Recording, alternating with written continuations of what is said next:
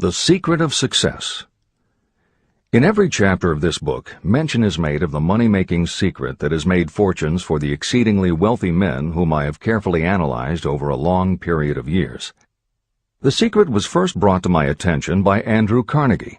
The canny, lovable old Scotsman carelessly tossed it into my mind when I was but a boy.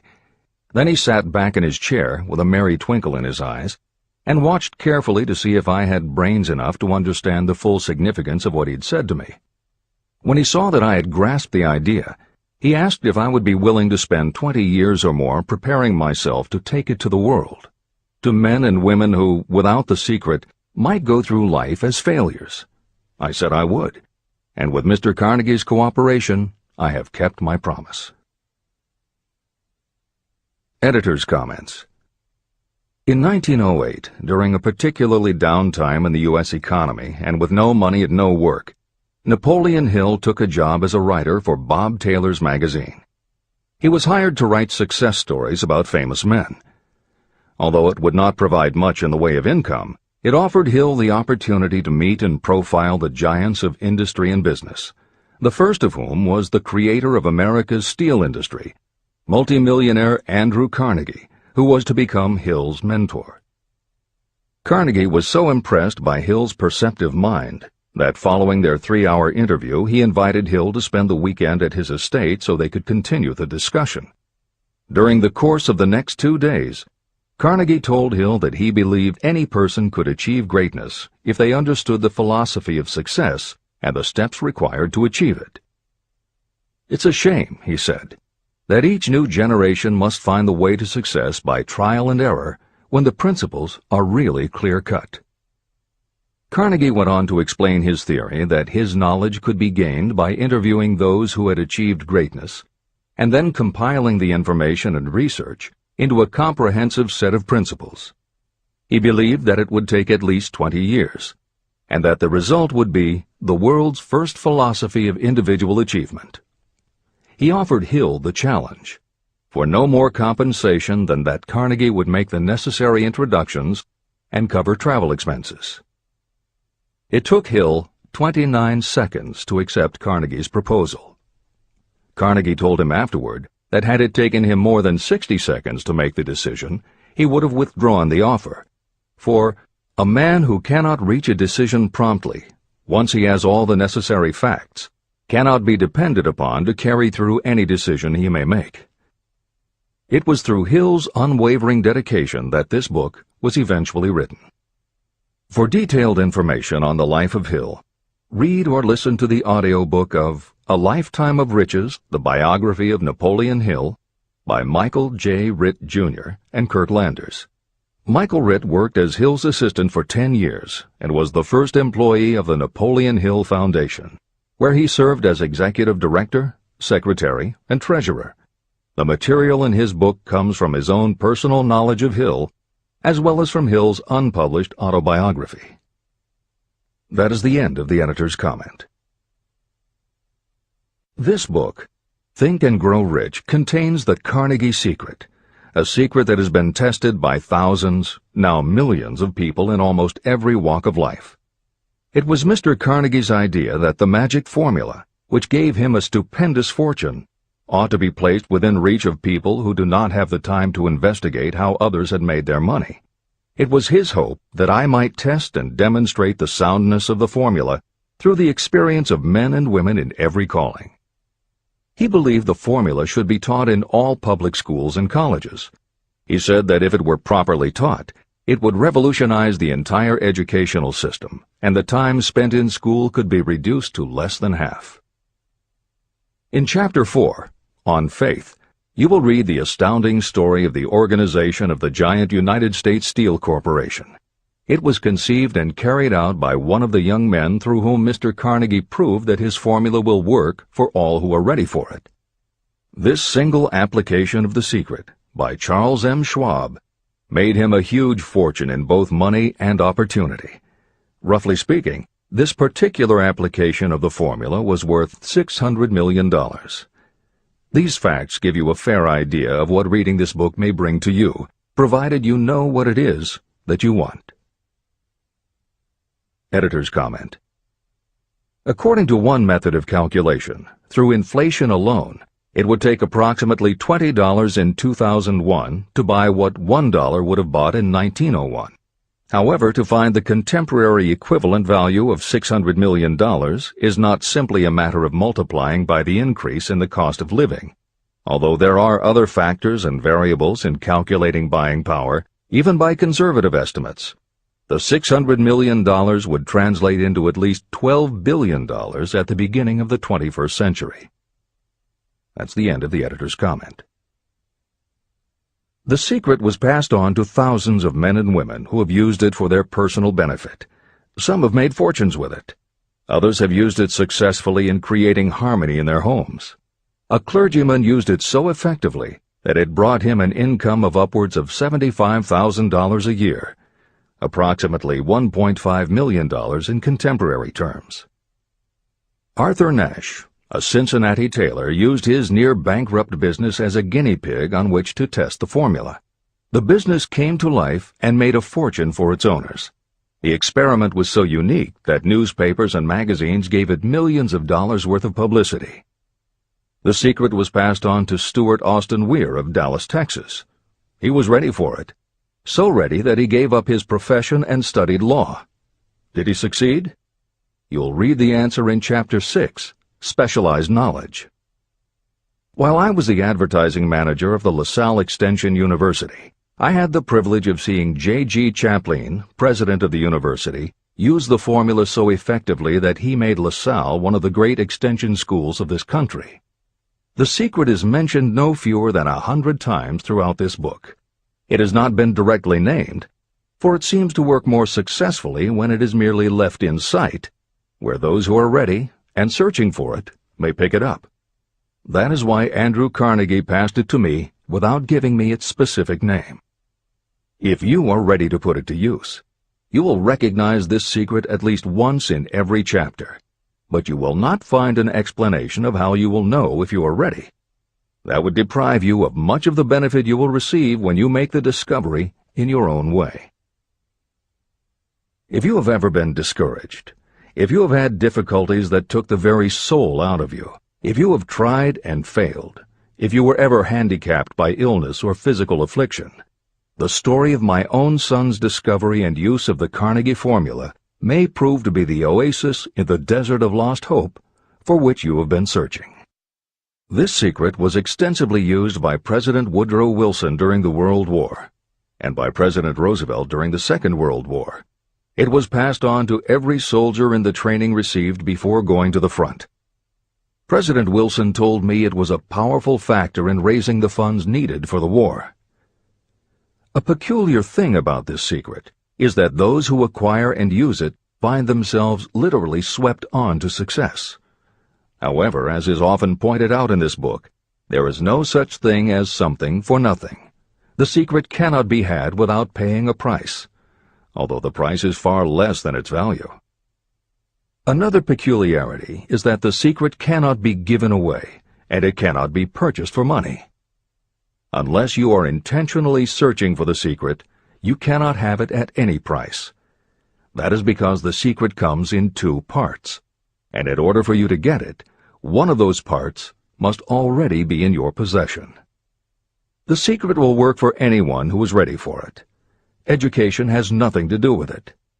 Long before I was born, the secret had found its way into the possession of Thomas A. Edison, and he used it so intelligently that he became the world's leading inventor, although he had only 3 months of schooling.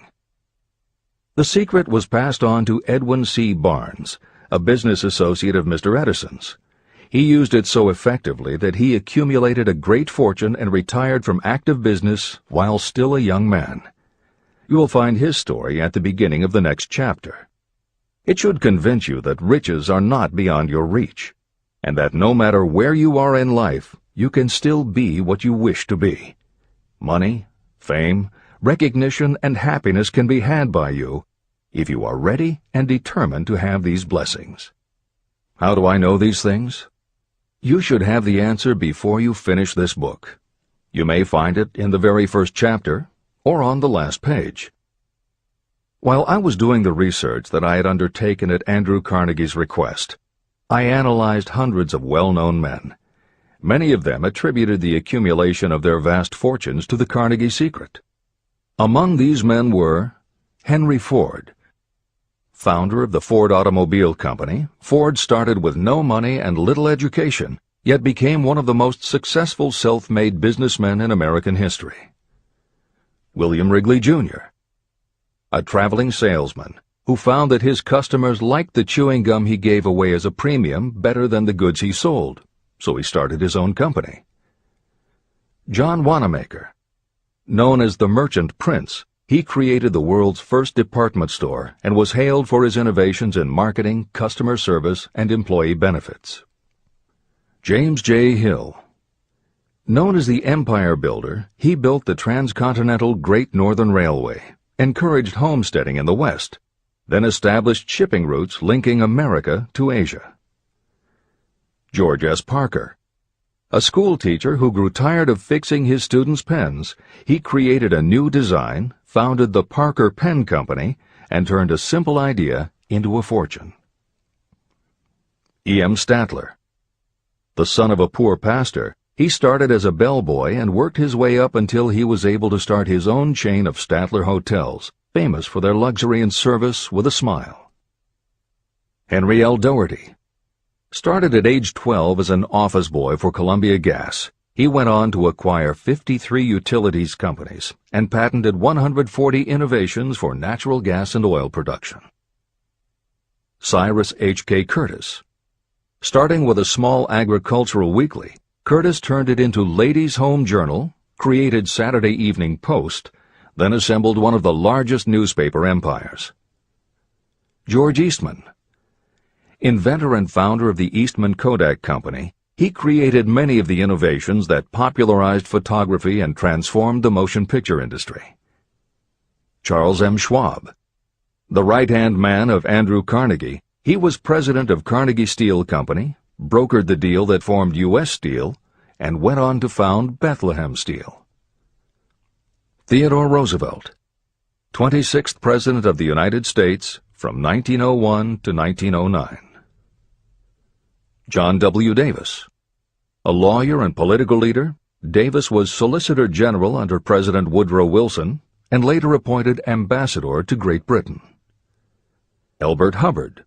Philosopher, publisher of the Fra magazine, and founder of the Roy Crofters Artists Colony, Hubbard was also the author of many bestsellers including A Message to Garcia. Wilbur Wright. A bicycle shop owner who, with his brother Orville, became the first Americans to fly heavier-than-air aircraft and pioneered the aviation industry. William Jennings Bryan. Newspaper publisher, presidential nominee, Secretary of State under President William McKinley, but perhaps best known as the lawyer who defended creationism at the Scopes monkey trial. Dr. David Starr Jordan. Educator, scientist, author of over 50 books, he was the nation's youngest university president at Indiana University and became the first president of Stanford University. J. Ogden Armour. Inherited his family's meatpacking business, turned it into a conglomerate with more than 3,000 products, was an owner of the Chicago Cubs, and a director of National City Bank and American International Corporation. Arthur Brisbane.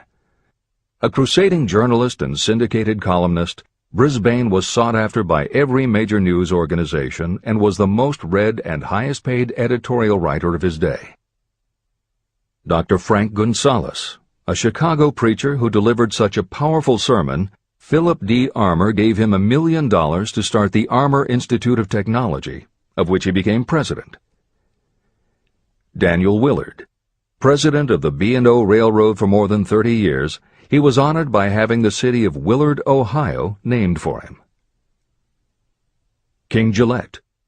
A traveling salesman and born tinkerer, Gillette was trying to shave on a moving train when he came up with the idea of the safety razor, which became the foundation of a corporate giant. Ralph A. Weeks. President of International Correspondence Schools, Weeks helped finance Napoleon Hill's Intra-Wall Institute, established to educate and rehabilitate prison inmates.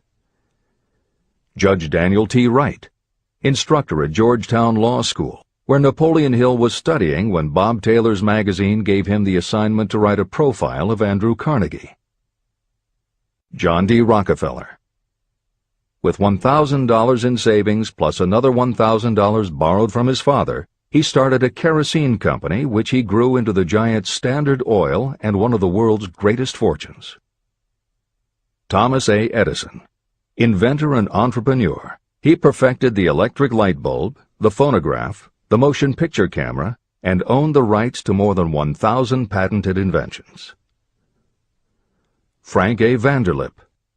A poor boy who became a journalist, social reformer, and self-made millionaire, he was president of the National City Bank, now Citibank, and Assistant Secretary of the Treasury. F. W. Woolworth. A clerk in a general store, he pioneered the idea of fixed-price selling and self-service and forever changed retail selling with a chain of Woolworth 5 and 10 cent stores. Colonel Robert A. Dollar. Starting with a small schooner bought to haul lumber down the West Coast, he built the Dollar Steamship Company, the largest fleet of luxury liners sailing under the U.S. flag. Edward A. Filene. Founder of the Boston-based stores, he devised revolutionary methods of distribution and merchandising and became famous for the first bargain basement department. Edwin C. Barnes. The only man Thomas Edison ever had as a partner, Barnes took Edison's failing dictaphone and sold it so successfully it became a fixture in offices and made him a multimillionaire. Arthur Nash. A Cincinnati tailor who used his bankrupt business as a guinea pig for the Carnegie secret and was so successful the newspapers made him famous as Golden Rule Nash. Clarence Darrow. Famed as a lawyer, public speaker, and defender of the underdog, Darrow is best known as the lawyer who defended teaching the theory of evolution at the Scopes monkey trial. Woodrow Wilson.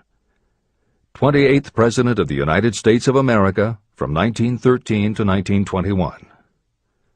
William Howard Taft. 27th President of the United States of America from 1909 to 1913. Luther Burbank. World-renowned horticulturalist who introduced over 800 varieties of new plants in his effort to improve the quality of plants and thereby increase the world's food supply. Edward W. Bok. Although he had only 6 years' schooling, by the age of 20 he was editor of Ladies' Home Journal, which he helped to build into the world's most widely circulated magazine. Frank A. Munsey. A telegraph operator who quit to launch Argosy magazine, then parlayed his fortune into a newspaper empire that included the Washington Times and the New York Herald. Elbert H. Gary. Chairman of U.S. Steel, at the time the largest corporation in the world, Gary spearheaded the construction of its first major project, the Gary Works Steel Plant, and the city of Gary, Indiana. Dr. Alexander Graham Bell. Best known as the inventor of the telephone, Bell also perfected recording devices, advances in aircraft, and was a co-founder of the National Geographic Society. John H. Patterson. President of National Cash Register, Patterson was known as an advertising visionary and a genius at motivating his sales force, which made NCR the leader in its field. Julius Rosenwald. A small manufacturer who foresaw the future of mail order, he bought 25% of Sears Roebuck & Company, and together with Richard Sears built it into an icon of American business. Stuart Austin Weir. A construction engineer Hill met in the Texas oil fields who, inspired by the Carnegie secret, went to law school after age 40 and also helped publish Napoleon Hill's magazine. Dr. Frank Crane. A noted psychologist, essayist, and author of the book 4-Minute Essays on subjects such as the price of liberty, pragmatism, the duty of the rich, and how to keep friends. J.G. Chaplin, president of the LaSalle Extension University at the time Napoleon Hill worked in the university's advertising and sales department, where he first realized his talent for motivating people. Jennings Randolph. A congressman, then U.S. Senator from West Virginia, Randolph was a lifelong admirer of Napoleon Hill, and it was he who encouraged Hill to act as advisor to President Franklin Delano Roosevelt. These names represent a small fraction of well-known Americans whose achievements, financial and otherwise, prove that those who understand and apply the Carnegie secret reach high positions in life. Editor's comment. As Napoleon Hill says, the preceding list includes only some of the more than 500 multimillionaires and extraordinarily successful individuals whom Napoleon Hill interviewed prior to writing Think and Grow Rich. It does not include the equally impressive list of people he came in contact with after the publication, nor does it include the names of those who did not have the opportunity to meet Napoleon Hill personally, but who attribute their success to having read this book. It is said that Napoleon Hill and Think and Grow Rich have made more millionaires than any other person in history. It might equally well be said that Napoleon Hill inspired more motivational experts than any other man in history. It is practically impossible to find a motivational speaker who does not draw upon Hill's work. His influence can be seen in the writings of his early peers, Dale Carnegie and Norman Vincent Peale. Later, successful authors and speakers such as W. Clement Stone, Og Mandino, and Earl Nightingale either worked directly with Napoleon Hill or with the Napoleon Hill Foundation. Echoes of Hill's principles can also be found in books by people as diverse as Wally Famous Amos, Mary Kay Ash, Ken Blanchard, Adelaide Bry, Chicken Soup for the Soul authors Jack Canfield and Mark Victor Hansen, Debbie Fields, Shakti Gawain, John Gray, Susan Jeffers, Bruce Jenner, Charlie Tremendous Jones, Tommy Lasorda, Art Linkletter, Joan London, Dr. Maxwell Maltz, James Redfield, Dr. Bernie Siegel, Jose Silva, Brian Tracy, Lillian Vernon, and Dennis Waitley. Stephen Covey, author of The 7 Habits of Highly Effective People, has often spoken of the influence of Napoleon Hill.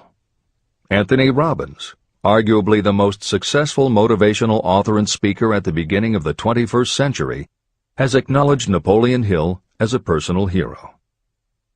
That is the end of the editor's comment. I have never known anyone who was inspired to use the Carnegie secret who did not achieve noteworthy success. On the other hand, I have never known anyone to distinguish themselves or to accumulate riches of any consequence without possession of the secret. From these two facts, I draw the conclusion that the secret is more important for self-determination than anything you receive through what is popularly known as education. Somewhere, as you read, the secret will jump from the page and stand boldly before you, if you are ready for it. When it appears, you will recognize it. Whether you receive the sign in the first chapter or the last, stop for a moment when it presents itself, and make a note of the time and place. You will want to remember, because it will mark the most important turning point of your life. Remember, too, as you go through the book, that it deals with facts and not with fiction. Its purpose is to convey a great universal truth through which you, if you are ready, may learn what to do and how to do it. You will also receive the needed stimulus to make a start.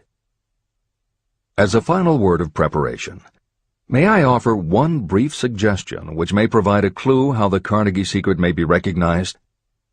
It is this: achievement and all earned riches have their beginning in an idea. If you are ready for the secret, you already possess one half of it. Therefore, you will recognize the other half the moment it reaches your mind. Editor's comment. Unlike much of the business and motivational literature available, Think and Grow Rich is not written for readers to skip around from chapter to chapter, taking a concept here and an idea there to solve the problem of the moment. This book is written as a carefully integrated whole, to be read in its entirety, from beginning to end. Concepts that are introduced in one chapter recur in other chapters where their meaning and significance rely upon the reader having already assimilated the earlier knowledge. The chapters are designed to build upon one another in such a way that every word is to be read, every idea is to be considered, and every concept is to be understood and absorbed. Think and Grow Rich is often called the first philosophy of personal achievement, and a philosophy is more than a collection of solutions to business problems. A philosophy is a system of principles that will guide your thoughts and actions, and provide you with a code of ethics and a standard of values. Think and Grow Rich will not just change what you think, it will literally change the way you think. In preparing this new and updated edition, every aspect of Think and Grow Rich has been analyzed to ensure its relevance to the current business climate. In those instances where material might be considered dated or out of step with contemporary practices, the original text has been updated or augmented with relevant new material.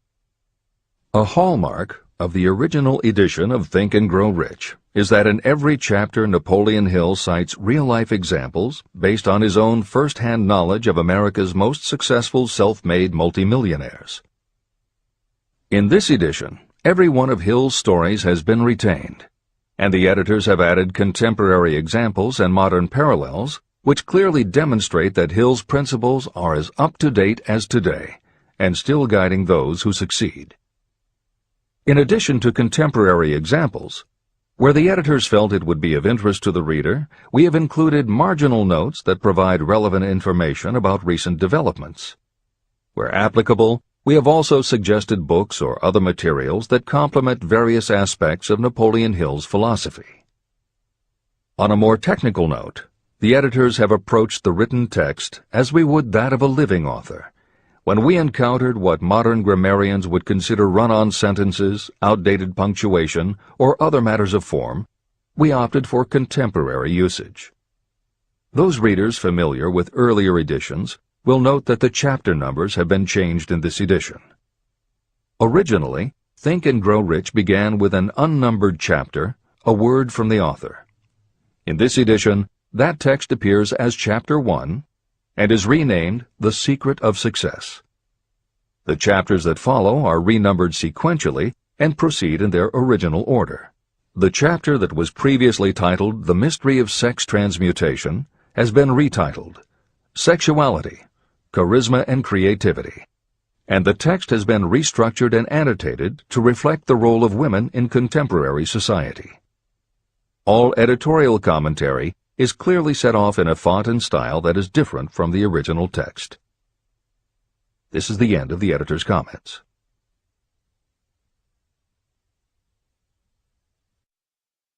Both poverty and riches are the offspring of thought. Chapter 2. Thoughts are things. The man who thought his way into partnership with Thomas A. Edison. Truly, thoughts are things, and powerful things, when they are mixed with definiteness of purpose, persistence, and a burning desire for their translation into riches or other material objects. Some years ago, Edwin C. Barnes discovered how true it is that you really can think and grow rich. His discovery did not come about at one sitting. It came little by little, beginning with a burning desire to become a business associate of the great Thomas Edison. One of the chief characteristics of Barnes' desire was that it was definite. He wanted to work with Edison, not for him. Pay close attention to the story of how he turned his desire into reality, and you will have a better understanding of the principles that lead to riches. When this desire, or this thought, first flashed into his mind, he was in no position to act upon it. Two problems stood in his way. He did not know Mr. Edison, and he did not have enough money to buy a train ticket to West Orange, New Jersey, where the famed Edison Laboratory was located.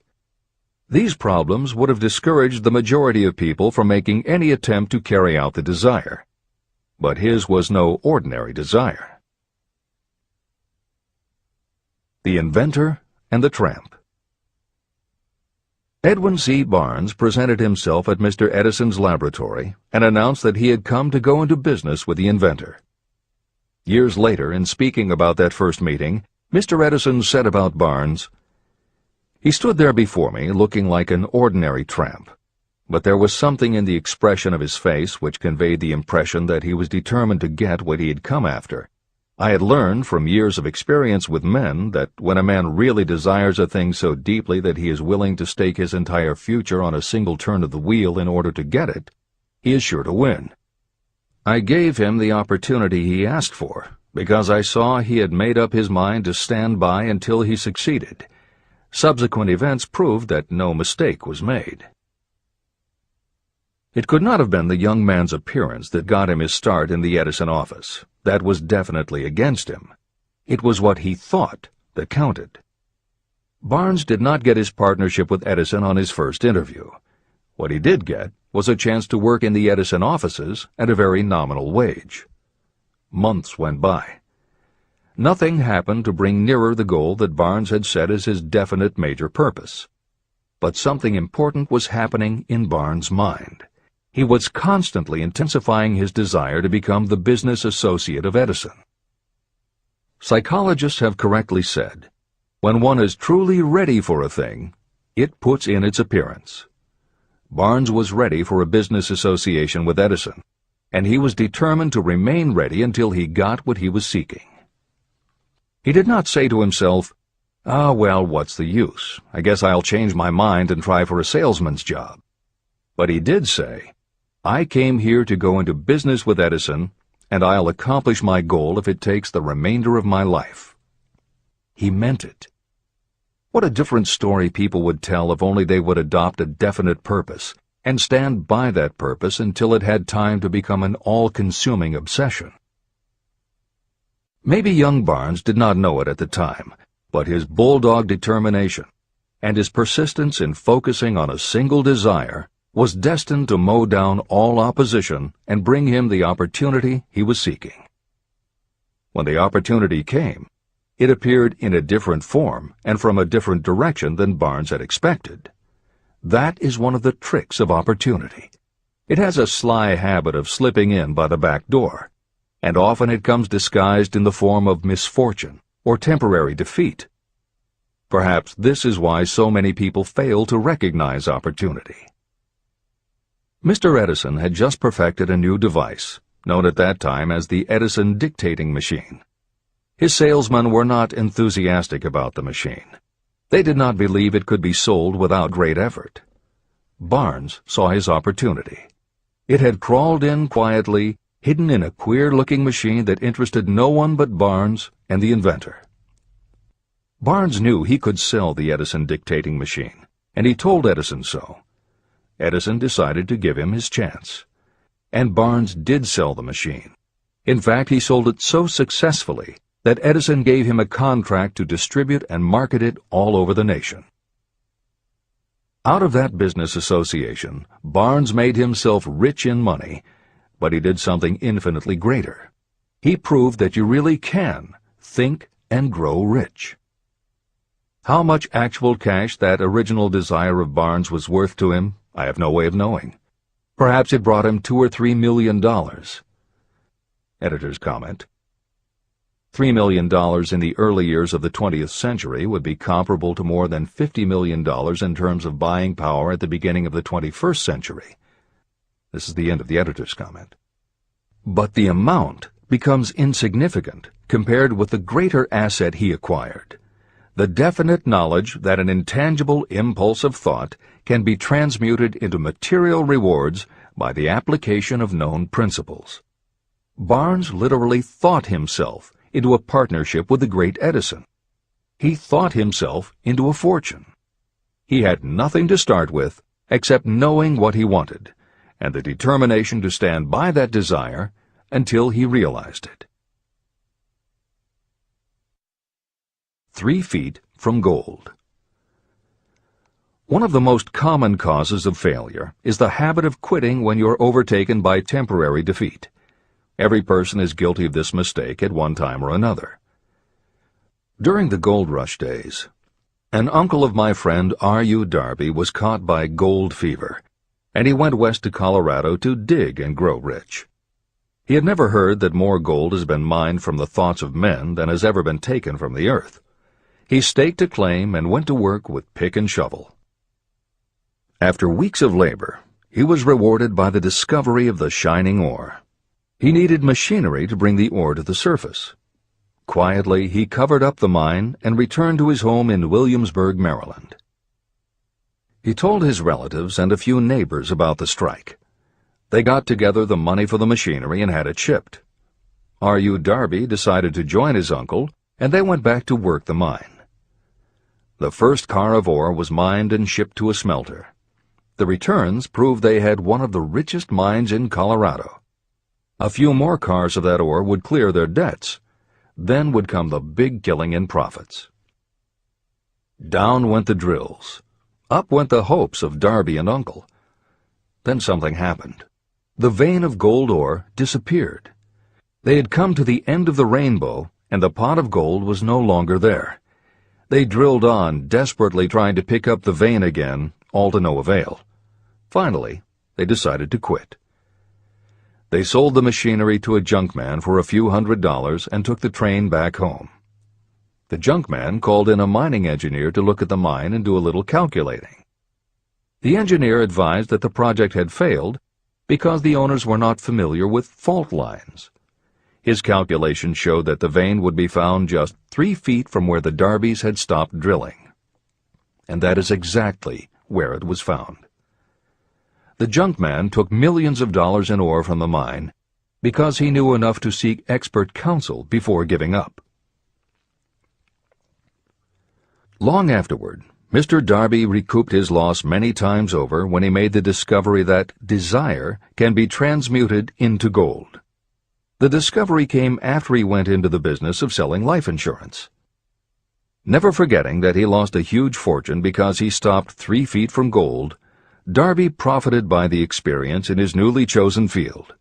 He simply said to himself, "I stopped 3 feet from gold, but I will never stop because men say no when I ask them to buy insurance."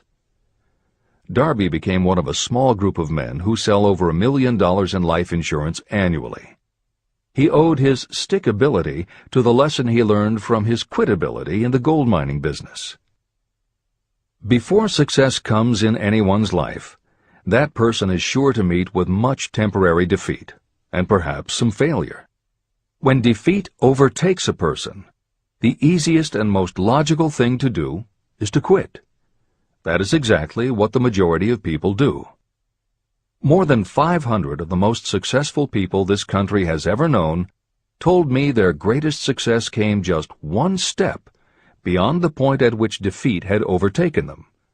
Failure is a trickster with a keen sense of irony and cunning. It takes great delight in tripping you just when success is almost within reach.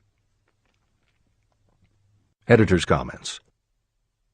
Napoleon Hill's creed, "Every failure brings with it the seed of an equivalent success," was the inspiration for entrepreneur and motivational speaker Wayne Allen Root to write his book, The Joy of Failure.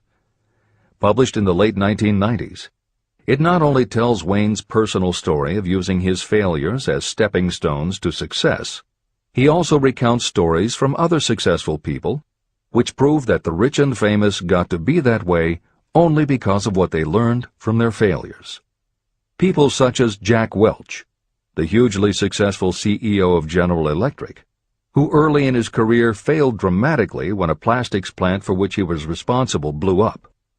Billionaire Charles Schwab was a failure at school and university, flunking basic English twice due to a learning disability, and then failed on Wall Street more than once before he thought of the idea that grew to make him very rich indeed.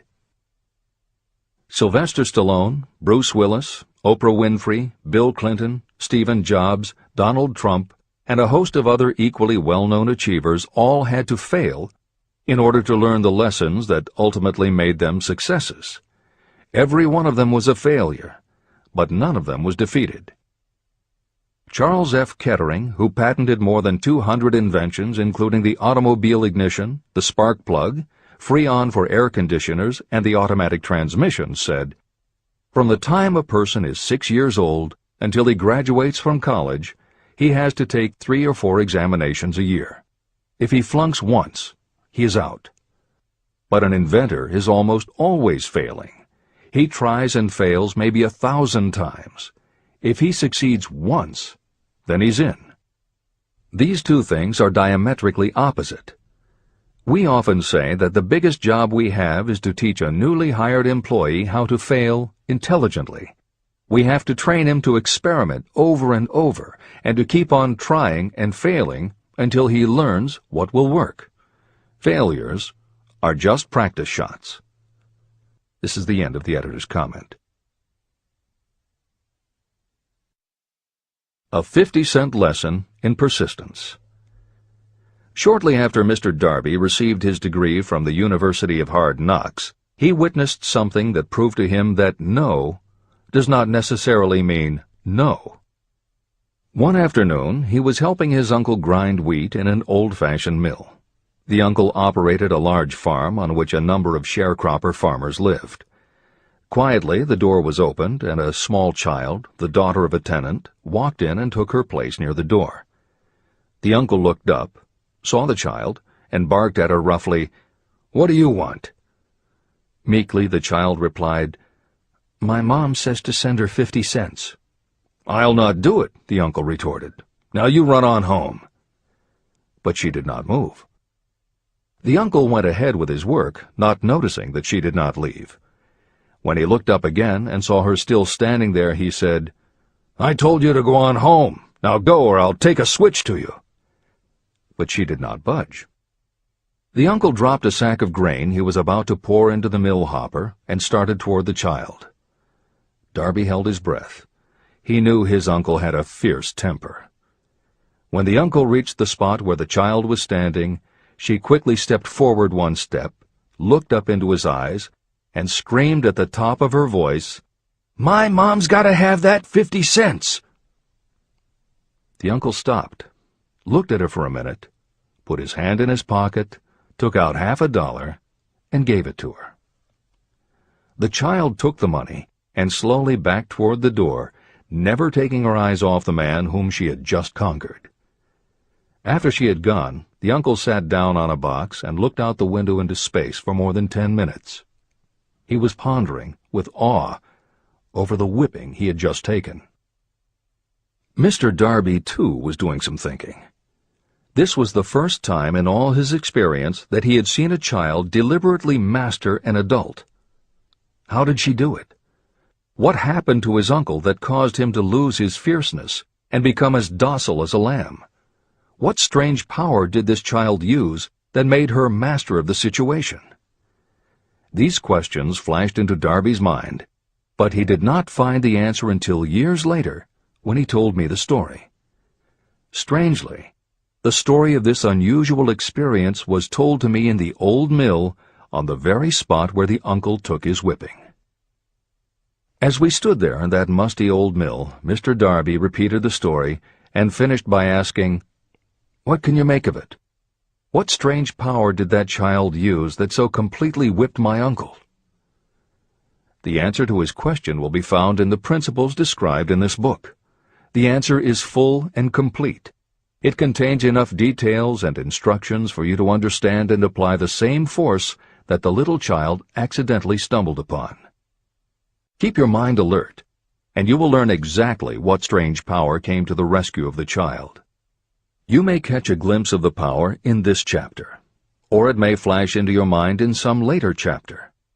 If you stay alert to the possibility, somewhere you will find the idea that will quicken your receptive powers and place at your command this same irresistible power. It may come in the form of a single idea, or it may come as a complete plan or a purpose. It may even cause you to go back over your past experiences of failure or defeat, and in doing so, it may bring to the surface some lesson by which you can regain all that you lost through defeat. After I had explained to Mr. Darby the power unwittingly used by the little child, he mentally retraced his 30 years as a life insurance salesman. As he did so, it became clear to him that his success was due, in no small degree, to the lesson he had learned from the child. Mr. Darby pointed out, "Every time a prospect tried to bow me out without buying, I saw that child standing there in the old mill, her big eyes glaring in defiance, and I said to myself, I've got to make this sale. The better portion of all sales I have made were made after people had said no."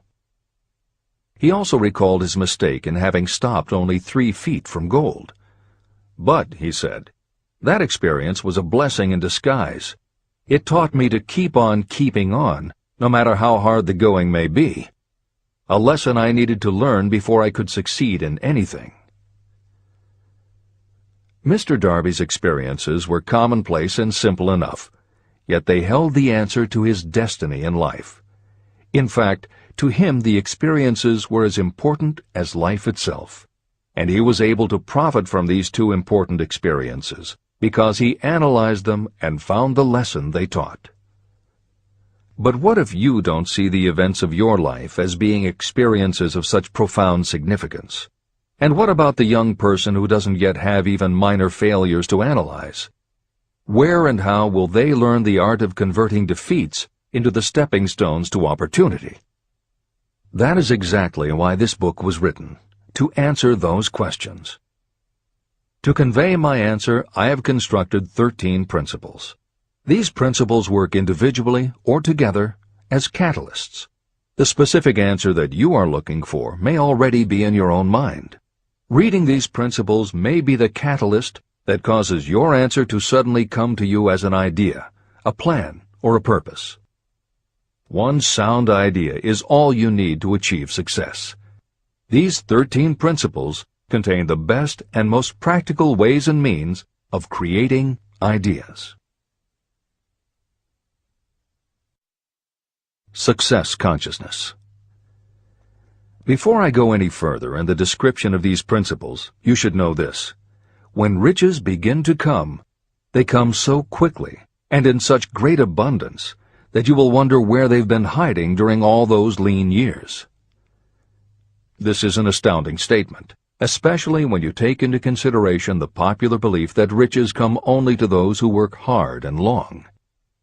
When you begin to think and grow rich, you will observe that riches begin with a state of mind, with definiteness of purpose, with little or no hard work. What you need to know now is how to acquire the state of mind that will attract riches. I spent 25 years researching the answer to that question, because I, too, wanted to know how wealthy men become that way. What you will learn is that as soon as you master the principles of this philosophy and begin to apply those principles, your financial status will begin to improve. Everything you touch will begin to transmute itself into an asset for your benefit. Impossible? Not at all. One of the main weaknesses the average person suffers is too much familiarity with the word impossible. We know all the rules that will not work. We know all the things that cannot be done.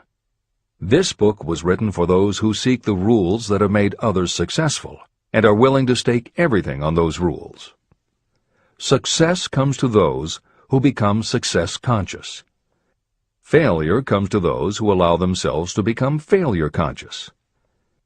The object of this book is to help you learn the art of changing your mind from failure consciousness to success consciousness.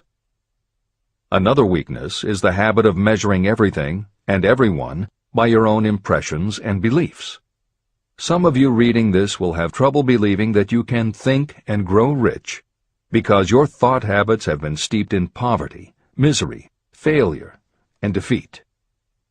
This kind of thinking reminds me of the story about the man who came from China to study at the University of Chicago. One day, President Harper met this young man on campus and stopped to chat with him for a few minutes. He asked what had impressed him as being the most noticeable characteristic of the American people. "Why," the student exclaimed, "the unusual shape of your eyes." It's all a matter of perspective and habit. The same is true of your belief in what a person can achieve.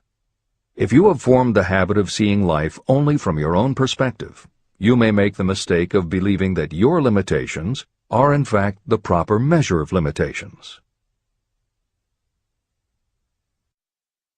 The impossible Ford V8 motor. When Henry Ford decided to produce his famous V8 motor, he chose to build an engine with the entire 8 cylinders cast in one block. Ford instructed his engineers to produce a design for the engine. The design was drawn up on paper, but the engineers agreed, to a man, that it was simply impossible to cast an 8-cylinder engine block in one piece. Ford said, "Produce it anyway."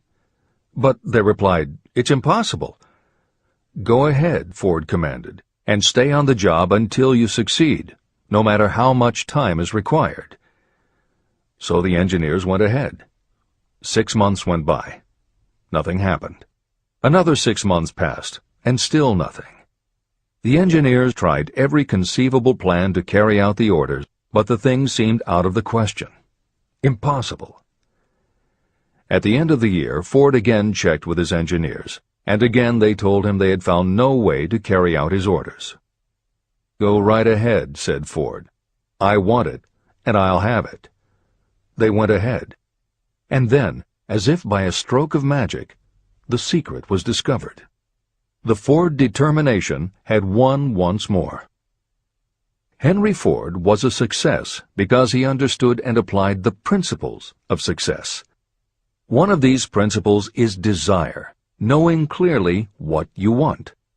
Remember this Ford story as you continue reading this book. Pick out the lines in which the secrets of his stupendous achievement have been described. If you do this, if you can put your finger on those particular principles that made Henry Ford rich, you may equal his achievements in almost any calling for which you are suited. Editor's comments. To those readers who may interpret Ford's actions as nothing more than obstinacy, the editors would point out that he was employing a technique that has become a common part of strategic planning in many industries, including aerospace, computers, medicine, and the military. When launching large, complicated, long-term projects, the planners often know that at certain points along the way they will need components that simply do not yet exist. The fact that at the beginning there is no way to get from A to B does not deter them. There are many parts of the project they can get started on now, and they just assume that by the time they get to the point where they will need a technology or a device, they will have solved the problem of making it, and they have been proven right time and again. Stated simply, the technique is to clearly know what you want to accomplish, have faith in your ability to do it, and persist until you have accomplished your goal. This is the end of the editor's comments. Why you are the master of your fate. When the famed English poet William Henley wrote the prophetic lines, "I am the master of my fate, I am the captain of my soul," he should have informed us that the reason we are the masters of our fate, the captains of our souls, is that we have the power to control our thoughts. He should have told us that it is because in some way our brains become magnetized with the dominating thoughts that we hold in our minds. And it is as though our magnetized minds attract to us the forces, the people, and the circumstances of life that are in sync with our dominating thoughts. He should have told us that before we can accumulate riches in great abundance, we must magnetize our minds with intense desire for riches. That we must become money-conscious until the desire for money drives us to create definite plans for acquiring it. But, being a poet, Henley contented himself by stating a great truth in poetic form, leaving those who followed him to interpret the philosophical meaning of his lines. Little by little, the truth has unfolded itself, until I have come to know with certainty that the principles described in this book hold the secret of mastery over our economic fate. Principles that can change your destiny. We are now ready to examine the first of these principles, and as we do, I ask you to maintain a spirit of open-mindedness. Remember as you read that these principles are not my invention, nor are they the invention of any one person.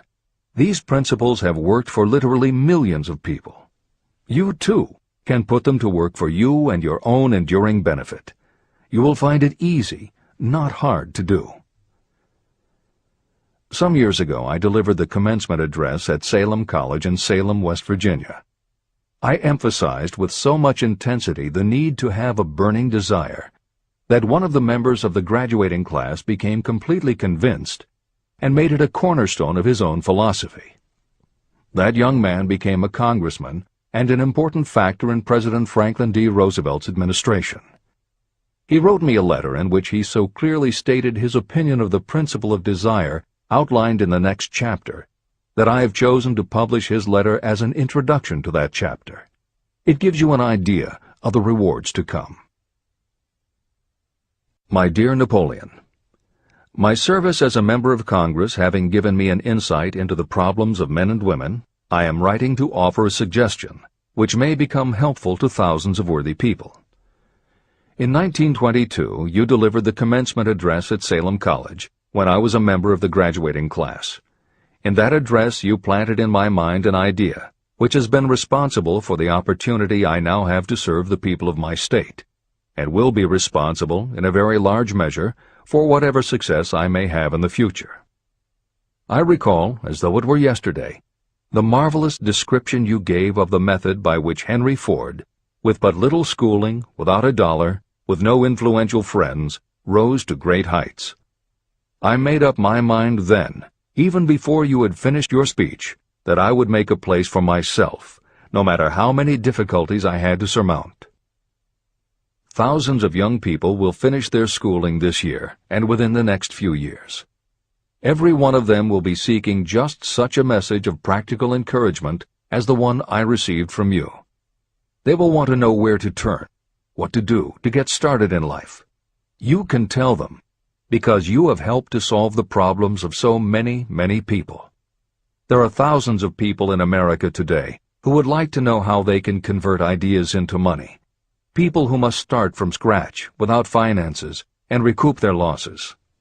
If anyone can help them, you can. If you publish the book, I would like to own the first copy that comes from the press, personally autographed by you. With best wishes, believe me, cordially yours, Jennings Randolph. Since that time in 1922, I watched Jennings Randolph rise to become one of the nation's leading airline executives, a great inspirational speaker, and a United States Senator from West Virginia. 35 years after I made that speech, it was my pleasure to return to Salem College in 1957 and deliver the baccalaureate sermon. At that time, I received an honorary Doctor of Literature degree from Salem College. Editor's comments. As you begin the next chapter, the editors would like to reinforce the earlier statement that what you are reading is not just a collection of theories out of which you can cherry-pick what you like. The 13 principles of success were proven by the real-life experiences of the long list of famous successful people cited earlier by Napoleon Hill. His techniques are also practiced and endorsed by the contemporary experts and authors whom the editors mentioned, following Hill's list. More than 60 million people have purchased copies of the book that you are now holding in your hands.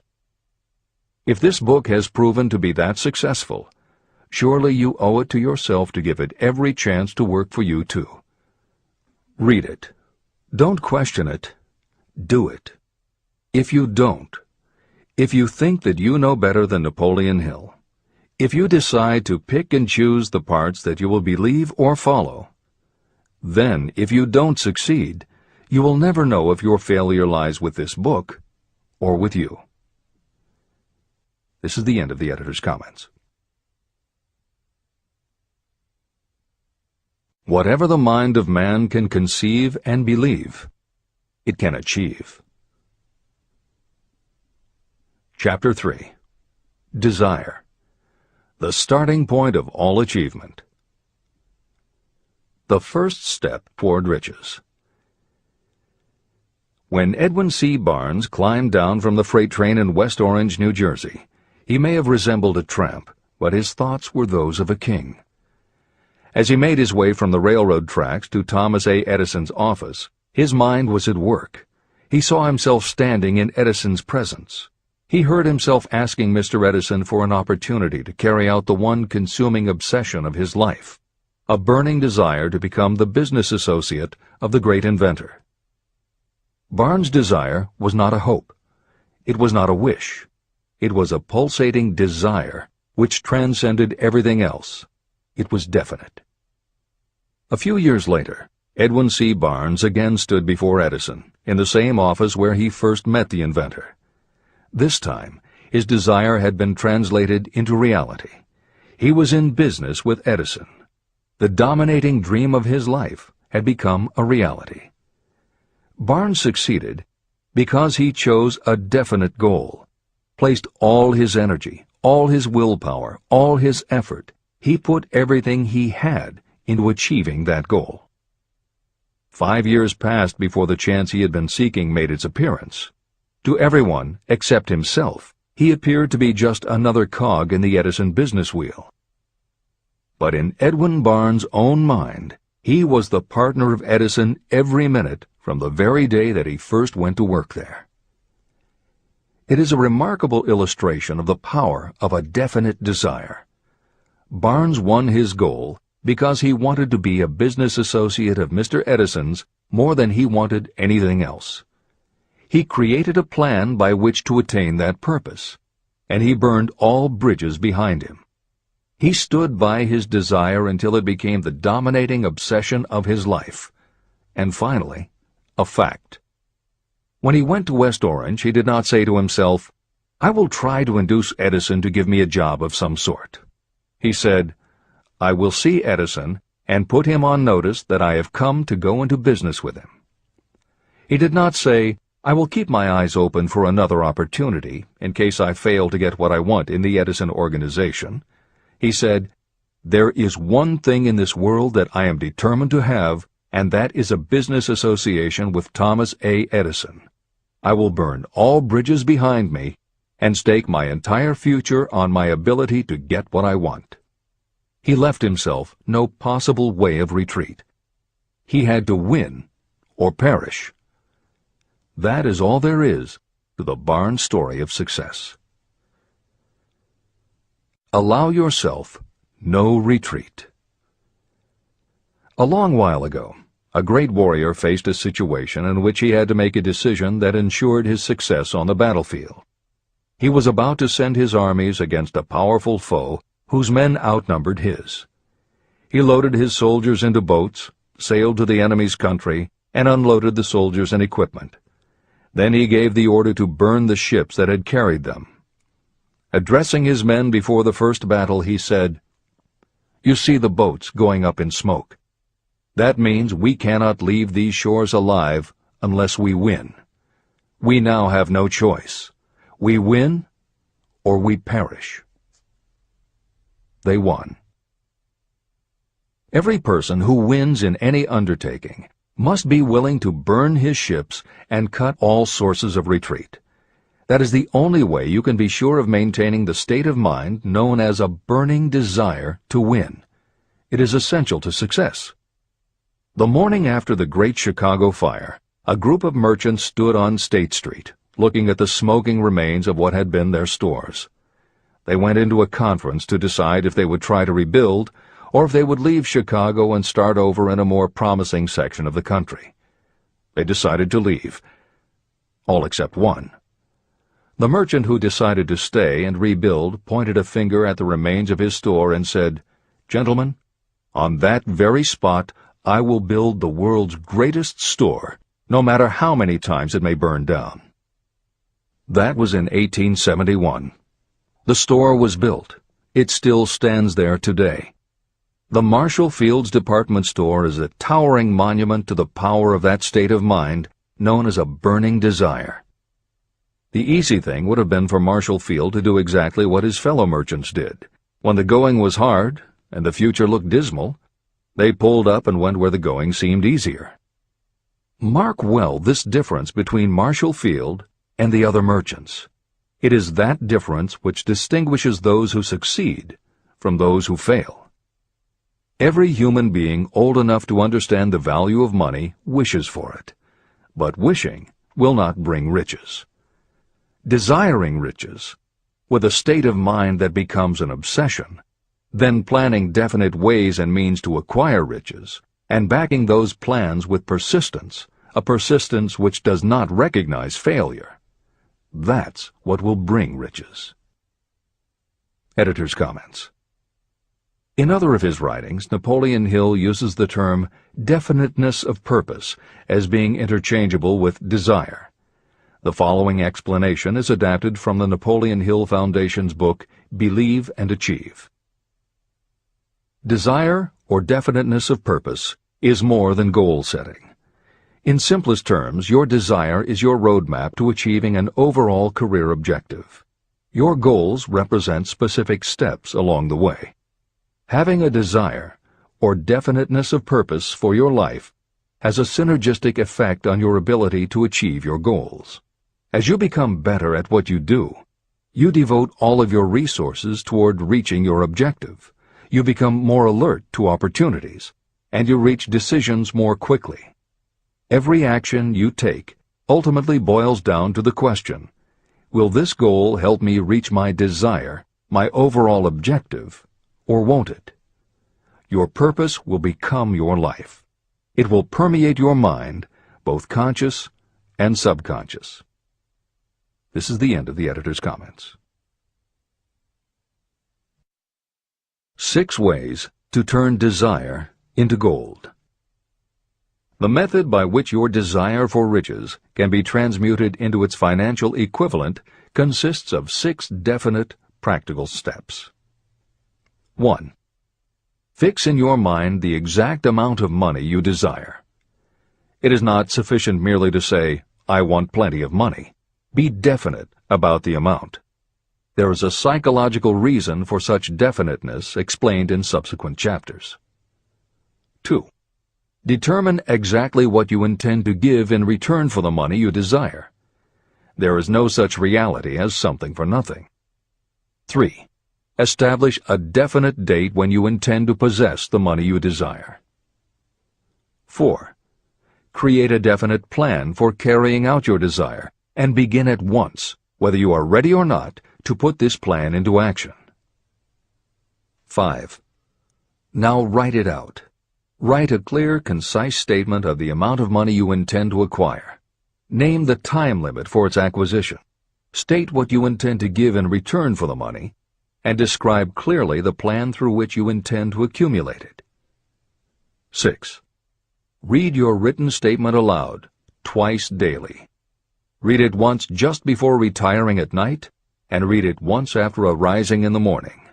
As you read, see and feel and believe yourself already in possession of the money. It is important that you follow the instructions in these 6 steps. It is especially important that you observe and follow the instructions in the 6th step. You may complain that it is impossible for you to see yourself in possession of money before you actually have it. Here is where a burning desire will come to your aid. If you truly desire money so keenly that your desire is an obsession, you will have no difficulty in convincing yourself that you will acquire it. The object is to want money, and to become so determined to have it that you convince yourself you will have it. If you have not been schooled in the workings of the human mind, these instructions may appear impractical. It may help you to know that the information they convey was given to me by Andrew Carnegie, who made himself into one of the most successful men in American history. Carnegie began as an ordinary laborer in the steel mills, but managed, despite his humble beginning, to make these principles yield him a fortune of considerably more than $100 million. Editor's comment. In today's terms, the value of Carnegie's fortune would be at least $20 billion and probably a good deal more. End of editor's comment. It may be of further help to know that the 6 steps were carefully scrutinized by the famed inventor and successful businessman, Thomas A. Edison. He gave his stamp of approval, saying they are not only the steps essential for the accumulation of money, but also for the attainment of any goal. Editor's comments. In the time since Napoleon Hill wrote these words, advances in our understanding of both the physiology of the brain and the psychology of the mind have yielded a much greater understanding of human motivation. Even so, the methods used by modern motivational experts are essentially the same techniques advised by Hill. Research studies confirm that there is sound psychological basis for doing as Hill advises. Be very specific when setting goals. Perform the physical act of committing those goals to paper, and repeat your stated goal aloud to yourself often. These techniques have gained wide acceptance among modern experts in the field. The psychological principle at work is similar to that which underlies autosuggestion and self-hypnosis, concepts that will be discussed in greater depth in Chapter 5, Autosuggestion, and in Chapter 13, The Subconscious Mind.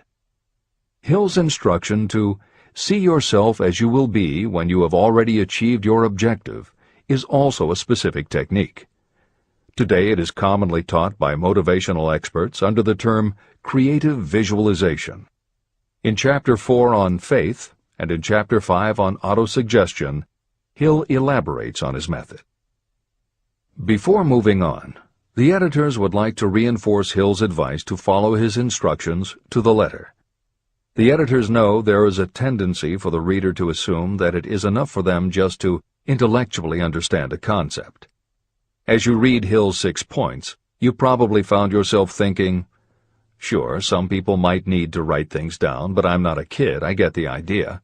Or, okay, I understand that saying it out loud might help some less sophisticated people, but I already understand the point intellectually. If you feel that way, let us remind you that many of the most successful people whom you admire did not think they were too smart or too sophisticated to follow Hill's instructions.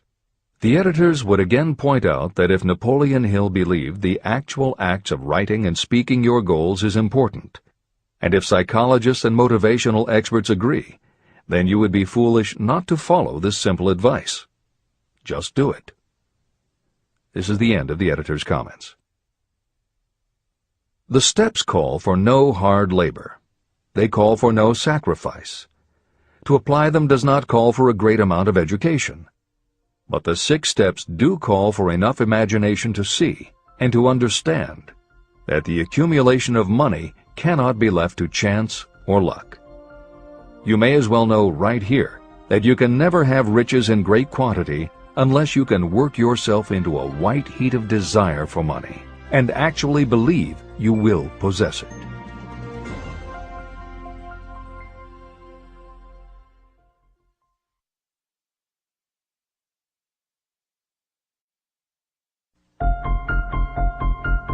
The power of great dreams. If you are in this race for riches, you should be encouraged by the following truth. The world in which we live is demanding new ideas, new ways of doing things, new leaders, new inventions, and new methods, styles, versions, and variations of everything all the time. Behind all this demand for new and better things, there is one quality that you must possess to win, and that is definiteness of purpose, the knowledge of what you want, and a burning desire to possess it. If you truly desire riches, remember that the real leaders of the world have always been people who harnessed and put into practical use the intangible, unseen forces of opportunity. Leaders are the people who convert those opportunities into cities, skyscrapers, factories, transportation, entertainment, and every form of convenience that makes things easier, faster, better, or just make life more pleasant. In planning to acquire your share of the riches, don't let anyone put you down for being a dreamer. To win the big stakes in this changing world, you must catch the spirit of the great pioneers, whose dreams have given to civilization all that it has of value. It is that spirit which serves as the lifeblood of our own country, your opportunity and mine to develop and market our talents. A burning desire to be and to do is the starting point from which the dreamer must take off. Dreams are not born of indifference, laziness, or lack of ambition. If the thing you wish to do is right, and you believe in it, go ahead and do it. Never mind what they say if you meet with temporary defeat. They do not know that every failure brings with it the seed of an equivalent success. Marconi dreamed of a system for sending sound from one place to another without the use of wires. It may interest you to know that Marconi's friends had him taken into custody and examined in a psychiatric hospital when he announced he had discovered a principle by which he could send messages through the air. Evidence that he did not dream in vain may be found in every radio and television set, cellular phone, communication satellite, and every other wireless device in the world. Fortunately, the dreamers of today fare better. Today, your world is filled with an abundance of opportunity that the dreamers of the past never knew. If you doubt this is true, if you are feeling crushed because of a recent failure, you are about to learn how your failure can be your most valuable asset. Almost everyone who succeeds in life gets off to a bad start and passes through many heartbreaking struggles before they arrive. The turning point in the lives of those who succeed usually comes at the moment of some crisis through which they are introduced to their other selves. Editor's comments. Napoleon Hill's concept of the other self is mentioned elsewhere in Think and Grow Rich, but he does not comment on it extensively. The following elaboration is taken from his later writings. You've been thinking about your losses to the exclusion of everything else. The more you concentrate on them, the more you attract other losses. Stop thinking about them, and make up your mind that you are going to benefit from your experience. Whatever personal obstacles you face, you must start getting to know that side of your personality that knows no obstacles, that recognizes no defeats. Cultivate a friendship with the other you, so no matter what you're doing, you are allied with someone who shares your goals. All the philosophy and advice about persuading others will be much more useful to you if you practice it yourself. This is the end of the editor's comment. Sidney Porter discovered the genius that slept within his brain only after he had met with great misfortune. He was found guilty of embezzlement and confined to a prison cell in Columbus, Ohio, and it was there that he became acquainted with his other self. He began to write short stories. Then, while locked in his cell, he began to sell those stories to magazines under the pen name O. Henry. Through the use of his imagination, he discovered himself to be a great author instead of a miserable criminal and outcast. By the time he was released from prison, O. Henry was the most popular short story writer in the country. Editor's comments. More recently, in another prison, another kind of writer met his other self, and country music gained one of its most talented songwriters and biggest stars. As a kid, Merle Haggard's family home was a converted boxcar in Bakersfield, California. After his father died when Merle was 9, more often than not, home for young Merle was a series of juvenile detention centers. At 16, he quit school, and for the next 4 years the only mark Merle Haggard made in the world was a rap sheet for stolen cars, burglaries, and bogus checks. By the age of 20, he was serving time in San Quentin and gaining a reputation as a hard-case con. Then he met his other self. Inspired by a concert Johnny Cash played for the inmates, plus conversations with men on death row and the time he spent in solitary confinement, Haggard learned that he had another self, and that self had something to say through his music. When he got out of solitary, Haggard asked for the hardest job the prison had to offer. He enrolled in night school courses at the prison, straightened himself out, and won his parole after 2.5 years. He went back to Bakersfield and dug ditches during the day so he could polish his songwriting and performing at night. Within 3 years, he had a recording contract. Within 5 years, he had his first top 10 hit, and has since gone on to become one of the most influential voices in modern country music. This is the end of the editor's comments. Thomas Edison dreamed of a lamp that could be operated by electricity, and he began where he stood to put his dream into action. He failed more than 10,000 times. Despite his failures, he stood by that dream until finally he was driven to the discovery of the genius that slept within his brain. Editor's comments. Dean Kamen got to know his other self very early in life. While he was a teenager, Kamen started his own company, building and selling control systems for automated sound and light shows. He was still in high school when he got the contract to automate the Times Square New Year's Eve ball. Though he went on to attend university, he never bothered to graduate because he was too busy working on something he called Autosuggestion, the first wearable infusion pump for administering drug therapies. His invention was hailed as a medical landmark, as were many of his other breakthroughs, which include a revolutionary kidney dialysis machine, an insulin pump for diabetics, an improved stent used for heart patients, and more than 150 other devices he has patented. One day, seeing the difficulty a man in a wheelchair was having getting up a curb, Kamen set his mind to creating a device that would liberate people confined to wheelchairs. The result is the iBot, a revolutionary wheel device that uses computers and a system of stabilizing gyroscopes that imitate the working of the human body. It not only goes over curbs, but it will even go up and down stairs, travel over almost any kind of rough ground, and will allow the user to raise themselves eye to eye with a standing person. And it does it all without the user having to get out of the device or needing anyone's assistance.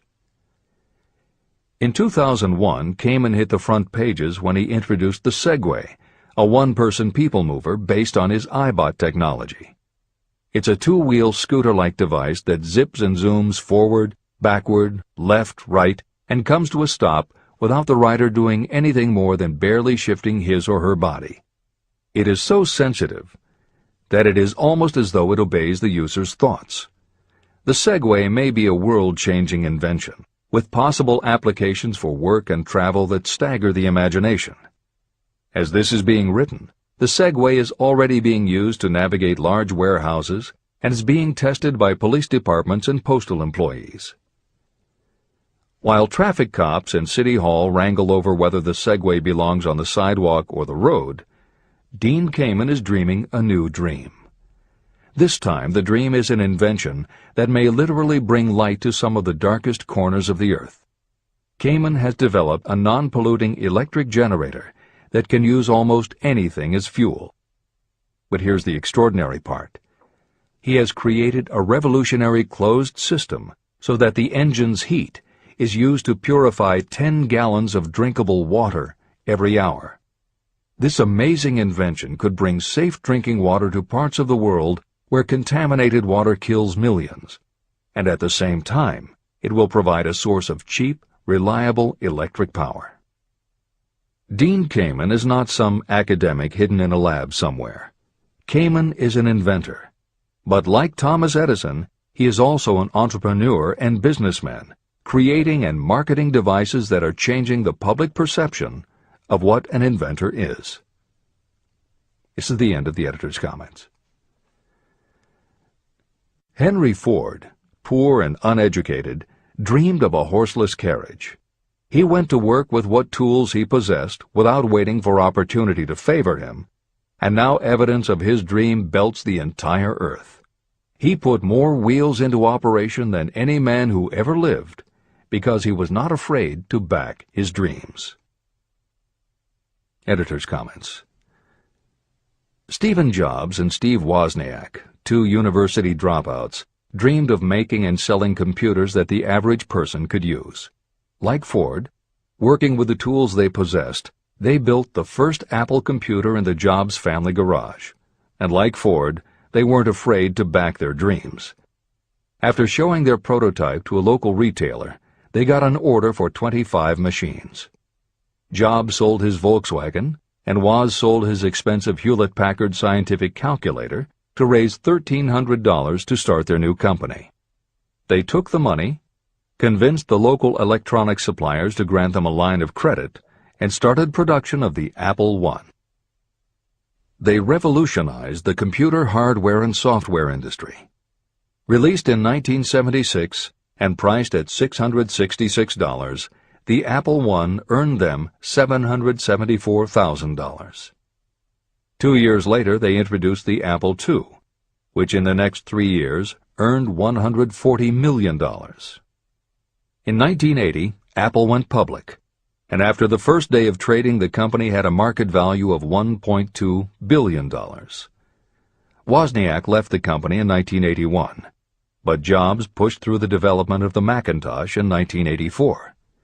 In 1985, Jobs left too, but in 1998 he came back to Apple to revitalize the floundering company with the creation of the iMac computers, the animation company Pixar, the iPod, and iTunes. In presenting stories of contemporary successes, the editors have followed Hill's style of using real people to illustrate the principles of success.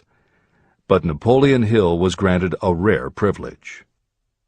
Unlike anyone before or after, he had the opportunity to personally meet the most powerful and successful people and learn firsthand the dreams that inspired them, the obstacles that confronted them, and how they found the courage within themselves to overcome their failures. Hill met many of the inventors and the empire builders who laid the foundations of 20th century American industry while they were still news, not history. Then for more than 25 years, he studied the habits and learned the secrets of the next generations who built on the foundations, forged new industries, devised new systems, and dreamed new dreams.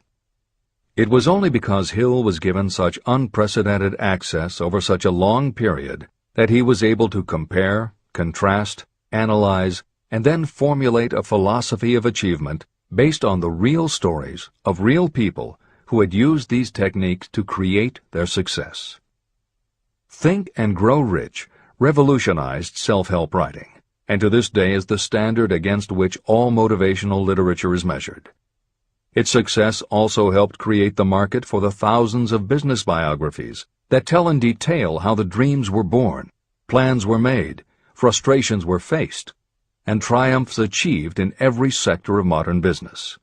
And because this wealth of information is now available, with little more than the click of a mouse, you can read, hear, or watch today's greatest entrepreneurs and most successful CEOs confirming in their own words the basic truth behind every one of the principles Napoleon Hill explains in this book. The products or services they sell may be different, but the story of their success is the same. Dreams, followed by failures, followed by lessons learned, then success. For every Henry Ford, Thomas Edison, or O. Henry that Napoleon Hill cites to make a point, today there is a Steve Jobs, Dean Kamen, or Merle Haggard, proving that Hill's points are still valid. This is the end of the editor's comments. There is a difference between wishing for a thing and being ready to receive it. No one is ready for a thing until they believe they can acquire it. The state of mind must be belief, not mere hope or wish. Open-mindedness is essential for belief. Closed minds do not inspire faith, courage, and belief. Remember, no more effort is required to aim high in life, to demand abundance and prosperity, than is required to accept misery and poverty. A great poet has correctly stated this universal truth through these lines. I bargained with life for a penny, and life would pay no more. However, I begged at evening when I counted my scanty store. For life is a just employer. He gives you what you ask. But once you have set the wages, why, you must bear the task. I worked for a menial's hire, only to learn dismayed that any wage I had asked of life, life would have willingly paid. Desire outwits Mother Nature. As a fitting climax to this chapter, I wish to introduce one of the most unusual persons I have ever known. I first saw him a few minutes after he was born. He came into the world without any physical sign of ears. When pressed for an opinion, the doctor concluded that the child might be deaf and mute for life. I challenged that doctor's opinion. I had the right to do so. I was the child's father. I, too, reached a decision. But I expressed my opinion silently, in the secrecy of my own heart. In my own mind, I knew that my son would hear and speak. How? I was sure there must be a way, and I knew I would find it. I thought of the words of the immortal Emerson. The whole course of things goes to teach us faith. We need only obey. There is guidance for each of us, and by lowly listening, we shall hear the right word. The right word? Desire. More than anything else, I desired that my son should not be deaf and unable to speak. From that desire, I never receded, not for a second. What could I do about it? Somehow, I would find a way to transplant into that child's mind my own burning desire for ways and means of conveying sound to his brain without the aid of ears. As soon as the child was old enough to cooperate, I would fill his mind so completely with a burning desire to hear that nature would, by methods of her own, translate it into physical reality. All this thinking took place in my own mind, but I spoke of it to no one. Every day I renewed the pledge I had made to myself that my son should not be deaf. As he grew older and began to take notice of things around him, we observed that he had a slight degree of hearing. When he reached the age when children usually begin talking, he made no attempt to speak, but we could tell by his actions that he could hear certain sounds slightly. That was all I needed to know. I was convinced that if he could hear, even slightly, he might develop still greater hearing capacity. Then something happened that gave me hope. It came from an entirely unexpected source. We bought a phonograph. When the child heard the music for the first time, he went into ecstasies. He promptly appropriated the machine. On one occasion, he played a record over and over for almost 2 hours, standing in front of the phonograph with his teeth clamped on the edge of the case. The significance of this did not become clear to us until years afterward. At the time, we had never heard of the principle of bone conduction of sound. Shortly after he appropriated the phonograph, I discovered that he could hear me quite clearly when I spoke with my lips touching his mastoid bone at the base of the skull. Having determined that he could hear the sound of my voice plainly, I began immediately to transfer to his mind the desire to hear and speak. When I discovered that my son enjoyed bedtime stories, I went to work creating stories designed to develop in him self-reliance, imagination, and a strong desire to hear. There was one storyline in particular that I emphasized over and over. Every time I told it, I gave it some new and dramatic coloring.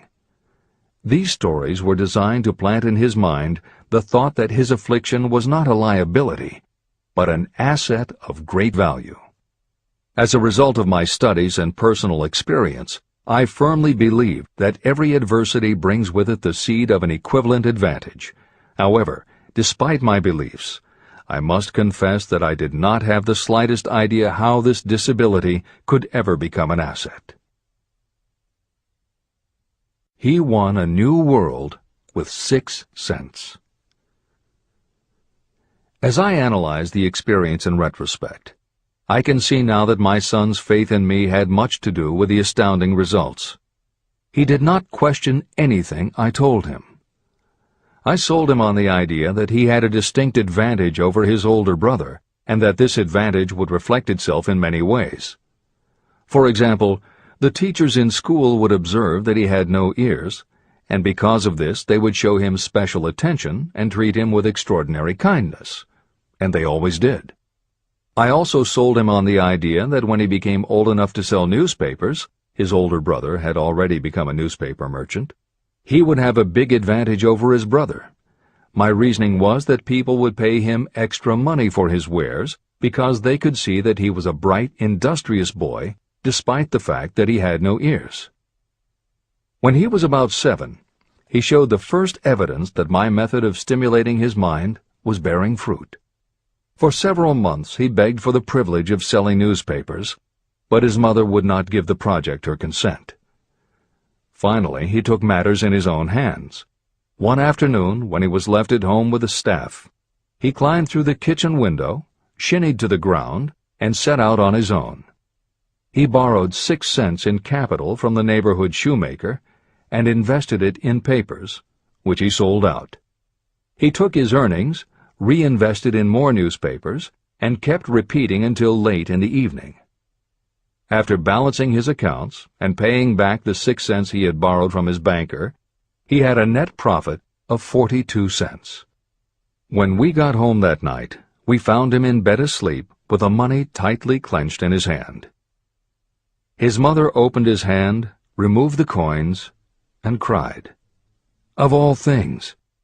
To me it seemed she was crying over her son's first victory. My reaction was the reverse. I laughed, for I knew that my endeavor to plant in my son's mind an attitude of faith in himself had been successful. His mother saw in his first business venture a little deaf boy who had gone out in the streets and risked his life to earn money. I saw a brave, ambitious, self-reliant little businessman whose stock in himself had been increased 100%. He had gone into business on his own initiative and had won. I was not only pleased, I was impressed. He had clearly demonstrated the first signs of a resourcefulness that would go with him all through life. The little deaf boy went through grade school, high school, and college without being able to hear his teachers, except when they shouted loudly at close range. He did not go to a school for the deaf, and we did not use sign language. We were determined that he should live like any other boy who could hear and speak. We stood by that decision, although it cost us many heated debates with school officials. While he was in high school, he tried an electronic hearing aid, but it was of no value to him. During his last week in college, something happened that marked the most important turning point of his life.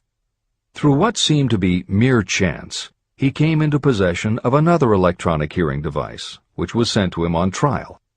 He was slow about testing it, due to his disappointment with a similar device. Finally, he picked it up carelessly, placed it on his head, and hooked up the battery. Suddenly, as if by magic, his lifelong desire for normal hearing became a reality. For the first time in his life, he heard practically as well as any person with normal hearing. Overjoyed because of the changed world that had been brought to him, he rushed to the telephone, called his mother, and heard her voice perfectly. The next day, for the first time in his life, he plainly heard the voices of his professors in class. For the first time in his life, he could converse freely with other people without them having to speak loudly. Truly, he had come into possession of a changed world.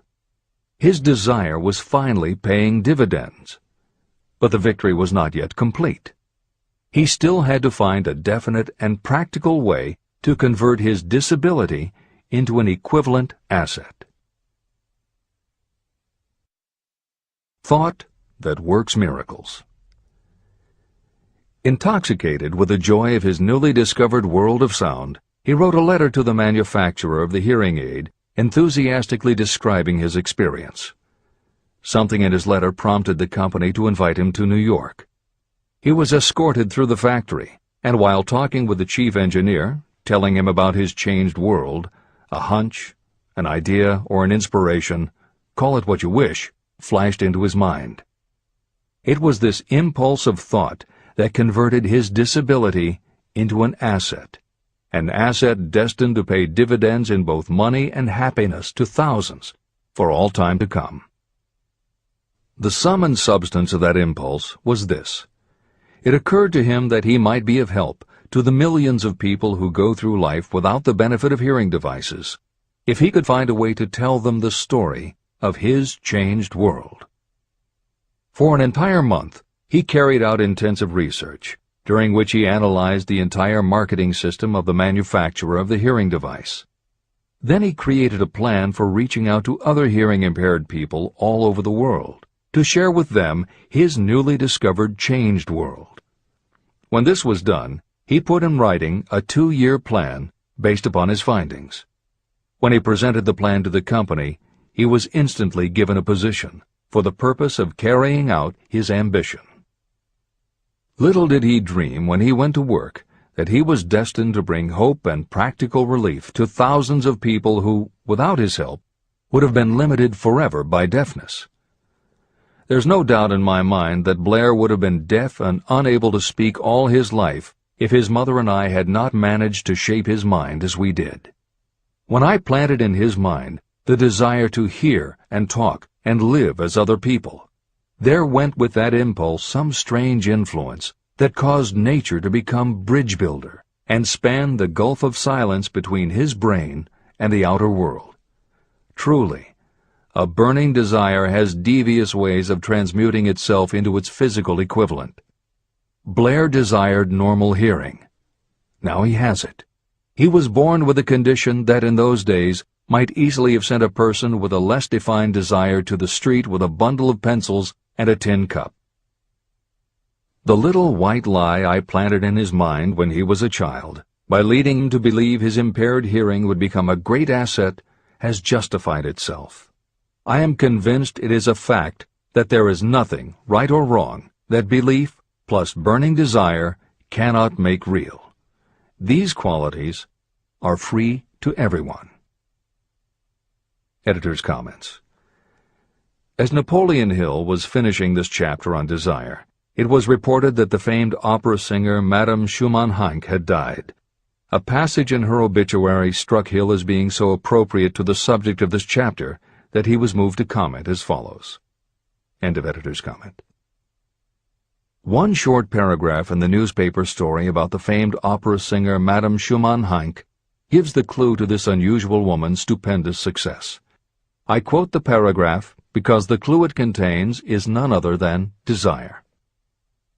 Early in her career, Madame Schumann-Heink visited the director of the Vienna Court Opera to have him test her voice. But he did not test it. After taking one look at the awkward and poorly dressed girl, he exclaimed, none too gently, "With such a face, and with no personality at all, how can you ever expect to succeed in opera? My good child, give up the idea. Buy a sewing machine and go to work.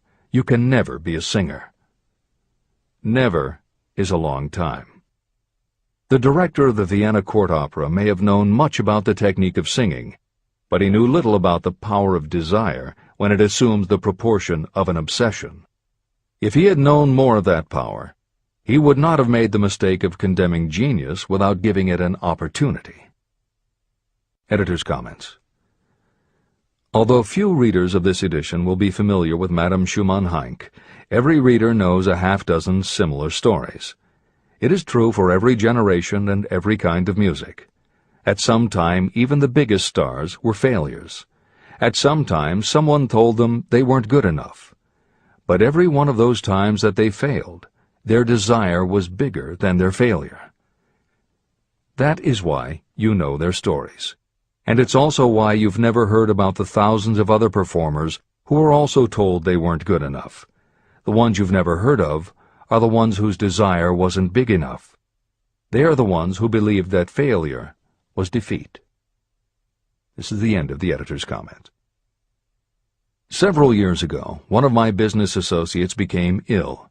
He became worse as time went on, and finally was taken to the hospital for an operation. The doctor warned me that there was little, if any, chance of my ever seeing him alive again. But that was the doctor's opinion. It was not the opinion of the patient. Just before he was wheeled away, he whispered to me, "Do not be disturbed, Chief. I will be out of here in a few days." The attending nurse looked at me with pity. But the patient did come through safely. After it was all over, his physician said, "Nothing but his own desire to live saved him. He never would have pulled through if he had not refused to accept the possibility of death." Editor's comments. By the 1980s, the phenomenon that Napoleon Hill wrote about in the preceding paragraph was embraced by a growing segment of the population. Among the adherents were numerous medical professionals who incorporated the concept under the term the body-mind connection. And by the turn of the 21st century, the belief that the mind can manifest physical changes in the body had become a part of mainstream medical practice. In Chapter 5, Autosuggestion, you will find further comment on the medical aspects of having a burning desire.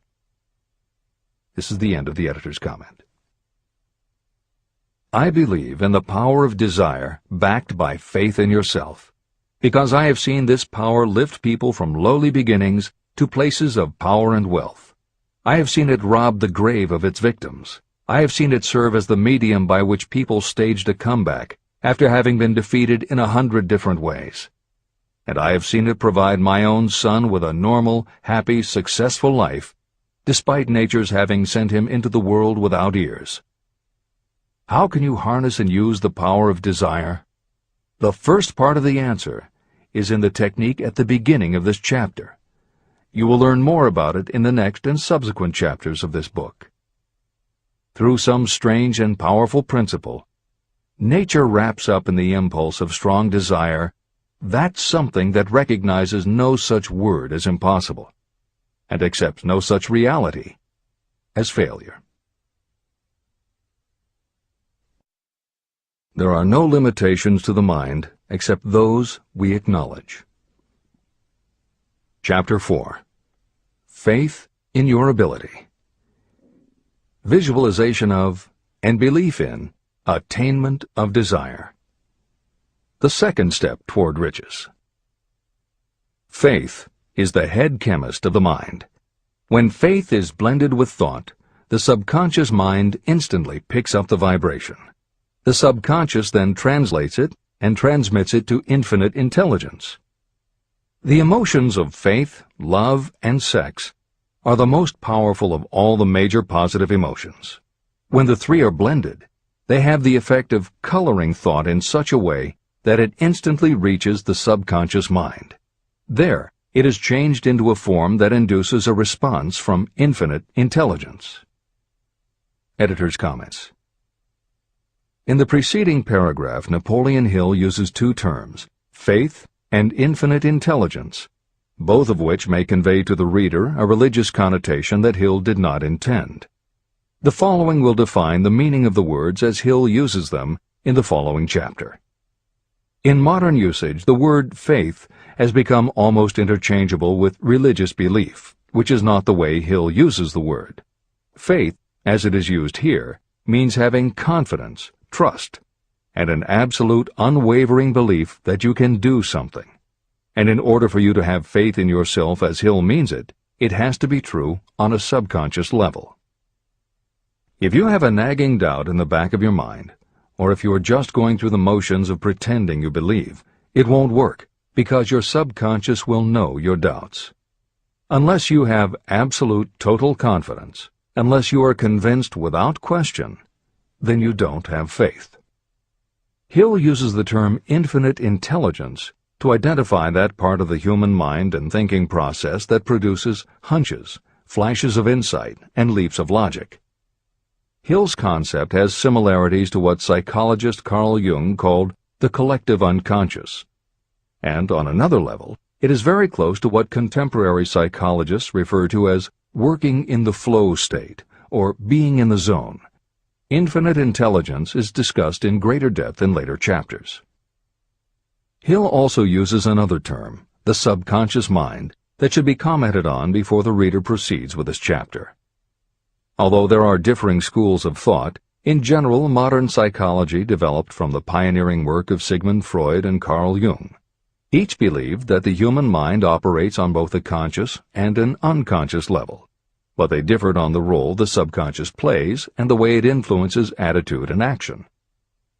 Through his own research and studies, Napoleon Hill developed a theory of the conscious and subconscious that is closest to the Jungian view. The following briefly describes the basis of Hill's view. The conscious mind. Your conscious mind receives information through the five senses of sight, smell, taste, hearing, and touch. Your conscious mind keeps track of what you need for thinking and operating, and it filters out what you don't need.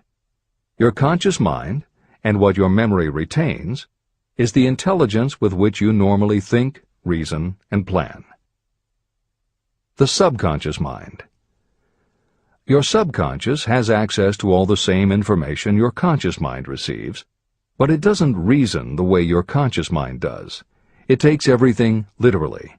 It doesn't make value judgments. It does not filter, and it does not forget. You cannot command your conscious mind to reach out and dip into your subconscious mind. However, under certain circumstances, all those forgotten facts and ideas that are always there in your subconscious can, if they are firmly rooted, influence your conscious attitudes and actions. This is the end of the editor's comments.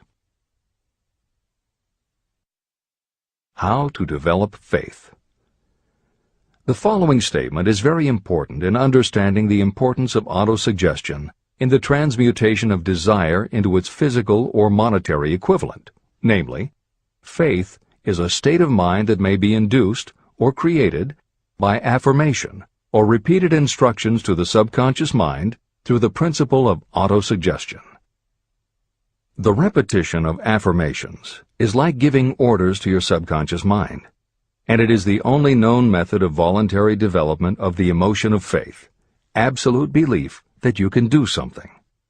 As an illustration, consider why you are reading this book. You want to acquire the ability to transmute the intangible thought impulse of desire into its physical counterpart, money. By following the instructions laid down in the later chapters on autosuggestion and the subconscious mind, you will learn techniques to convince your subconscious mind that you believe you will receive that for which you ask. Your subconscious will act upon that belief and pass it back to you in the form of faith, followed by definite plans for procuring that which you desire. Faith in yourself and your abilities is a state of mind that you will be able to develop at will after you have mastered the 13 principles in this book. This is true because faith is a state of mind that will develop naturally within you when you use and apply these principles. The emotions, or the feeling portion of thoughts, are what give your thoughts vitality, life, and action. The emotions of faith, love, and sex, when mixed with any thought impulse, give it even greater action. All thoughts that have been emotionalized, given feeling, and mixed with faith, absolute belief in your ability, begin immediately to translate themselves into their physical equivalent or counterpart. However, this is not only true of thought impulses that have been mixed with faith, but it is true with any emotion, including negative emotions. What this means is that the subconscious mind will translate into its physical equivalent a thought impulse of a negative or destructive nature just as readily as it will act upon thought impulses of a positive or constructive nature. The following statement made by a noted criminologist illustrates the point. When men first come into contact with crime, they abhor it. If they remain in contact with crime for a time, they become accustomed to it and endure it. If they remain in contact with it long enough, they finally embrace it and become influenced by it. This is the equivalent of saying that a negative impulse of thought that is repeatedly passed on to the subconscious mind often enough is finally accepted and acted upon by the subconscious mind. The subconscious then proceeds to translate that impulse into its physical equivalent by the most practical procedure available. This also accounts for the strange phenomenon that so many millions of people experience, referred to as bad luck. There are millions of people who believe themselves doomed to poverty and failure because of some strange force they call bad luck, over which they believe they have no control. But the truth is that they are the creators of their own misfortunes, because this negative belief in bad luck is picked up by the subconscious mind and translated into its physical equivalent. Your belief, or faith, is the element that will determine the action of your subconscious mind. Once again, let me stress that you will benefit by passing on to your subconscious mind any desire that you wish translated into its physical or monetary equivalent in a state of expectancy or belief that the transmutation will actually take place. The subconscious mind will transmute into its physical equivalent, by the most direct and practical way available, any order that is given to it in a state of belief or faith that the order will be carried out. At this point, it should also be noted that because of the way that the subconscious operates, there is nothing to stop you from deceiving your subconscious mind when giving it instructions through autosuggestion. That is what I did when I deceived my son's subconscious mind. To make this deception more realistic, when you call upon your subconscious mind, you must conduct yourself just as you would if you were already in possession of the material thing that you are demanding. Editor's comments. It is an axiom of contemporary motivation theory that the subconscious mind cannot distinguish between what is real and what is vividly imagined. One of the most frequently cited studies supporting this concept was done with a group of basketball players. The players were divided into 3 teams, and the players on each team were tested on their ability to make free throws. The teams were then separated for a period of time, and each team was given instructions which they were told would improve their abilities. One team was instructed to practice making baskets on a daily basis. The second team was instructed not to practice during the period and not to even think about basketball.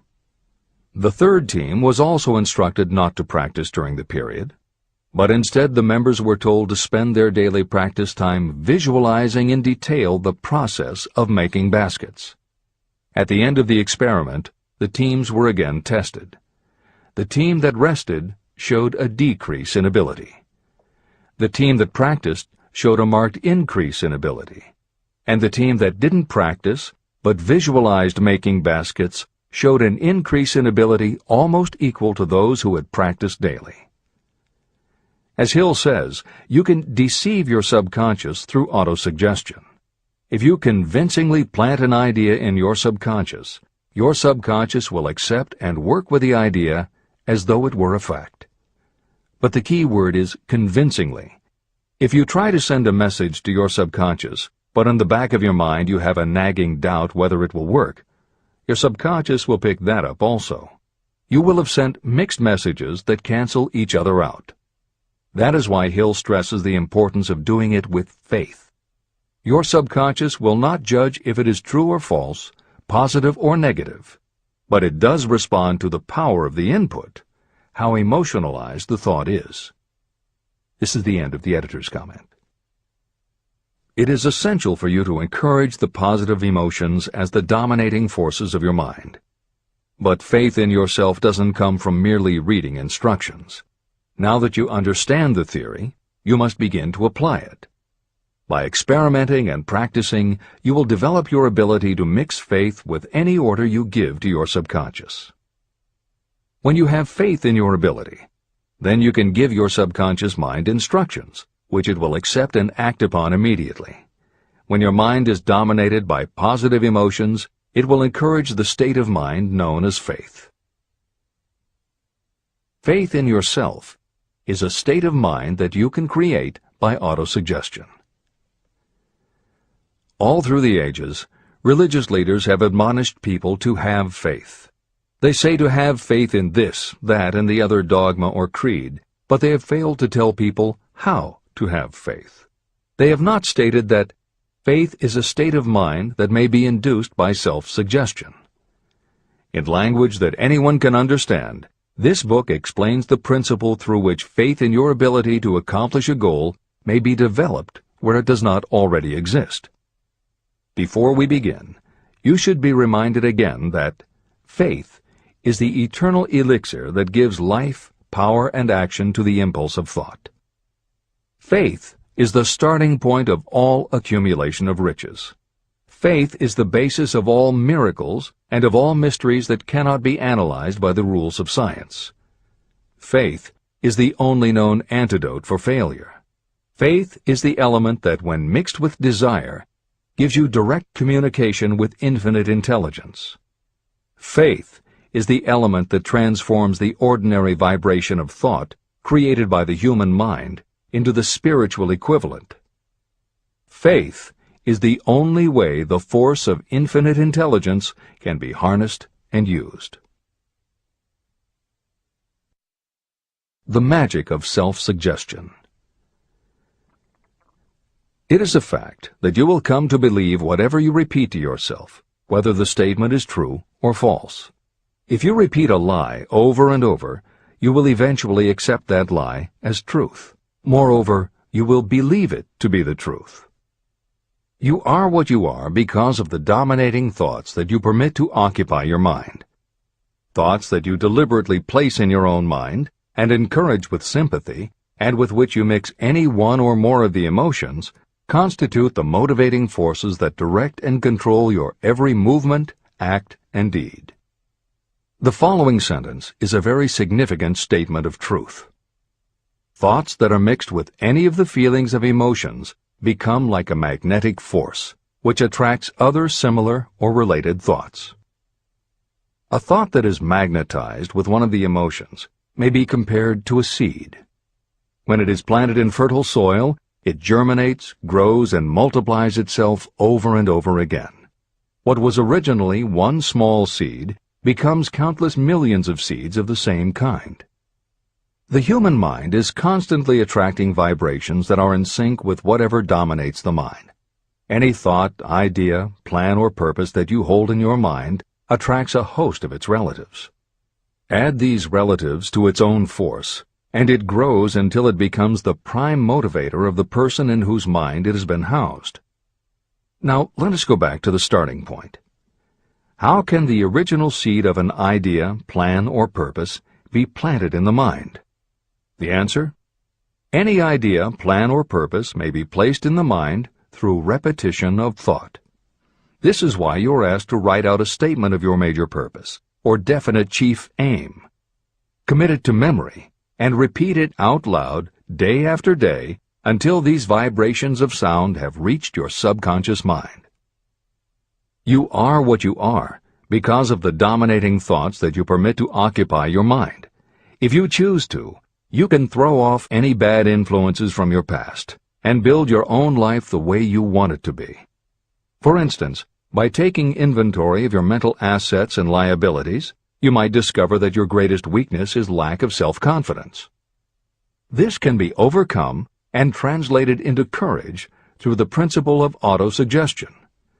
You can do this by writing out a set of simply stated positive thought impulses, memorizing them, and repeating them until they become a part of the working equipment of your subconscious mind. The following is an example for someone whose definite purpose is to overcome a lack of self-confidence. Self-confidence formula. 1. I know that I have the ability to achieve the object of my definite purpose in life. Therefore, I demand of myself persistent, continuous action toward its attainment, and I here and now promise to render such action. 2. I realize the dominating thoughts of my mind will eventually reproduce themselves in outward physical action and gradually transform themselves into physical reality. Therefore, I will concentrate my thoughts for 30 minutes each day, visualizing the person I intend to become. In this way, I will create in my mind a clear mental picture. 3. I know, through the principle of autosuggestion, that any desire I persistently hold in my mind will eventually find some practical means of attaining my objective. Therefore, I will devote 10 minutes daily to demanding of myself the development of self-confidence. 4. I have clearly written down a description of my definite chief aim in life, and I will never stop trying until I have developed sufficient self-confidence for its attainment. 5.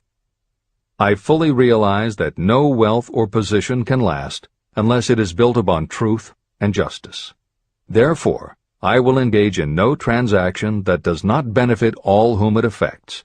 I will succeed by attracting to myself the forces I wish to use and the cooperation of others. I will persuade others to help me because of my willingness to help others. I will eliminate hatred, envy, jealousy, selfishness, and cynicism by developing love for all humanity. because I know that a negative attitude toward others can never bring me success. I will cause others to believe in me because I will believe in them and in myself. I will sign my name to this formula, commit it to memory, and repeat it aloud once a day, with full faith that it will gradually influence my thoughts and actions so that I will become a self-reliant and successful person. Behind this formula is a law of nature that psychologists call autosuggestion or self-suggestion. It is a proven technique that will work for your success if it is used constructively. On the other hand, if used destructively, it will destroy just as readily.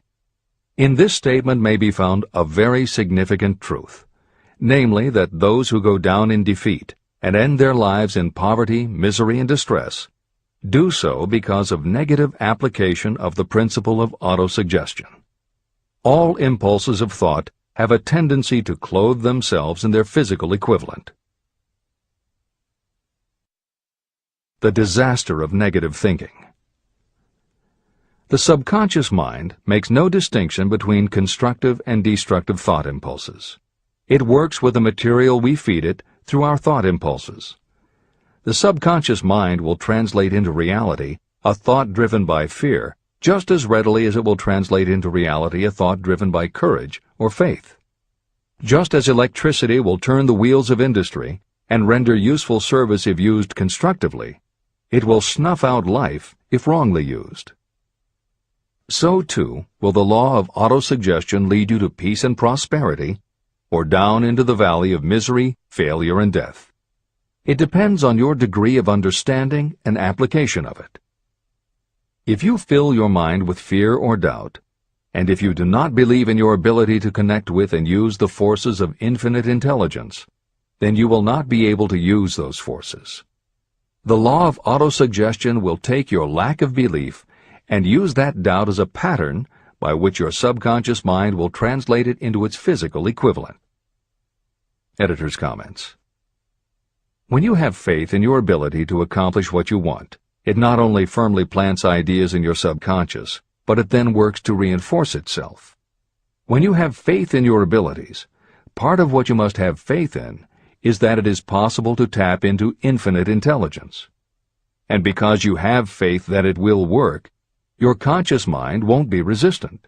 When your conscious doesn't resist, your subconscious mind can send creative ideas to your conscious mind more easily.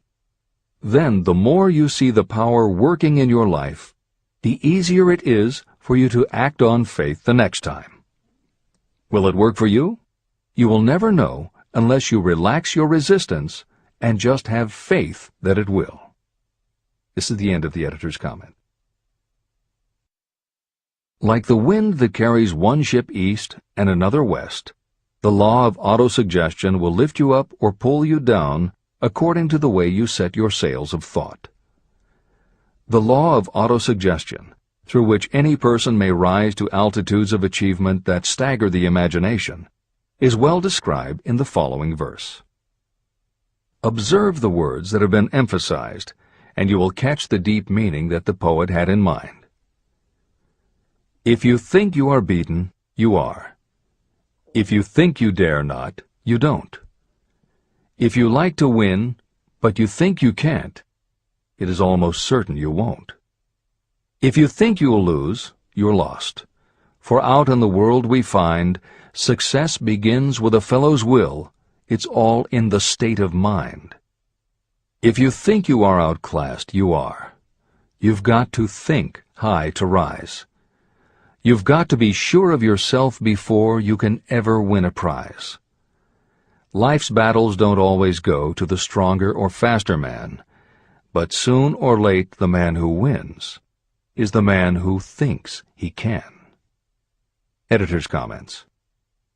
As noted at the beginning of this chapter, the way in which Napoleon Hill uses the word faith is meant to have no religious connotation. However, it would be impossible for Hill to write this chapter without acknowledging the power of religious faith. Therefore, in the following 2 paragraphs, when Hill discusses Jesus Christ and Mahatma Gandhi as exemplifying the power of faith, he is referring to their personal faith, the absolute trust in his beliefs that Jesus exhibited, and Gandhi's total conviction and confidence in his cause. In this way, they perfectly exemplify thought impulse mixed with faith. This is the end of the editor's comment. If you wish evidence of the power of faith, study the achievements of men and women who have employed it. At the head of the list comes the Nazarene. The basis of Christianity is faith, no matter how many people may have perverted or misinterpreted the meaning of this great force. The sum and substance of the teachings and the achievements of Christ, which may have been interpreted as miracles, were nothing more nor less than faith. If there are any such phenomena as miracles, they are produced only through the state of mind known as faith. Consider Mahatma Gandhi of India, one of the most astounding examples of the possibilities of faith. Gandhi wielded more potential power than any man living in his time, and he had this power despite the fact that he had none of the orthodox tools of power, such as money, battleships, soldiers, and materials of warfare. Gandhi had no money, no home. He did not own a suit of clothes, but he did have power. How did he come by that power? He created it out of his understanding of the principle of faith and through his ability to transplant that faith into the minds of 200 million people. Gandhi accomplished the astounding feat of influencing 200 million minds to coalesce and move in unison as a single mind. What other force on earth, except faith, could do as much? How an idea built a fortune. Editor's comment.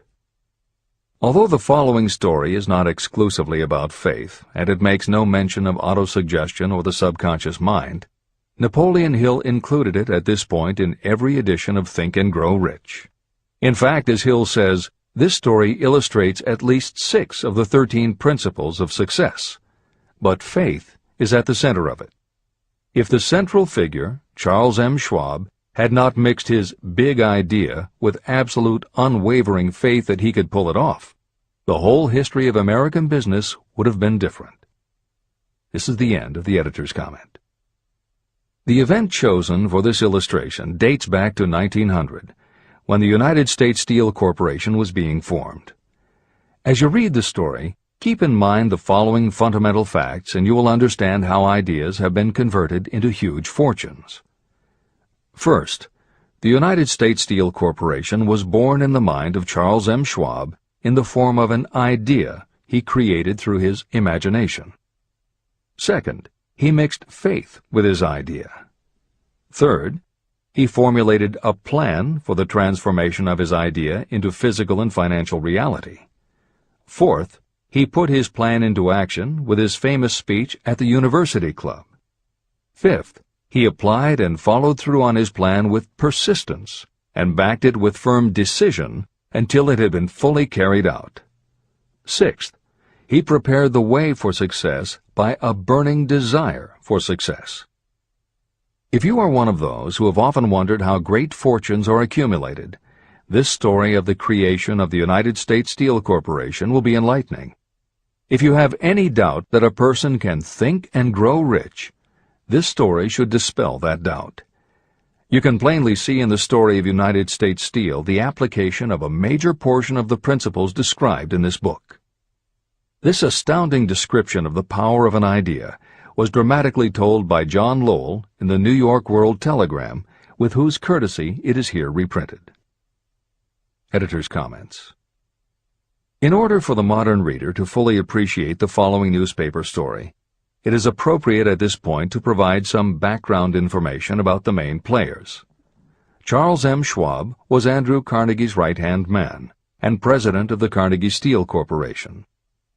Andrew Carnegie was a wealthy and powerful steel baron whose company controlled 25% of the iron and steel production in America.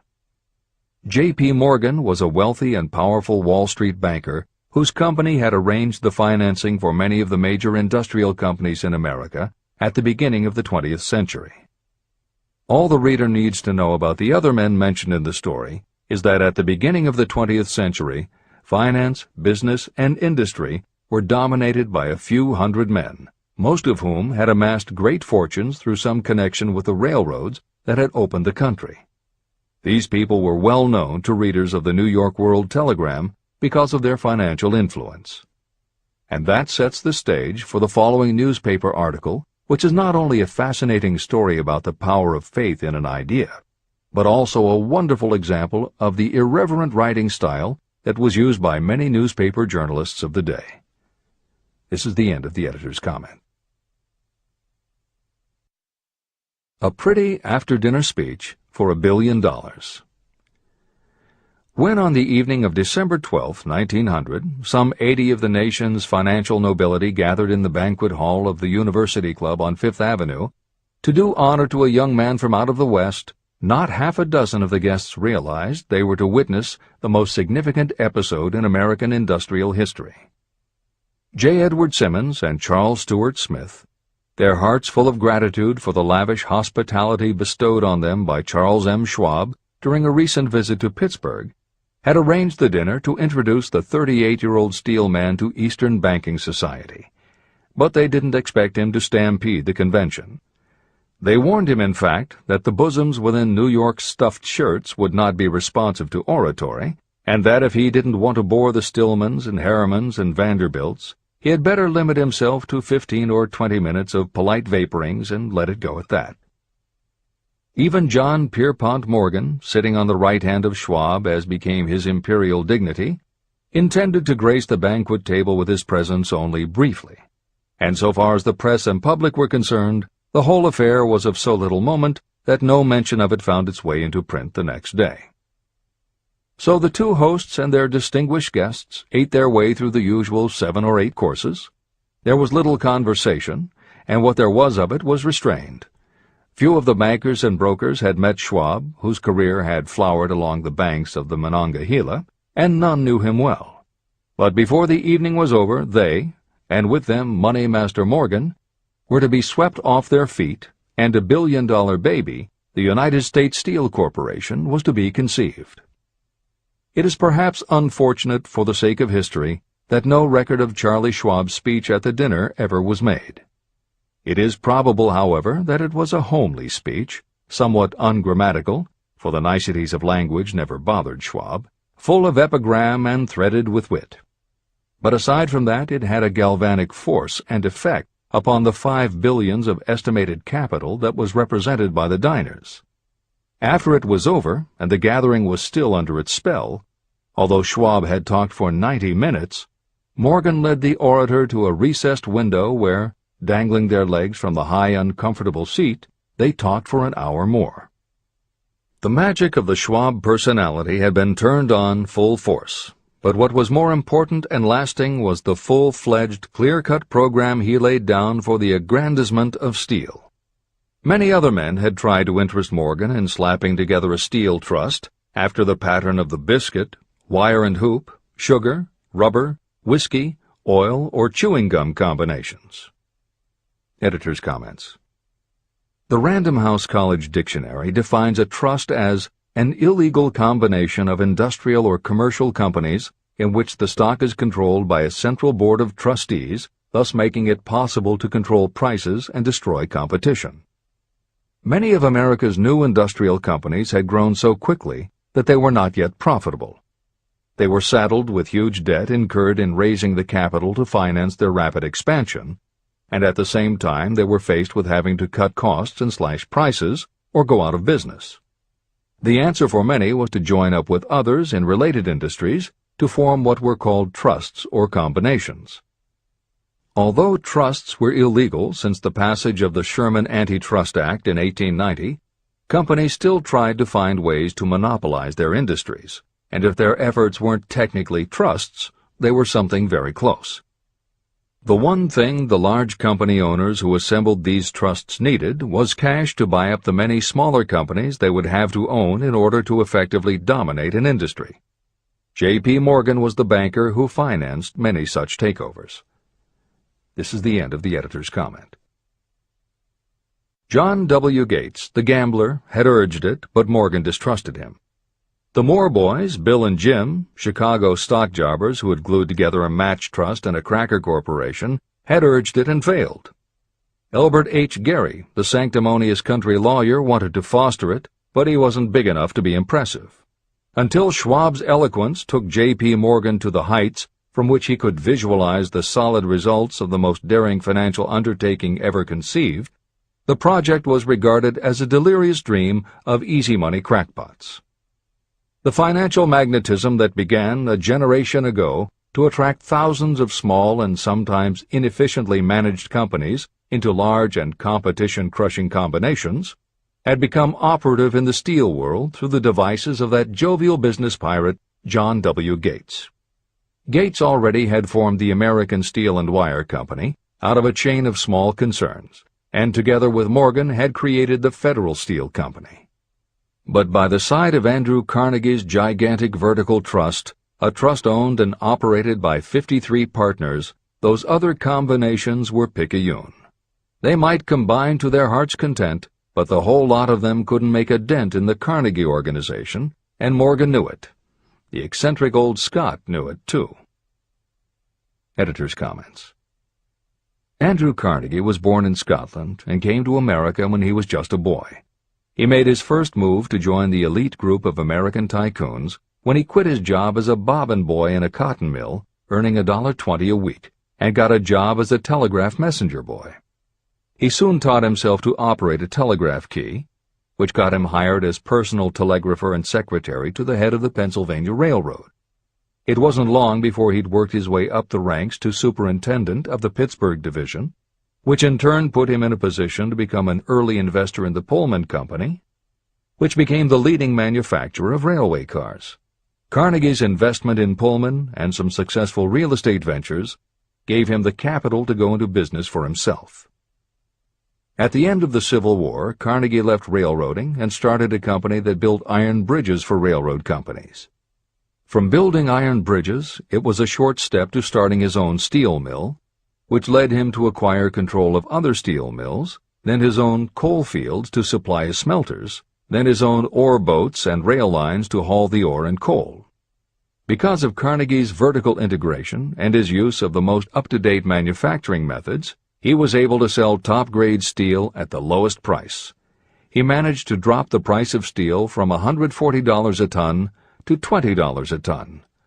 By 1899, the Carnegie Steel Company controlled about 25% of the iron and steel production in America. The smaller steel manufacturers couldn't compete with Carnegie, so they went to J.P. Morgan for help. He arranged for the financing, and a wide-ranging alliance was put together of companies that were in the business of manufacturing products made from steel. Part of the deal was that they would not buy steel from Carnegie. Andrew Carnegie was not about to be put out of business by a collection of small companies. He announced that he would buy or build his own manufacturing companies to produce finished goods made of steel. This is the end of the editor's comments, and the New York World Telegram story continues. From the magnificent heights of Skibo Castle he had viewed, first with amusement and then with resentment, the attempts of Morgan's smaller companies to cut into his business.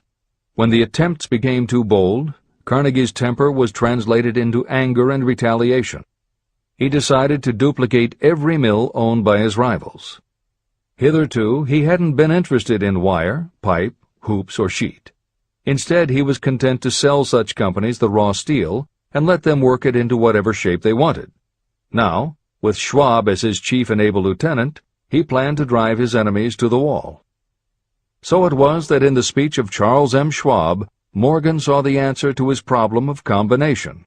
A trust without Carnegie, giant of them all, would be no trust at all, a plum pudding, as one writer said, without the plums. Schwab's speech on the night of December 12, 1900, undoubtedly carried the inference, though not the pledge, that the vast Carnegie enterprise could be brought under the Morgan tent. He talked of the world future for steel, of reorganization for efficiency, of specialization, of the scrapping of unsuccessful mills and concentration of effort on the flourishing properties, of economies in the ore traffic, of economies in overhead and administrative departments, of capturing foreign markets. More than that, he told the buccaneers among them wherein lay the errors of their customary piracy. Their purposes, he inferred, had been to create monopolies, raise prices, and pay themselves fat dividends out of privilege. Schwab condemned the system in his heartiest manner. The short-sightedness of such a policy, he told his hearers, lay in the fact that it restricted the market in an era when everything cried for expansion. By cheapening the cost of steel, he argued, an ever-expanding market would be created. More uses for steel would be devised, and a goodly portion of the world trade could be captured. Actually, though he did not know it, Schwab was an apostle of modern mass production. Editor's comments. For J.P. Morgan, all of Schwab's talk about economies of scale and expanding markets meant only one thing. Until that night, it was assumed that Andrew Carnegie would continue building his own manufacturing companies to compete with the steel trusts that Morgan had helped put together. Morgan knew that for Carnegie to do so would require an enormous amount of capital, and Morgan also knew that Carnegie had always been strongly against raising money by selling stock in his company.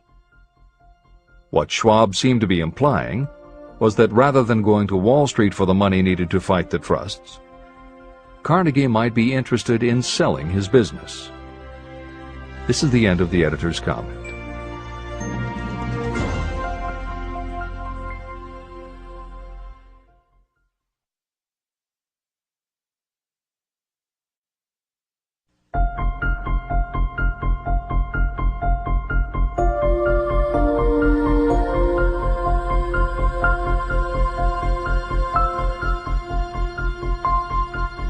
New York World Telegram story continues. So the dinner at the University Club came to an end. Morgan went home to think about Schwab's rosy predictions. Schwab went back to Pittsburgh to run the steel business for Andrew Carnegie, while Gary and the rest went back to their stock tickers to fiddle around in anticipation of the next move. It was not long coming. It took Morgan about 1 week to digest the feast of reason Schwab had placed before him.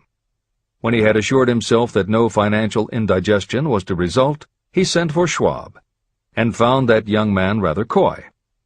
Mr. Carnegie, Schwab indicated, might not like it if he found his trusted company president had been flirting with the Emperor of Wall Street, the street upon which Carnegie was resolved never to tread. Then it was suggested by John W. Gates, the go-between, that if Schwab happened to be in the Bellevue Hotel in Philadelphia, J.P. Morgan might also happen to be there. When Schwab arrived, however, Morgan was inconveniently ill at his New York home, and so on the elder man's pressing invitation, Schwab went to New York and presented himself at the door of the financier's library. Now, certain economic historians have professed the belief that from the beginning to the end of the drama, the stage was set by Andrew Carnegie, that the dinner to Schwab, the famous speech, the Sunday night conference between Schwab and the Money King, were events arranged by the canny Scot. The truth is exactly the opposite.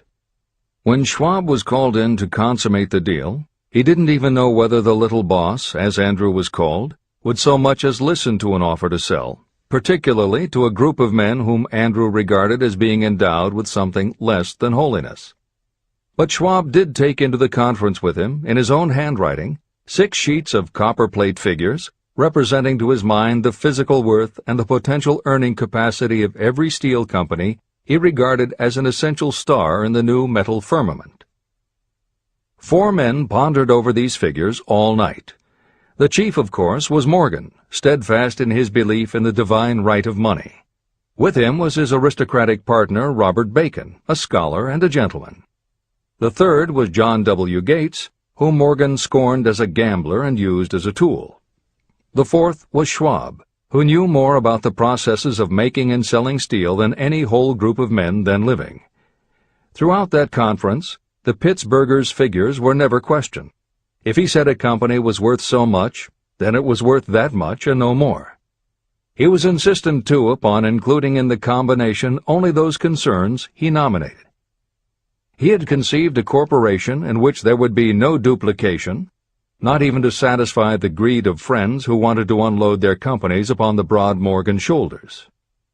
When dawn came, Morgan rose and straightened his back. Only one question remained. "Do you think you can persuade Andrew Carnegie to sell?" he asked. "I can try," said Schwab. "If you can get him to sell, I will undertake the matter," said Morgan. So far, so good. But would Carnegie sell? How much would he demand? Schwab thought about $320 million. What would he take payment in? Common or preferred stocks? Bonds? Cash? Nobody could raise $1/3 billion in cash. There was a golf game in January on the frost-cracking heath of the St. Andrew's Links in Westchester, with Andrew bundled up in sweaters against the cold and Charlie talking volubly as usual to keep his spirits up. But no word of business was mentioned until the pair sat down in the cozy warmth of the Carnegie cottage nearby. Then, with the same persuasiveness that had hypnotized 80 millionaires at the University Club, Schwab poured out the glittering promises of retirement and comfort, of untold millions to satisfy the old man's social caprices. Carnegie capitulated, wrote a figure on a slip of paper, handed it to Schwab and said, "All right, that's what we'll sell for." The figure was approximately $400 million, and was reached by taking the $320 million mentioned by Schwab as a basic figure, and adding to it $80 million to represent the increased capital value over the previous 2 years. Later, on the deck of a transatlantic liner, the Scotsman said ruefully to Morgan, "I wish I had asked you for $100 million more." "If you had asked for it, you'd have gotten it," Morgan told him cheerfully. There was an uproar, of course.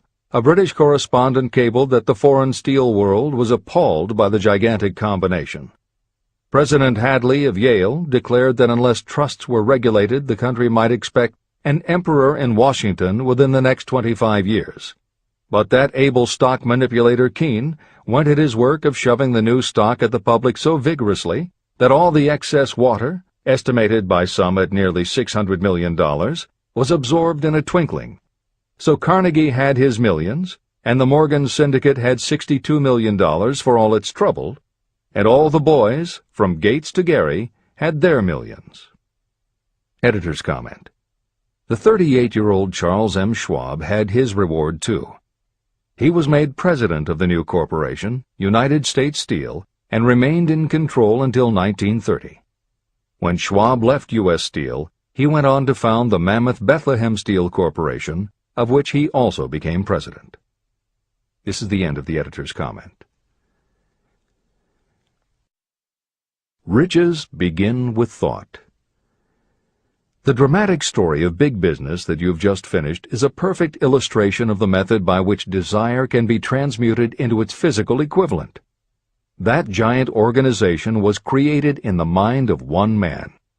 The plan by which the organization was provided with the steel mills that gave it financial stability was created in the mind of the same man. His faith, his desire, his imagination, his persistence were the real ingredients that went into United States Steel. The steel mills and equipment acquired by the corporation, after it had been brought into legal existence, were incidental.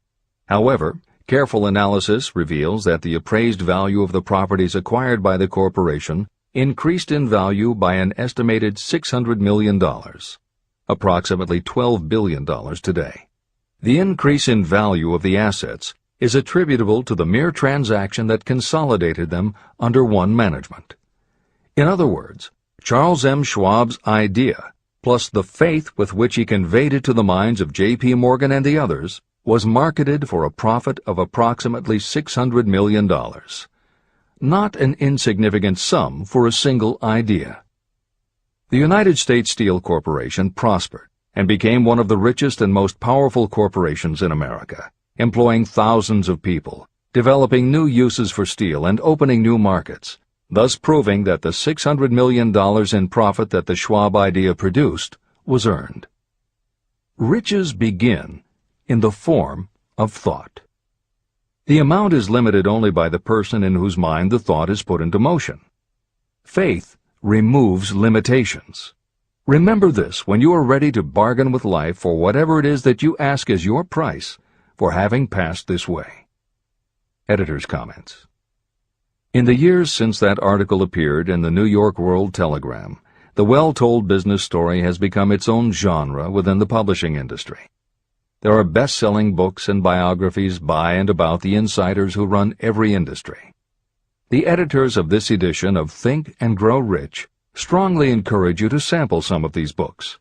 They can be entertaining and inspirational, and in them you will be able to see examples of Hill's principles of success at work in the real world.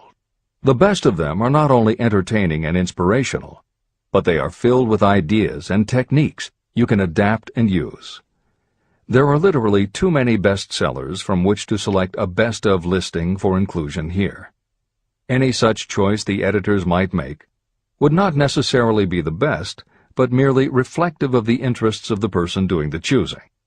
However, there are 2 books the editors recommend that are not by or about a single individual or industry. These books are In Search of Excellence by Tom Peters and Breakthroughs by P.R. Nyack and John N. Ketteringham. Each of these books deals with a broad spectrum of industries, and within each industry they single out certain companies and individuals for analysis. Both were published at the beginning of the business book trend in the 1980s, but there are few books since then that better convey the importance of faith in a good idea. In Search of Excellence, chosen by a panel of experts as the most influential book of the past 20 years, was a runaway bestseller and will likely be in print for years to come. Breakthroughs may be harder to find, but it will be well worth the effort. This is the end of the editor's comments.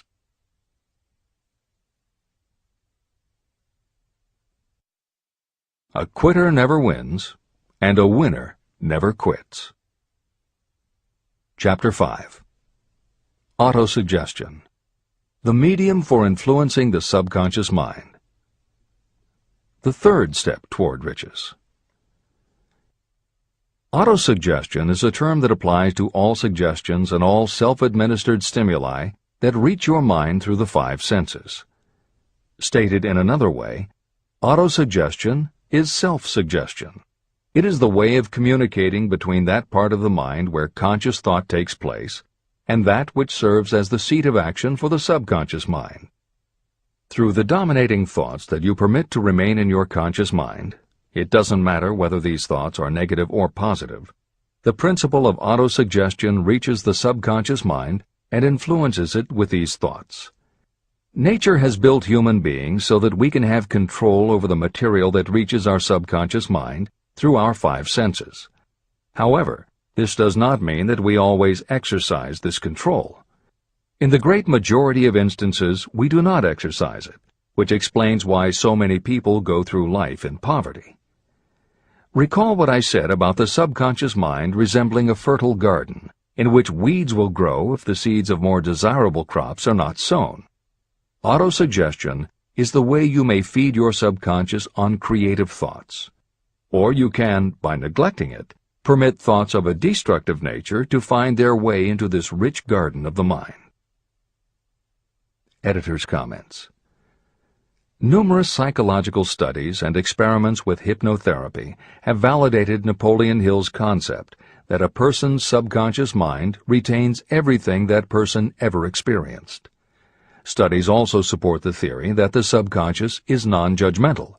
It does not filter or interpret, it simply processes information literally and stores it.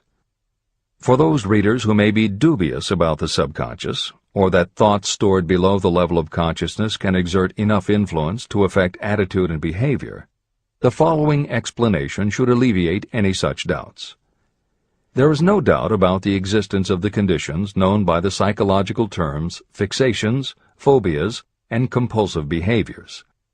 These conditions occur when a child has learned something in such a powerful or dramatic way that the knowledge becomes firmly planted in the child's subconscious mind. Then, even as the child grows to adulthood and the conscious mind learns to understand that information from a mature point of view, because the childhood learning experience was so powerful, the subconscious still retains the childhood understanding of the information. The result is a fixation, phobia, or compulsive behavior that causes a response rooted in childhood, which does not make logical sense to the adult's conscious mind. That is because it does not come from the conscious. It comes from the subconscious belief that was so emotionalized it overrides the adult's logical conscious mind. Hill's theory is based on exactly the same psychological principles. Thoughts do remain stored in the subconscious. They remain just as they were when they were input, and the more highly emotionalized the thoughts are when they are input, the more influence they exert on attitude and behavior. It is this aspect of the subconscious that will allow you to use autosuggestion as a tool with which to input the positive thoughts that will help you achieve the success you desire. This is the end of the editor's comments. See and feel money in your hands. You were instructed in the last of the 6 steps described in Chapter 3 on Desire to read aloud twice daily the written statement of your desire for money. You were also directed to see and feel yourself already in possession of the money. By following these instructions, you communicate the object of your desire directly to your subconscious mind in a spirit of absolute faith. Through repetition of this procedure, you will create thought habits that reinforce your efforts to transmute desire into its monetary equivalent. Read these steps again, very carefully, before you proceed further. 1. Fix in your mind the exact amount of money you desire. It is not sufficient merely to say, "I want plenty of money." Be definite about the amount. 2. Determine exactly what you intend to give in return for the money you desire. There is no such reality as something for nothing. 3. Establish a definite date when you intend to possess the money you desire. 4. Create a definite plan for carrying out your desire and begin at once, whether you are ready or not, to put this plan into action. 5. Now write it out. Write a clear, concise statement of the amount of money you intend to acquire, name the time limit for its acquisition, state what you intend to give in return for the money, and describe clearly the plan through which you intend to accumulate it. 6. Read your written statement aloud, twice daily. Read it once just before retiring at night, and read it once after arising in the morning. As you read, see and feel and believe yourself already in possession of the money. Remember, when reading aloud the statement of your desire, through which you will develop a money consciousness, that the mere reading of the words is of no consequence, unless you mix emotion or feeling with your words. Your subconscious mind recognizes and acts only upon thoughts that have been well mixed with emotion or feeling. This is a fact of such importance as to warrant repetition in practically every chapter. The lack of understanding of this is the main reason the majority of people who try to apply the principle of autosuggestion get no desirable results. Plain, unemotional words do not influence the subconscious mind. You will get no appreciable results until you learn to reach your subconscious mind with thoughts or spoken words that have been well emotionalized with belief. Do not become discouraged if you cannot control and direct your emotions the first time you try. Remember, there is no such possibility as something for nothing.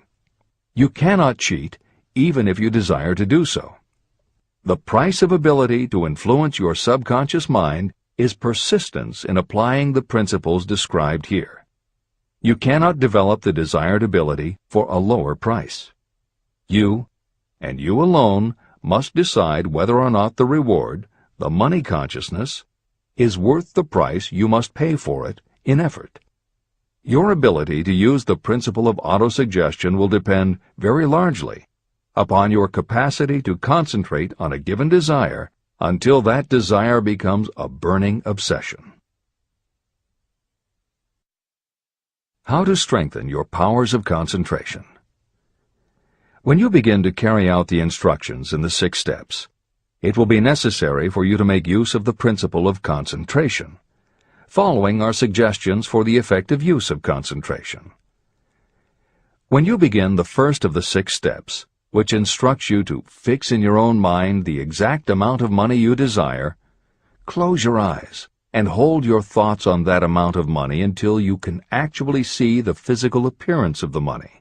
Do this at least once each day. As you go through these exercises, follow the instructions given in Chapter 4 on faith, and see yourself actually in possession of the money. Here is a most significant fact. The subconscious mind takes any orders given to it in a spirit of absolute faith and acts upon those orders. But the orders often have to be presented over and over again, repeated positive affirmation, before they are interpreted by the subconscious mind. Because of this, you might consider the possibility of playing a perfectly legitimate trick on your subconscious mind.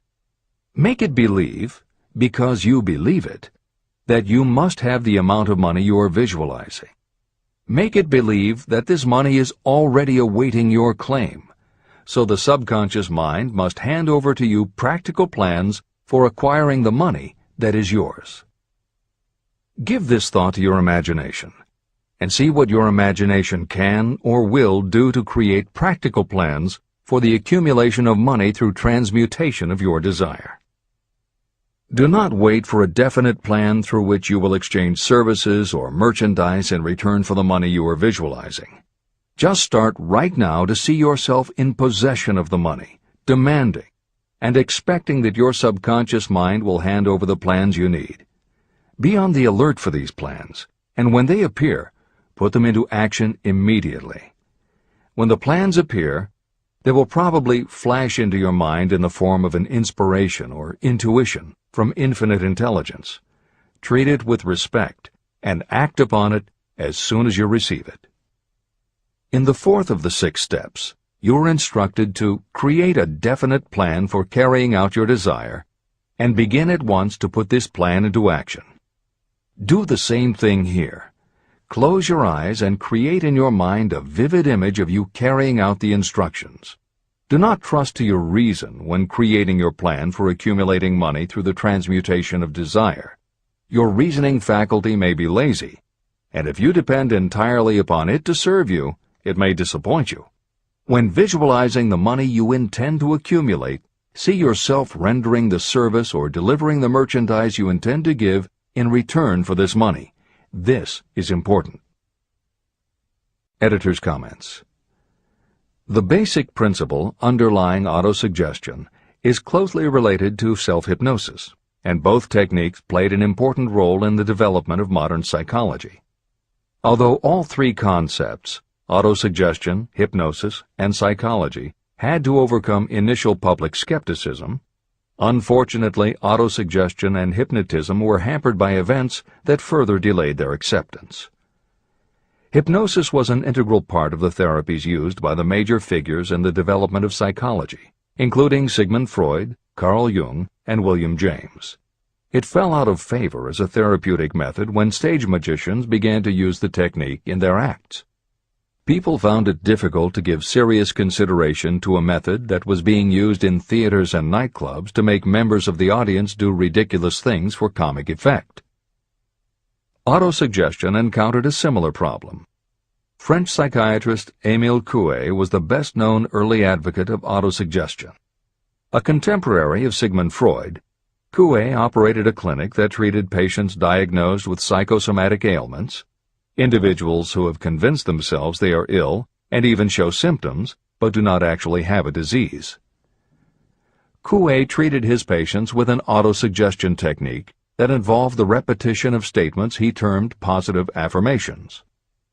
Coué devised a general, non-specific phrase that would give the subconscious a positive instruction, but was open enough that it did not tell the subconscious how to do it. The positive affirmation was, "Every day, in every way, I am getting better and better." And he instructed his patients to repeat the phrase several times a day. Improvements among his patients happened so quickly and dramatically that his method became the talk of medical and scientific circles, and the use of the phrase practically became a movement in Europe. Word of the success Coué was having with his method spread to America, and he was soon booked to do a lecture tour. At one of his early speaking engagements, a cynical newspaper reporter made a joke of the technique, calling it, "Hell's bells, I'm well." The joke followed Coué wherever he spoke, and the press coverage was so negative he canceled his tour and returned to practice in Europe. Serious scientists and therapists continued to work with autosuggestion. But just as had happened when stage magicians cast doubt upon the efficacy of hypnosis, Coué's method of positive affirmation fell out of favor with the general public. It took the openness of the latter part of the 20th century before the techniques of hypnosis and autosuggestion gained general acceptance once again. Today, if you go on the Internet, there are over 40,000 web links featuring positive affirmations, and numerous bestsellers have been written on the subject. Virtually every newspaper, magazine, and television news program regularly features stories on the crucial role the mind plays in personal growth and achievement. Techniques based on autosuggestion have fostered countless best-selling books, audiobooks, and video programs.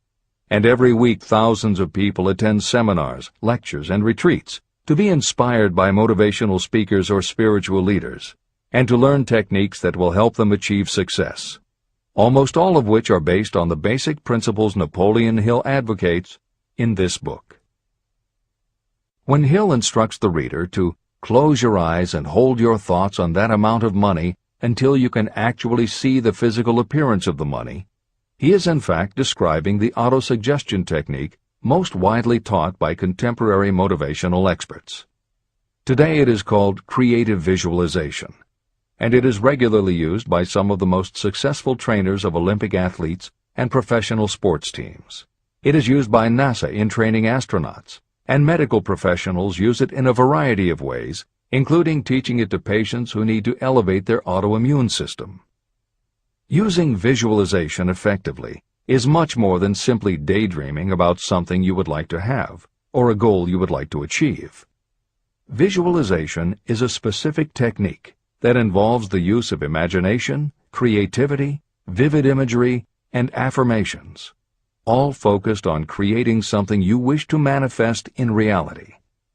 Napoleon Hill identified the practice of visualization and wrote about it as early as 1928 in his first bestseller, Law of Success. Since then, many other psychologists, medical professionals, motivational speakers, and authors have developed systems based on the same principles. Dr. Maxwell Maltz, a noted plastic surgeon, found that often it was as important for his patients to change their inner perception of themselves as it was to change their outer appearance. Dr. Maltz's landmark bestseller, Psycho-Cybernetics, draws heavily on visualization as a way to increase self-esteem and improve a wide range of abilities. The Silva method, which is another variation on visualization, has been taught to millions of people by certified Silva trainers who hold seminars throughout the country. Jose Silva's best-selling book, The Silva Mind Control Method, has also sold many millions of copies. In 1978, 50 years after Napoleon Hill wrote about visualization in Law of Success, Shakti Gawain published the phenomenal bestseller Creative Visualization, and Adelaide Bry published Visualization, Directing the Movies of Your Mind. At about the same time, Dr. O. Carl Simonton, an oncologist, concluded that cancer patients who used visualizations in conjunction with chemotherapy treatments had a marked improvement over those who didn't. His bestseller, Getting Well Again, had a profound impact, and it was followed by books from other respected medical professionals, such as Love, Medicine, and Miracles by Dr. Bernie Siegel, and Superimmunity by Dr. Paul Purcell. Other bestsellers by Dr. John Sarno, Dr. Deepak Chopra, and Dr. Andrew Weil have made what once was referred to as alternative medicine now part of mainstream medical practice. This is the end of the editor's comments. Stimulate your subconscious mind. The instructions given previously for the steps necessary in your desire for money will now be summarized and blended with the principles covered by this chapter, as follows. 1. Go to some quiet spot, preferably in bed at night, where you will not be disturbed or interrupted. Close your eyes and repeat aloud, so that you may hear your own words, the written statement of the amount of money you intend to accumulate. Be specific about the time limit for its accumulation, and a description of the service or merchandise you intend to give in return for the money. As you carry out these instructions, see yourself already in possession of the money.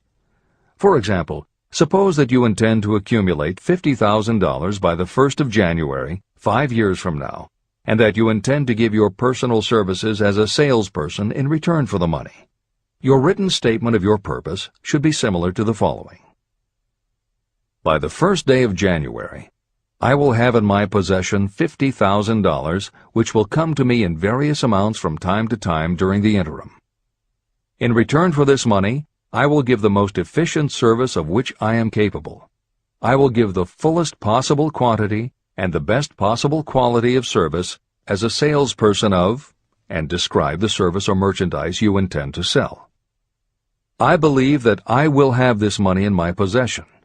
My faith is so strong that I can now see this money before my eyes. I can touch it with my hands. It is now awaiting transfer to me at the time and in the proportion that I deliver the service in return for it. I am awaiting a plan for getting this money, and I will follow that plan when it is received. 2. Repeat this program night and morning until you can see in your imagination the money you intend to accumulate. 3. Place a written copy of your statement where you can see it night and morning, and read it just before retiring and upon rising until it has been memorized. Editor's comments. The following is another suggestion, adapted from Hill's later writings, which appear in Napoleon Hill's Keys to Success. Surround yourself with books, pictures, mottos, and other suggestive devices. Pick things that symbolize and reinforce achievement and self-reliance. Constantly add to your collection, and move things to new places where you can see them in a different light and in association with different things. I had a friend who was a realtor who kept her $1 Million Club certificate over her desk to remind herself of what she was capable. One day she took it down to dust and set it on top of a newspaper. When she picked it up again, she saw beneath it an article about the new football coach who had been hired at the university. Guess who bought a house she had been struggling to sell? This is the end of the editor's comments. Remember, as you carry out these instructions, that you are applying the principle of autosuggestion for the purpose of giving orders to your subconscious mind. Remember also that your subconscious mind will act only upon instructions that are emotionalized and handed over to it with feeling. Faith is the strongest and most productive of the emotions. These instructions may at first seem abstract. Do not let this disturb you. Follow the instructions no matter how abstract or impractical they may appear to be. If you do as you have been instructed, in spirit as well as in act, the time will soon come when a whole new universe of power will unfold to you. Skepticism, in connection with all new ideas, is characteristic of all human beings. If you follow the instructions, your skepticism will soon be replaced by belief, and belief will become crystallized into absolute faith. Many philosophers have made the statement that man is the master of his own earthly destiny, but most of them have failed to say why he is the master. The reason that man may become the master of himself and of his environment is because he has the power to influence his own subconscious mind. The actual performance of transmuting desire into money is through autosuggestion. That is the principle by which you can reach and influence the subconscious mind. The other principles are simply tools with which to apply autosuggestion. Keep this thought in mind, and you will at all times be conscious of the important part the principle of autosuggestion is to play in your efforts to accumulate money through the methods described in this book. After you have read the entire book, come back to this chapter and follow in spirit and in action this instruction. Read the entire chapter aloud once every night until you become thoroughly convinced that the principle of autosuggestion is sound and that it will accomplish for you all that has been claimed for it. As you read, underscore with a pencil every sentence that impresses you. Follow the foregoing instruction to the letter, and it will open the way for a complete understanding and mastery of the principles of success. Every adversity, every failure, and every heartache carries with it the seed of an equivalent or a greater benefit. Chapter 6. Specialized Knowledge. Personal Experiences or Observations. The fourth step toward riches. There are two kinds of knowledge. One is general, the other is specialized. General knowledge, no matter how great in quantity or variety it may be, is of little use in the accumulation of money. The faculties of the great universities possess practically every form of general knowledge known to civilization. Most of the professors have little money. They specialize in teaching knowledge, but they do not specialize in the organization or the use of knowledge. Knowledge will not attract money unless it is organized and directed through practical plans for the specific purpose of accumulating money. Lack of understanding of this fact has been the source of confusion to millions of people who falsely believe that knowledge is power. It is nothing of the sort. Knowledge is only potential power. It becomes power only when and if it is organized into definite plans of action and directed to a definite end. The missing link in all systems of education is that educational institutions fail to teach their students how to organize and use the knowledge after they have acquired it. Many people made the mistake of assuming that because Henry Ford had little schooling, he was not a man of education. Those who made this mistake did not understand the real meaning of the word educate. That word is derived from the Latin word educo, meaning to educe, to draw out, or to develop from within. An educated person is not necessarily one who has an abundance of general or specialized knowledge. An educated person is one who has so developed the faculties of their mind that he or she may acquire anything they want, or its equivalent, without violating the rights of others. During the World War, a Chicago newspaper published editorials in which, among other statements, Henry Ford was called an ignorant pacifist. Mr. Ford objected to the statements and sued the paper for libeling him. When the suit was tried in the courts, the attorneys for the paper called Mr. Ford to the witness stand for the purpose of proving to the jury that he was ignorant. They asked Mr. Ford a great variety of questions. All of them intended to prove that while he might possess considerable specialized knowledge about manufacturing automobiles, he was in the main ignorant. Mr. Ford was asked such questions as, who was Benedict Arnold, and how many soldiers did the British send over to America to put down the rebellion of 1776?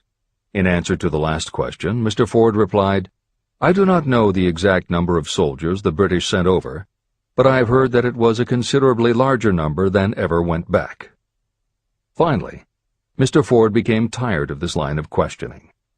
In reply to a particularly offensive question, he leaned over, pointed his finger at the lawyer who had asked the question, and said, If I should really want to answer the foolish question you have just asked, or any of the other questions you have been asking me, let me remind you that I have a row of electric push buttons on my desk, and by pushing the right button I can summon to my aid men who can answer any question I desire to ask concerning the business to which I am devoting most of my efforts. Now, will you kindly tell me why I should clutter up my mind with general knowledge for the purpose of being able to answer questions when I have men around me who can supply any knowledge I require? That answer floored the lawyer. Every person in the courtroom realized it was the answer not of an ignorant man, but of a man of education. Any person is educated who knows where to get knowledge when they need it and how to organize that knowledge into definite plans of action. Through the assistance of his mastermind group, Henry Ford had at his command all the specialized knowledge he needed to become one of the wealthiest men in America. It was not essential that he have this knowledge in his own mind.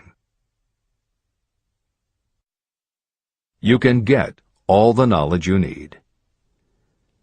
Before you can transmute your desire into money, you will require specialized knowledge of the service, merchandise, or profession that you intend to offer in return for fortune. Perhaps you may need much more specialized knowledge than you have the ability or the inclination to acquire. If this is true, you may bridge your weakness through the aid of your mastermind group.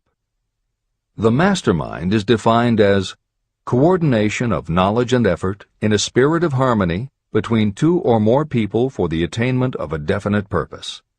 The larger meaning of the mastermind group is explained in greater detail in later chapters. Editor's comments. After reading Hill's definition of the mastermind, many people may assume that he is describing teamwork. That would not be correct. The following explanation is adapted from the Napoleon Hill Foundation's book, Believe and Achieve. Teamwork can be achieved by any group, even one whose members have disparate interests, because all it requires is cooperation. In teamwork, people might simply be cooperating because they like the leader or out of a sense of duty. Some team members will give 100% to any team that pays them enough, but they have little concern about the objective. And sometimes there is good teamwork because different members have different agendas. A board of directors may disagree, even be unfriendly, and still run a business successfully. Musical groups are made up of notoriously self-centered people who work as a team if it will help them get ahead. Masterminds, on the other hand, are formed of individuals who have the same agenda, a deep sense of mission, and commitment to the same goal. Masterminds represent the highest order of thinking by a group of knowledgeable people, each contributing their absolute best according to their abilities, expertise, and background. If you have ever been a part of a meeting when everything just clicked and ideas built upon other ideas, with each member contributing until out of the group activity came the best possible idea or solution, that was a mastermind at work. Napoleon Hill believed that you must make the mastermind experience a regular part of your life if you really want to succeed. How to select the right people for your mastermind will be discussed further in Chapter 11, The Power of the Mastermind. This is the end of the editor's comment. The accumulation of great fortunes calls for power, and power is acquired through highly organized and intelligently directed specialized knowledge. That knowledge does not, necessarily, have to be in the possession of the person who accumulates the fortune. This should give hope and encouragement to those who want to accumulate a fortune, but don't have the necessary education to supply such specialized knowledge. People sometimes go through life suffering from inferiority complexes because they are not people of education. The person who can organize and direct a mastermind group of people who possess the knowledge needed is just as much a person of education as any other individual in the group.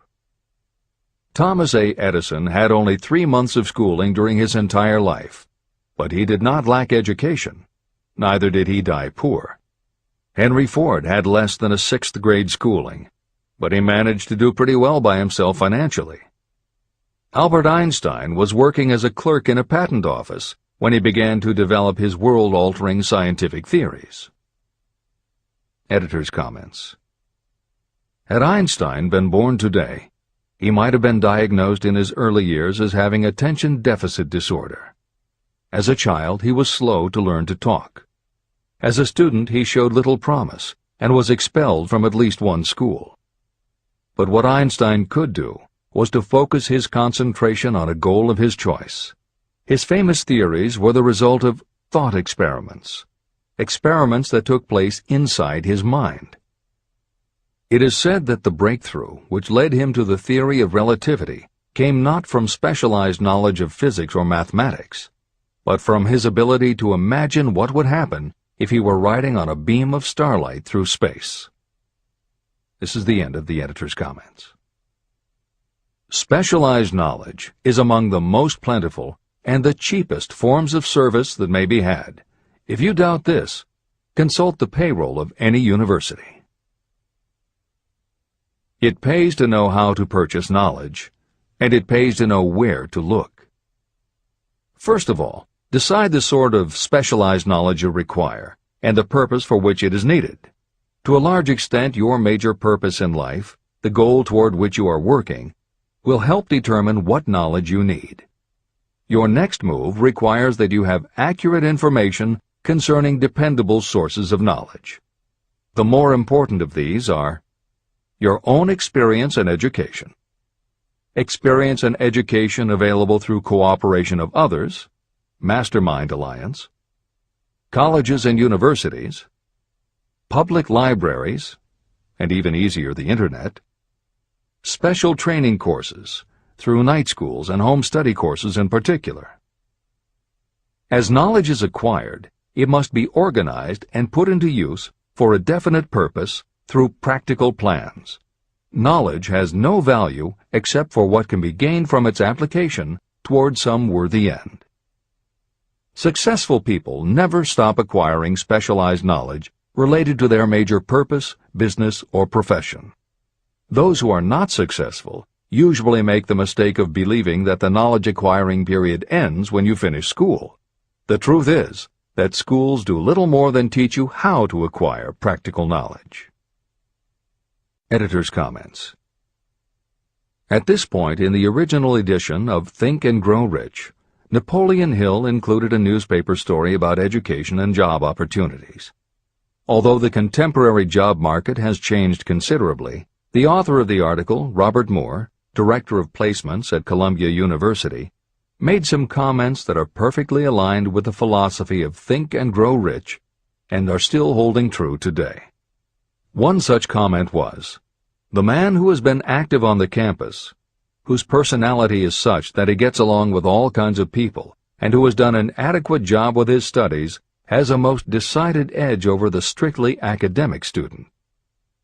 One of the largest industrial companies, the leader in its field, in writing to Mr. Moore concerning prospective seniors at the college said, "We emphasize qualities of character, intelligence, and personality far more than specific educational background."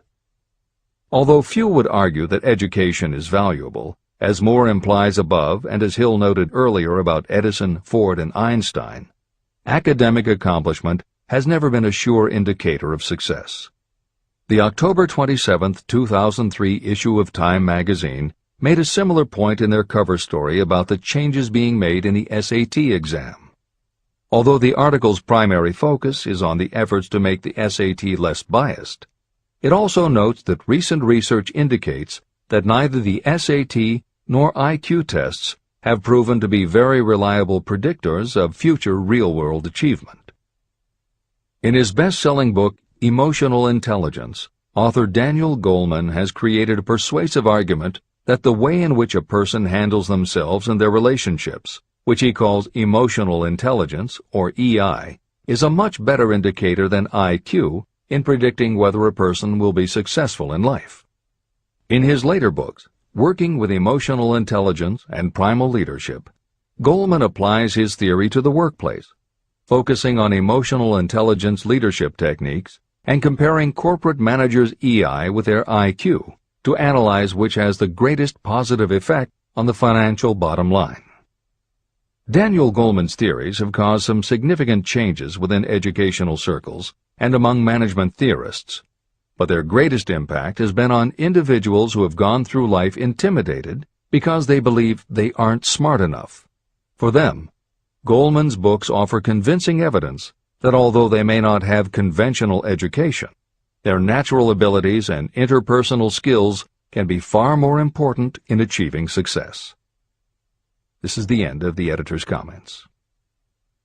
One of the most reliable and practical sources of knowledge available to those who need specialized schooling are night schools, extension courses, and seminars.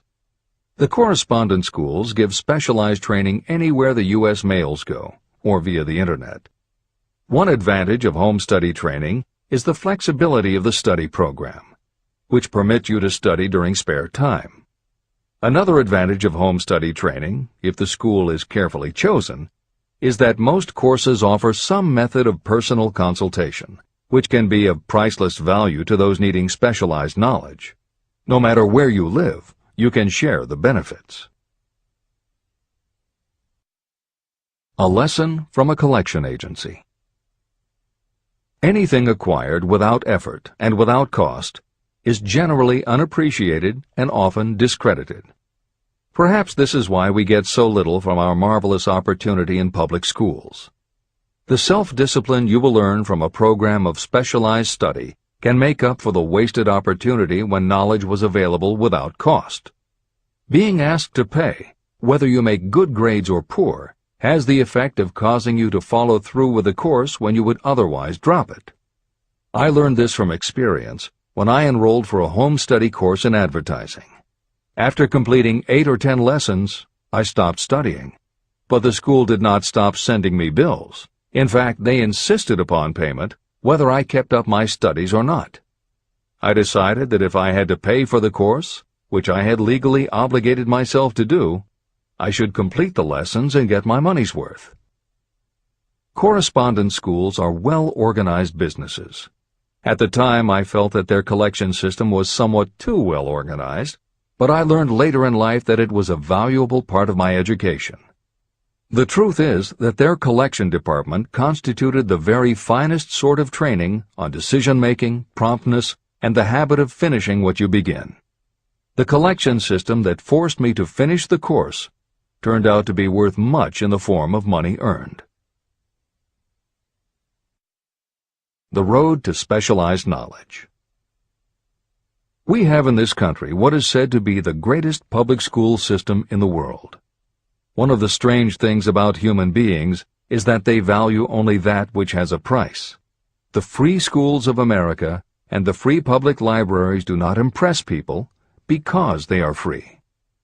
This is the major reason why so many people find it necessary to acquire additional training after they finish school and go to work.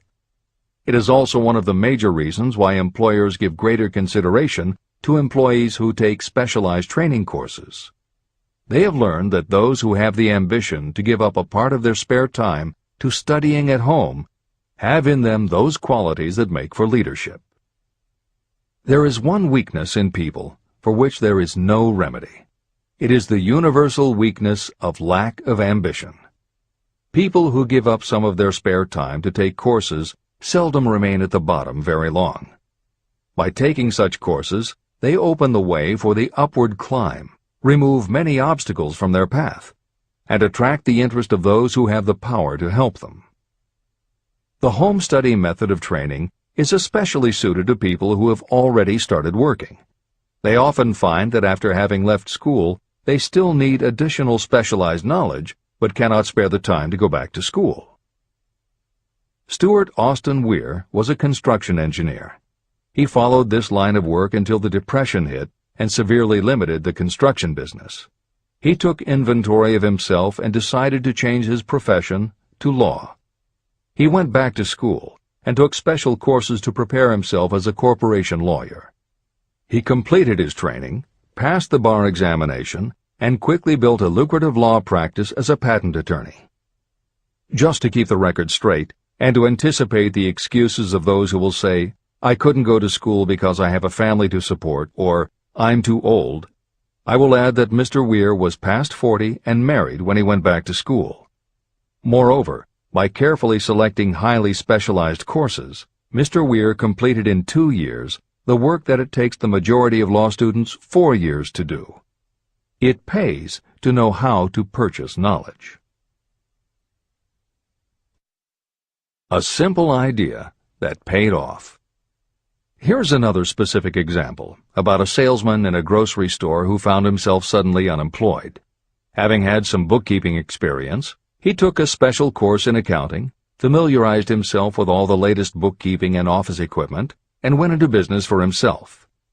Starting with a grocer for whom he had formerly worked, he made contracts with more than 100 small merchants to keep their books at a very nominal monthly fee.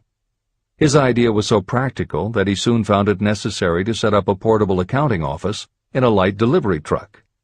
He now has a fleet of these bookkeeping offices on wheels. He employs a large staff of assistants who provide small merchants with accounting services equal to the best that money can buy at very nominal cost.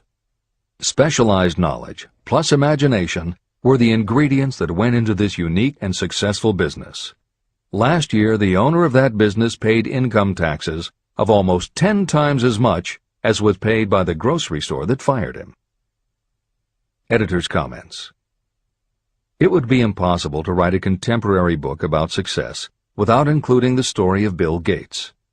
And although the connection between the world's wealthiest man and Hill's story about a man who started a mobile accounting business may not be immediately obvious, the fact is that this is a very apt place to include the story of Microsoft.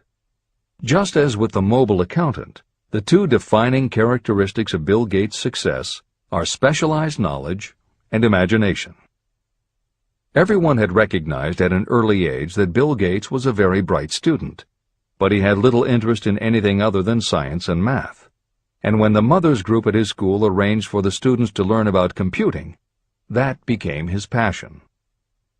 By the time he was 13, he taught himself computer programming. And throughout high school and his years at university, his life revolved around computer clubs and odd jobs working for companies that had something to do with computers.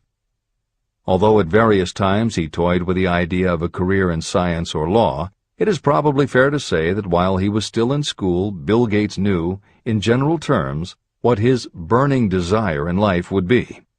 He paid little attention to general knowledge, but devoted himself to assembling the specialized knowledge he would need to achieve his definite major purpose.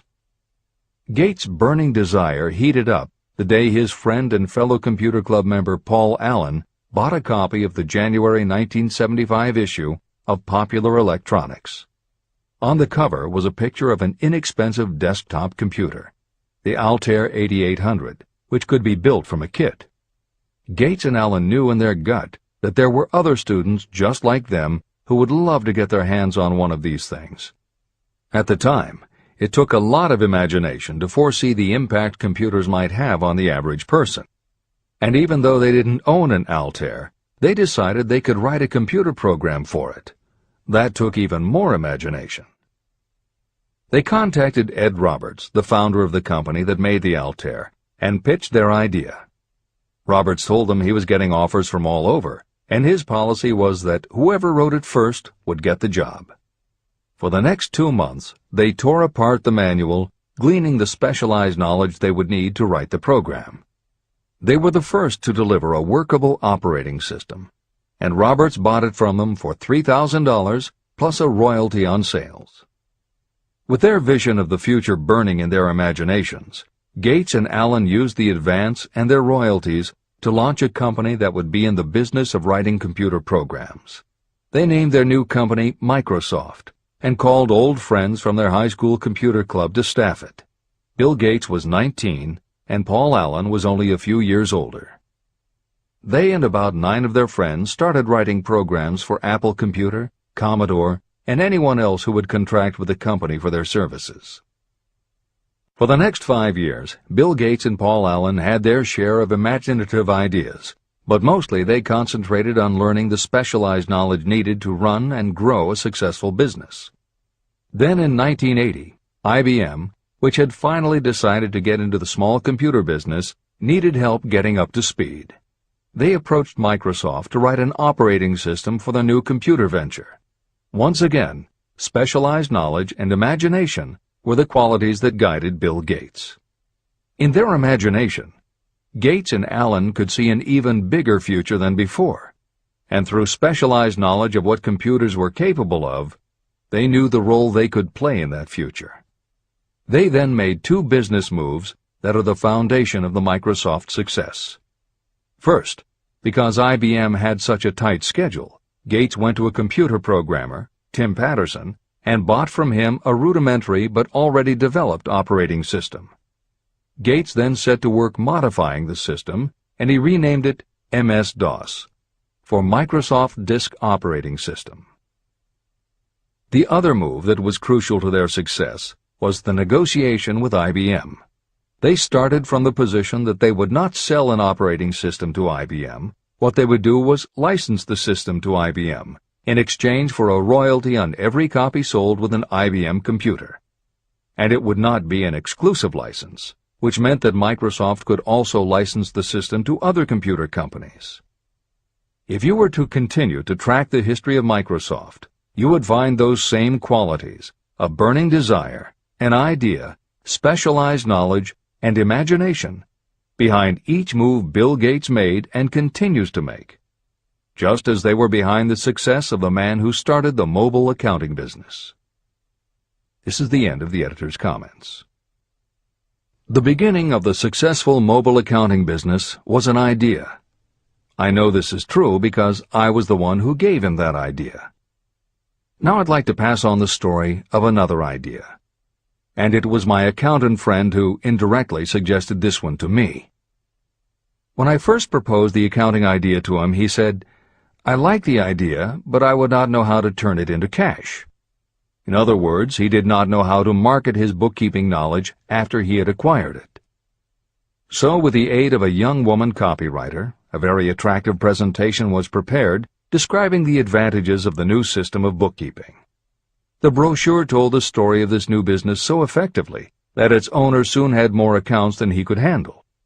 There are thousands of people all over the country who need the services of a merchandising specialist capable of preparing an attractive way to market personal services.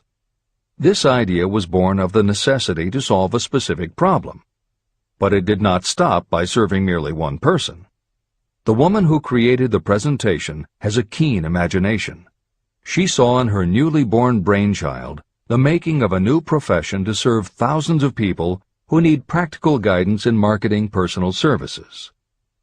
Spurred to action by the success of her first prepared plan to market personal services, this woman turned to solving a similar problem for her son.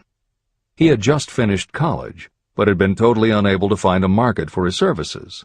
The plan she created for him was the best example of merchandising personal services I have ever seen.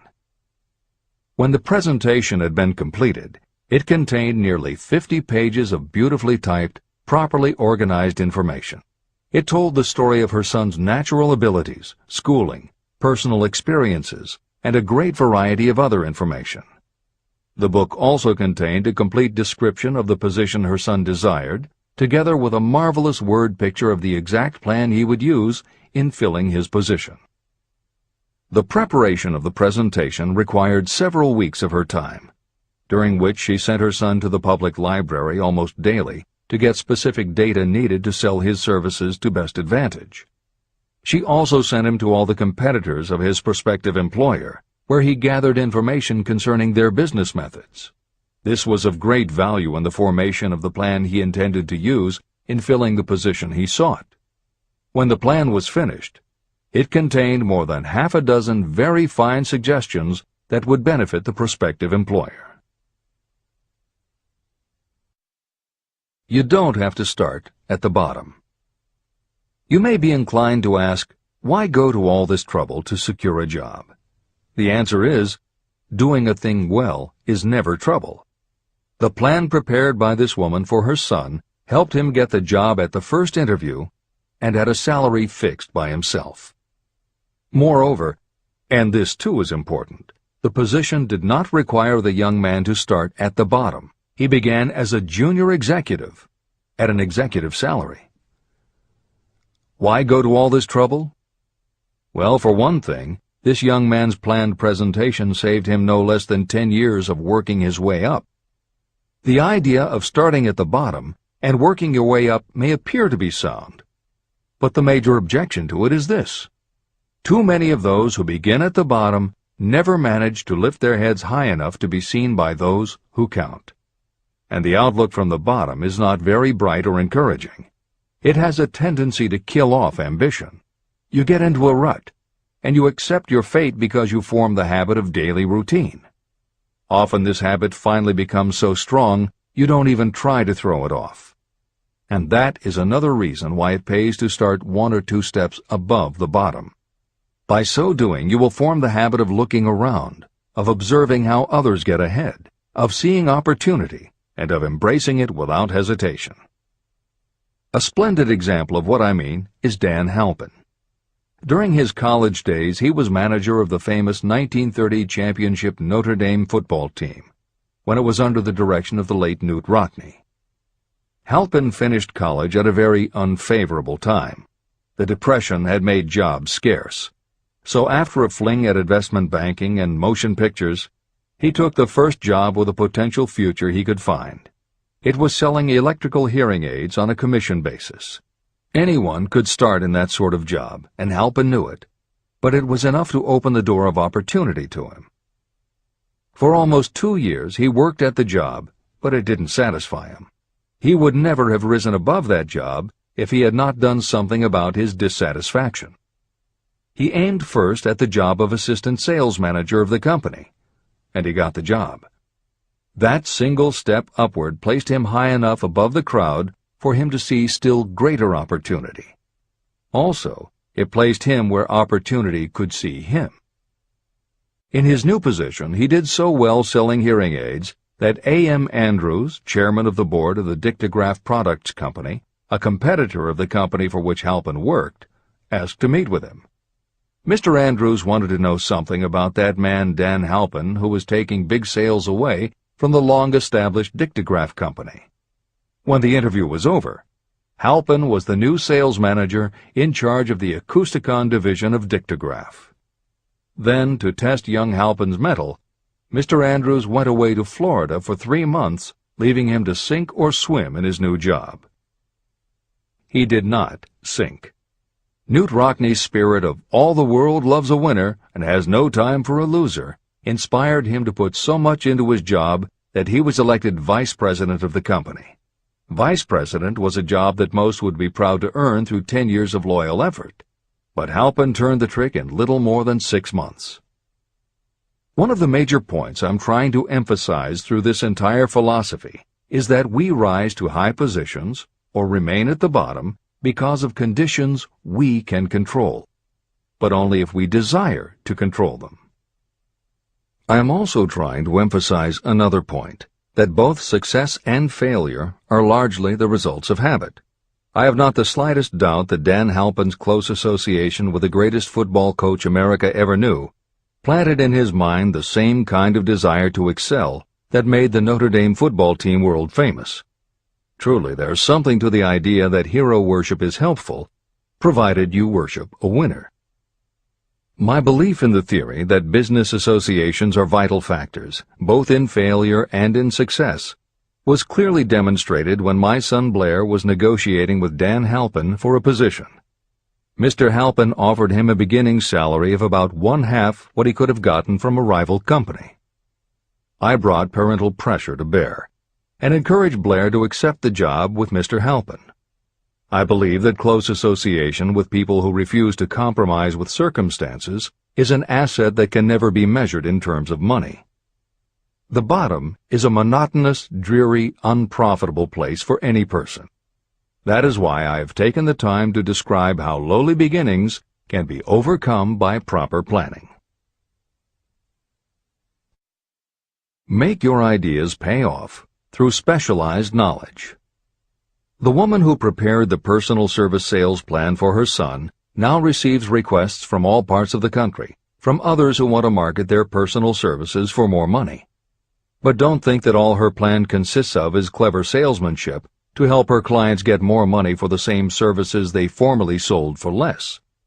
She looks after the interests of the purchaser as well as the seller of personal services. She prepares her plans so that the employers receive full value for the additional money they pay. If you have the imagination and seek a more profitable outlet for your personal services, this suggestion may be the stimulus for which you have been searching. The idea could earn you an income far greater than that of the average doctor, lawyer, or engineer whose education required several years in college. Editor's comments. Mary Kay Ash was literally researching and writing down specialized knowledge when the idea for a new business was born in her imagination. Mary Kay had quit her job as a very successful sales manager in the gift business because she had become discouraged by seeing the men she had trained earning more and being promoted ahead of her. She decided to write an advice book for career women, but as she assembled the knowledge women would need to get ahead, she realized she was writing a business plan for the kind of business she would like to run. She took her life savings of $5,000, went out and found a skincare cream she liked, acquired the rights to it, and began to contact her friends and friends of friends to see if they would like to be beauty consultants for her new company. But what she was offering wasn't just a chance to sell skincare products. It was a very imaginative combination of philosophy and opportunity that gave women the chance to achieve both personal satisfaction and financial success. The company showed a modest profit in its first year, and continued to grow each year until, by the beginning of the 21st century, there were over 1 million independent beauty consultants in 30 countries with wholesale sales of more than $1.5 billion. 3 times Mary Kay Cosmetics was named as one of the 100 best companies to work for in America, and Lifetime Television Network named Mary Kay the businesswoman of the century. She became one of the most in-demand motivational speakers and the best-selling author of 3 books. Neil Balter also started his company based on specialized knowledge and imagination. He got his specialized knowledge from his job as a carpenter's apprentice. His imagination came into play the day he was hired by a customer who wanted to clear up a messy closet by having shelves installed. Now that kind of job must have been offered to thousands of carpenters, but not one of them had the imagination to see in it what Neil Balter saw. When he finished the work, Balter didn't just see nicely fitted shelves. He saw that he had created a solution for a problem that was common to every household in America. He took the money he earned from the job and started his own business, California Closet Company, which specialized in shelves and fittings designed to attractively organize closet space for maximum efficiency.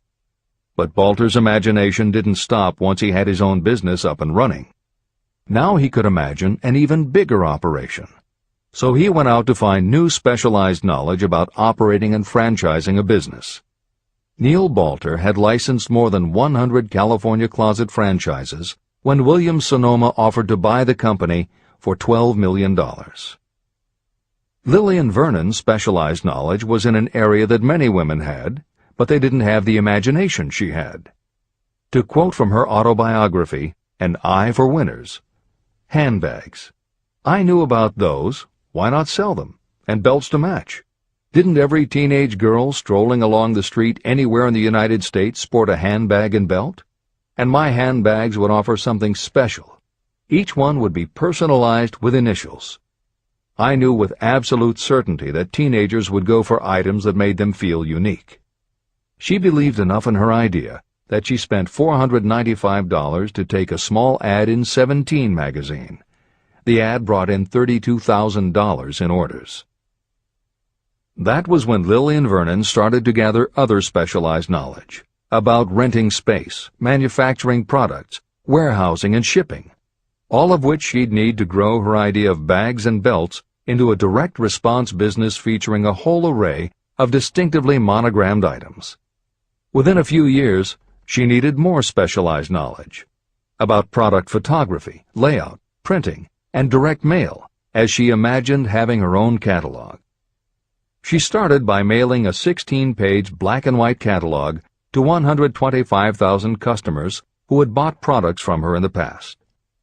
At the beginning of the 21st century, Lillian Vernon was still picking the merchandise and overseeing the design of her catalogs, many of which now run well over 100 full-color pages, are mailed to millions of people many times each year, and generate approximately $250 million in annual sales.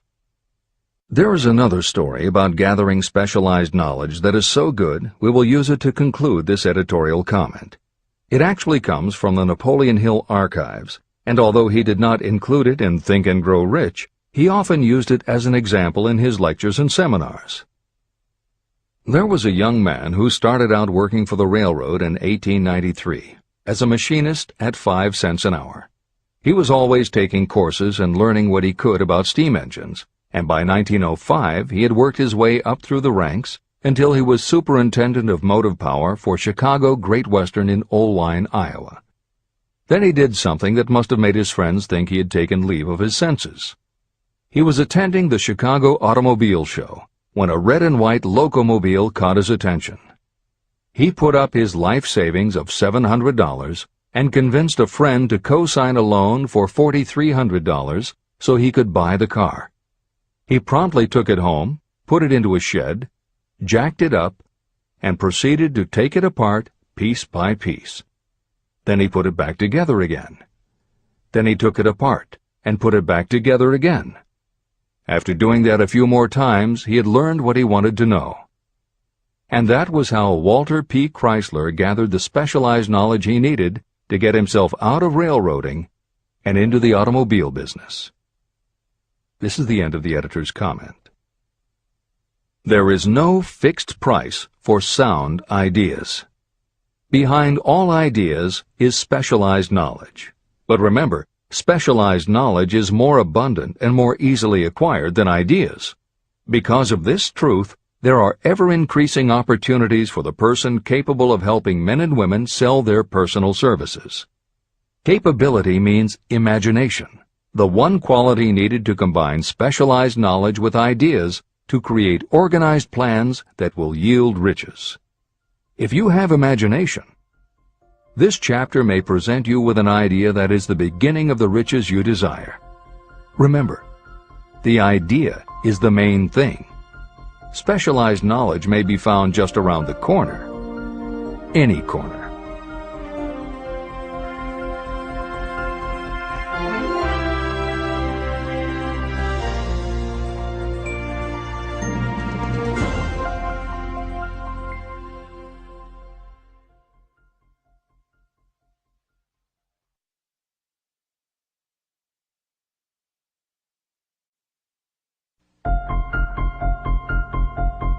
Happiness is found in doing, not merely in possessing. Chapter 7. Imagination, the workshop of the mind. The fifth step toward riches. The imagination is literally the workshop where all plans are created. It is where the impulse, the desire, is given shape, form, and action through the aid of the imaginative faculty of the mind. It has been said that we can create anything that we can imagine. Through the aid of imagination, we have discovered and harnessed more of nature's forces during the past 50 years than during the entire history of the human race previous to that time. And even with all we have accomplished, we have come nowhere near the limit of what we are capable. Our only limitation, within reason, lies in the development and use of our imagination. The human imagination offers so much possibility. It is as though we have merely discovered that we have an imagination and have just started to use it in a very elementary way. Two forms of imagination.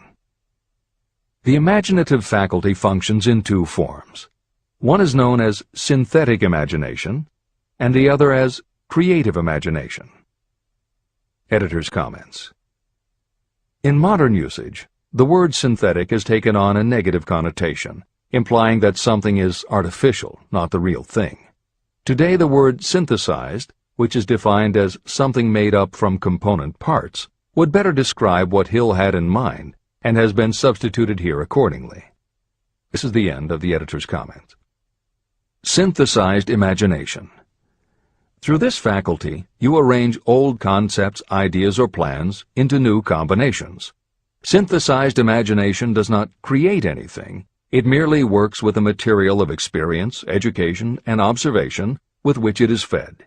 It is the faculty used by most inventors, with the exception of those geniuses who draw upon the creative imagination when they cannot solve problems through synthesized imagination. Creative imagination. Through the faculty of creative imagination, the finite human mind has direct communication with infinite intelligence, the faculty through which hunches and inspirations are received. It is by this faculty that all basic or new ideas are handed over to mankind. It is through this faculty that we pick up vibes from other people, and in that way one individual may tune in or communicate with the subconscious minds of others. This concept is explained in greater detail later.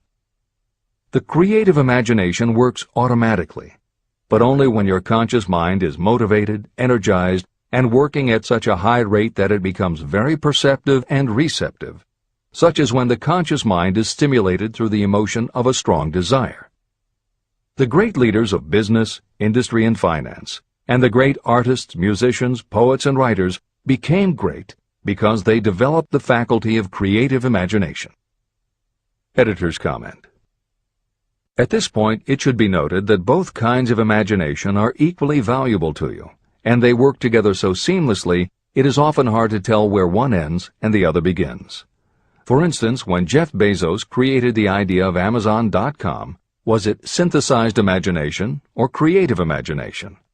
At the time, Many people were getting onto the idea of the Internet as a sales medium.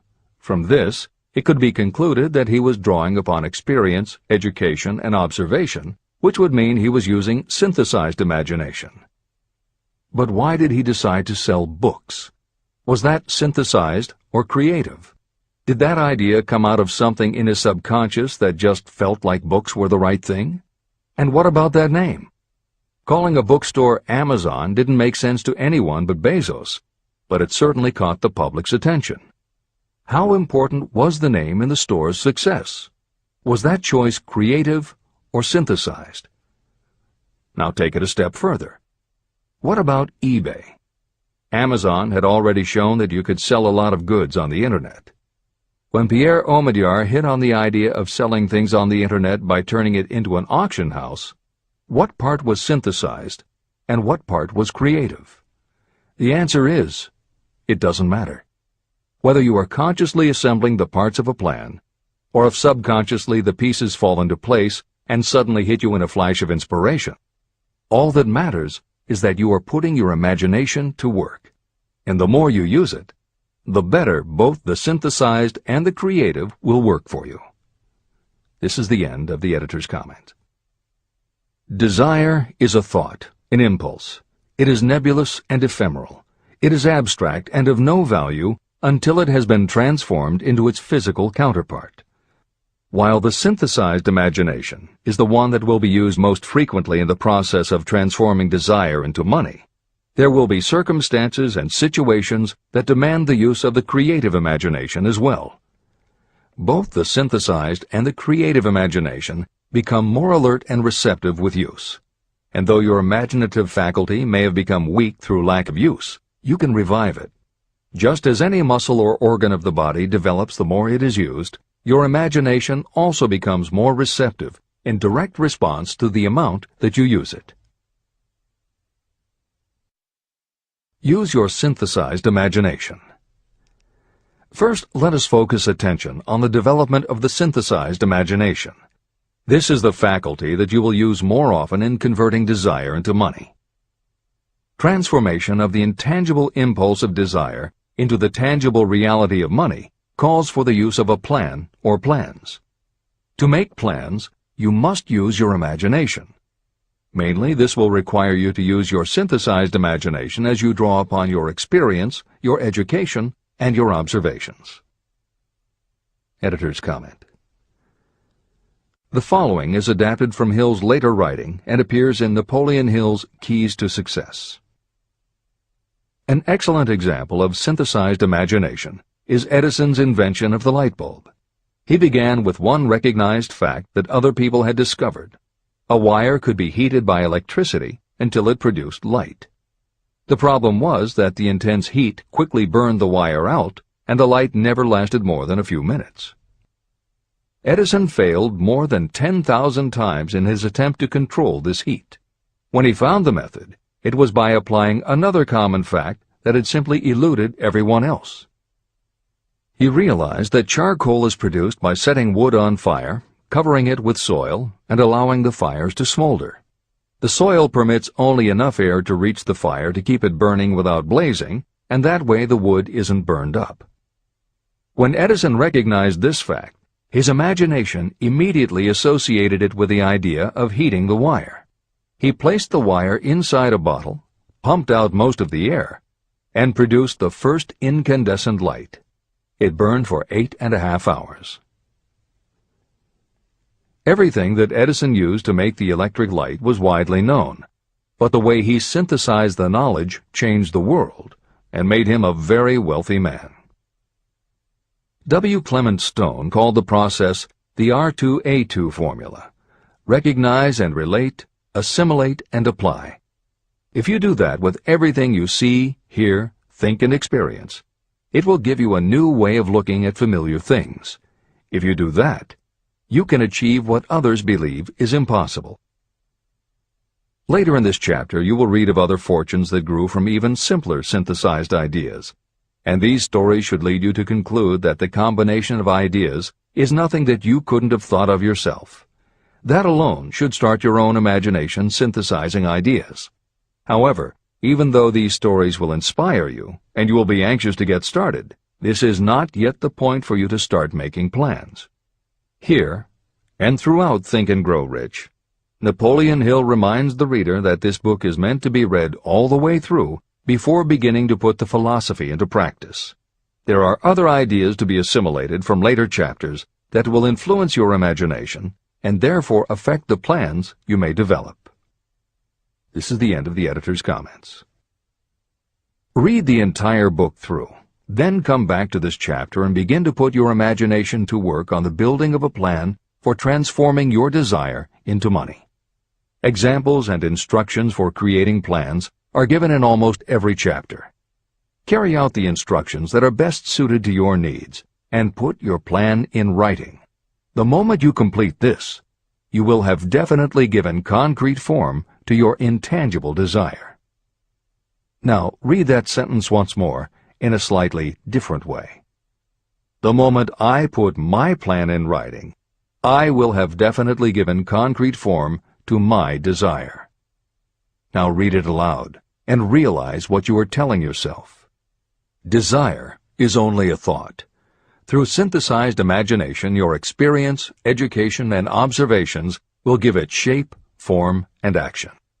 From the moment you follow those instructions and write out your desire and your plan, you will have actually taken the first of a series of steps that will enable you to convert the thought into its physical counterpart. Editor's comments. Synthesized imagination plays a role in every phase of a business plan. In fact, some of the most successful companies actually get started from synthesized imagination. When an entrepreneur, drawing upon his or her education, experience, and observations, takes an idea from one source and gives it a new application. That is exactly what happened with Ruth Handler. She and her husband, along with another partner, had started a small manufacturing company which had evolved into toy manufacturing. The success of their business depended on coming up with new toy ideas. Watching her young daughter at play, Ruth Handler noticed that she was fascinated with cutout books that featured teenage girl or career women paper dolls that she could cut out clothes for. She also knew that little girls loved to play dress-up in grown-up clothes. These ideas, drawn from Ruth Handler's education, experience, and observations, synthesized themselves in her imagination and came together as a new idea. Ruth Handler announced that they should make a lifelike teenage girl doll. Not a paper doll, but a real three-dimensional grown-up doll with a woman's figure, and they could also make grown-up clothes to fit it, so that girls could play dress-up with the doll. In honor of the source of inspiration, Ruth Handler named the new doll after her daughter, Barbie. As obvious as it seems now, until Ruth Handler, no one had the imagination to make and market a doll that looked like a woman, and certainly no one had ever made endless collections of tiny women's fashions for a doll to wear. Previously, we mentioned Jeff Bezos creating Amazon by combining the idea of a bookstore with the Internet, and Pierre Omidyar doing the same thing with auctions when he launched eBay. Mary Kay Ash took the idea of women running their own businesses and added the idea of door-to-door sales. Anita Roddick took the trend of all-natural ingredients, combined it with cosmetics, and created the body shop empire. Bernard Marcus and Arthur Blank took the concept of the supermarket, combined it with hardware, and created Home Depot. Thomas Stemberg and Leo Kahn did the same thing with office supplies and launched Staples. Once the connections are made, it may seem obvious, but making these supposedly obvious connections has brought success to many people. Napoleon Hill says imagination is like a muscle that can be strengthened through use. Just as there are specific exercises that will build and improve physical muscles, specific exercises have been developed to improve and build imagination. And it is commonly accepted that creativity developed in one area will affect your creativity in others. Dr. Edward de Bono, one of the most highly regarded experts in the field, has written more than 25 books, including the bestsellers Lateral Thinking and 6 Thinking Hats, that are literally designed to make you think. Dr. Betty Edwards' bestseller, Drawing on the Right Side of the Brain, uses drawing techniques to awaken creativity. Dr. Gabrielle Rico's bestseller, Writing the Natural Way, uses a technique called clustering as a way to break writer's block. And Tony Buzan uses a similar method for opening your mind that he terms mind mapping. In their bestseller, Super Learning, Sheila Ostrander and Lynn Schroeder show ways to use classical music. And Roger Von Eck suggests puzzles and riddles as stimuli in A Whack on the Side of the Head. This is the end of the editor's comments. Tapping into creative imagination. The earth on which you live, you yourself, and every other material thing are the result of evolutionary change, through which bits of matter have been organized and arranged in an orderly fashion. As far as science has been able to determine, the entire universe consists of but two things, matter and energy. Moreover, and this statement is of stupendous importance, this earth, every one of the billions of individual cells of your body, and every subatomic particle of matter began as an intangible form of energy. Through the combination of energy and matter has been created everything perceptible, from the largest star in the heavens down to and including man himself. Desire is a thought impulse. Thought impulses are forms of energy. When you begin the process of acquiring money by using the thought impulse of desire, you are drafting into your service the same stuff that nature used in creating this earth, as well as every material form in the universe, including your body and your brain, in which the thought impulses function. Editor's comments. Although recent developments in physics, gauge theory, string theory, membrane theory, and others, have advanced our understanding of matter and energy, Hill's preceding description remains in accord with modern science. The newer theories are variations on and refinements of the basic concept that everything in the universe is either space, time, matter, or energy. And as Einstein stated, energy and matter are in fact different forms of the same thing. As Hill says, everything from the stars to the solar system to the earth, to you, your brain, and that little spark called a thought, are all the same stuff. As when a tablecloth is spread out, there are folds and bumps in the fabric that are all different from each other, but they are all still tablecloth. Like the folds and bumps in the tablecloth, energy and matter are the same thing in different forms. Therefore you, matter, your thoughts, energy, and everybody else, matter, and their thoughts, energy, and all other things, matter, are not just interconnected, but are in essence all the same thing.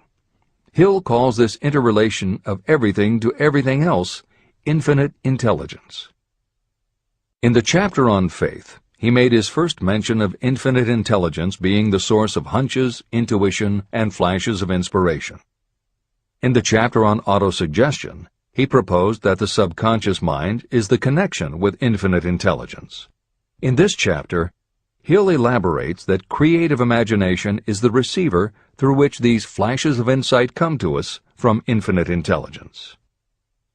Under some circumstances, when your mind is operating at a high rate, your creative intelligence receives not just an idea, but also a flash of intuition. You get a hunch or a premonition about something or somebody. That flash could not come from your conscious or your subconscious because neither ever had the information. Because everything is a part of everything else, your creative imagination, energy, pulled the thought, energy, directly from the common pool of infinite intelligence, energy, that contains not just your subconscious, energy, but all other subconscious minds, energy, as well. Infinite intelligence is a complex concept, and for those readers who find themselves questioning the process, be assured that Hill expands on the theory in later chapters. The editors advise the reader to set aside any questions for the moment and focus on the logical and practical application Hill had in mind. This is the end of the editor's comments. You are engaged in trying to turn your desire into its physical or monetary counterpart, and there are laws of physics and principles of psychology that can help you. But first, you must give yourself time to become familiar with these laws and learn to use them. Through repetition, and by describing these principles from every conceivable angle, I hope to reveal to you the secret through which every great fortune has been accumulated. Strange and paradoxical as it may seem, the secret is not a secret.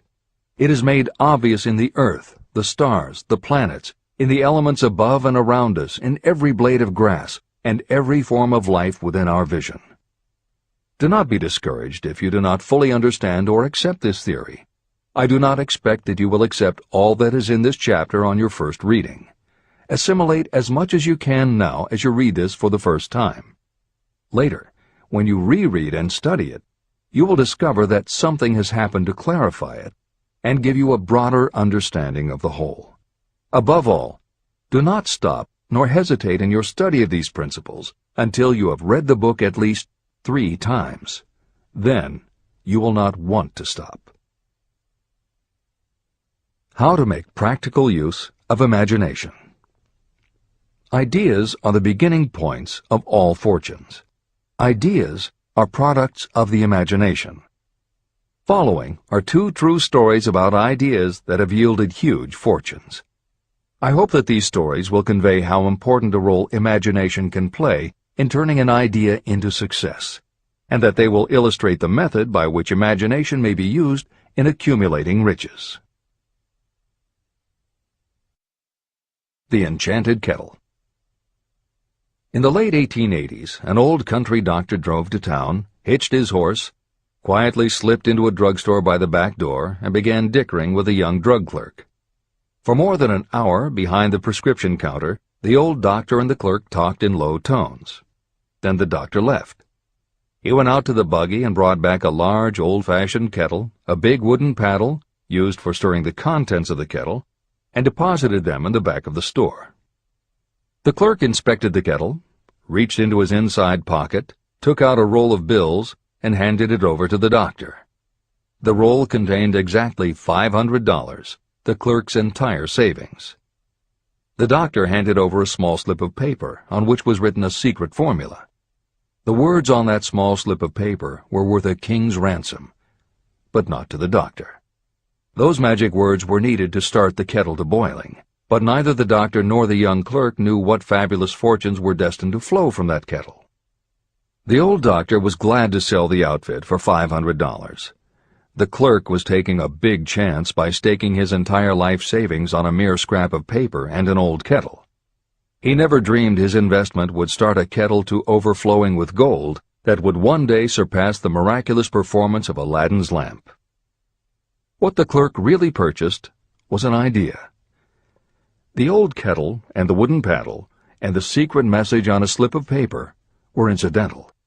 The miracle of that kettle only began to take place after the new owner mixed with the secret instructions an ingredient of which the doctor knew nothing.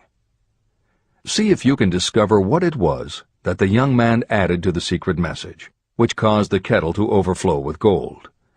Here you have a story of facts stranger than fiction, facts that began in the form of an idea. Just look at the vast fortunes of gold this idea has produced. It has paid, and still pays, huge fortunes to men and women all over the world who distribute the contents of the kettle to millions of people. The old kettle is now one of the world's largest consumers of sugar, thus providing jobs to thousands of men and women engaged in growing sugarcane and in refining and marketing sugar. The old kettle consumes annually millions of bottles and cans, providing jobs to huge numbers of workers. The old kettle gives employment to an army of clerks, stenographers, copywriters, and advertising experts throughout the nation. It has brought fame and fortune to scores of artists who have created magnificent pictures describing the product.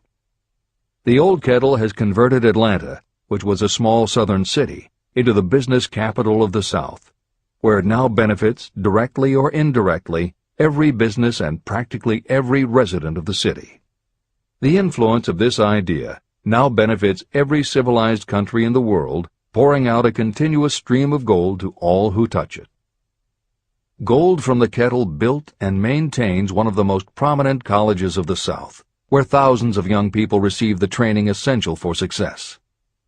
If the product of that old brass kettle could talk, it would tell thrilling tales in every language, tales of love, of business, of professional men and women who are daily being stimulated by it.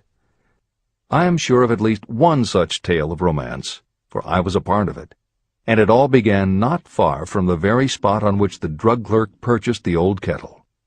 It was there that I met my wife, and it was she who first told me of the enchanted kettle. It was the product of that kettle we were drinking when I asked her to accept me for better or worse. Whoever you are, wherever you may live, whatever your occupation, just remember every time you see the words Coca-Cola that its vast empire of wealth and influence grew out of a single idea. And that idea, the mysterious ingredient the drug clerk, Asa Candler, mixed with a secret formula, was imagination. Stop and think of that for a moment.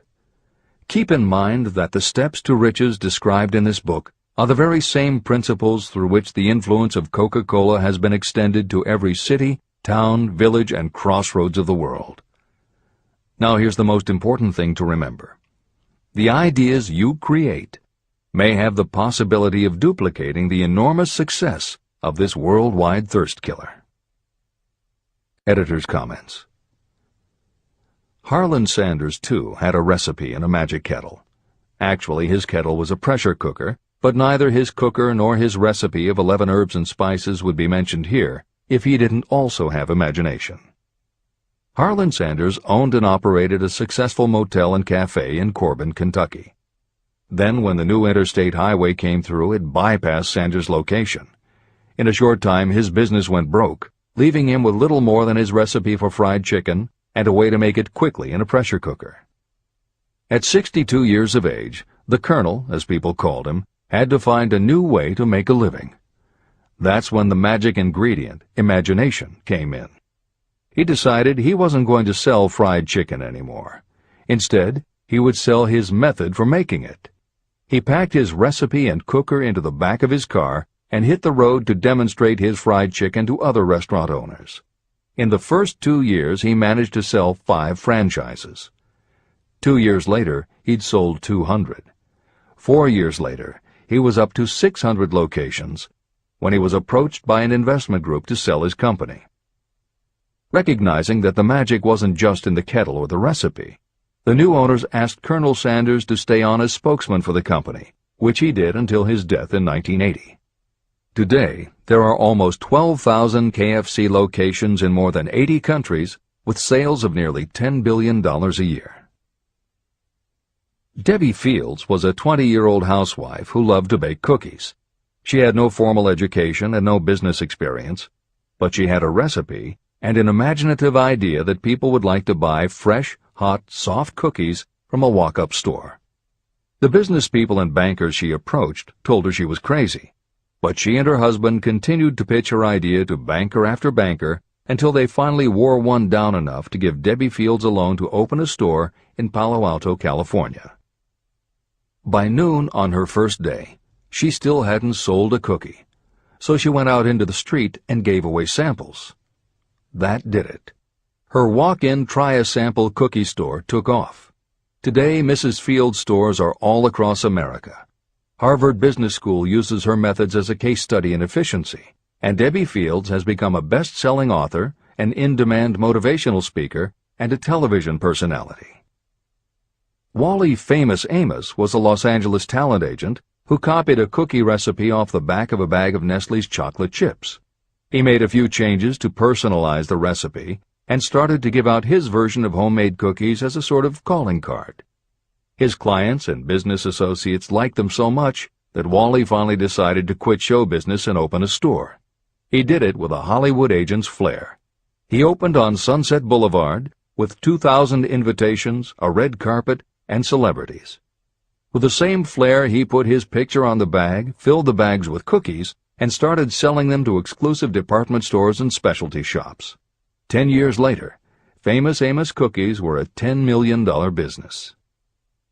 Ray Kroc was over 50 and selling milkshake mixers when he heard about a hamburger stand in California, owned by Dick and Mac McDonald, that was doing great business. He packed his car and headed to San Bernardino to check it out. What he saw was a sit-down restaurant that had a limited menu featuring a good hamburger recipe, and they were serving them faster than any place he'd ever seen. Figuring that if there were more places like this, he could sell them a lot of milkshake mixers, Kroc pitched the McDonald brothers on the idea of opening some more McDonald's. They were interested, but they didn't know who they could get to open the new restaurants. This time, it was a recipe and a magic griddle, but it still needed the extra ingredient, imagination. On the spot, Ray Kroc offered to go into business with them and open the restaurants himself. According to the signs on the golden arches, Ray Kroc's imagination paid off in billions of hamburgers sold. In 1982, Howard Schultz went to work as the director of marketing for a small coffee importer wholesaler called Starbucks, which had only one location in Seattle's Pike Place market. While he was on a trip to Italy, Schultz got the idea that the coffee bar culture he saw in Milan could be transposed to the downtown Seattle scene. He convinced the company to try it. His coffeehouse idea was such a success that Schultz went out and raised the money to buy the company. 5 years after he joined Starbucks, he was CEO of a company that had 17 locations. 15 years later, Schultz's coffeehouse culture was on every corner of America, and there were more than 7,000 Starbucks worldwide. As a final example of imagination, we offer Paul Newman's salad dressing. Now, it would seem that it doesn't take much imagination for a big celebrity to put his name on a product, and that's what Newman thought too.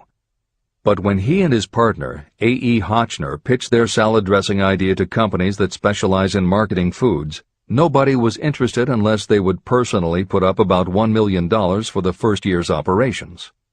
According to Newman and Hotchner's book, Shameless Exploitation, they found out that almost all celebrity products in the food business have been disastrous failures, and now nobody would touch them. So when it came to marketing salad dressing, even Paul Newman's big name wasn't the magic they needed. And unless they were willing to put up a ridiculous amount, money wasn't the magic either. The magic would have to be in the imaginative way that they would convince the right people to help them, and in having the perseverance to stick with it until they succeeded. And just like most everyone with an idea, they were told they were crazy to try it. They were turned down by bottling companies that wouldn't do small runs, and they were rejected by distributors who wouldn't take a chance on another celebrity product. In the end, it was one supermarket owner, Stu Leonard, who helped hook them up with the right suppliers.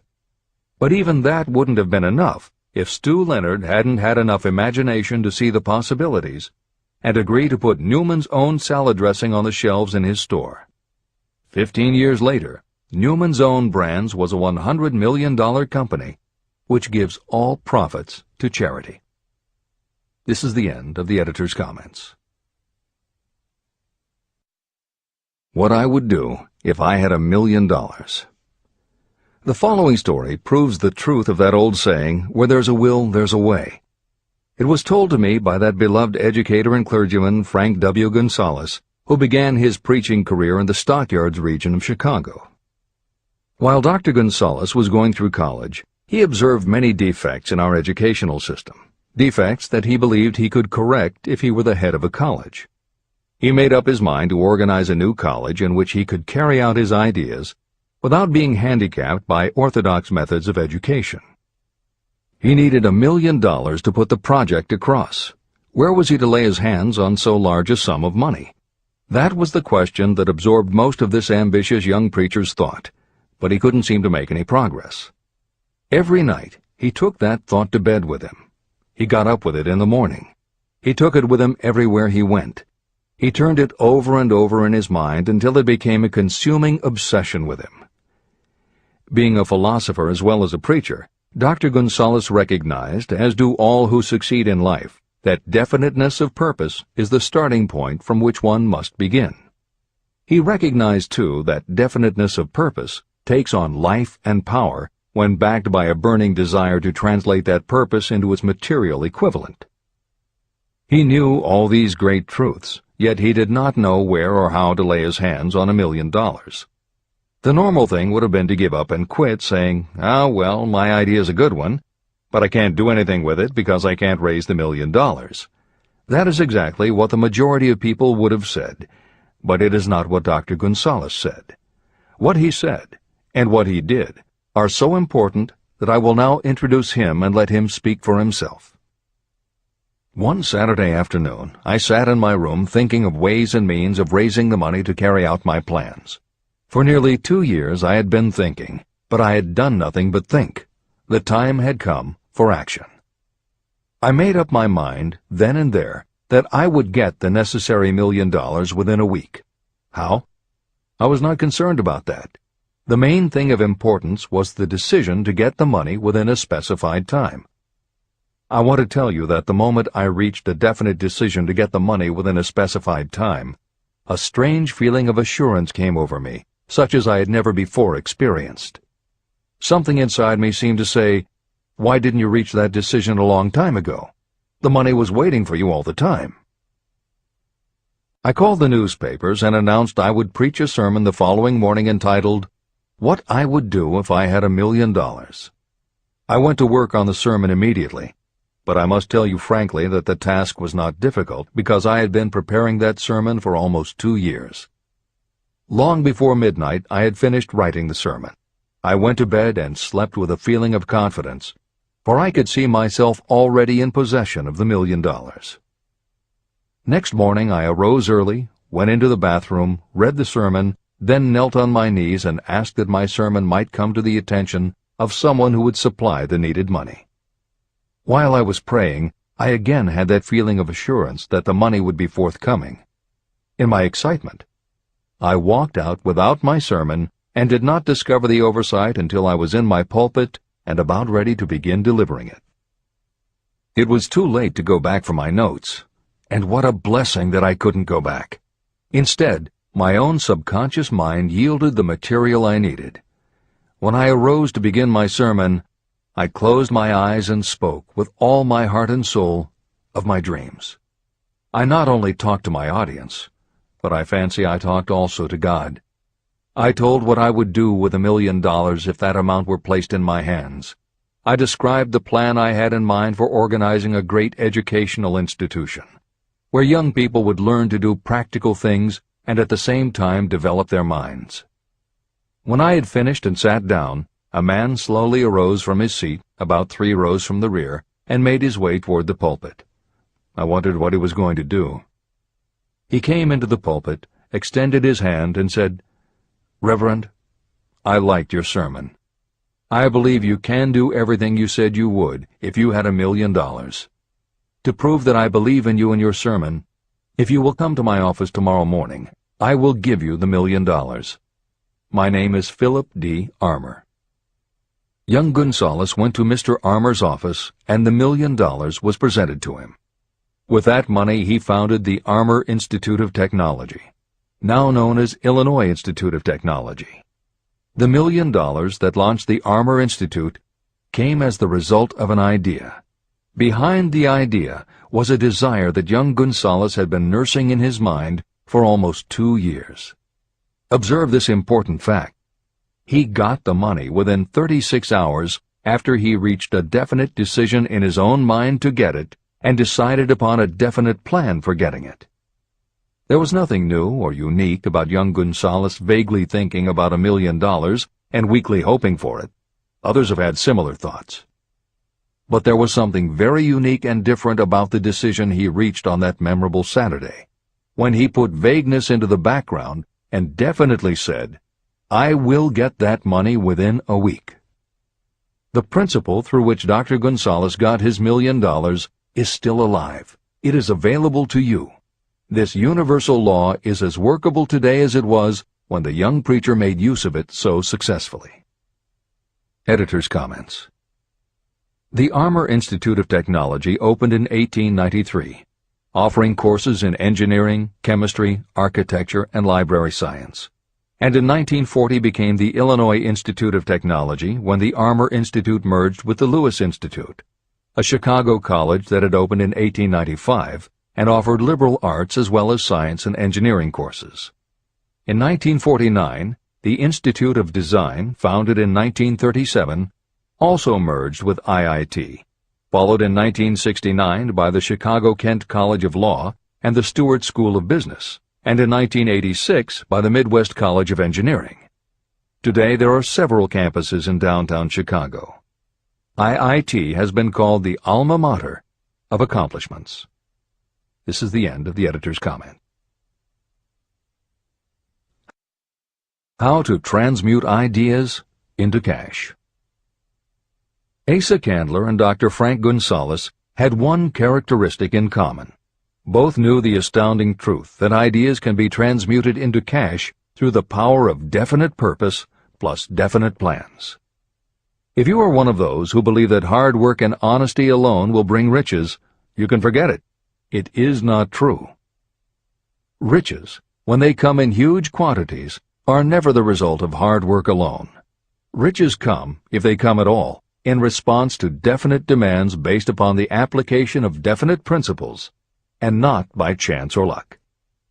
Generally speaking, an idea is a thought that prompts you to action because it appeals to your imagination. All master salespeople know that ideas can be sold where merchandise cannot. Ordinary salespeople do not know this. That is why they are ordinary.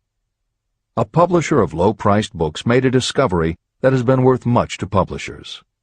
He learned that many people buy titles and not the contents of books. By merely changing the name of one book that was not moving, his sales of that book jumped upward more than 1 million copies. The inside of the book was not changed in any way.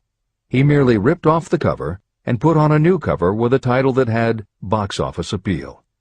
That, as simple as it may seem, was an idea. It was imagination. Editor's comment. For those readers who think that replacing the cover of a book is just too simple, or that they couldn't do it anyway because they are not book publishers, the editors would point out that if you had had that simple idea before the publisher did, he probably would have been glad to sell you those failed books at pennies on the dollar. Then you could have been the one to change the cover, and suddenly you would have been the publisher of a bestseller. However, the idea of replacing the covers wouldn't have meant a thing if you didn't also have ideas about how to market and promote that flashy new cover. And that is Hill's point. Coca-Cola was a recipe, a creative idea. But it would have stayed just a recipe if Asa Candler hadn't also had other creative ideas to market it and the faith in himself to carry through on those ideas. Spence Silver was a chemist working for 3M when, by accident, he created a glue that wasn't very sticky. Needless to say, 3M was not much interested in glue that didn't stick, and Silver's invention was shelved as a failure. But Silver liked his glue, so for 5 years he kept demonstrating it to anyone who would listen. Nobody did, until Arthur Fry, who worked in the tape division at 3M, found that when he was at choir practice, he kept losing his place in the hymnal because the pieces of paper he used to mark his place slipped down or fell out of the book. A little of Silver's not very sticky glue on the slips of paper, and they stayed where he wanted them, then peeled off easily when he was done. That was the eureka moment. They had just invented the world's best bookmark, Post-its. But that's not the end of the story, or the end of the imaginative ideas that were needed to make Post-its happen. Fry would also need perseverance. First, he had to convince the engineers to solve production problems, and to do it, he knocked a hole in his basement wall so he could install a prototype of the production equipment. He stuck with it, and finally, 2 years later, 3M gave the project to their marketing department. The marketing experts put together ads and brochures selling this sticky notepad idea and rolled it out in a 4-city test. The results were a disaster. Nobody got it, so nobody bought it. Who would pay money for scratch paper? The Post-it project was about to be scrapped when Jeffrey Nicholson and Joseph Ramey added their imaginations.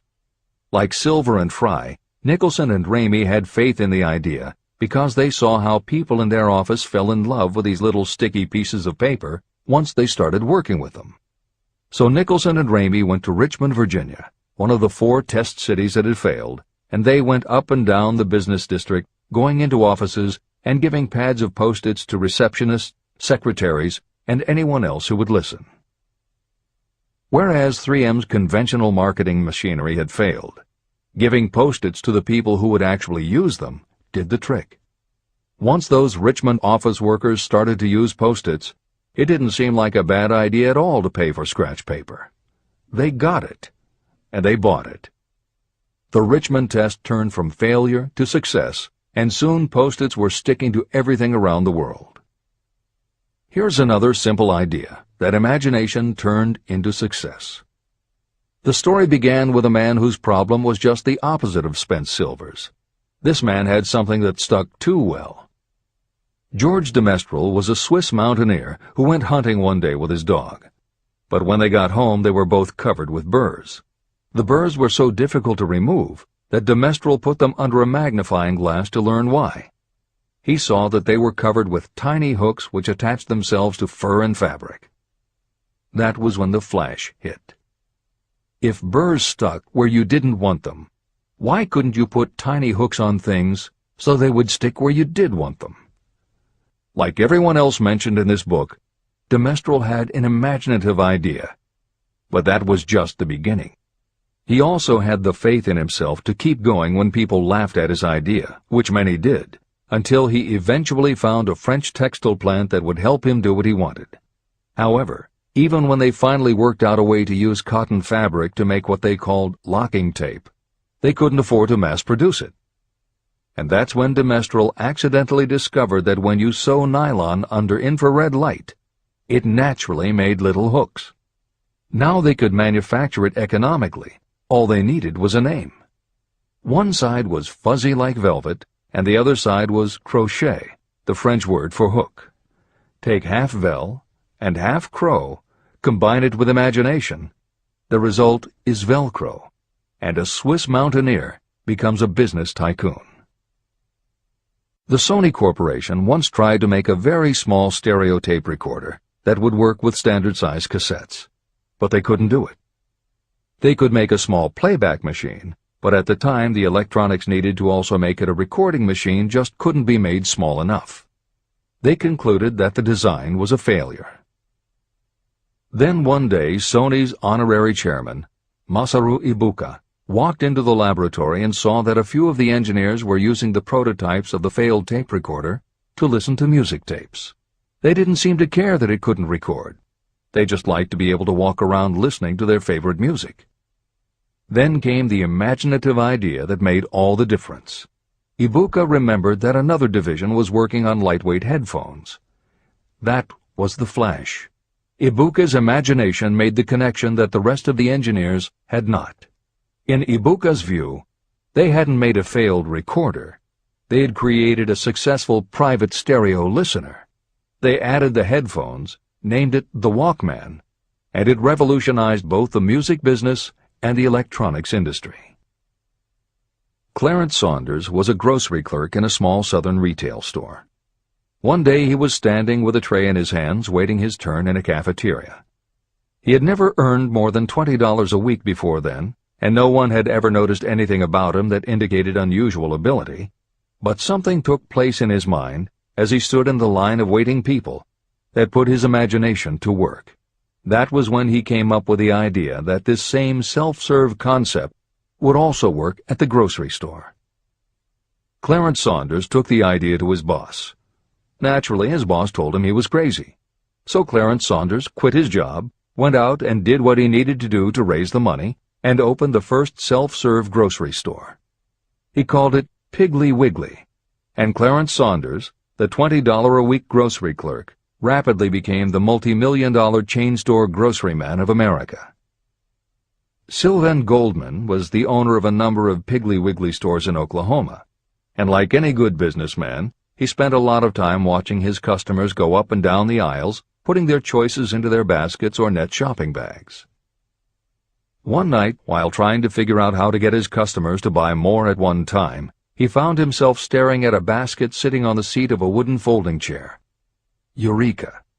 He called in his mechanic, Fred Young. They put some wheels on the bottom of the legs, added another basket below the seat, and the shopping cart was born. As this edition is being readied for publication, there are about 35 million shopping carts in America, and approximately 1.25 million new carts are sold each year. Thomas Stenberg, whom we also mentioned earlier, was another supermarket executive who watched his customers as they shopped. By this time, shopping carts were well established in supermarkets, and it was because his customers were pushing shopping carts up and down the aisles that he got his flash of inspiration. He was so sure of his idea that he convinced another supermarket executive, Leo Kahn, to join him. Together, they took the supermarket concept and applied it to selling office supplies. And in 1986, they opened their first store in Brighton, Massachusetts. They called it Staples. In 1989, they took the company public, and 10 years later there were more than 1,000 Staples stores with revenues exceeding $7 billion. We'll end this commentary with another set of connected stories, which make the point that sometimes the most imaginative part of marketing is in the timing. If you were to go shopping in the late 1800s, it usually meant bartering with a merchant who would then have to get the goods from storage shelves kept behind the counter. In the 1870s, fixed pricing was just starting to be used by storekeepers. Merchants were trying the idea by setting out a table of merchandise that was all priced the same, usually 5 cents. Frank Winfield Woolworth was a clerk in a general store, and he convinced the store owner to let him try the 5-cent table idea. Although it worked, the owner wasn't impressed. So Woolworth borrowed $350 from his boss, and in 1879 opened his first 5-cent store in Utica, New York. It was an entire store full of goods where everything cost a nickel. A year later, he had 4 stores, and the 4th one, in Lancaster, Pennsylvania, was the first that he named F.W. Woolworth's 5 and 10 cent store. 20 years later, he had 238 stores. By the time of his death in 1919, there were over 1,000 F.W. Woolworth locations. He had established the first nationwide chain of general merchandise stores, and he had built the tallest building in New York City as his headquarters. The Woolworth Company stayed true to the original idea and didn't carry any merchandise that cost more than a dime until 1932, when the top price was raised to 20 cents. But as times changed, the fixed price was dropped, the merchandise became more varied, and the company kept growing until it had over 8,000 stores worldwide, selling everything from notions to appliances and furniture. Then in the 1960s and 1970s, something started to happen. The mood of America was changing, but the Woolworth stores weren't. And that was when Sam Walton opened the first Walmart in Rogers, Arkansas, in 1962. Walton got into the retail business after the Second World War, when his father-in-law loaned him the money to buy a franchise Butler Brothers store in Bentonville, Arkansas. By 1962, Sam and his brother Bud owned 16 variety stores in Arkansas, Missouri, and Kansas. It was in these stores that Sam Walton first started adding the magic ingredient of imagination. In addition to his flair for promotion, Sam tried new approaches to the way household goods and general merchandise could be sold at retail. He insisted on clean, well-lighted interiors, and he introduced the concept of self-service, with aisles wide enough for shopping carts and checkout counters at the front of the store. He also started buying direct from manufacturers, and he created profit-sharing plans that kept his family of employees loyal, hard-working, and neighborly. In 1962, he incorporated those and other imaginative ideas when he opened his first store that he called Walmart. The basic magic was that he sold brand-name merchandise at discount prices, but there was also magic in the way he kept a friendly hometown feel to his store, even though it was what is now called a big box store. Sam Walton's Walmart store was a success, so he just kept building and opening more of them, first in small towns and rural areas, then in larger towns, then big cities, and it wasn't long before he had a national chain. By 1992, when Sam Walton died, there were more than 1,700 Walmart stores. It was the biggest retailer in the country, it employed more than 600,000 people, and Sam Walton was the richest man in America. In 2003, the stores numbered more than 3,200 in the U.S. and more than 1,100 in foreign countries. The company employed more than 1,300,000 people worldwide and served more than 1 million customers a week. Along the way, Woolworths and other older retailers such as Kresge's tried to get on the bandwagon with their Woolco and Kmart stores, but they couldn't seem to get it right. They had given up their old five-and-dime identity to become higher-priced general retailers, and when Walmart came along and redefined that part of the market, the others seemed to have run out of the kind of imagination they'd had in the beginning. Now, here's the twist to the story. David Gold was running a liquor store that he had inherited from his father. He noticed that whenever he put out a display of goods priced at 98 cents or $1, the goods would sell okay, but if his sign said 99 cents, the goods sold out in no time. He decided that he would open a store called the 99-cent only store, where everything would be priced at 99 cents. Sound familiar? Frank Woolworth's imaginative idea from 1879, which had been dropped at his namesake chain by the 1940s and 1950s, had just gotten a fresh shot of imagination from David Gold in 1982. As usual, friends and family told him he was crazy, but David Gold went out to find suppliers who would sell him discontinued merchandise or overproduced products at a price low enough that he could offer them to the public at 99 cents. He found them. And they even had brand-name products of everything from hardware to pantyhose, cleaning products, motor oil, kitchenware, cosmetics, electronics, toys, canned goods, frozen foods, cookies, fresh fruit, even gourmet foods. More than 5,000 items that he could sell for 99 cents and still make a profit. David Gold opened his first well-lighted, brightly colored green and fuchsia wide-aisle store in Inglewood, California in 1982. By 2003, he had 142 stores in California, Nevada, and Arizona, and he was listed on the Forbes 400 as having earned a personal fortune estimated at more than $650 million. As Napoleon Hill wrote elsewhere about the creation of Piggly Wiggly, where in this story do you see the slightest indication of something that you could not duplicate? The plan, which made millions of dollars for its originator, was a very simple idea that anyone could have adopted, yet considerable imagination was required to put the idea to work in a practical sort of way. The more simple and easily adapted an idea is, the greater is its value, as no one is looking for ideas that are involved with great detail or are in any way complicated. This is the end of the editor's comments. There is no standard price on ideas. The creator of ideas sets his or her own price, and if they are smart, they get it. The story of practically every great fortune starts with the day when a creator of ideas and a seller of ideas got together and worked in harmony. Carnegie surrounded himself with men who could do what he could not do, men who created ideas and men who put ideas into operation, and that was what made him and the others fabulously rich. Millions of people go through life hoping for favorable breaks. Perhaps a favorable break can get you an opportunity, but the safest plan is not to depend upon luck. It was a favorable break that gave me the biggest opportunity of my life, but more than 20 years of determined effort had to be devoted to that opportunity before it became an asset. The break consisted of my good fortune in meeting and gaining the cooperation of Andrew Carnegie. On that occasion, Carnegie planted in my mind the idea of organizing the principles of achievement into a philosophy of success. Millions of people have profited by the discoveries made in the years of research, and fortunes have been accumulated through the application of the philosophy. The beginning was simple. It was an idea that anyone might have developed. The favorable break came through Carnegie. But what about the determination, definiteness of purpose, and the desire to attain the goal, and the persistent effort of all those years of research?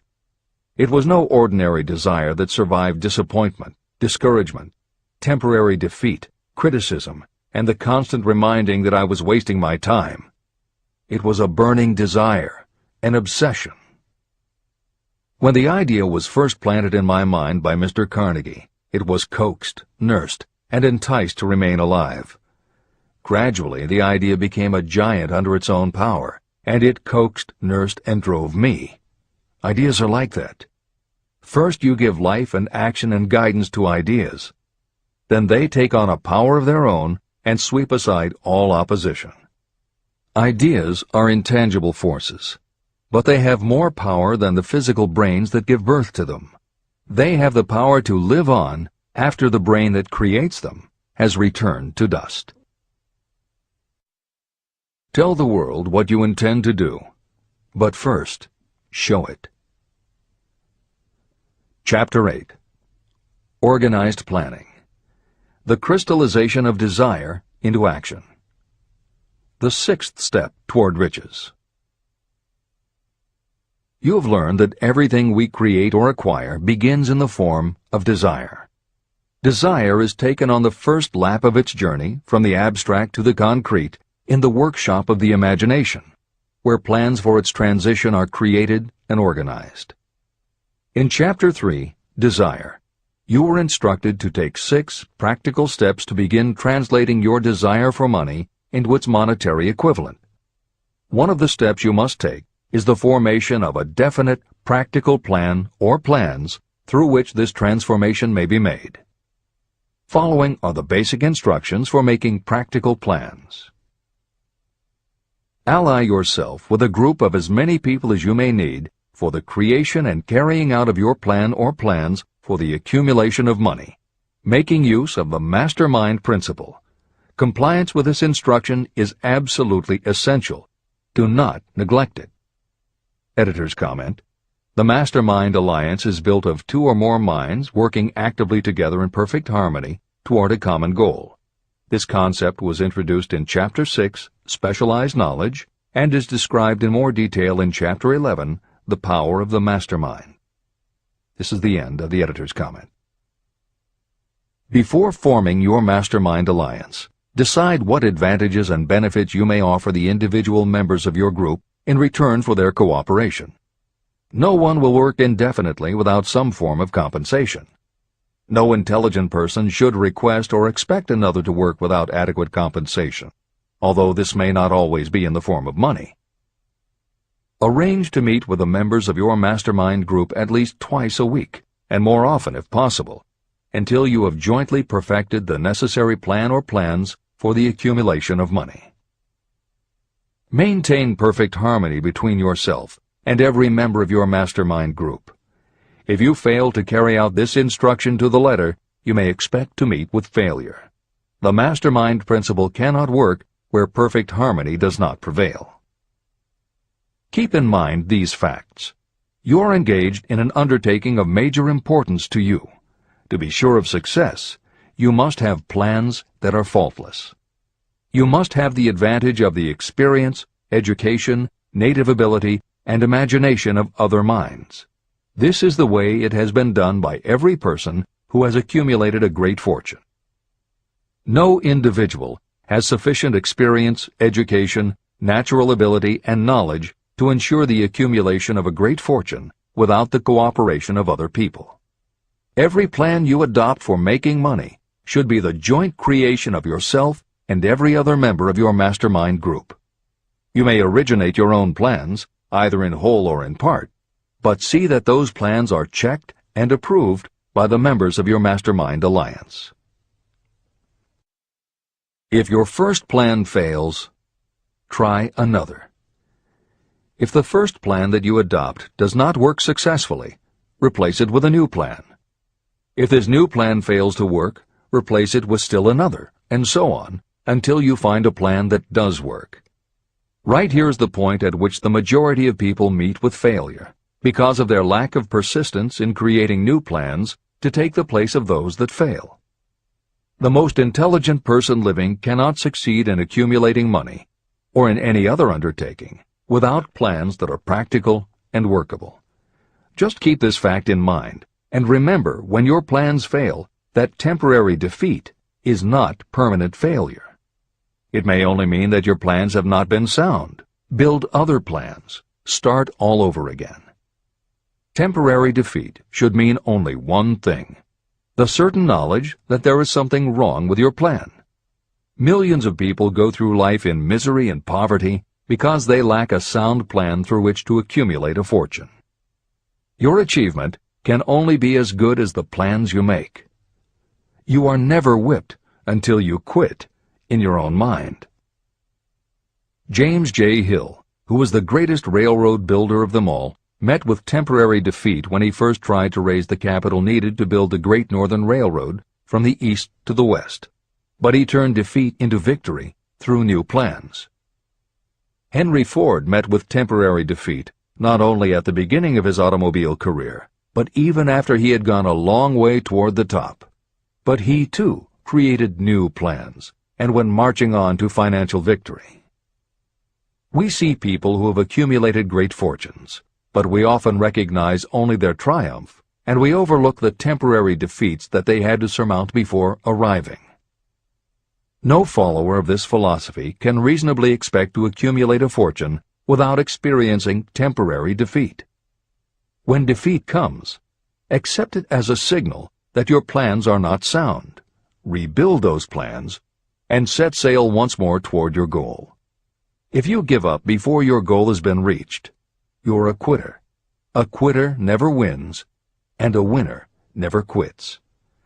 Write this sentence on a piece of paper in letters an inch high and place it where you will see it every night before you go to sleep and every morning before you go to work. When you begin to select members for your mastermind group, choose those who do not take defeat seriously. Some people foolishly believe that only money can make money. This is not true.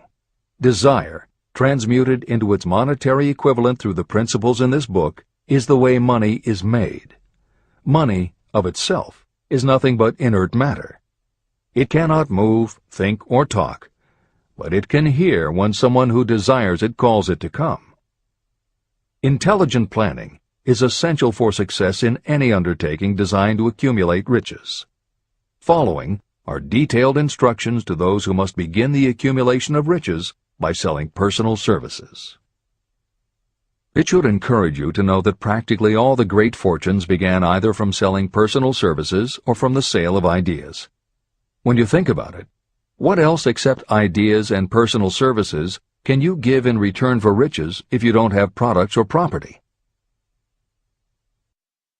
Leaders and followers. Broadly speaking, there are two types of people in the world. One type is known as leaders, and the other as followers.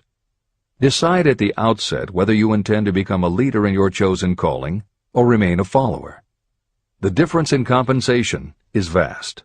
The follower cannot expect to make as much as a leader, although some followers make the mistake of thinking they should. It is no disgrace to be a follower. On the other hand, it is no credit to remain a follower. Most great leaders began as followers. They became great leaders because they were intelligent followers. With few exceptions, the person who cannot follow a leader intelligently cannot become an efficient leader. The person who can follow a leader most efficiently is usually the person who develops into leadership most rapidly. An intelligent follower has many advantages, including the opportunity to acquire knowledge from the leader. The major attributes of leadership. The following are important factors of leadership. 1. Unwavering courage based upon knowledge of yourself and your occupation. No follower wishes to be dominated by a leader who lacks self-confidence and courage. Certainly no intelligent follower will be dominated by such a leader for very long. 2. Self-control. The person who cannot control himself can never control others. Self-control sets a strong example for your followers, which the more intelligent followers will emulate. 3. A keen sense of justice. Without a sense of fairness and justice, no leader can command and retain the respect of their followers. 4. Definiteness of decision. Those who waver in decisions show that they are not sure of themselves and therefore cannot lead others successfully. 5. Definiteness of plans. Successful leaders must plan their work and work their plans. Leaders who move by guesswork, without practical definite plans, are like a ship without a rudder. Sooner or later, they will land on the rocks. 6. The habit of doing more than paid for. One of the penalties of leadership is the necessity of the leaders to willingly do more than they require of their followers. 7. A pleasing personality. Leadership calls for respect. Followers will not respect a leader who does not grade high on all of the factors of a pleasing personality. 8. Sympathy and understanding. Successful leaders must be in sympathy with their followers. Moreover, they must understand them and their problems. 9. Mastery of detail. Successful leadership calls for mastery of the details of the leader's position. 10. Willingness to assume full responsibility. Successful leaders must be willing to assume responsibility for the mistakes and the shortcomings of their followers. If a leader tries to shift this responsibility, that leader will not remain the leader. If one of your followers makes a mistake or is incompetent, you must consider that it is you who failed. 11. Cooperation. The successful leader must understand and apply the principle of cooperative effort and be able to induce followers to do the same. Leadership calls for power, and power calls for cooperation. There are two forms of leadership. The first, and by far the most effective, is leadership by consent of and with the sympathy of the followers. The second is leadership by force, without the consent and sympathy of the followers. History is filled with evidences that leadership by force cannot endure. The downfall and disappearance of dictators and kings is significant. It means that people will not follow forced leadership indefinitely. Napoleon, Mussolini, Hitler were examples of leadership by force. Their leadership passed. Editor's comment.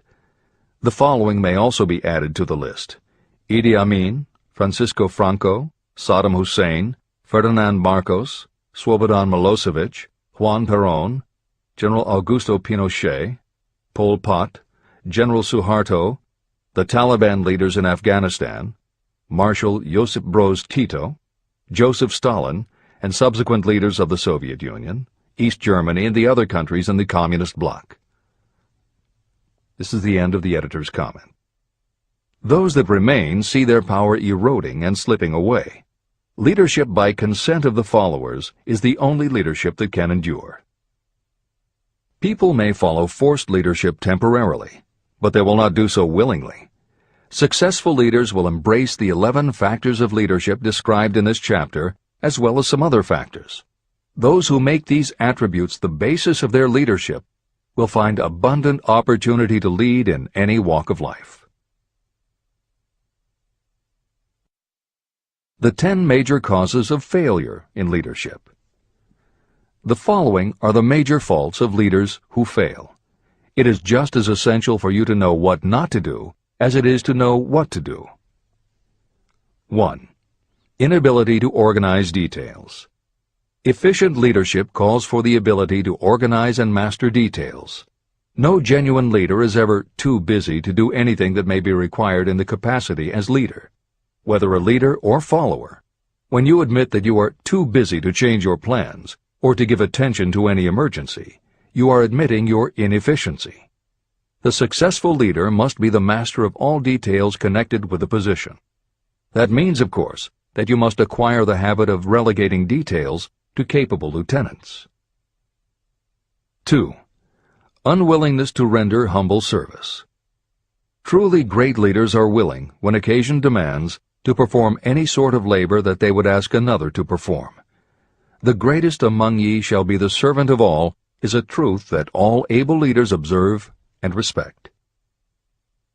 3. Expectation of pay for what they know, instead of what they do with what they know. The world does not pay you for what you know, it pays you for what you do, or what you induce others to do. 4. Fear of competition from followers. Leaders who fear that one of their followers may take their position are practically sure to realize that fear sooner or later. Able leaders train understudies to whom they may delegate any of the details of their position. Only in this way can leaders multiply themselves and be at many places and give attention to many things at one time. It is an eternal truth that leaders receive more pay for their ability to get others to perform than they could possibly earn by their own efforts. An efficient leader may, through knowledge of the job and a magnetic personality, greatly increase the efficiency of others and get them to render more service and better service than they could render without the leader's guidance. 5. Lack of imagination. Without imagination, the leader is incapable of meeting emergencies or of creating plans by which to guide followers efficiently. 6. Selfishness. Leaders who claim all the honor for the work of their followers are sure to be met by resentment. The really great leader claims none of the honors. Great leaders are content to see the honors, when there are any, go to their followers, because the great leaders know that most people will work harder for commendation and recognition than they will for money alone. 7. Intemperance. Followers do not respect an intemperate leader. Moreover, intemperance in any form destroys the endurance and the vitality of those who indulge in it. 8. Disloyalty. Perhaps this should have come at the head of the list.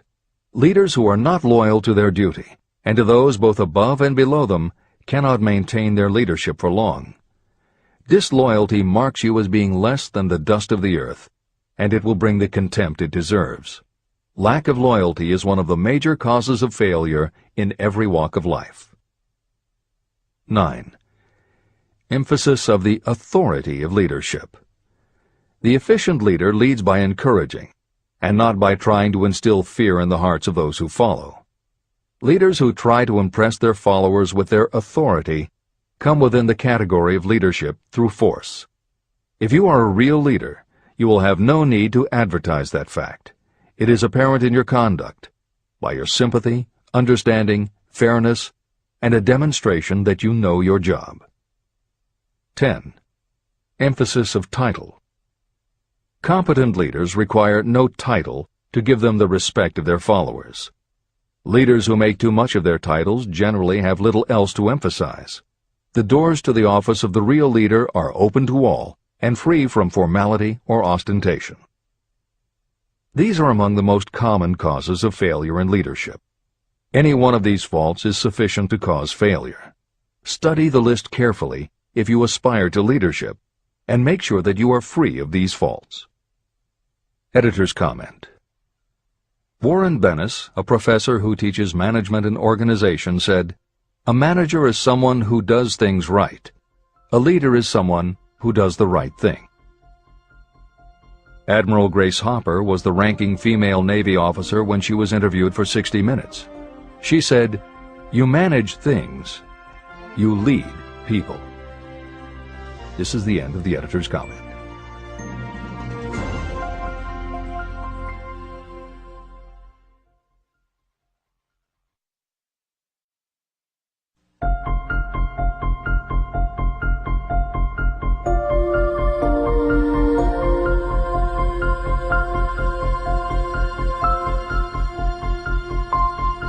When and how to apply for a position.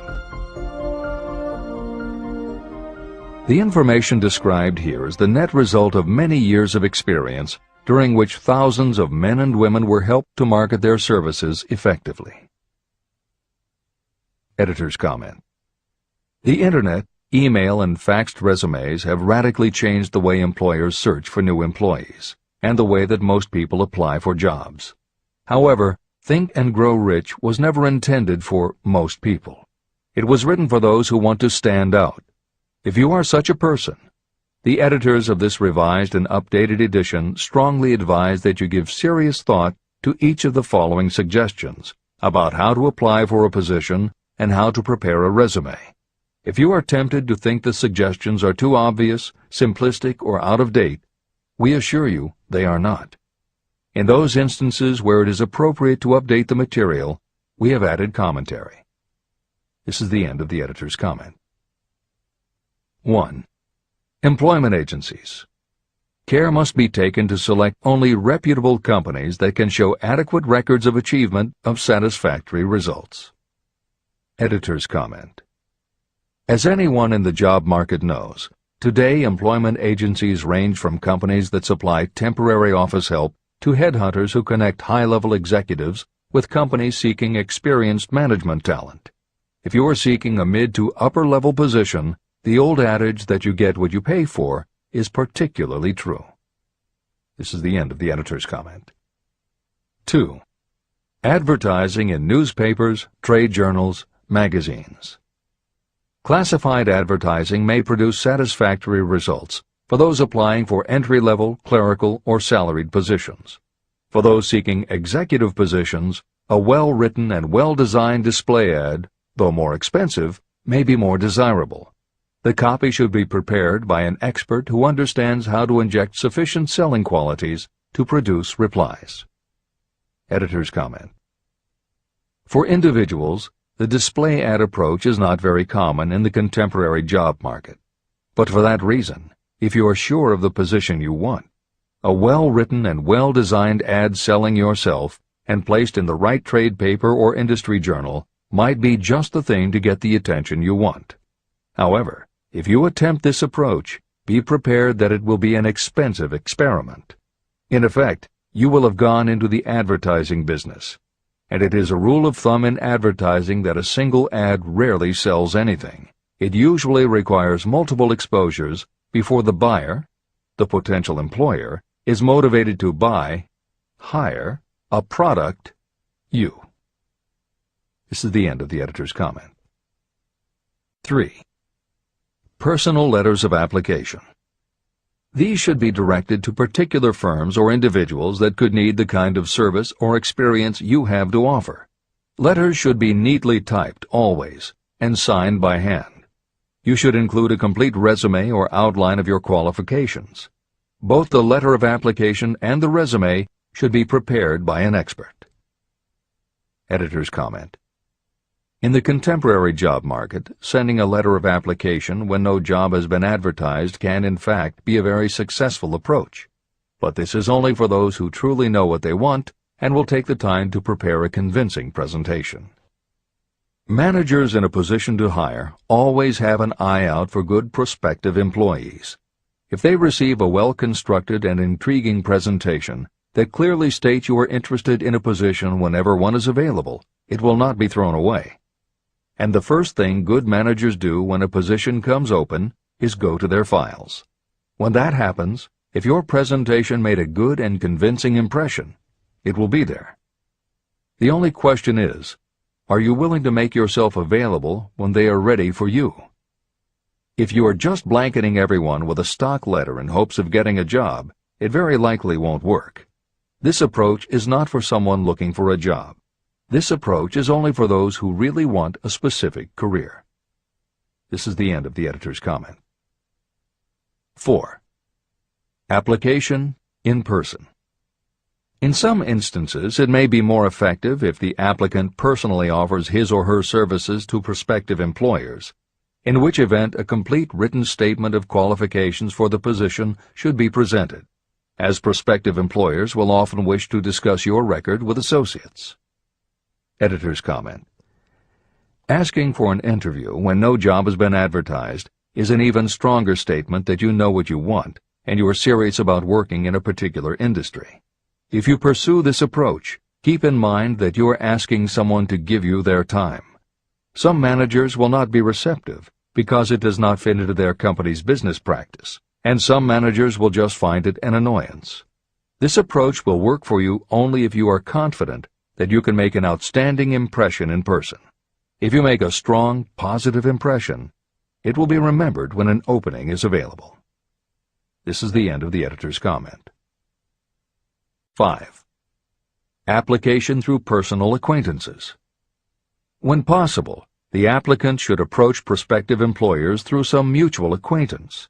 This method is particularly advantageous in the case of those who seek executive connections and do not wish to appear to be peddling themselves. Information to be supplied in a written resume. A good resume should be prepared as carefully as a lawyer would prepare the brief for a case to be tried in court. Unless the applicant is experienced in the preparation of such briefs, an expert should be consulted for this purpose. When successful businesses want to advertise, they hire specialists who understand the psychology of advertising to sell their products. If you are selling your personal services, you should do the same. Editor's comment. The job market in America has never been as bad as it was when Napoleon Hill wrote the preceding paragraph. Because of the Great Depression, many adults had never had any kind of steady job, let alone sought a career position, and there were few places to learn how to do it. Since that time, many excellent books have been published on the subject, and companies that offer professional help in preparing resumes have become very common. However, neither books nor copywriters are magic. It all begins with what you have to offer. The editors of this edition suggest that you start to assemble your presentation using the guidelines that appear below. Once you have a first draft, you should review at least one of the books on the subject to see what suggestions are offered that might help you sell yourself better than you have already done. Then, depending how satisfied you are, you might also want to seek advice from a professional who specializes in such presentations. We offer 2 notes of caution. First, make sure that your presentation does not look like something turned out by a resume mill. Having received many resumes over the years, the editors warn you that some professionals use the same stock phrases, buzzwords, and formats for every client, and this can be a dead giveaway that someone else prepared your resume, or that you have simply copied from a book. Your intention should be to make yours stand out. The second word of caution is, don't go overboard in trying to stand out. There is a balance between catching an employer's attention and looking like you are trying too hard. For instance, if you are a New York marketing executive applying to a Los Angeles company, sending your application with a bag of fresh bagels by next morning FedEx would probably make a good impression, whereas sending a dartboard with your picture in the center might be viewed as just a little too cute and a little too much. Clever is good, but professional is a must. Never be so clever that you don't look professional. Following are a set of guidelines for preparing your resume.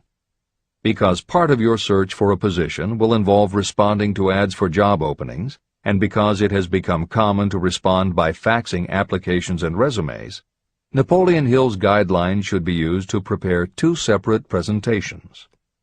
As Hill suggests below, you should prepare an elaborate presentation to be used when mailed or presented in person. But you should also prepare a second, shorter version that is designed specifically to be faxed. Take care to make your fax version complete and interesting, but it should be no more than 3 pages. The following information should appear in your presentation. 1. Education. State briefly but definitely what schooling you've had and in what subjects you specialized in school, giving the reasons for that specialization. Editor's comments. Never exaggerate. This is very serious advice, and it applies not only to education, but also the next 2 categories, experience and references. Smart employers will check in all 3 areas. Labor laws have become so demanding that employers filling responsible positions are very cautious about whom they hire in the first place. There are rules about such things as the difference between salaried and hourly employment, sexual harassment, what constitutes grounds for dismissal, what questions can and cannot be asked in job interviews, and a host of other things that leave the employer open to potential lawsuits. Consequently, smart employers, the kind you want to work for, will check your education, experience, and references. Also, bear in mind, you are providing information that will follow you for the rest of your career. If you keep up with the news, you know that in recent times even executives headed for the top have been dismissed. Military men have resigned in disgrace. Politicians have been removed from office, and professors have been forced to resign, all because someone looked into their background and found that they had exaggerated their qualifications. This is the end of the editor's comments. 2. Experience. If you have had experience in connection with positions similar to the one you seek, describe it fully. Give the names and addresses of former employers. Be sure to clearly point out any special experience you may have had that would equip you to fill the position you seek. 3. References. Practically every business firm wants to know as much as possible about the background of prospective employees who seek positions of responsibility. Attach copies of letters from former employers, from teachers under whom you studied, and from prominent people whose judgment may be relied upon. 4. Photograph of yourself. Include a recent professional photograph of yourself as a part of your presentation. Editor's comment. In the contemporary job market, this is not a common practice at all. However, from personal experience, the editors of this edition know it can be advantageous. We have received only one such job application, but unquestionably it was the photograph that prompted us to ask the applicant to come in for an interview. If you are confident that your appearance makes a good, professional impression, you may want to consider this unusual approach. There is the danger that you may be seen as vain or self-centered, but it could also be the thing that gives you an edge. This is the end of the editor's comment. 5. Apply for a specific position. Never apply for just a job. That indicates you lack specialized qualifications. 6. State your qualifications for the particular position for which you apply. Give full details why you believe you are qualified for the particular position you seek. This is the most important detail of your application. It will determine, more than anything else, what consideration you receive. 7. Offer to go to work on probation. This may appear to be a radical suggestion, but experience has proved that it seldom fails to win at least a trial. If you are sure of your qualifications, a trial is all you need. Incidentally, such an offer indicates that you have confidence in your ability to fill the position you seek. It is most convincing. Make it clear that your offer is based on your confidence in your ability to fill the position, your confidence in your prospective employer's decision to employ you after the trial period, and your determination to have the position. Editor's comments. As you will learn in Chapter 10, when you read the story of Napoleon Hill's application to Rufus Ayers, Hill gives this advice based on his personal experience. Unfortunately, this is one of those instances where times may have changed so much that the approach is rarely applicable. In today's environment, modern labor laws and business practice may prevent an employer from taking you up on your offer. However, today many companies do have internship programs that allow an employer to test drive employees to see how well they might fit in. This is the end of the editor's comment. 8. Knowledge of your prospective employer's business. Before applying for a position, do sufficient research to familiarize yourself thoroughly with that business and indicate the knowledge you have acquired in this field. This will be impressive because it indicates that you have imagination and a real interest in the position you seek. Editor's comment. When you do this, and you certainly should, bear in mind that you will be talking with people who really know the business. Even by researching extensively, at best you will only know about their business. If you try to appear too knowledgeable or familiar, it may backfire and reveal that you have only a superficial view of the business. Unless you are already working in the particular industry and have insights based on experience, do not be presumptuous. Use your knowledge to indicate that you have taken the time to educate yourself and that you really are interested, but don't try to tell a prospective employer how you would run the business. This is the end of the editor's comment. Remember that it is not the lawyer who knows the most law, but the one who best prepares his case who wins. If your case is properly prepared and presented, your victory will have been more than half won at the outset. Do not be afraid of making your presentation too long. Employers are just as much interested in purchasing the services of well-qualified applicants as you are in securing employment. In fact, the success of most successful employers is due to their ability to select well-qualified lieutenants. They want all the information available. Editor's comment. As noted above, when faxing a resume, it should be no more than 3 pages and should state that you will be pleased to provide a more detailed resume if required. This is the end of the editor's comment. Remember another thing. Neatness in the preparation of your resume and application will indicate that you are a painstaking person. Successful salespeople groom themselves with care. They understand that first impressions are lasting. Your presentation is your sales rep. Give it a good suit of clothes, so it will stand out in bold contrast to anything else your prospective employer ever saw. If the position you seek is worth having, it is worth going after with care. More important, if you sell yourself in a manner that shows off your individuality, you probably will receive more money from the very start than you would if you applied for employment in the usual conventional way.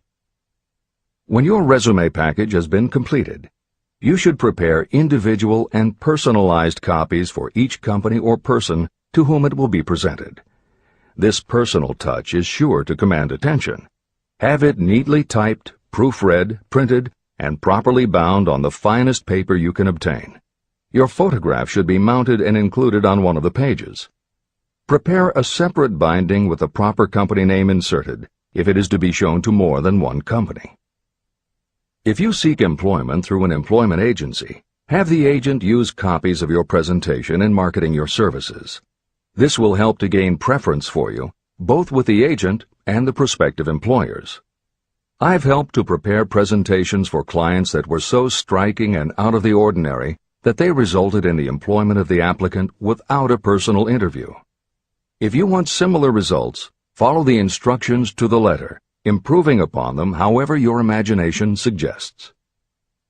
Editor's comments. Today, every office supply store offers a wide variety of paper stock, folders, binders, and presentation materials that can be put together in a way that is both unique and professional looking. With all of those possibilities available, if you simply present standard sheets of paper stapled in the corner, the response will very likely be standard too. If you apply a little creativity, you should have no trouble preparing a presentation that is tailored to the company to which you are applying, appropriate for the position you seek, and reflective of your personality and style. This is the end of the editor's comments. How to get the exact position you desire. Everyone enjoys doing the kind of work for which he or she is best suited. An artist loves to work with paints, a craftsman with his or her hands, a writer loves to write. Those with less definite talents have their preferences for certain fields of business and industry. If America does anything well, it offers a full range of occupations. 1. Decide exactly what kind of a job you want. If the job doesn't already exist, perhaps you can create it. 2. Choose the company or individual for whom you wish to work. 3. Study your prospective employer as to policies, personnel, and chances for advancement. 4. By analysis of yourself, your talents, and your capabilities, figure what you can offer. Plan specific ways and means of giving advantages, services, developments, or ideas that you believe you can successfully deliver. 5. Forget about a job. Forget whether or not there is an opening. Forget the usual routine of, have you got a job for me? Concentrate on what you can give. 6. Once you have your plan in mind, put it on paper in neat form and in full detail. 7. Present it to the proper person with authority, and the rest will come automatically. Every company is looking for people who can give something of value, whether it is ideas, services, or connections.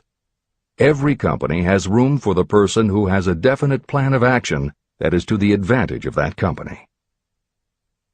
This procedure may take a few days or weeks of extra time, but the difference in income, in advancement, and in gaining recognition will save years of hard work at small pay.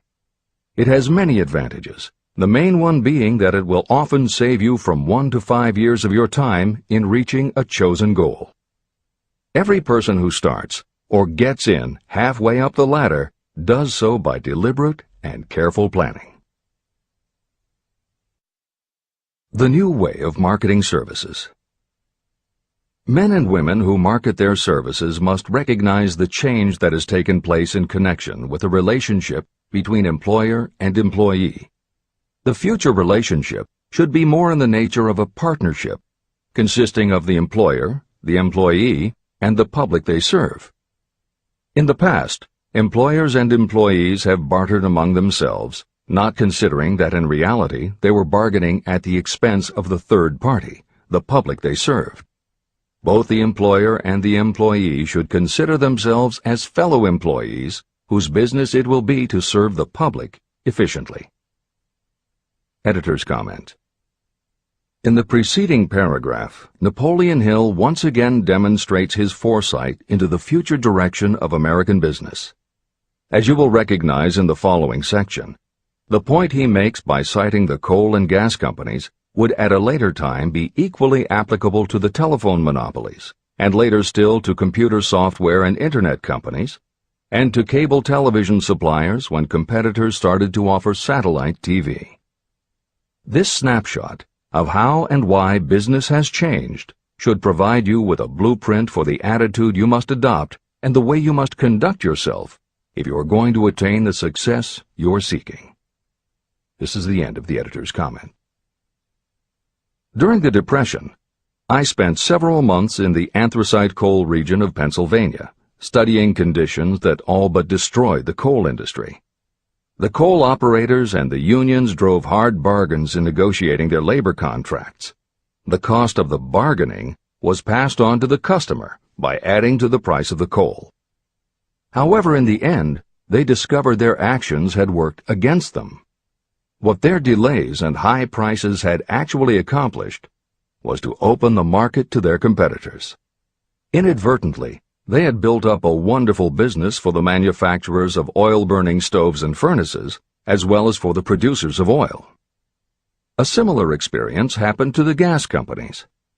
We can all remember the time when the gas meter reader pounded on the door hard enough to break the panels. When the door was opened, he pushed his way in uninvited with a scowl on his face that plainly said, "What the hell did you keep me waiting for?" All that has undergone a change. The meter man now conducts himself as a gentleman who is delighted to be at your service, sir. Before the gas companies learned that their scowling meter men were offending customers, their competitors, the polite salesmen of oil burners, came along and did a land office business. These illustrations are mentioned here to show that we are where we are and what we are because of our own conduct. If there is a principle of cause and effect that controls business, finance, and transportation, this same principle controls individuals and determines their economic status.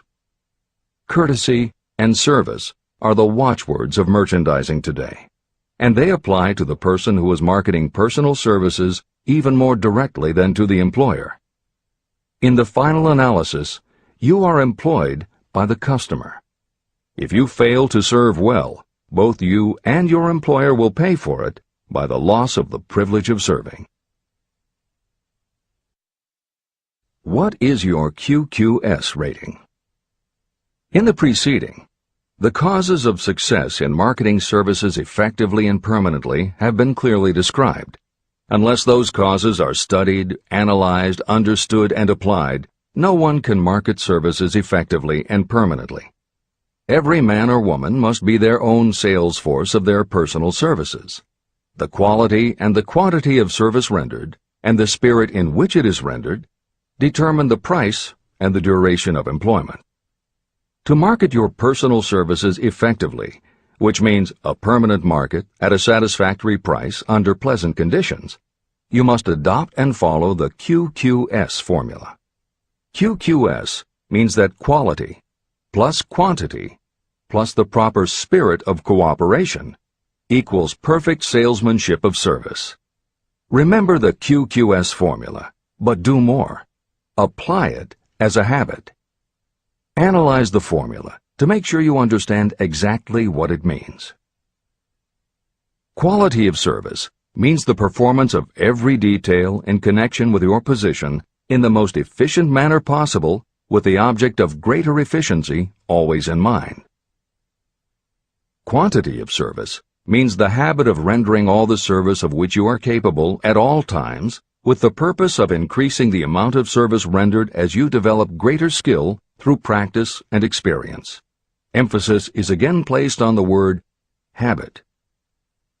Spirit of service means the habit of agreeable, harmonious conduct, which will induce cooperation from associates and fellow employees. Adequate quality and adequate quantity of service is not sufficient to maintain a permanent market for your services. The spirit in which you deliver service is a strong determining factor in connection with both the price you receive and the duration of your employment. Andrew Carnegie stressed this point in his description of the factors that lead to success in the marketing of personal services. He emphasized again and again the necessity for harmonious conduct. He stressed the fact that he would not retain any man, no matter how great a quantity or how efficient the quality of his work, unless he worked in a spirit of harmony. Mr. Carnegie insisted upon his people working with each other in an agreeable manner. To prove that he placed a high value on this quality, he helped many who met his standards to become very wealthy. Those who did not conform had to make room for others who did. The importance of a pleasing personality has been stressed because it is so important in rendering service in the proper spirit. If you have a personality that pleases, and you render service in a spirit of harmony, these assets often make up for what you may lack in both the quality and the quantity of service you render. Nothing, however, can be successfully substituted for pleasing conduct. The capital value of your services. The person whose income is derived entirely from the sale of personal services is a merchant, just like the person who sells hard goods, and such a person is subject to exactly the same rules of conduct as the merchant who sells merchandise. I emphasize this because many people who live by the sale of personal services make the mistake of considering themselves free from the rules of conduct and the responsibilities attached to those who are engaged in marketing commodities. The day of the go-getter has been supplanted by the go-giver. The actual capitalized value of your brainpower may be determined by the amount of income you can produce by marketing your services. A fair estimate of the capital value of your brainpower may be made by using the following assumptions. Money, the amount of capital, can be borrowed from a bank at a certain rate of interest. Money is worth no more than brains, and it is often worth much less. Therefore, if your brainpower is as valuable as money, in effect, you should be lending your brainpower, your amount of capital, at least at the same rate that banks charge to lend money. This means that what you earn in a year, your income, is comparable to what a bank earns from a loan in a year, the interest they charge. You can then calculate the capital value of your brainpower using this formula. Divide 100 by the current rate of interest that banks charge for lending money. Then multiply the result by the amount of your annual income. As an example, assume that the current interest rate is 5%. Assume your annual income is $50,000. The formula would be as follows. 100 divided by 5 equals 20, and 20 multiplied by 50,000 equals $1 million. Therefore, if you lend out your brainpower, your capital, at the same rate as the bank lends money, 5% interest, your brainpower is worth $1 million. Competent brains, if effectively marketed, represent a much more desirable form of capital than the money that is required to conduct a business dealing in commodities. This is true because brains are a form of capital that cannot be permanently depreciated by economic depressions, nor can this form of capital be stolen or spent. Moreover, the money that is essential for the conduct of business is as worthless as a sand dune until it has been mixed with efficient brains. The 31 major causes of failure. Life's greatest tragedy consists of men and women who earnestly try and fail. The tragedy lies in the overwhelmingly large majority of people who fail as compared with the few who succeed. I have had the privilege of analyzing several thousand men and women, 98% of whom were classed as failures. My analysis proved that there are 13 major principles through which people accumulate fortunes. Each of the 13 principles of success has its own chapter in this book, and there are 31 major reasons for failure. The 31 causes of failure are listed below. As you go through the list, measure yourself point by point. It will help you to discover how many of these causes of failure stand between you and success. 1. Unfavorable hereditary background.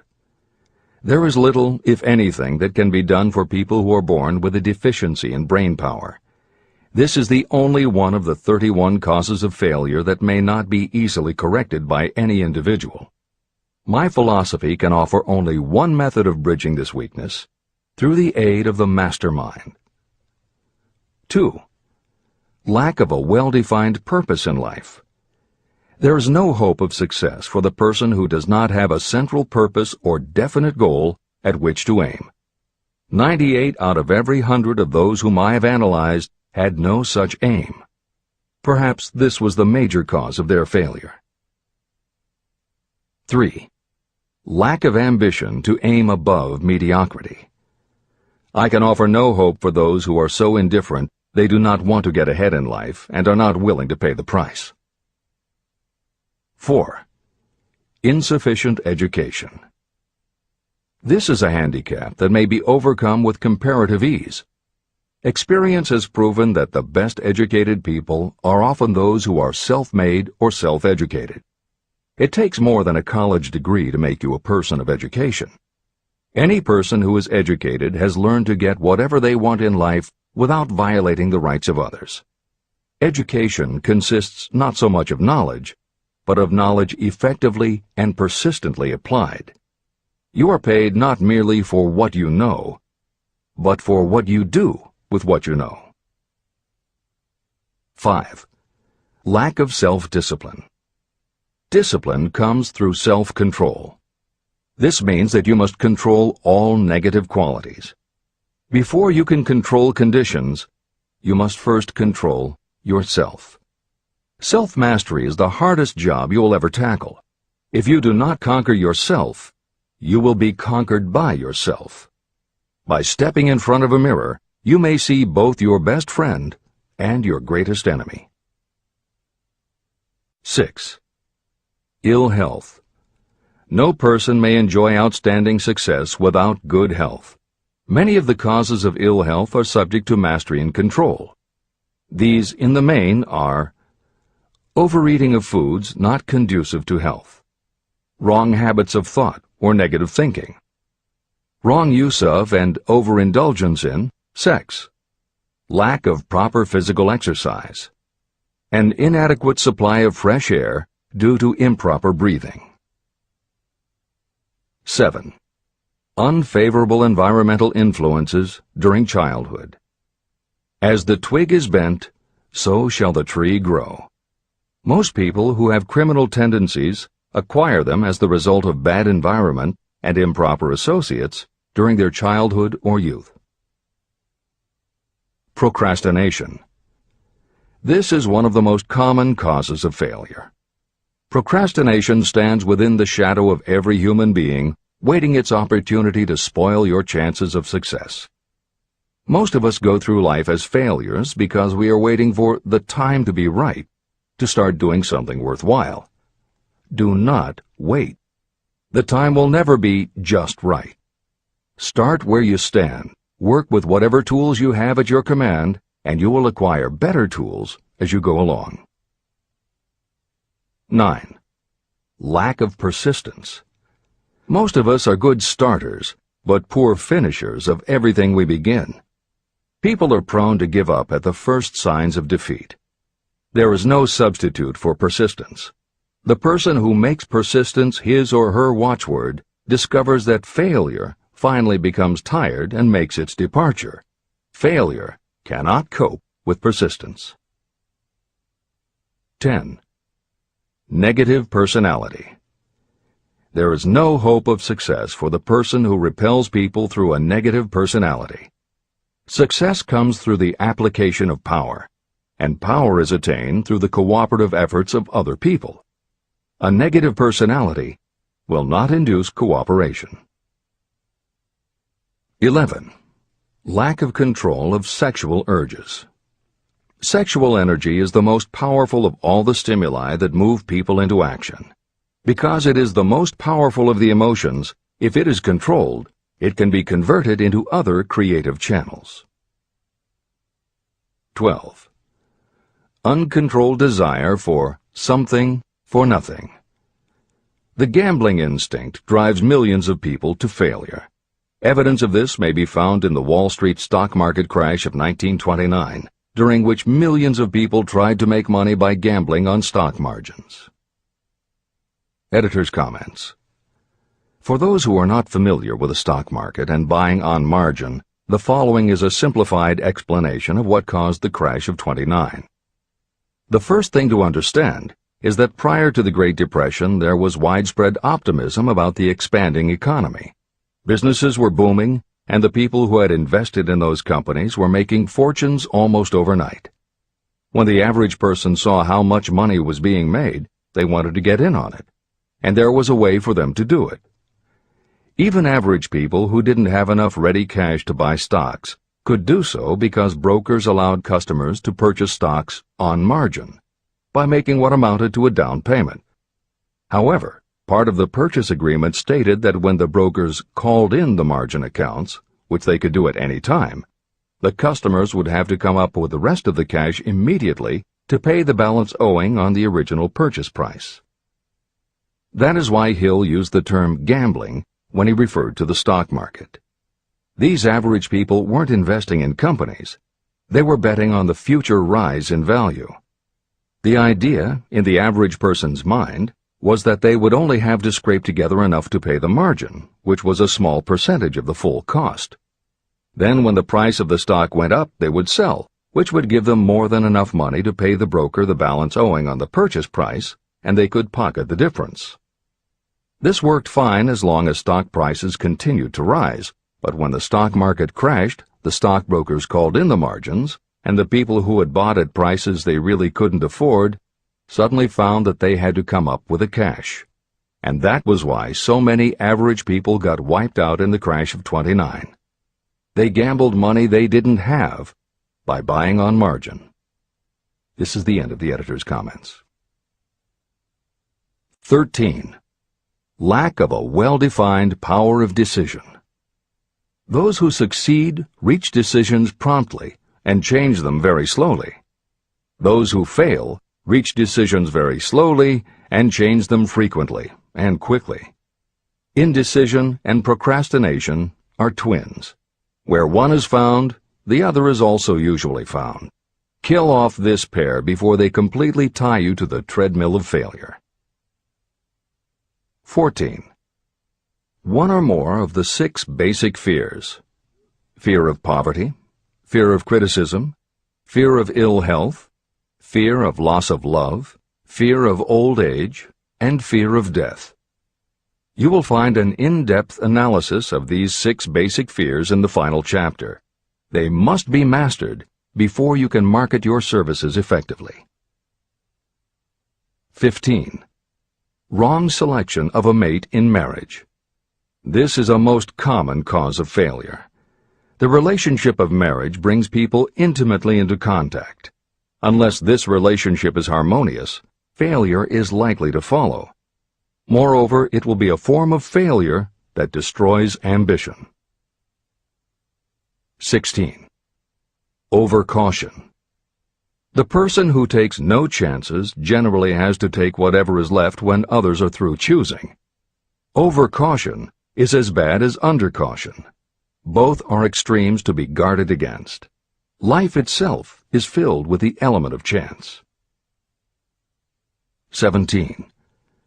Wrong selection of associates in business. This is one of the most common causes of failure in business. In marketing personal services, you should use great care to select an employer who will be an inspiration and who is intelligent and successful.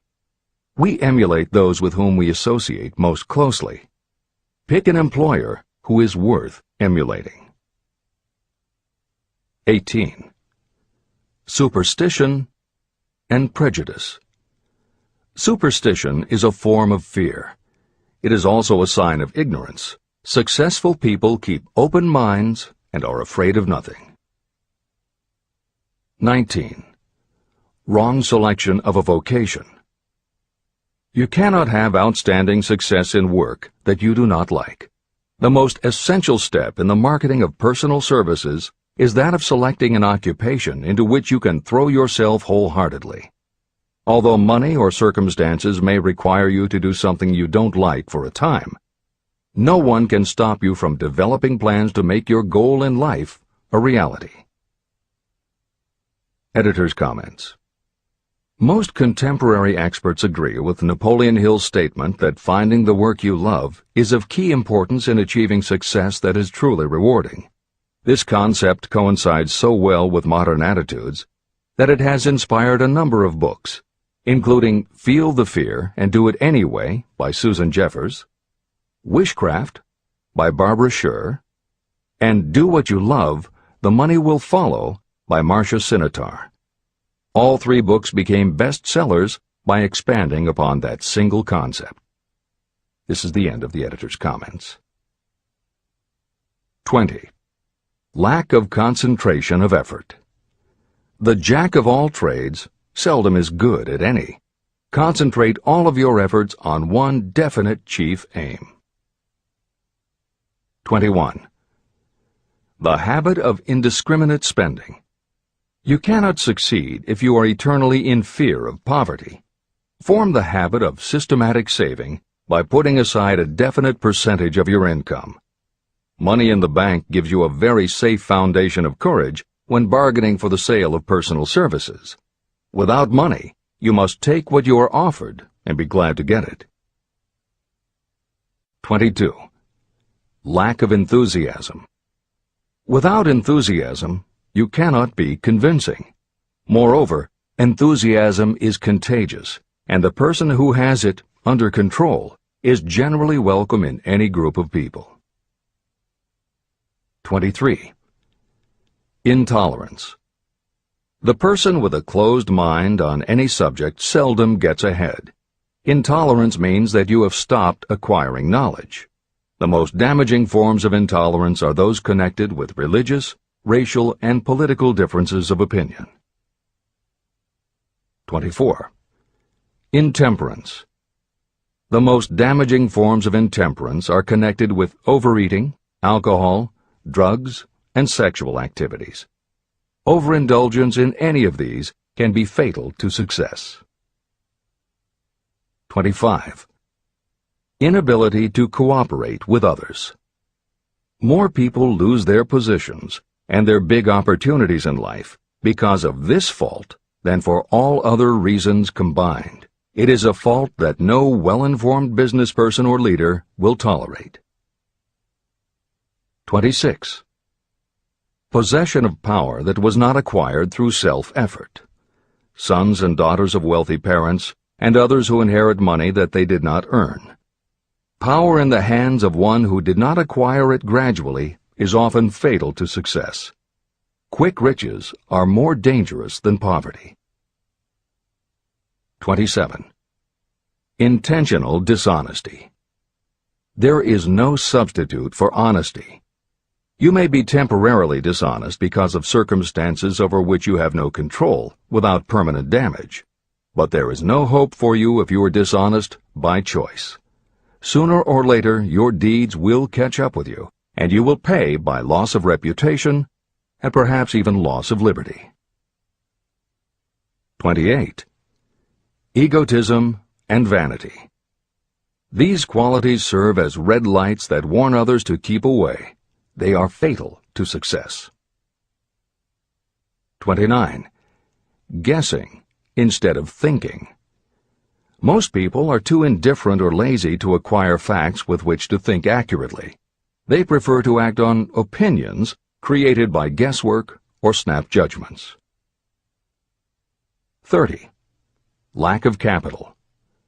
This is a common cause of failure among those who start out in business for the first time. You must have a sufficient reserve of capital to absorb the shock of your mistakes and to carry you over until you have established a reputation. 31. Here, name any particular cause of failure from which you have suffered that has not been included in the foregoing list. Contained in these 31 major causes of failure is the description of practically every person who tries and fails. It will be helpful if you get someone who knows you well to go over this list with you and help you to analyze yourself by each of these causes of failure. Most people cannot see themselves as others see them. You may be one who cannot. Do you know your own worth? The oldest of admonitions is, know thyself. If you market merchandise successfully, you must know the merchandise. The same is true in marketing personal services. You should know all of your weaknesses in order to bridge them or eliminate them entirely. You should know your strengths in order to call attention to them when selling your services. You can know yourself only through accurate analysis. There's a story about a young man applying for a job who was making a good impression until the manager asked him what salary he expected. He replied that he had no fixed sum in mind, lack of a definite aim. The manager then said, "We will pay you all you are worth after we try you out for a week." "I can't accept that," the applicant replied. "I'm already getting more than that where I'm now employed." It may seem funny, but it makes a serious point. Before you even begin to negotiate for a better salary in your present position or begin to seek employment elsewhere, be sure that you are worth more than you now receive. It is one thing to want money. Everyone wants more, but it is something entirely different to be worth more. Many people mistake their wants for their just dues. Your financial wants have nothing whatever to do with your worth. Your value is established entirely by your ability to render useful service or your capacity to induce others to render such service. Take inventory of yourself. Annual self-analysis is essential in the effective marketing of personal services, just like you would take an annual inventory if you were in merchandising. Moreover, your yearly analysis should show a decrease in your faults and an increase in your virtues. You go ahead, stand still, or go backward in life. Your objective should be to go ahead. Annual self-analysis will disclose whether advancement has been made and, if so, how much. It will also disclose any backward steps you may have taken. The effective marketing of personal services requires you to move forward even if the progress is slow. Your annual self-analysis should be made at the end of each year, so you can include in your New Year's resolutions any improvements that the analysis indicates should be made. Take this inventory by asking yourself the following questions, and by checking your answers with the aid of someone who will not permit you to deceive yourself. Self-analysis questionnaire. 1. Have I attained the goal that I established as my objective for this year? You should work with a definite yearly objective to be attained as a part of your major life objective. 2. Have I delivered service of the best possible quality of which I was capable, or could I have improved any part of this service? 3. Have I delivered service in the greatest possible quantity of which I was capable? 4. Has the spirit of my conduct been harmonious and cooperative at all times? 5. Have I permitted the habit of procrastination to decrease my efficiency, and if so, to what extent? 6. Have I improved my personality, and if so, in what ways? 7. Have I been persistent in following my plans through to completion? 8. Have I reached decisions promptly and definitely on all occasions? 9. Have I permitted any of the 6 basic fears to decrease my efficiency? 10. Have I been either overcautious or undercautious? 11. Has my relationship with my associates in work been pleasant or unpleasant? If it has been unpleasant, has the fault been partly or wholly mine? 12. Have I dissipated any of my energy through lack of concentration of effort? 13. Have I been open-minded and tolerant in connection with all subjects? 14. In what ways have I improved my ability to render service? 15. Have I been intemperate in any of my personal habits? 16. Have I expressed, either openly or secretly, any form of egotism? 17. Has my conduct toward my associates been such that they respect me? 18. Have my opinions and decisions been based upon guesswork or accuracy of analysis and thought? 19. Have I followed the habit of budgeting my time, my expenses, and my income, and have I been conservative in these budgets? 20.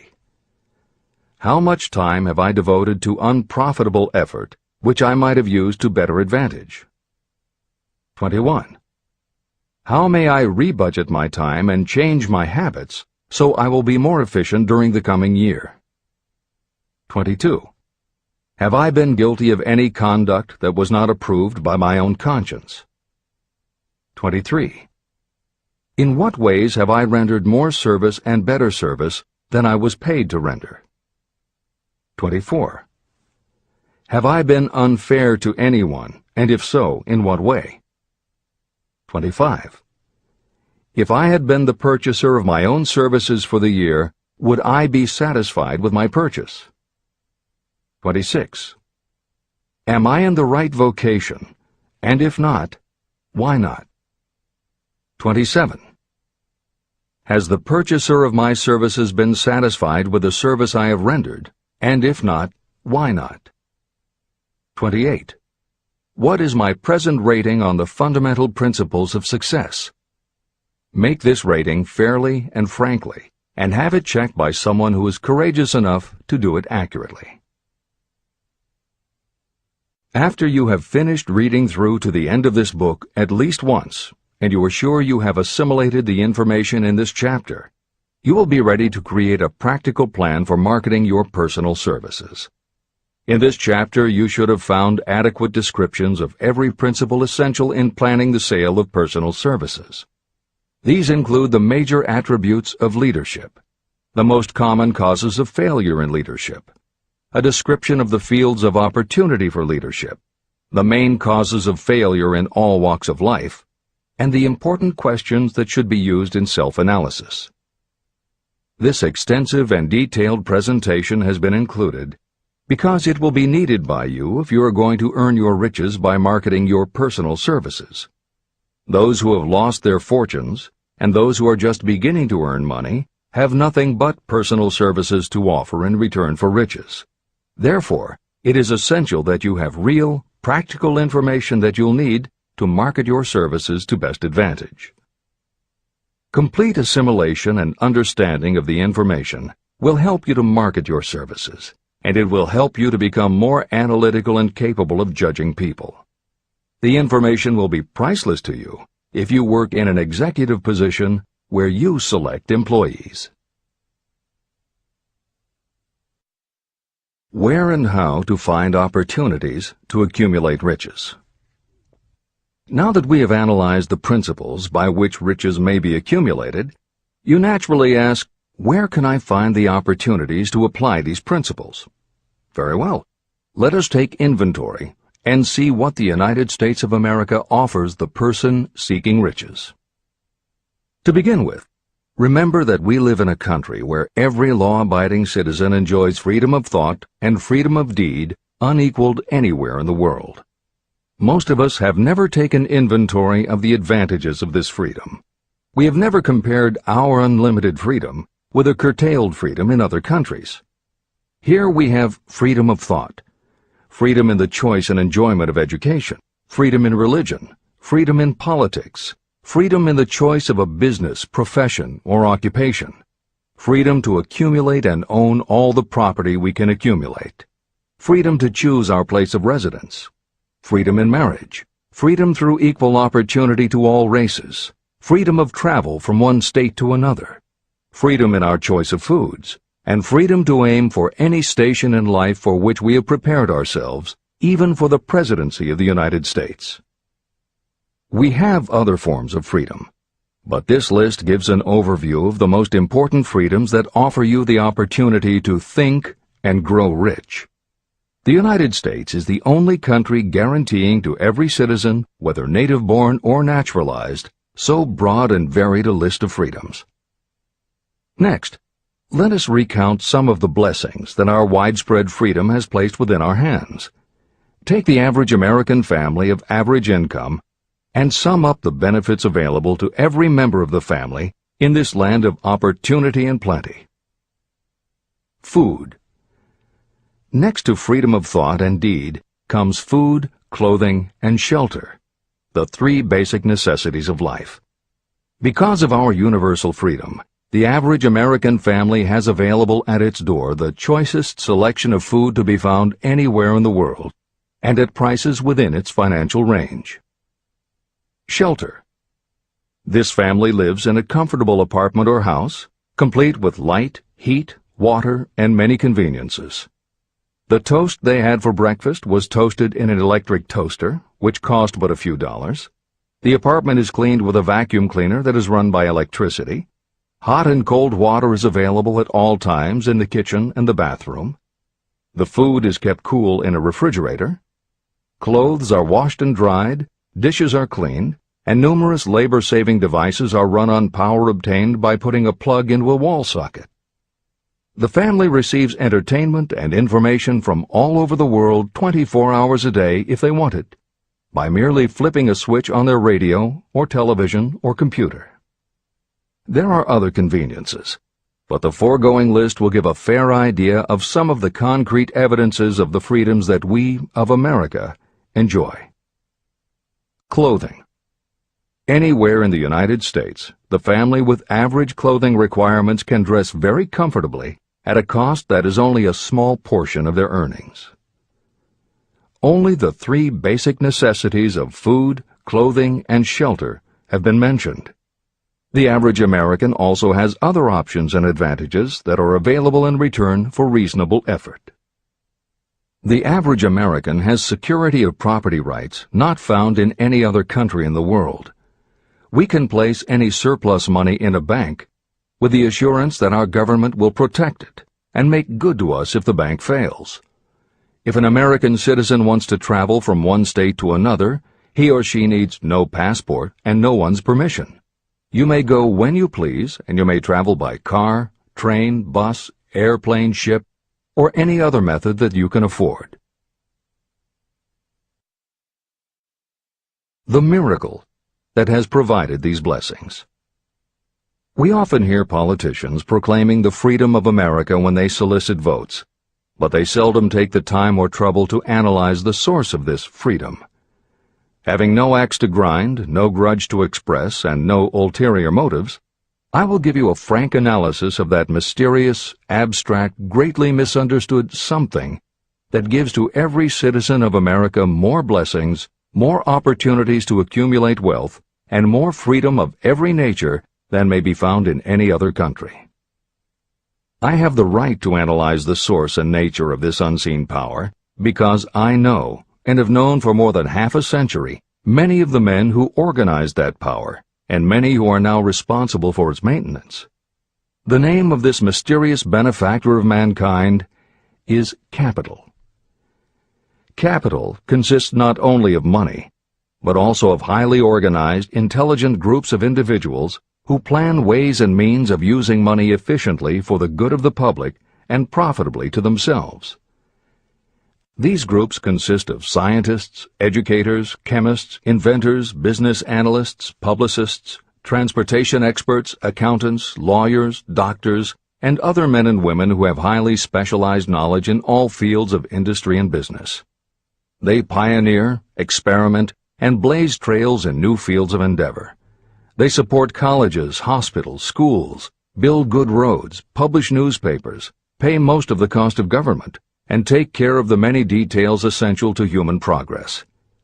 Stated briefly, the capitalists are the brains of civilization because they supply the entire fabric of which all education, enlightenment, and human progress consist. Money without brains is always dangerous. Properly used, it is the most important essential of civilization. To give you an idea of how important organized capital is, try to imagine that it is your job to provide and prepare a simple family breakfast, but you have to do it without the aid of capital. To supply the tea, you would have to make a trip to China or India. Unless you are an excellent swimmer, you would become rather tired before making the round trip. Then, too, another problem would confront you. What would you use for money, even if you had the physical endurance to swim the ocean? To supply sugar, you would have to take another swim to the Caribbean islands, or a long walk to the sugar beet section of Utah. But even then you might come back without the sugar, because organized effort and money are necessary to produce sugar, to say nothing of what is required to refine, transport, and deliver it to the breakfast table anywhere in the United States. Eggs you could obtain easily enough from nearby farms, but you might have a very long walk to Florida or California and back before you could serve grapefruit juice.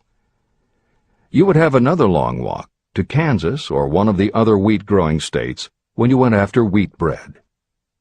Dry cereal would have to be omitted from the menu because it would not be available except through the labor of a trained group of workers and suitable machinery, all of which call for capital. After resting, you could take off for another little swim down to South America, where you would pick up a couple of bananas. On your return, you could take a short walk to the nearest farm having a dairy and pick up some butter and cream. Then your family would be ready to sit down and enjoy breakfast. Seems absurd, doesn't it? Well, the procedure described would be the only possible way these simple items of food could be delivered if we had no capitalistic system. The capital cornerstone of our lives.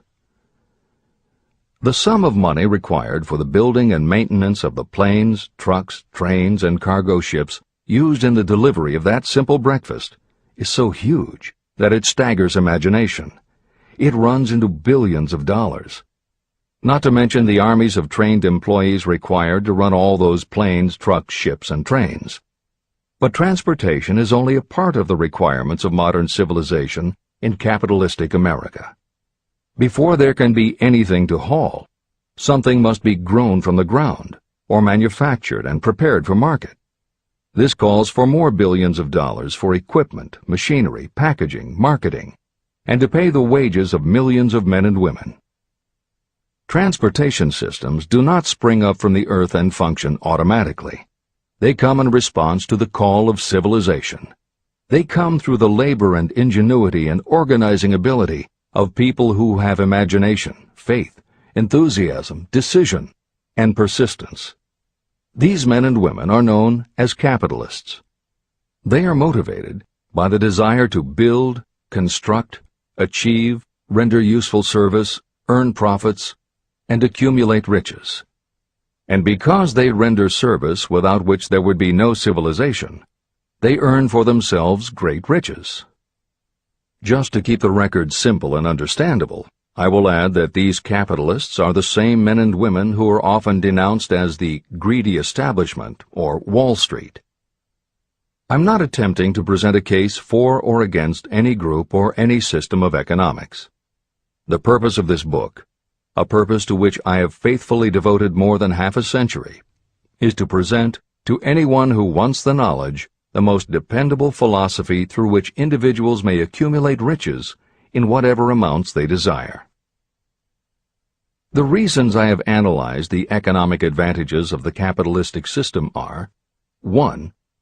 To point out that all who seek riches must recognize and adapt themselves to the system that controls all approaches to fortunes, large or small. 2. To present the side of the picture opposite to the one portrayed by politicians and demagogues and the media, who often refer to organized capital as if it were something poisonous. This is a capitalistic country. It was developed through the use of capital.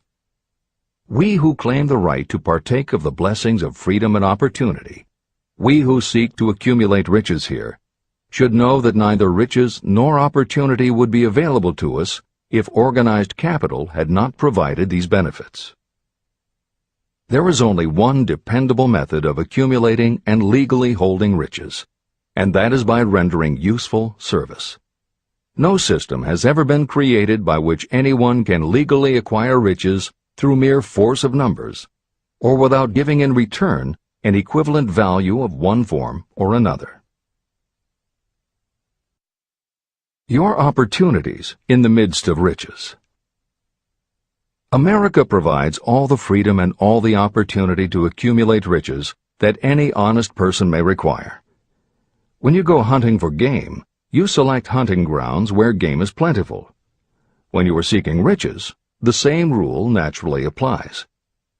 If it is riches you are seeking, do not overlook the possibilities of a country whose citizens are so rich that women alone spend billions of dollars each year for cosmetics and other beauty products. Do not be in too big a hurry to get away from a country whose men willingly, even eagerly, hand over more billions of dollars annually for football, basketball, baseball, and all the related products that go with these and other sporting events. Only a few of the luxuries and non-essentials have been mentioned, but remember that the business of producing and marketing these few products gives regular employment to many millions of men and women, who receive for their services many millions of dollars monthly, and spend it freely for both the luxuries and the necessities. Especially, remember that behind all this exchange of merchandise and personal services is an abundance of opportunity to accumulate riches. Here our American freedom comes to your aid. There is nothing to stop you or anyone from engaging in any portion of the effort necessary to carry on these businesses. If you have superior talent, training, experience, you may accumulate riches in large amounts. Those not so fortunate may accumulate smaller amounts. Anyone may earn a living in return for a very nominal amount of labor. So there you are. Opportunity has spread its wares before you. Step up to the front, select what you want, create your plan, put the plan into action, and follow through with persistence. Capitalistic America will do the rest. You can depend on this much. Capitalistic America ensures every person the opportunity to render useful service and to collect riches in proportion to the value of the service. The system denies no one this right, but it does not and cannot promise something for nothing. The system itself is irrevocably controlled by the law of economics, which neither recognizes nor tolerates for long getting without giving.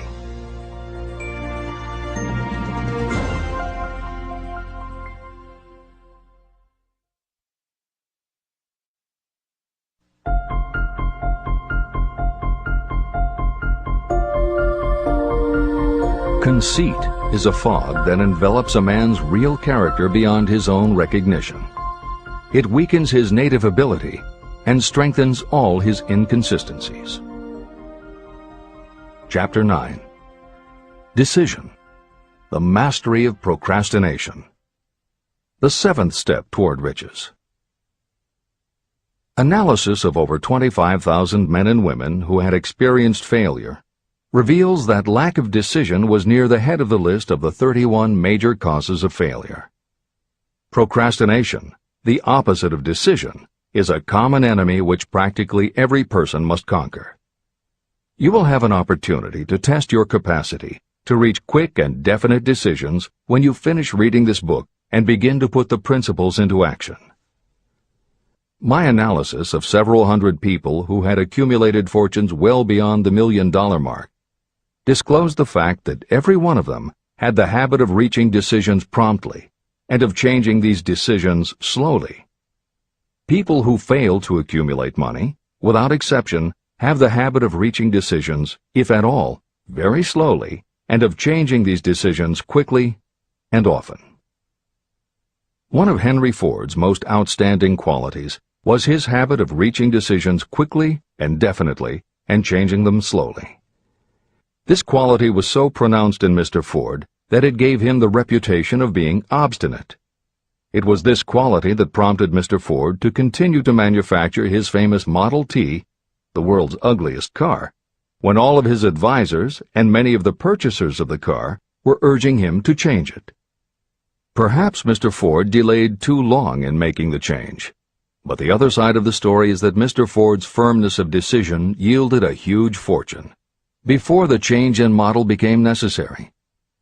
Some say that Mr. Ford's definiteness of decision was just obstinacy, but even this quality is preferable to slowness in reaching decisions and quickness in changing them. Editor's comments. Henry Ford's consistency extended also to the color of the Model T, 15 million of which in 19 years of production from 1908 to 1927 were made only in black and with little change in the design. Shortly after its introduction, Napoleon Hill met with Ford to talk about the principles of success. According to Hill, in Michael Ritt's biography of Napoleon Hill, A Lifetime of Riches, Henry Ford was cold, indifferent, unenthusiastic, and spoke only when forced to, unless he was talking about his car. Early on, few people other than Carnegie could foresee the success Ford would achieve, which Hill later attributed to Ford's self-control and concentrated effort. At Hill's first meeting with him in 1911, Ford was interested only in talking about the Model T. After Ford took him for a spin around the factory, Hill bought one for $680. This is the end of the editor's comments. Making your own decisions. The majority of people who fail to accumulate the money they need are generally easily influenced by the opinions of others. They permit gossip, rumors, other people's opinions, and the news reporters to do their thinking for them. Opinions are the cheapest commodities on earth. Everyone has a flock of opinions they are ready to tell anyone who will listen. If you are too influenced by other people's opinions when you reach decisions, you will not succeed in any undertaking, much less in that of transmuting your own desire into money. If you are influenced by the opinions of others, you will have no desire of your own. Keep your own counsel. Rely on yourself to reach your own decisions when you begin to put these principles into practice, and follow through on your decisions. Take no one into your confidence except the members of your mastermind group, and be very sure that you choose for your group only those who will be in complete sympathy and harmony with your purpose. Close friends and relatives, while not meaning to do so, often handicap one through opinions. And for some reason, even friends often seem to think that ridiculing you and your plans is funny. Thousands of men and women carry inferiority complexes with them all through life because some well-meaning but ignorant person destroyed their confidence through opinions or ridicule.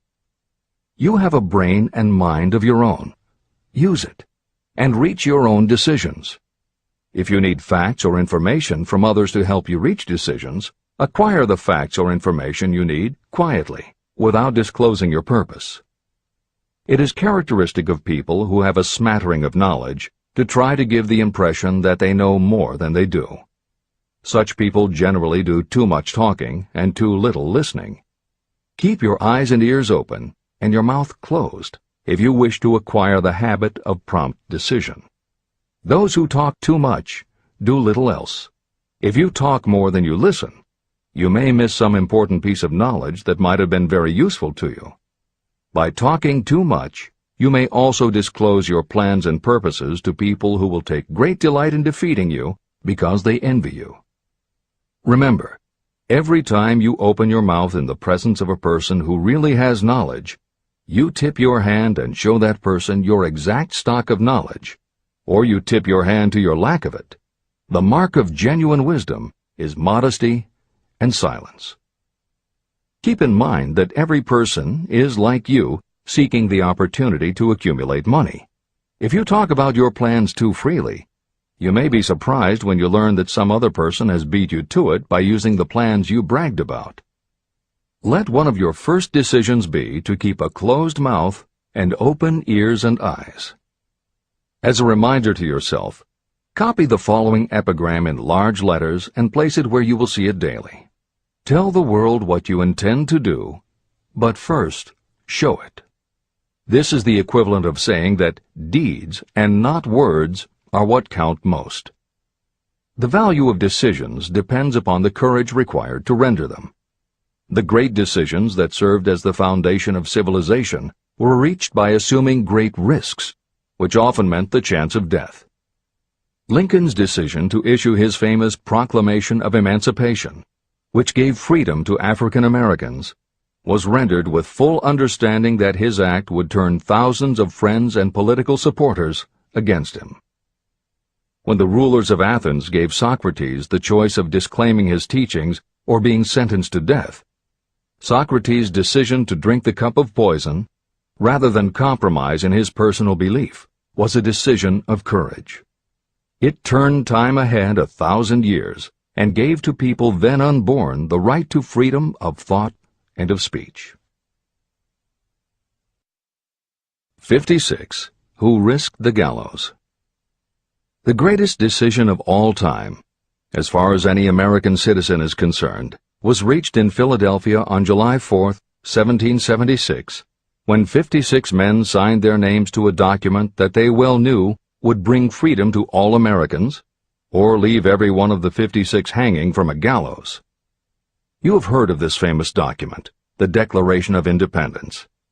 But have you taken from it the great lesson in personal achievement it so plainly taught? We all remember the date of this momentous decision, but few of us realize what courage that decision required. We remember our history as it was taught. We remember dates and the names of the men who fought. We remember Valley Forge and Yorktown. We remember George Washington and Lord Cornwallis. But we know little of the real forces behind these names, dates, and places. We know even less of that intangible power that ensured freedom long before Washington's armies reached Yorktown. It is nothing short of tragedy that the writers of history have missed entirely even the slightest reference to the irresistible power that gave birth and freedom to the nation destined to set up new standards of independence for all the peoples of the earth. I say it is a tragedy because it is the same power that must be used by every individual who overcomes the difficulties of life and forces life to pay the price asked. Let us briefly review the events that gave birth to this power. The story begins with an incident in Boston on March 5, 1770. British soldiers were patrolling the streets, openly threatening the citizens by their presence. The colonists resented armed men marching in their midst. They began to express their resentment openly, hurling stones as well as epithets at the marching soldiers, until the commanding officer gave orders. Fix bayonets. Charge. The battle was on. It resulted in the death and injury of many. The incident aroused such resentment that the Provincial Assembly, made up of prominent colonists, called a meeting for the purpose of taking definite action. Two of the members of that assembly were John Hancock and Samuel Adams. They spoke up courageously and declared that a move must be made to eject all British soldiers from Boston. Remember this: a decision, in the minds of two men, might properly be called the beginning of the freedom that we of the United States now enjoy. Remember, too, that the decision of these two men called for faith and courage because it was dangerous. Before the assembly adjourned, Samuel Adams was appointed to call on Hutchinson, the governor of the province, and demand the withdrawal of the British troops. The request was granted, and the troops were removed from Boston, but the incident was not closed. It had caused a situation that was destined to change the entire trend of civilization. Richard Henry Lee became an important factor in this story, because he and Samuel Adams corresponded frequently, sharing freely their fears and their hopes concerning the welfare of the people of their provinces. From this practice, Adams conceived the idea that a mutual exchange of letters between the 13 colonies might help to bring about the coordination of efforts so badly needed in connection with the solution of their problems. In March of 1772, 2 years after the clash with the soldiers in Boston, Adams presented this idea to the Assembly. He made a motion that a correspondence committee be established among the colonies, with definitely appointed correspondents in each colony, for the purpose of friendly cooperation for the betterment of the colonies of British America. It was the beginning of the organization of the far-flung power destined to give freedom to you and to me. A mastermind group had already been organized. It consisted of Adams, Lee, and Hancock. The Committee of Correspondence was organized. The citizens of the colonies had been waging disorganized warfare against the British soldiers through incidents similar to the Boston riot, but nothing of benefit had been accomplished. Their individual grievances had not been consolidated under one mastermind. No group of individuals had put their hearts, minds, souls, and bodies together in one definite decision to settle their difficulty with the British once and for all, until Adams, Hancock, and Lee got together. Meanwhile, the British were not idle. They, too, were doing some planning and masterminding, and they had the advantage of having behind them money and organized soldiery. A decision that changed history. The Crown appointed Gage to supplant Hutchinson as the governor of Massachusetts. One of the new governor's first acts was to send a messenger to call on Samuel Adams for the purpose of endeavoring to stop his opposition by fear. You will best understand the spirit of what happened from this quotation of the conversation between Colonel Fenton, the messenger sent by Gage, and Adams. Colonel Fenton: I have been authorized by Governor Gage to assure you, Mr. Adams, that the governor has been empowered to confer upon you such benefits as would be satisfactory, an obvious endeavor to win Adams by promise of bribing him, upon the condition that you engage to cease in your opposition to the measures of the government. It is the governor's advice to you, sir, not to incur the further displeasure of His Majesty. Your conduct has been such as makes you liable to penalties of an act of Henry VIII, by which persons can be sent to England for trial for treason or misprision of treason at the discretion of a governor of a province. But by changing your political course, you will not only receive great personal advantages, but you will make your peace with the king. Samuel Adams had the choice of two decisions. He could cease his opposition and receive personal bribes, or he could continue and run the risk of being hanged. Clearly, the time had come when Adams was forced to reach, instantly, a decision that could have cost his life. Adams insisted upon Colonel Fenton's word of honor that the colonel would deliver to the governor the answer exactly as Adams would give it to him. Adams' answer: Then you may tell Governor Gage that I trust I have long since made my peace with the King of Kings. No personal consideration shall induce me to abandon the righteous cause of my country. And tell Governor Gage it is the advice of Samuel Adams to him no longer to insult the feelings of an exasperated people. When Governor Gage received Adams' caustic reply, he flew into a rage and issued a proclamation that read, I do hereby, in His Majesty's name, offer and promise His most gracious pardon to all persons who shall forthwith lay down their arms and return to the duties of peaceable subjects, excepting only from the benefit of such pardon Samuel Adams and John Hancock, whose offenses are of too flagitious a nature to admit of any other consideration but that of condign punishment. Adams and Hancock were on the spot.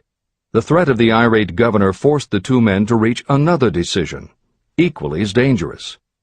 They hurriedly called a secret meeting of their staunchest followers. After the meeting had been called to order, Adams locked the door, placed the key in his pocket, and informed all present that it was imperative that a Congress of the colonists be organized, and that no man should leave the room until the decision for such a Congress had been reached. Great excitement followed. Some weighed the possible consequences of such radicalism. Some expressed grave doubt as to the wisdom of so definite a decision in defiance of the Crown. Locked in that room were two men immune to fear, blind to the possibility of failure, Hancock, and Adams. Through the influence of their minds, the others were induced to agree that, through the Correspondence Committee, arrangements should be made for a meeting of the First Continental Congress to be held in Philadelphia, September 5, 1774. Remember this date. It is more important than July 4, 1776. If there had been no decision to hold a Continental Congress, there could have been no signing of the Declaration of Independence. Before the first meeting of the new Congress, another leader, in a different section of the country, was deep in the throes of publishing a summary view of the rights of British America. He was Thomas Jefferson, of the province of Virginia, whose relationship to Lord Dunmore, representative of the Crown in Virginia, was as strained as that of Hancock's and Adams with their governor. Shortly after his famous Summary of Rights was published, Jefferson was informed that he was subject to prosecution for high treason against His Majesty's government. Inspired by the threat, one of Jefferson's colleagues, Patrick Henry, boldly spoke his mind, concluding his remarks with a sentence that shall remain forever a classic. "If this be treason, then make the most of it." It was such men as these who, without power, without authority, without military strength, without money, sat in solemn consideration of the destiny of the colonies, beginning at the opening of the First Continental Congress and continuing at intervals for 2 years, until on June 7, 1776, Richard Henry Lee arose, addressed the chair, and to the startled assembly made this motion: "Gentlemen, I make the motion that these united colonies are, and of right ought to be, free and independent states, that they be absolved from all allegiance to the British Crown, and that all political connection between them and the state of Great Britain is, and ought to be, totally dissolved." The most momentous decision ever placed on paper. Lee's astounding motion was discussed fervently and at such length that he began to lose patience. Finally, after days of argument, he again took the floor and declared in a clear, firm voice, "Mr. President, we have discussed this issue for days. It is the only course for us to follow. Why then, sir, do we longer delay? Why still deliberate? Let this happy day give birth to an American Republic. Let her arise, not to devastate and to conquer, but to re-establish the reign of peace and of law." Before his motion was finally voted upon, Lee was called back to Virginia because of serious family illness. But before leaving, he placed his cause in the hands of his friend, Thomas Jefferson, who promised to fight until favorable action was taken. Shortly thereafter, the President of the Congress, Hancock, appointed Jefferson as chairman of a committee to draw up a Declaration of Independence. Long and hard the committee labored on a document that would mean, when accepted by the Congress, that every man who signed it would be signing his own death warrant should the colonies lose in the fight with Great Britain that was sure to follow. The document was drawn, and on June 28th, the original draft was read before the Congress. For several days it was discussed, altered, and made ready. On July 4th, 1776, Thomas Jefferson stood before the Assembly and fearlessly read the most momentous decision ever placed on paper. When in the course of human events it becomes necessary for one people to dissolve the political bands which have connected them with another, and to assume among the powers of the earth the separate and equal station to which the laws of nature and of nature's God entitled them, a decent respect to the opinions of mankind requires that they should declare the causes which impel them to the separation. When Jefferson finished, the document was voted upon, accepted, and signed by the 56 men, every one staking his own life upon his decision to write his name. By that decision came into existence a nation destined to bring to mankind forever the privilege of making decisions. Analyze the events that led to the Declaration of Independence, and be convinced that this nation, which now holds a position of commanding respect and power among all nations of the world, was born of a decision created by a mastermind consisting of 56 men. Note well the fact that it was their decision that ensured the success of Washington's armies, because the spirit of that decision was in the heart of every soldier who fought with him, and served as a spiritual power which recognizes no such thing as failure. Note also, with great personal benefit, that the power that gave this nation its freedom is the same power that must be used by every individual who becomes self-determining. This power is made up of the principles described in this book. It will not be difficult to detect in the story of the Declaration of Independence at least 6 of these principles: desire, decision, faith, persistence, the mastermind, and organized planning. Know what you want, and you will generally get it. Throughout this philosophy, you'll find the suggestion that thought, backed by strong desire, will transmute itself into its physical equivalent. The story of the founding of America and the story of the organization of the United States Steel Corporation are perfect examples of the method by which thought makes this astounding transformation. In your search for the secret of the method, do not look for a miracle, because you will not find it. You will find only the eternal laws of nature. These laws are available to every person who has the faith and the courage to use them. They may be used to bring freedom to a nation or to accumulate riches. Those who reach decisions promptly and definitely know what they want and generally get it. The leaders in every walk of life decide quickly and firmly. That is the major reason why they are leaders.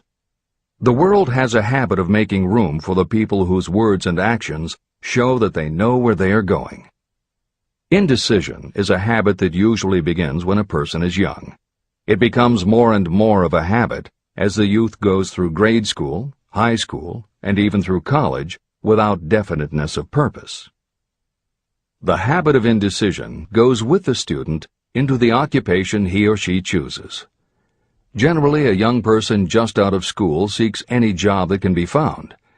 Young people take the first job they can find because they have fallen into the habit of indecision. The vast majority of people working today are in the positions they hold because they lack the definiteness of decision to plan a definite position and the knowledge of how to choose an employer. Definiteness of decision always requires courage, sometimes very great courage. The 56 men who signed the Declaration of Independence staked their lives on the decision to affix their signatures to that document. The person who reaches a definite decision to go after a specific job and make life pay the price he or she asks does not stake his or her life on that decision. They stake their economic freedom. Financial independence, riches, and desirable business positions are not within reach of the person who neglects or refuses to expect, plan, and demand these things. The person who desires riches in the same spirit that Samuel Adams desired freedom for the colonies is sure to accumulate wealth. No man achieves great success who is unwilling to make personal sacrifices.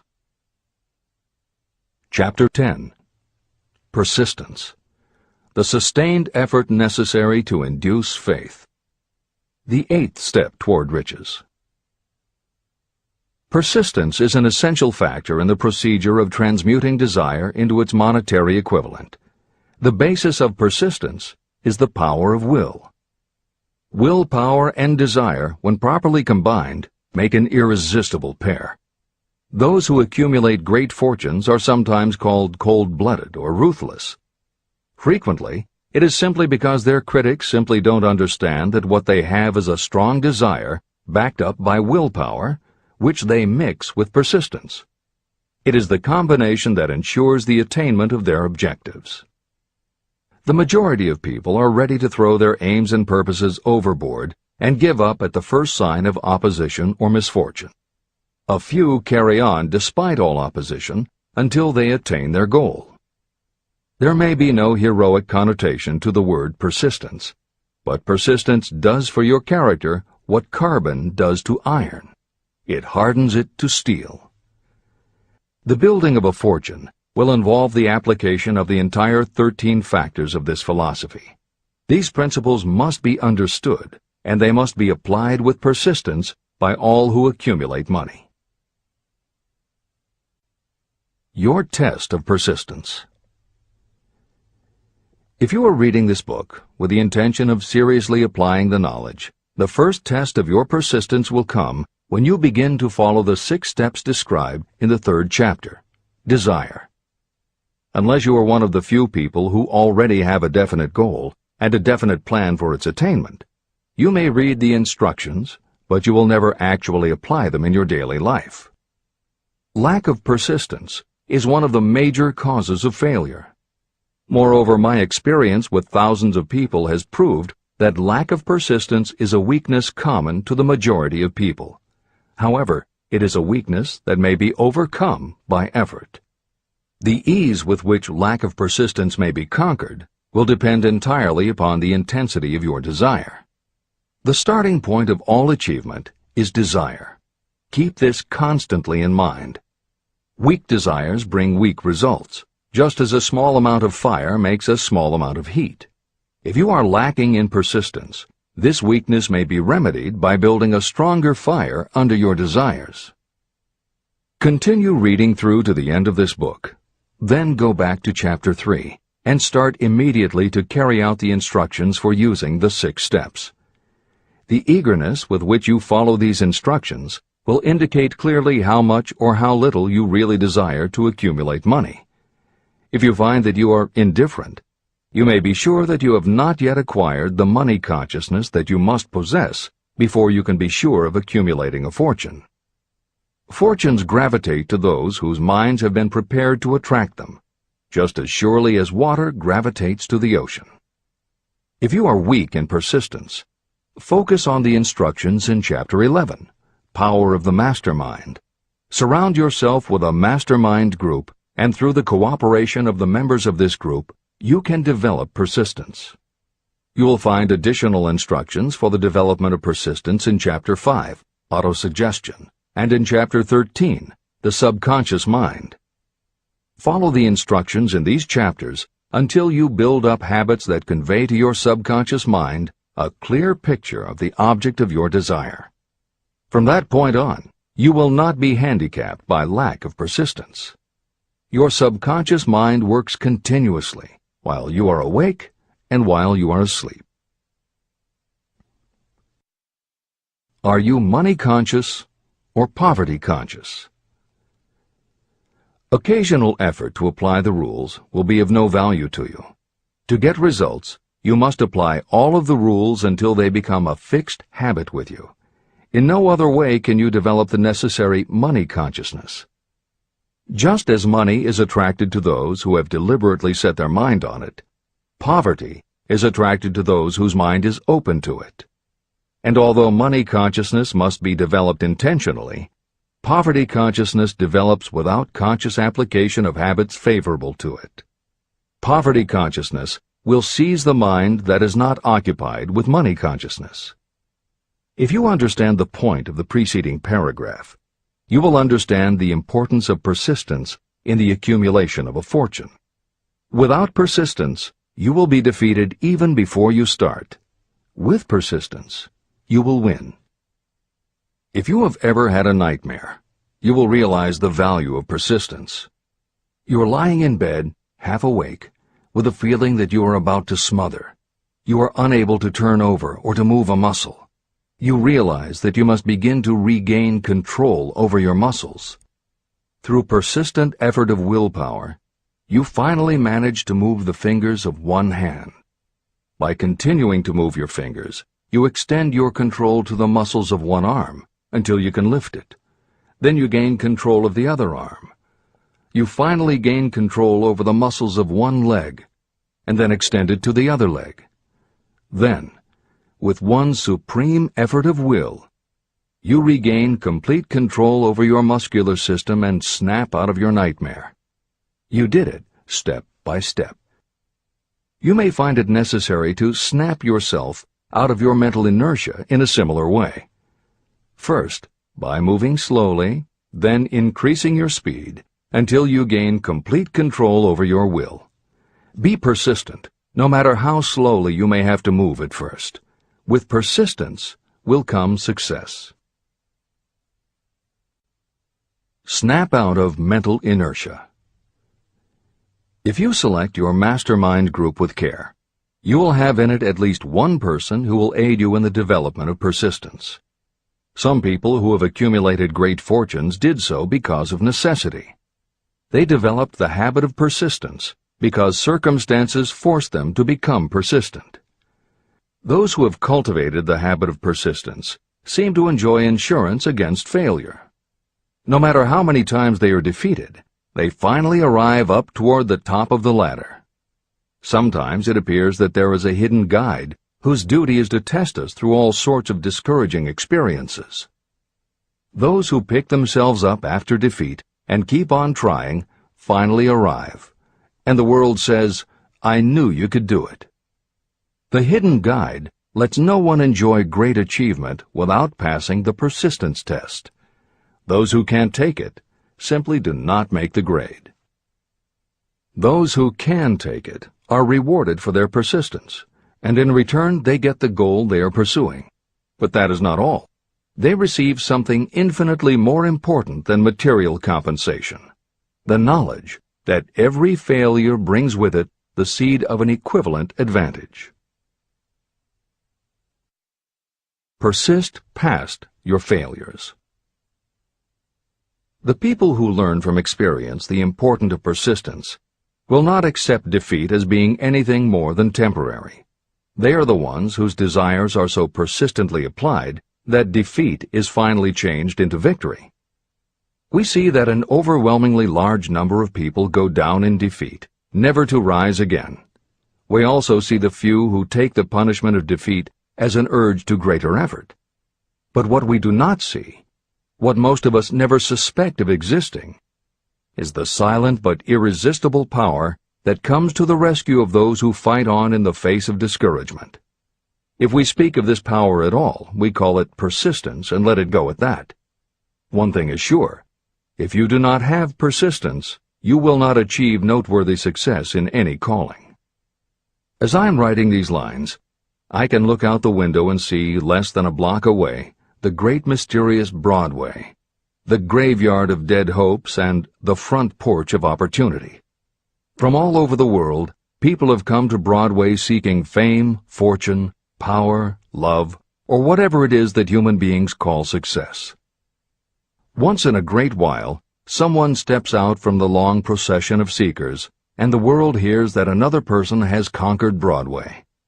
But Broadway is not easily nor quickly conquered.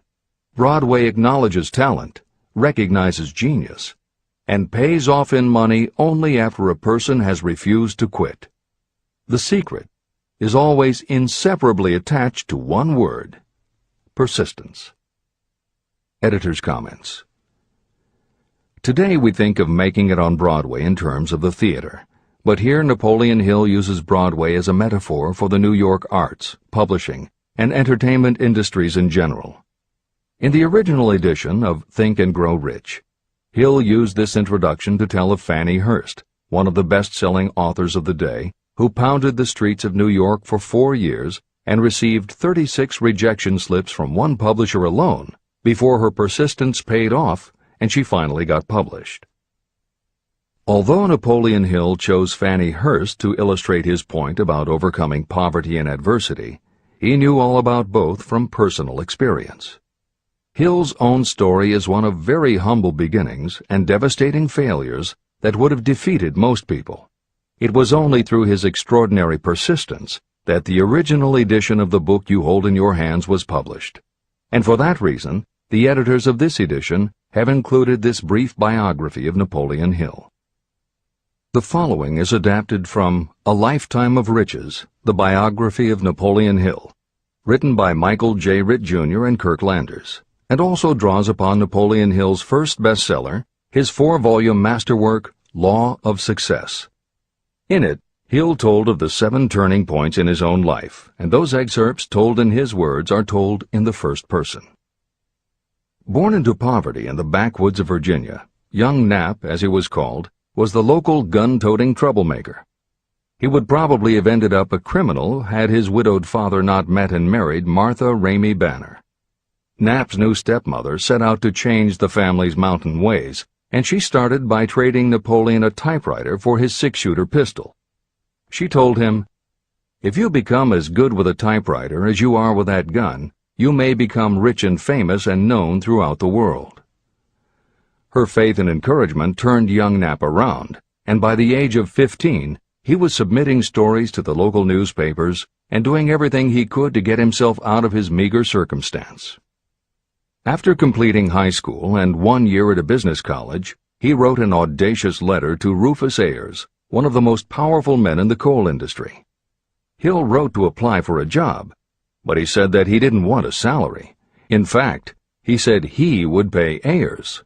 Hill proposed that Ayers could charge him whatever he wanted on a monthly basis, but if at the end of 3 months Hill had proved his worth, he then would expect Ayers to pay him a salary of the same monthly amount.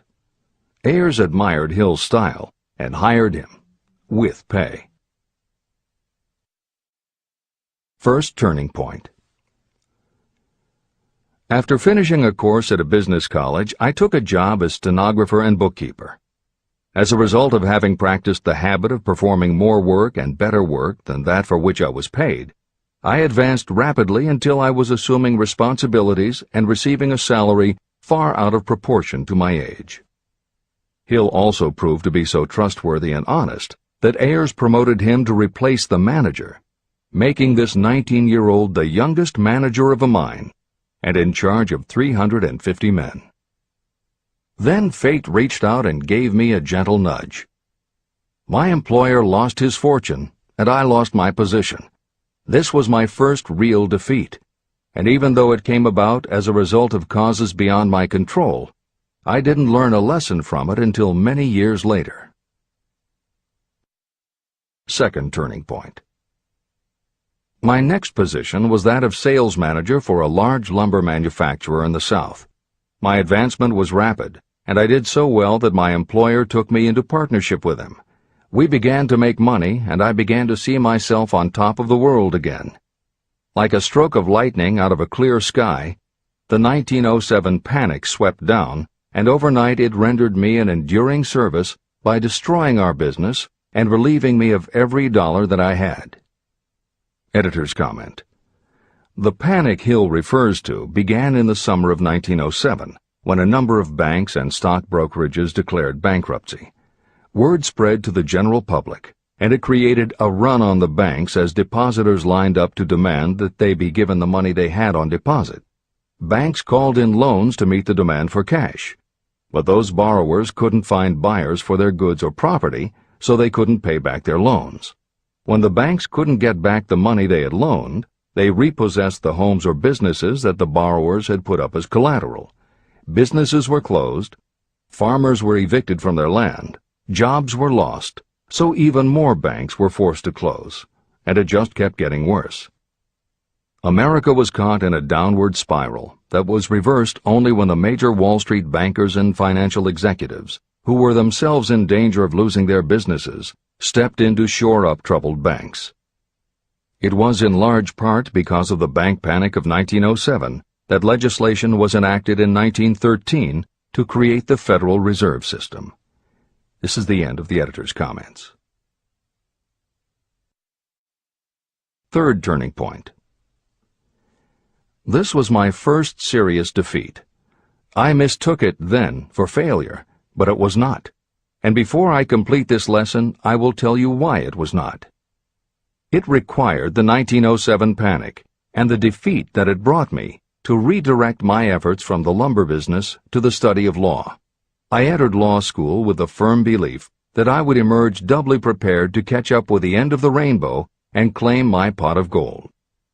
Napoleon Hill planned to put himself and his brother through law school by writing articles for Bob Taylor's magazine. It was through the magazine that he arranged the fateful meeting with Andrew Carnegie, described at the beginning of this book. As was noted there, when Carnegie proposed the idea of writing The Philosophy of Success, he told Hill that he would have to earn his own way. I attended law school at night and worked as an automobile salesman during the day. Because of the job, I saw the need for trained automobile mechanics. I opened an educational department in the manufacturing plant and began to train ordinary machinists in automobile assembly and repair work. The school prospered, paying me over $1,000 a month in net profits. My banker knew that I was prospering, therefore he loaned me money with which to expand. A peculiar trait of bankers is that they will loan us money without any hesitation when we are prosperous.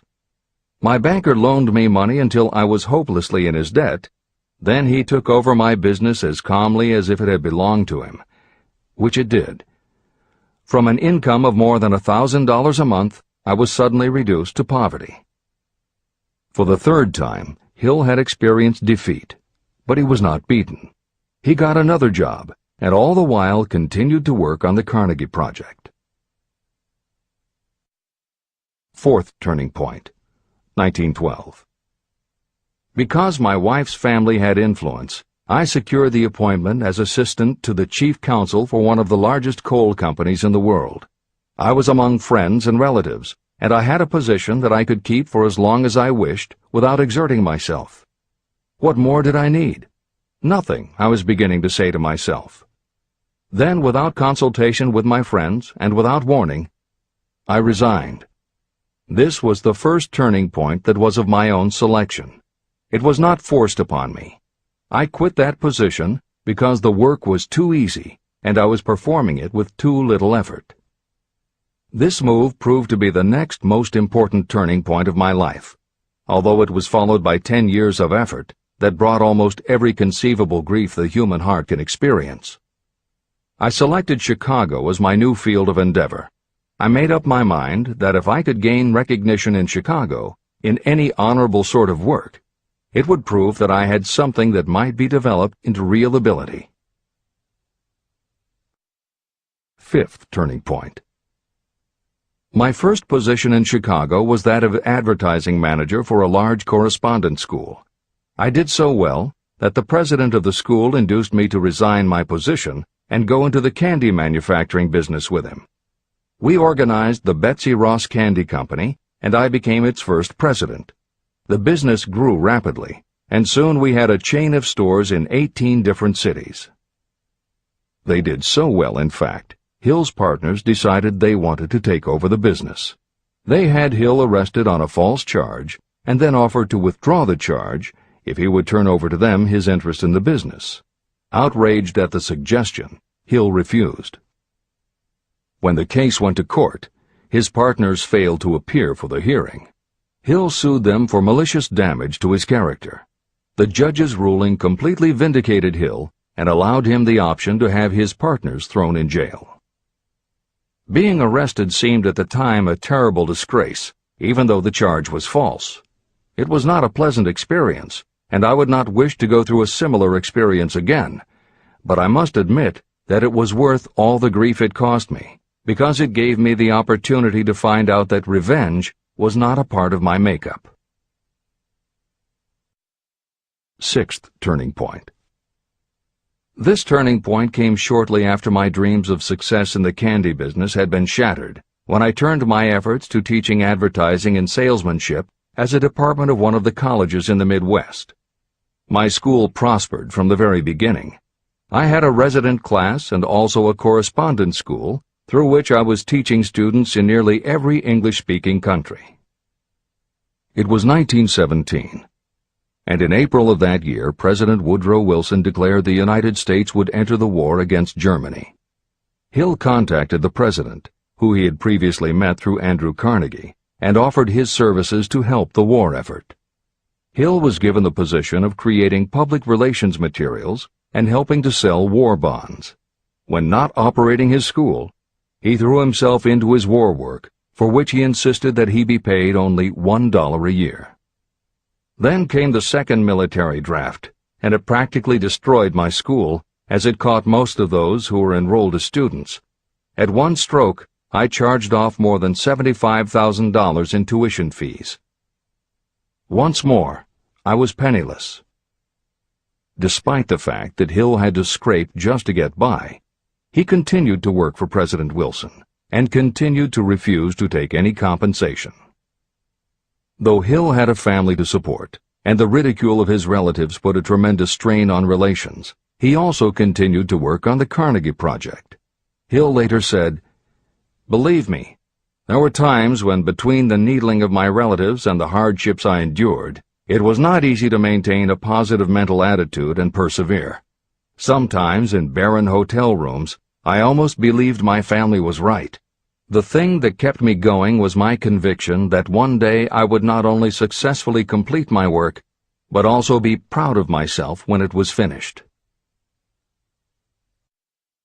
Seventh turning point. To describe the seventh of the turning points in my life, I must go back to November 11th, 1918. Armistice Day, the end of the World War.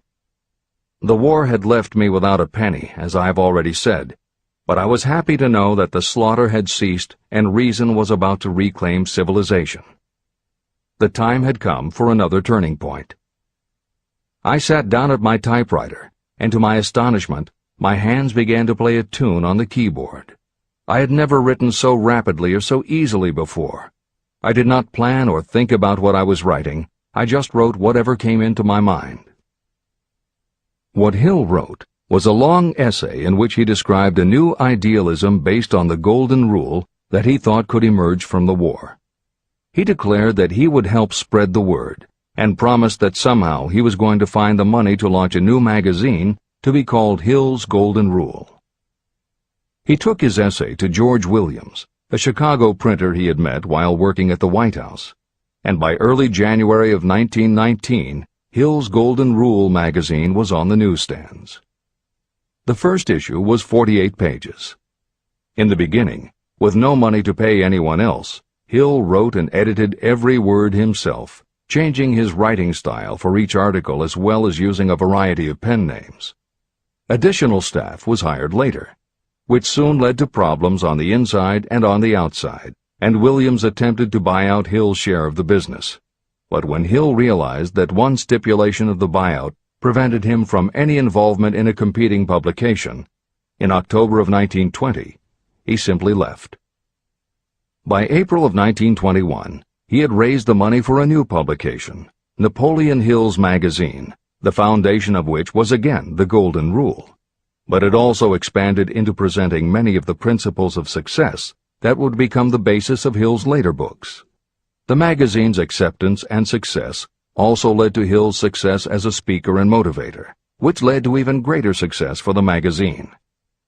At the same time, Napoleon Hill was working with one of the inmates of a penitentiary to develop a correspondence course, which he took to the prisons to encourage prisoner rehabilitation.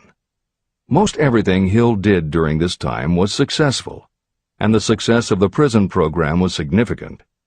But the greed of two members of the board of directors, one of whom was the prison chaplain, eventually led in 1923 to the demise of not only the educational rehabilitation programs, but also the magazine and numerous other successful offshoot ventures. The bleak irony, as Michael Ritt notes in A Lifetime of Riches, was that few enterprises in the 1920s could have been more idealistic or humanitarian in concept. Yet in seeking to stir goodness in men's souls, these enterprises had stirred mean-spirited men to a bloodlust that destroyed everything. Without his magazine, Hill went back to teaching and lecturing, which led to an introduction to a crusading newspaper publisher, Don Mellett, who offered to help Hill publish the results of his work on the Carnegie Project.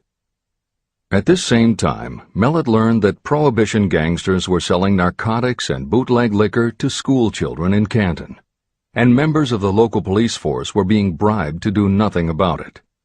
Mellett was outraged and wrote an expose in his Canton Daily News, while Hill contacted the governor to implement a state investigation of the corrupt police department.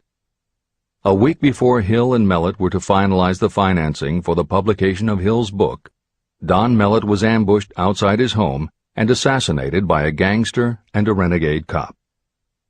They tried to kill Hill, too, but through pure luck he escaped and fled to the Smoky Mountains, where he remained holed up in a backwoods shack for most of a year. Destitute and in fear for his life, he lapsed into a state of deep depression. Then, in one extraordinary night of self-analysis, he willed himself out of his depression and resolved to finish the challenge Carnegie had posed almost 20 years earlier. Hill went to Philadelphia, convinced a publisher to put up the money, then worked night and day for almost 4 months to finish the manuscript. In March of 1928, Hill published the results of his efforts, a multi-volume masterwork entitled Law of Success. No one had ever seen anything like it. It was a phenomenon, a runaway bestseller. A little over a year later, while Hill was finally enjoying the fruits of his long labors, the stock market crash of '29 hit. The bottom fell out of everything, including the market for books. Though he never gave up on his vision, like the rest of America, Hill struggled through the Depression. He lectured, he wrote, and he taught in every way he could, but it was very hard to preach personal achievement to a country that had lost faith in itself. Napoleon Hill made it his personal mission to turn the tide by creating a variety of self-help programs, but it became disappointingly apparent that it was going to take more than one man to do it. When Franklin Delano Roosevelt was elected president, he reached out to Hill. Though Napoleon Hill was an avowed capitalist, he believed enough in the ultimate goal of FDR's policies that he committed himself to helping the new administration. Throughout the Depression years, he became a close confidant of the president's, helping to guide Roosevelt in his efforts to revitalize America. It is said that it was Hill who gave FDR the famous line, "We have nothing to fear but fear itself." And though Hill was dead broke, just as he had done for President Wilson, he refused to accept more than $1 a year for his efforts.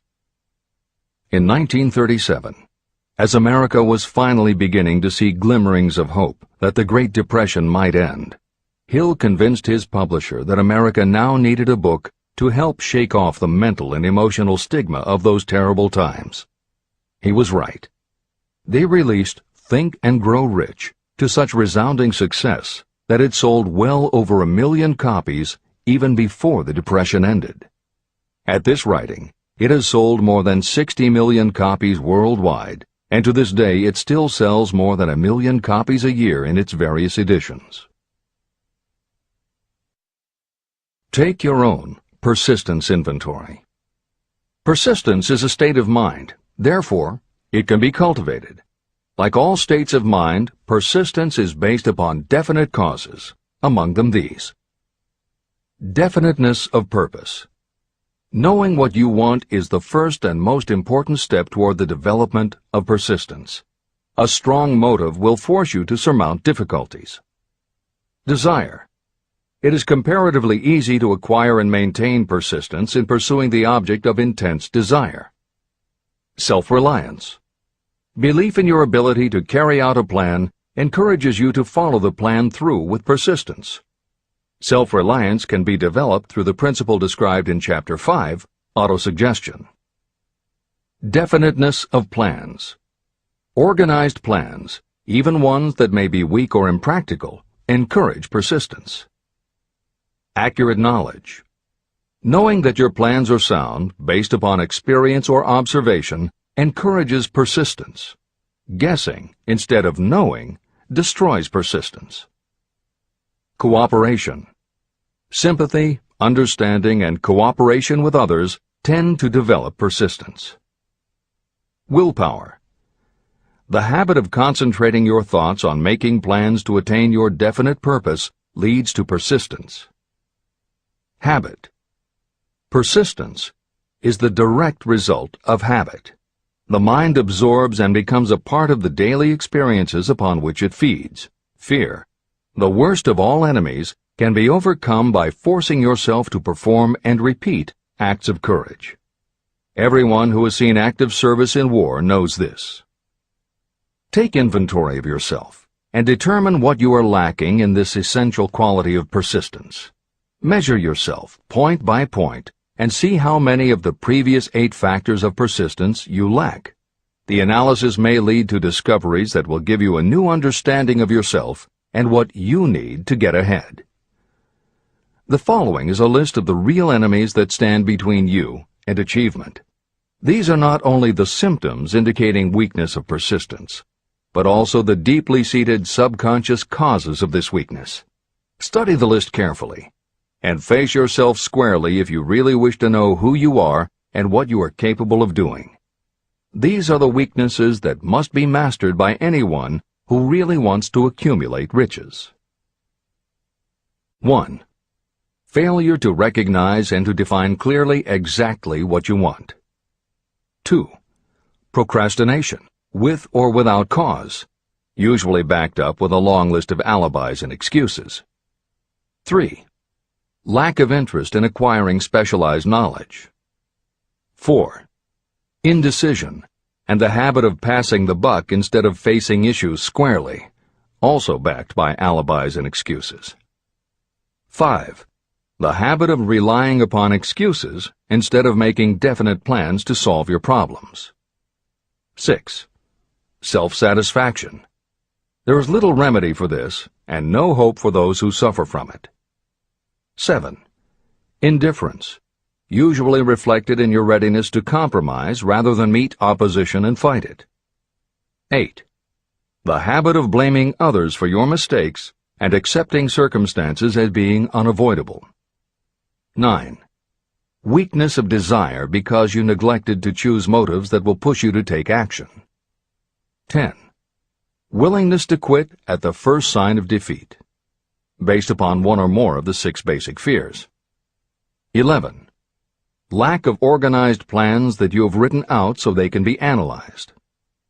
12. The habit of neglecting to act on ideas or to grasp opportunity when it presents itself. 13. Wishing instead of willing. 14.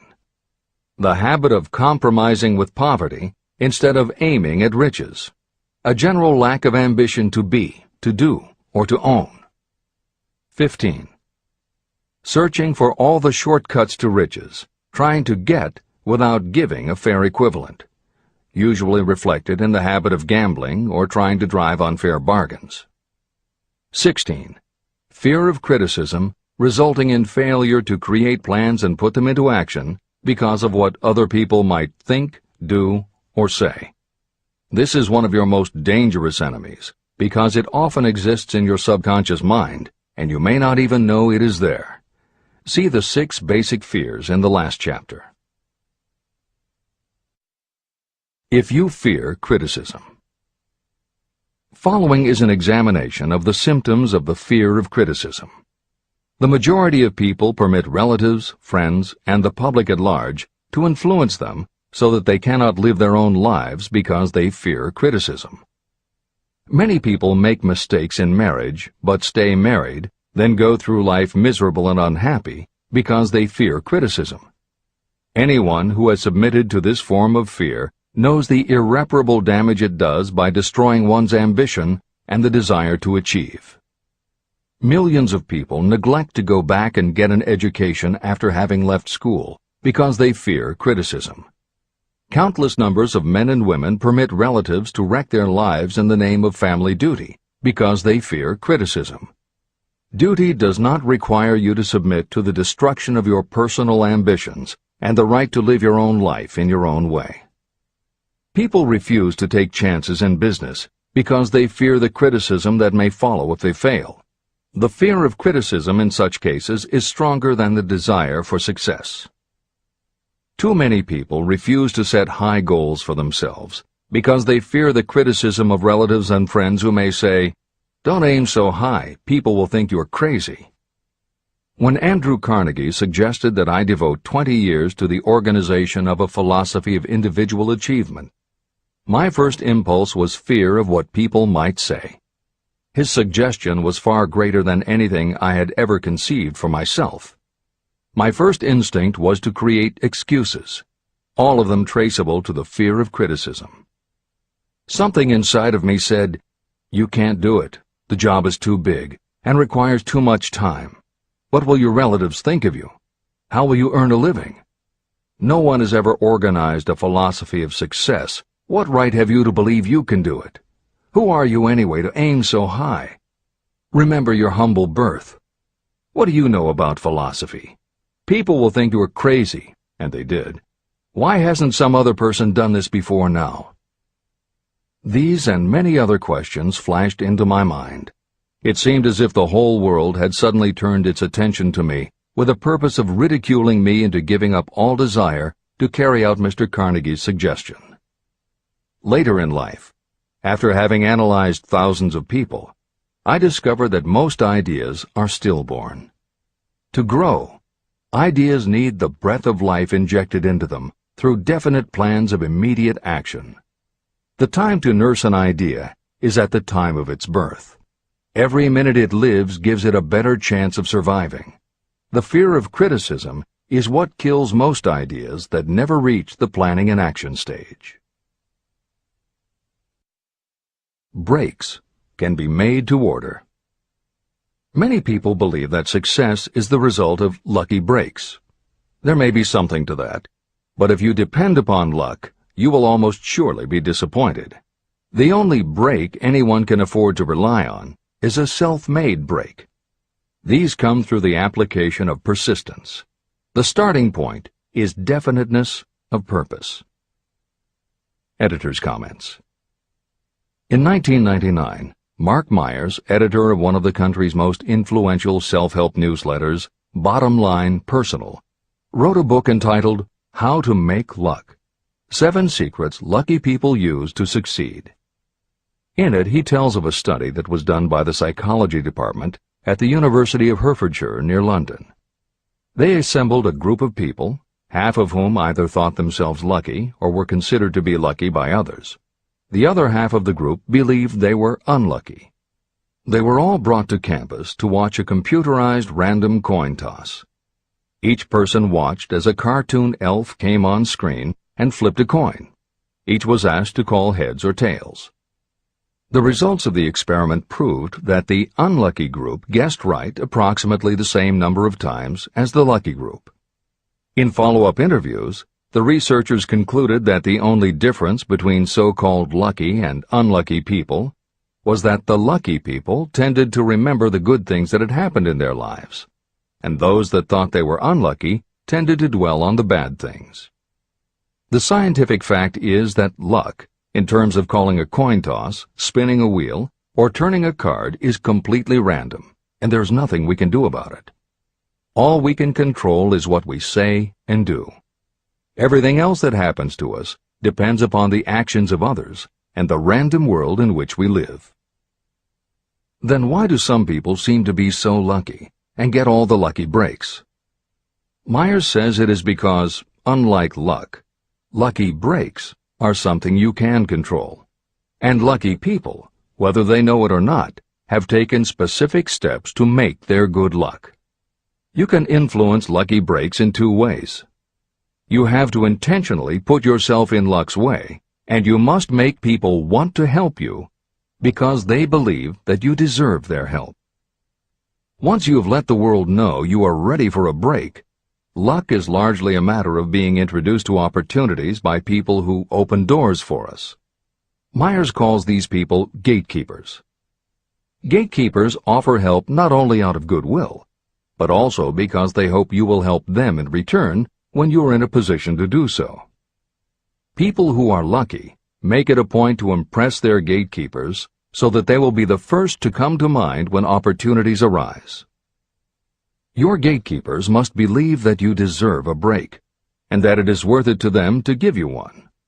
One of the best ways to do that is simply to behave and act lucky. If you act like a loser, people think you are a loser. If you perceive yourself as lucky, it will be easier for others to see you that way. And if you are believed to be a lucky person, your chances of receiving lucky opportunities will increase, partly because others hope some of your luck will rub off on them. This is the biggest secret lucky people know. They know that when they seem lucky, more people want to help them. There are people waiting to make a difference in your life if you show them you are willing to make an effort and that you are enthusiastic. Mark Myers' book is devoted to explaining ways to do that. As Hill says, the only lucky break anyone can afford to rely upon is a self-made break. These come through the application of persistence. The starting point is definiteness of purpose. This is the end of the editor's comments. If you stop the first 100 people you meet on the street and ask them what they want most in life, 98 of them would not be able to tell you. If you press them for an answer, some will say security, many will say money, a few will say happiness, and others will say fame and power. Some might tell you they want social recognition, ease in living, the ability to sing, dance, or write. But none of them will be able to give you the slightest indication of a plan by which they hope to attain these vaguely expressed wishes. Riches do not respond to wishes. They respond only to definite plans backed by definite desires through constant persistence. How to develop persistence. There are 4 simple steps that lead to the habit of persistence. They call for no great amount of intelligence, no particular amount of education, and little time or effort. These necessary steps are: 1. A definite purpose, backed by a burning desire for its fulfillment. 2. A definite plan, expressed in continuous action. 3. A mind closed tightly against all negative and discouraging influences, including negative suggestions of relatives, friends, and acquaintances. 4. A friendly alliance with one or more persons who will encourage you to follow through with both plan and purpose. These 4 steps are essential for success in all walks of life. An important purpose of the 13 principles of this philosophy is to enable you to take those 4 steps as a matter of habit. They are steps by which you may control your economic destiny. They are steps that lead to freedom and independence of thought. They are steps that lead to riches, in small or great quantities. They are steps that lead the way to power, fame, and worldly recognition. They are 4 steps that guarantee favorable breaks. They are steps that convert dreams into physical realities. They are steps that lead also to the mastery of fear, discouragement, indifference. There is a magnificent reward for anyone who learns to take these 4 steps. It is the privilege of writing your own ticket and of making life yield whatever price is asked. How to master difficulties. What mystical power gives people of persistence the capacity to master difficulties? Does the quality of persistence set up in your mind some form of spiritual, mental, or chemical activity that gives you access to supernatural forces? Does infinite intelligence throw itself on the side of the person who still fights on when the whole world seems to be against them? These and many other similar questions were in my mind as I watched Henry Ford start from scratch and build an industrial empire with little more than persistence. Or Thomas Edison, who, with less than 3 months of schooling, became the world's leading inventor. He turned his persistence into sound recording and playback machines, motion picture cameras and projectors, and the incandescent light, to say nothing of 100 other useful inventions. I had the opportunity to analyze both Mr. Edison and Mr. Ford up close and personal, year by year, over a long period of time. So I speak from actual knowledge when I say that I found no quality except persistence in either of them that even remotely suggested the major source of their stupendous achievements. If you make an impartial study of the prophets, philosophers, and religious leaders of the past, you will come to the inevitable conclusion that persistence, concentration of effort, and definiteness of purpose were the major sources of their achievements. Consider, for example, the fascinating story of Muhammad. Analyze his life. Compare him with men of achievement in this modern age of industry and finance, and observe how they all have one outstanding trait in common: persistence. If you want to understand more about the power of persistence and how it works, I strongly suggest that you read a biography of Muhammad. Editor's comments. At the beginning of the 21st century, there was an increased interest in Islam due to the attacks on the World Trade Center and the subsequent war on terror.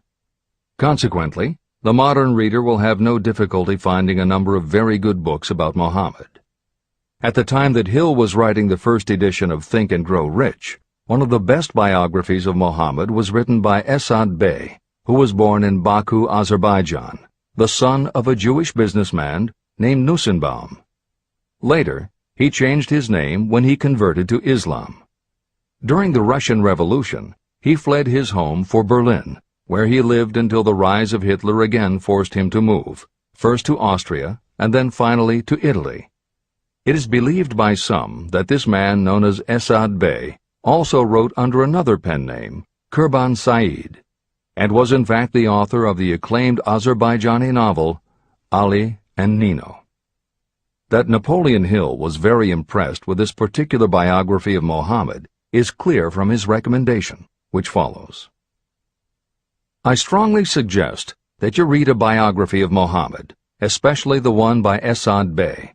This brief review of that book, which appeared in the Herald Tribune, will provide a preview of the rare treat in store for those who take the time to read the entire story of one of the most astounding examples of the power of persistence known to civilization. The Last Great Prophet. Reviewed by Thomas Sugru. Muhammad was a prophet, but he never performed a miracle. He was not a mystic. He had no formal schooling. He did not begin his mission until he was 40. When he announced that he was the messenger of God, bringing word of the true religion, he was ridiculed and labeled a lunatic. Children tripped him, and women threw filth upon him. He was banished from his native city, Mecca, and his followers were stripped of their worldly goods and sent into the desert after him. When he had been preaching 10 years, he had nothing to show for it but banishment, poverty, and ridicule. Yet before another 10 years had passed, he was dictator of all Arabia, ruler of Mecca, and the head of a new world religion which was to sweep to the Danube and the Pyrenees before exhausting the impetus he gave it. That impetus was threefold: the power of words, the efficacy of prayer, and man's kinship with God. His career never made sense. Muhammad was born to impoverished members of a leading family of Mecca. Because Mecca, the crossroads of the world, home of the magic stone called the Kaaba, great city of trade and the center of trade routes, was unsanitary, its children were sent to be raised in the desert by Bedouins. Muhammad was thus nurtured, drawing strength and health from the milk of nomad, vicarious mothers. He tended sheep and soon hired out to a rich widow as leader of her caravans. He traveled to all parts of the Eastern world, talked with many men of diverse beliefs, and observed the decline of Christianity into warring sects. When he was 28, Khadijah, the widow, looked upon him with favor and married him. Her father would have objected to such a marriage, so she got him drunk and held him up while he gave the paternal blessing. For the next 12 years, Muhammad lived as a rich and respected and very shrewd trader. Then he took to wandering in the desert, and one day he returned with the first verse of the Koran and told Khadijah that the archangel Gabriel had appeared to him and said that he was to be the messenger of God. The Koran, the revealed word of God, was the closest thing to a miracle in Muhammad's life. He had not been a poet. He had no gift of words. Yet the verses of the Koran, as he received them and recited them to the faithful, were better than any verses which the professional poets of the tribes could produce. This, to the Arabs, was a miracle. To them, the gift of words was the greatest gift. The poet was all-powerful. In addition, the Koran said that all men were equal before God, that the world should be a democratic state, Islam. It was this political heresy, plus Muhammad's desire to destroy all the 360 idols in the courtyard of the Kaaba, which brought about his banishment. The idols brought the desert tribes to Mecca, and that meant trade. So the businessmen of Mecca, the capitalists, of which he had been one, set upon Muhammad. Then he retreated to the desert and demanded sovereignty over the world. The rise of Islam began. Out of the desert came a flame which would not be extinguished. A democratic army, fighting as a unit and prepared to die without wincing. Muhammad had invited the Jews and Christians to join him, for he was not building a new religion. He was calling all who believed in one God to join in a single faith. If the Jews and Christians had accepted his invitation, Islam would have conquered the world. They didn't. They would not even accept Muhammad's innovation of humane warfare. When the armies of the Prophet entered Jerusalem, not a single person was killed because of his faith. When the Crusaders entered the city, centuries later, not a Muslim man, woman, or child was spared. But the Christians did accept one Muslim idea, the place of learning, the university.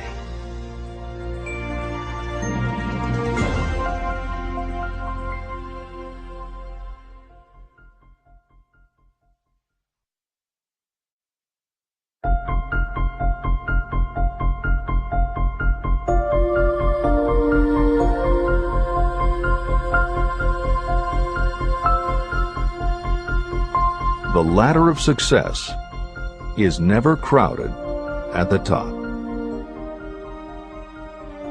Chapter 11. Power of the Mastermind, the Driving Force. The ninth step toward riches. Power is essential for success in the accumulation of money. Plans are useless without sufficient power to turn them into action. This chapter will describe the method by which an individual may attain and apply power. Power may be defined as organized and intelligently directed knowledge. Power, as the term is used here, refers to organized effort, sufficient to enable an individual to transmute desire into its monetary equivalent.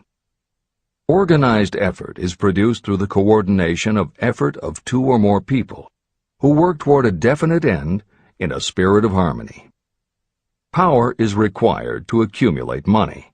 Power is necessary to keep the money after it has been accumulated. How can power be acquired?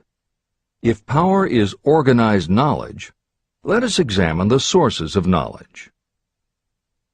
Infinite intelligence.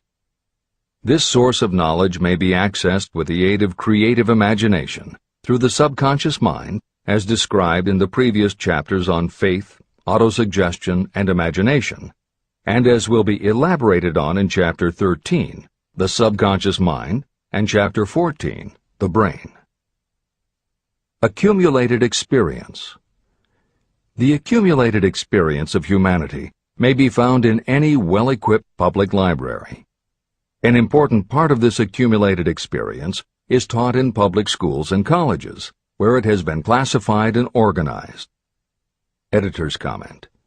The computer revolution and the Internet have had a profound effect upon the quantity of information available and on the ease of access and ability to organize that information. This is the end of the editor's comment. Experiment and research.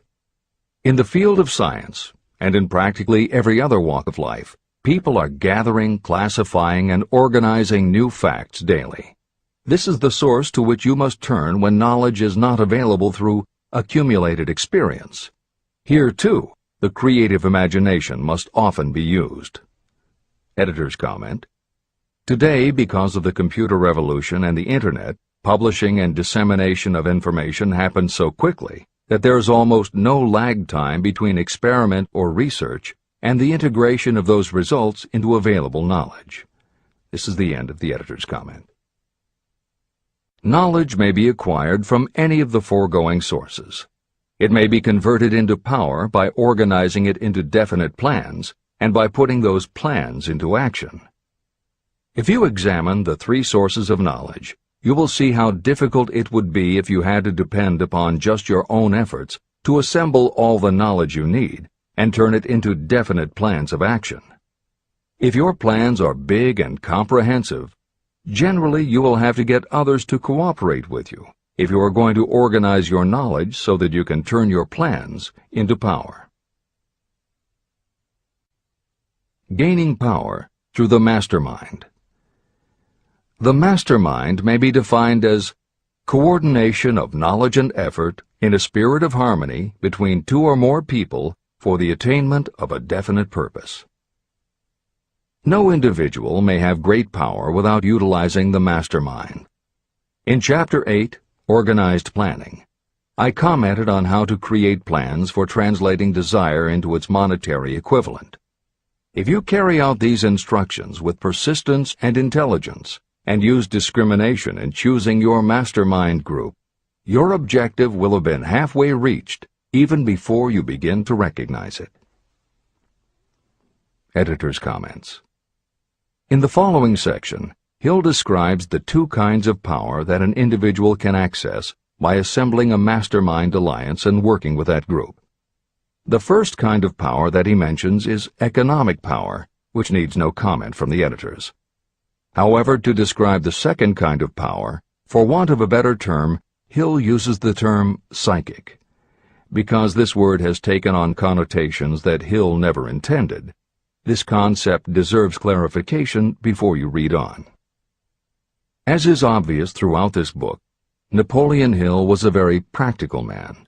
His use of the word psychic in this chapter has nothing to do with seances, fortune-telling, magic, or any other aspect of the paranormal. The word psychic is defined as of or pertaining to the human mind, and Hill uses the term to describe something pertaining to the mind that everyone reading this book has experienced. It is that feeling you get when you are working together with other people. Everyone is very focused on the same goal, and it is going so well that you seem to be in tune with each other. When that happens, you not only work well with the others, but your own work and ideas also seem to be operating on a higher and better plane than usual. This is the end of the editor's comments. So you may better understand the potential power available to you through a properly chosen mastermind group, I will explain the two characteristics of the mastermind principle. One kind of power is economic, and the other psychic. Economic power. The economic feature is obvious.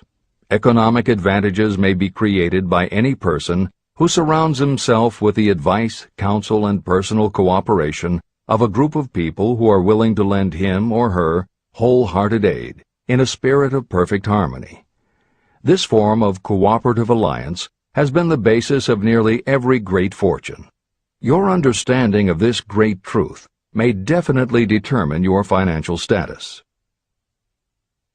Psychic power.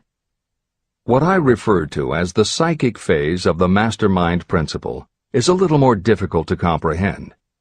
You'll get a better sense of the meaning from this statement. No two minds ever come together without creating a third, invisible, intangible force, which may be likened to a third mind. The human mind is a form of energy. When the minds of two people are coordinated in a spirit of harmony, the energy of each mind seems to pick up on the energy of the other mind, which constitutes the psychic phase of the mastermind. The mastermind principle, or rather the economic feature of it, was first called to my attention by Andrew Carnegie. Discovery of this principle was responsible for the choice of my life's work. Mr. Carnegie's mastermind group consisted of a staff of approximately 50 people with whom he surrounded himself for the purpose of manufacturing and marketing steel. He knew little of the technical side of the steel business. His strength was his ability to get others to work together in perfect harmony toward achieving a common goal. Carnegie attributed his entire fortune to the power he accumulated through this mastermind alliance.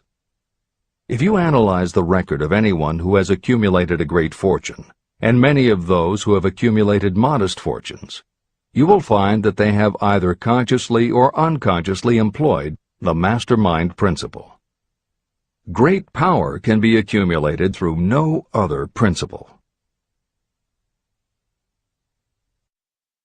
How to multiply your brain power. The human brain may be compared to an electric battery.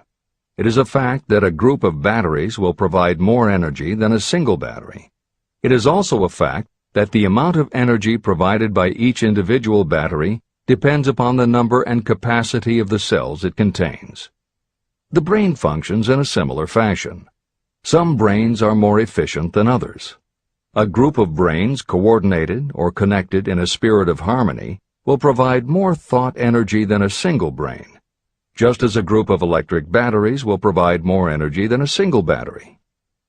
Through this metaphor, you can see that the mastermind principle holds the secret of the power wielded by those who surround themselves with others of great brain power. The following will further define the so-called psychic phase of the mastermind principle. When a group of individual minds are coordinated and function in harmony, the increased energy created through that alliance becomes available to every individual mind in the group. Henry Ford began his business career under the handicap of poverty, illiteracy, and ignorance. Within the inconceivably short period of 10 years, Mr. Ford mastered these 3 handicaps, and within 25 years, he made himself one of the richest men in America. How did he do it? Here is an important clue. Mr. Ford's most rapid strides became noticeable from the time he became a personal friend of the famed inventor Thomas A. Edison. In the story of Ford's success, this is just the first indication of what the influence of one mind upon another can accomplish. Follow his story further, and you will have even more evidence that power may be produced through friendly alliance of minds. It is a fact that Mr. Ford's most outstanding achievements became even more pronounced later, after he formed the acquaintances of Harvey Firestone, John Burroughs, and Luther Burbank, each a man of great mental capacity. People take on the nature and the habits and the power of thought of those with whom they associate in a spirit of sympathy and harmony. Through his association with Edison, Burbank, Burroughs, and Firestone, Mr. Ford added to his own brain power the intelligence, experience, knowledge, and spiritual forces of these 4 men. Henry Ford used the mastermind principle in exactly the way it is described in this book. This principle is available to you. I have already mentioned Mahatma Gandhi. Let me review the method by which he attained his stupendous power. It may be explained in a few words. He came by power through inducing over 200 million people to coordinate with mind and body in a spirit of harmony for a definite purpose.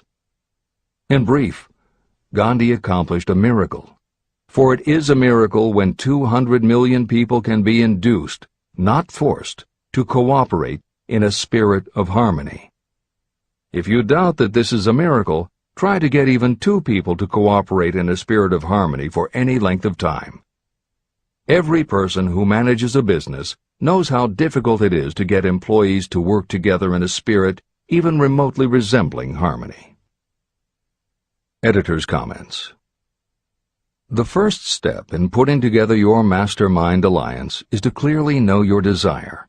Your desire will tell you what you need. It could be a small group, just 2 or 3 people, as was the case with Stephen Jobs and Steve Wozniak when they formed Apple, Bill Gates and Paul Allen launching Microsoft, or Steven Spielberg, Jeffrey Katzenberg, and David Geffen creating DreamWorks SKG. Or it could be a large group, such as the Mastermind Alliance of 30 regional directors of Century 21 Real Estate, which founder Arthur Bartlett firmly believes was essential to the company's success. Napoleon Hill suggests that in most cases it should be a dozen people or less, and generally the smaller the better. Choosing the people means finding those who not only share your vision, but who will also share their ideas, information, and contacts with you. They will let you use the full strength of their experience, training, and knowledge as if it were your own, and they will do it in a spirit of perfect harmony. The question that immediately comes to every reader's mind is, where do I find people who will help me to that degree? Napoleon Hill cannot answer that question for you, but he does tell you what to look for. Where you look is up to you. And if you really do have the desire to succeed, you will start looking and you won't give up until you find the right people.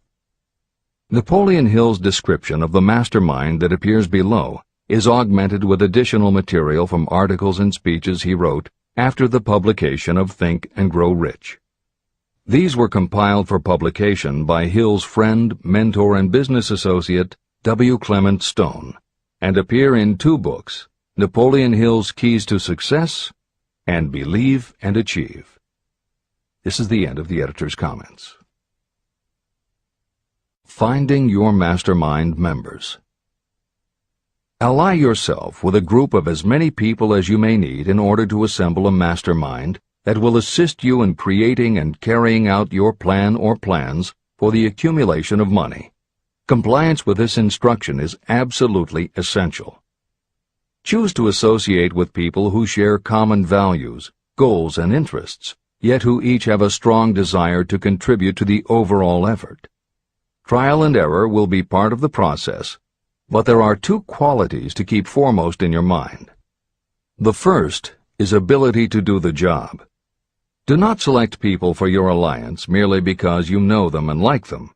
Such people are valuable to you because they improve the quality of your life, but they are not necessarily suited to a mastermind alliance. Your best friend may not be the most knowledgeable marketing professional, but perhaps he or she can introduce you to someone who is. The second quality is the ability to work in a spirit of harmony with others. There must be a complete meeting of minds without any reservations. Personal ambition must be subordinate to the achievement of the purpose of the alliance. This includes your own. You must also insist upon confidentiality. Some people can give away an idea simply because they love to talk. You don't need them in your group. Attune yourself to every member of the group. Try to imagine how you would react in a given situation if you were in his or her shoes. Pay attention to body language. Sometimes facial expressions and movements say far more about what a person feels than the words that come out of his or her mouth. Be sensitive to what is not being said. Sometimes what is left out is far more important than what is included. Don't try to force the group along too quickly. Allow for those who want to test ideas by playing devil's advocate. Compensating your mastermind. Before forming your mastermind alliance, decide what advantages and benefits you may offer the individual members of your group in return for their cooperation. No one will work indefinitely without some form of compensation. No intelligent person should request or expect another to work without adequate compensation. Wealth will obviously have the most appeal to your members. Be fair and generous in your offer. Recognition and self-expression may be just as important as money to some of your members. Remember that in such partnerships, the principle of going the extra mile, doing more and better than paid for, is especially important. As the leader, you should set an example for the others to follow. Each member must agree at the outset on the contribution each will make, and on the division of benefits and profits. Otherwise, be assured that dissension will arise, you will have wasted everyone's time, you will ruin friendships, and your venture will be destroyed. Meeting with your mastermind. Arrange to meet with the members of your mastermind group at least twice a week, and more often if possible, until you have jointly perfected the necessary plan or plans for the accumulation of money. The first meeting will be involved in sorting out strengths and weaknesses, and in fine-tuning your plans. Your alliance must be active to do any good. Establish specific responsibilities and action steps to be taken. As your mastermind matures and harmony grows among the members, you will find that the meetings create a flow of ideas into every member's mind. Don't let the meetings become so regular and formalized that they inhibit phone calls and other less formal contact.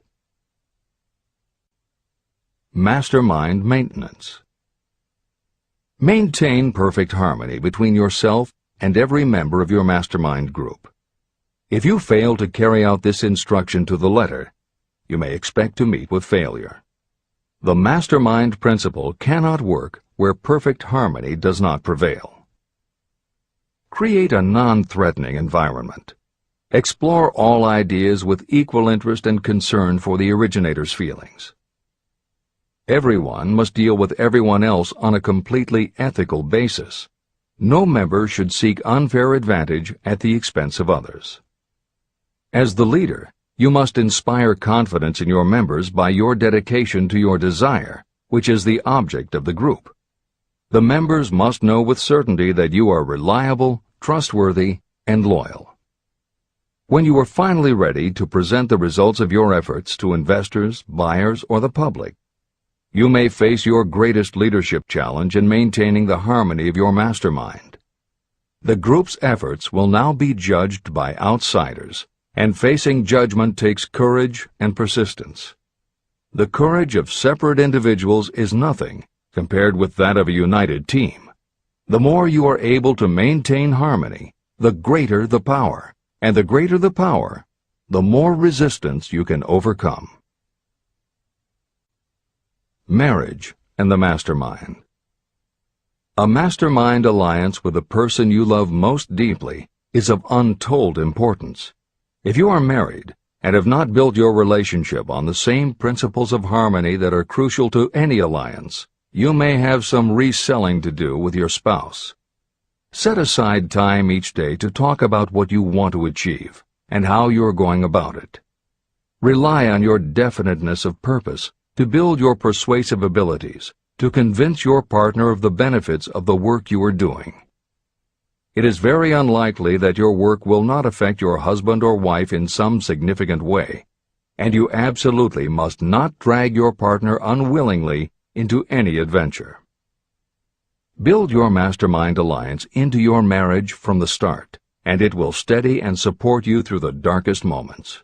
In fact, your whole family should be incorporated into your alliance. Lack of harmony at home can easily spill over elsewhere. A united family is a great team. The mastermind and infinite intelligence. The list of sources from which you can get power is headed by infinite intelligence. When two or more people coordinate in a spirit of harmony and work toward a definite objective, they place themselves in position to absorb power directly from that great universal storehouse that I refer to as infinite intelligence. This is the greatest of all sources of power. It is the source to which geniuses and great leaders turn, whether they may be conscious of the fact or not. In Chapter 13, The Subconscious Mind, and Chapter 14, The Brain, the methods for accessing infinite intelligence will be described in greater detail. This is not a course on religion. Neither the principle of infinite intelligence nor any other principle in this book should be interpreted as interfering with, endorsing, or rejecting any person's religious beliefs. This book is confined exclusively to instructing the reader how to transmute the definite purpose of desire for money into its monetary equivalent. Read, and really think about what you are reading. Soon the entire subject will unfold, and you will see it in perspective. At this point, you are only seeing the detail of the individual chapters. Editor's comments. This chapter would not be complete without commenting on a mastermind that came into being almost 15 years after the first publication of Think and Grow Rich. Napoleon Hill's own mastermind alliance with multimillionaire businessman and philanthropist W. Clement Stone. On May 2, 1951, at the age of 67, Napoleon Hill and his wife Annie Lou agreed it was time for Napoleon to think about retiring. They decided to begin by cutting back on his speaking engagements after he completed the lectures that were already on his calendar, including one he was scheduled to give a few weeks later in Chicago. Unbeknownst to them, at that event W. Clement Stone had prearranged to sit at the head table next to Napoleon Hill. Like Hill, Stone had been born into poverty. At the age of 6, he started selling newspapers to help pay the rent, and by 13, he owned his own stand. By 16, he was selling insurance, and by 20, he'd managed to scrape together $100, which he used to start his own insurance agency. Stone was a consummate salesman and motivator, and his company was growing very nicely. Then in 1938, he read Think and Grow Rich, and was so inspired by it that he bought a copy for every one of his employees and continued to do so for each new person who joined his company. Over the years, this amounted to thousands of copies. When Stone was introduced to Hill, he told him about all the copies he had purchased of Think and Grow Rich and said that he firmly believed it was Hill's book that had transformed his sales force and turned his company from modest to extraordinary success. Napoleon Hill and W. Clement Stone found that they were in such complete accord that by the end of their first meeting, Hill had decided to postpone his retirement and join with Stone in a venture dedicated to creating a better world for this and future generations. Within a year, they launched Napoleon Hill Associates. They published new books by Hill, including How to Raise Your Own Salary and The Master Key to Riches. They reissued Hill's earlier bestsellers, and they co-authored a new bestseller, Success Through a Positive Mental Attitude. They also launched Success Unlimited magazine, created PMA Science of Success home study courses, made television programs, radio shows, a documentary film entitled A New Sound in Paris, which showed the amazing changes that happened when the entire town of Paris, Missouri, adopted the Napoleon Hill philosophy. And they both crisscrossed America speaking, teaching, giving interviews, and spreading the philosophy to as many people as possible. In addition to his work with Napoleon Hill Associates, Hill also consulted to W. Clement Stone's company, Combined Insurance Company of America. Hill designed and implemented a new training program for the sales force, which was so successful he astounded the business world by helping Stone grow his company from $30 million in assets to $100 million in less than 10 years. When W. Clement Stone passed away in 2002, his company, now known as Aon Corporation, had revenues of $2 billion a year. W. Clement Stone had personally given more than $275 million to various charitable and philanthropic organizations. There has perhaps never been a greater example of coordination of knowledge and effort in a spirit of harmony between two or more people for the attainment of a definite purpose. The sheer volume of work and scope of influence achieved in a 10-year period by Napoleon Hill and W. Clement Stone leaves little question as to the power and importance of a mastermind alliance. This is the end of the editor's comments. The power of positive emotions. Money is shy and elusive. It must be wooed and won by methods not unlike those used by a determined lover. And the power you use in the wooing of money is not greatly different from what you use to attract the one you love. It is the power of positive emotion. That power, when successfully used in the pursuit of money, must be mixed with faith. It must be mixed with desire. It must be mixed with persistence. It must be applied through a plan, and that plan must be set into action. When money comes in large quantities, it flows to the one who accumulates it as easily as water flows downhill. There exists a great unseen stream of power, which may be compared to a river that flows in two directions. One side flows in one direction, carrying all who get into that side of the stream onward and upward to wealth. The other side flows in the opposite direction, carrying all who are unfortunate enough to get into it and can't pull themselves out, downward to misery and poverty. Everyone who has accumulated a great fortune has recognized the existence of this stream of life. It consists of one's thinking process. Positive emotions form the side of the stream that carries you to fortune. Negative emotions form the side that carries you down to poverty. This is a point of great importance to the person who is following this book with the object of accumulating a fortune. If you are caught in the side of the stream of power that leads to poverty, this book will serve as an oar by which you may propel yourself over into the other side of the stream. But it can serve you only through application and use. Merely reading and passing judgment on it, either one way or another, will be of no benefit to you.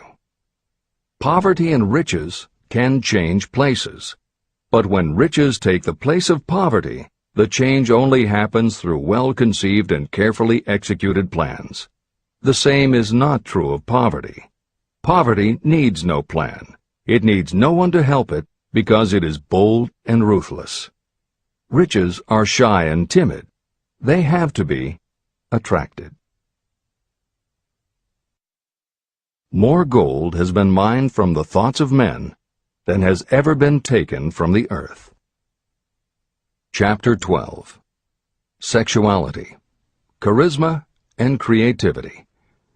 The 10th step toward riches. Editor's comments. What motivates human beings is the subject of continuing scientific research and philosophical debate. There is general agreement that the prime motivators are the basic human needs for food and water, shelter and clothing, and safety. Beyond these basic life-sustaining needs, however, there are other factors that motivate people to action. It is the definition of the other factors and their order of importance that continues to be open to interpretation.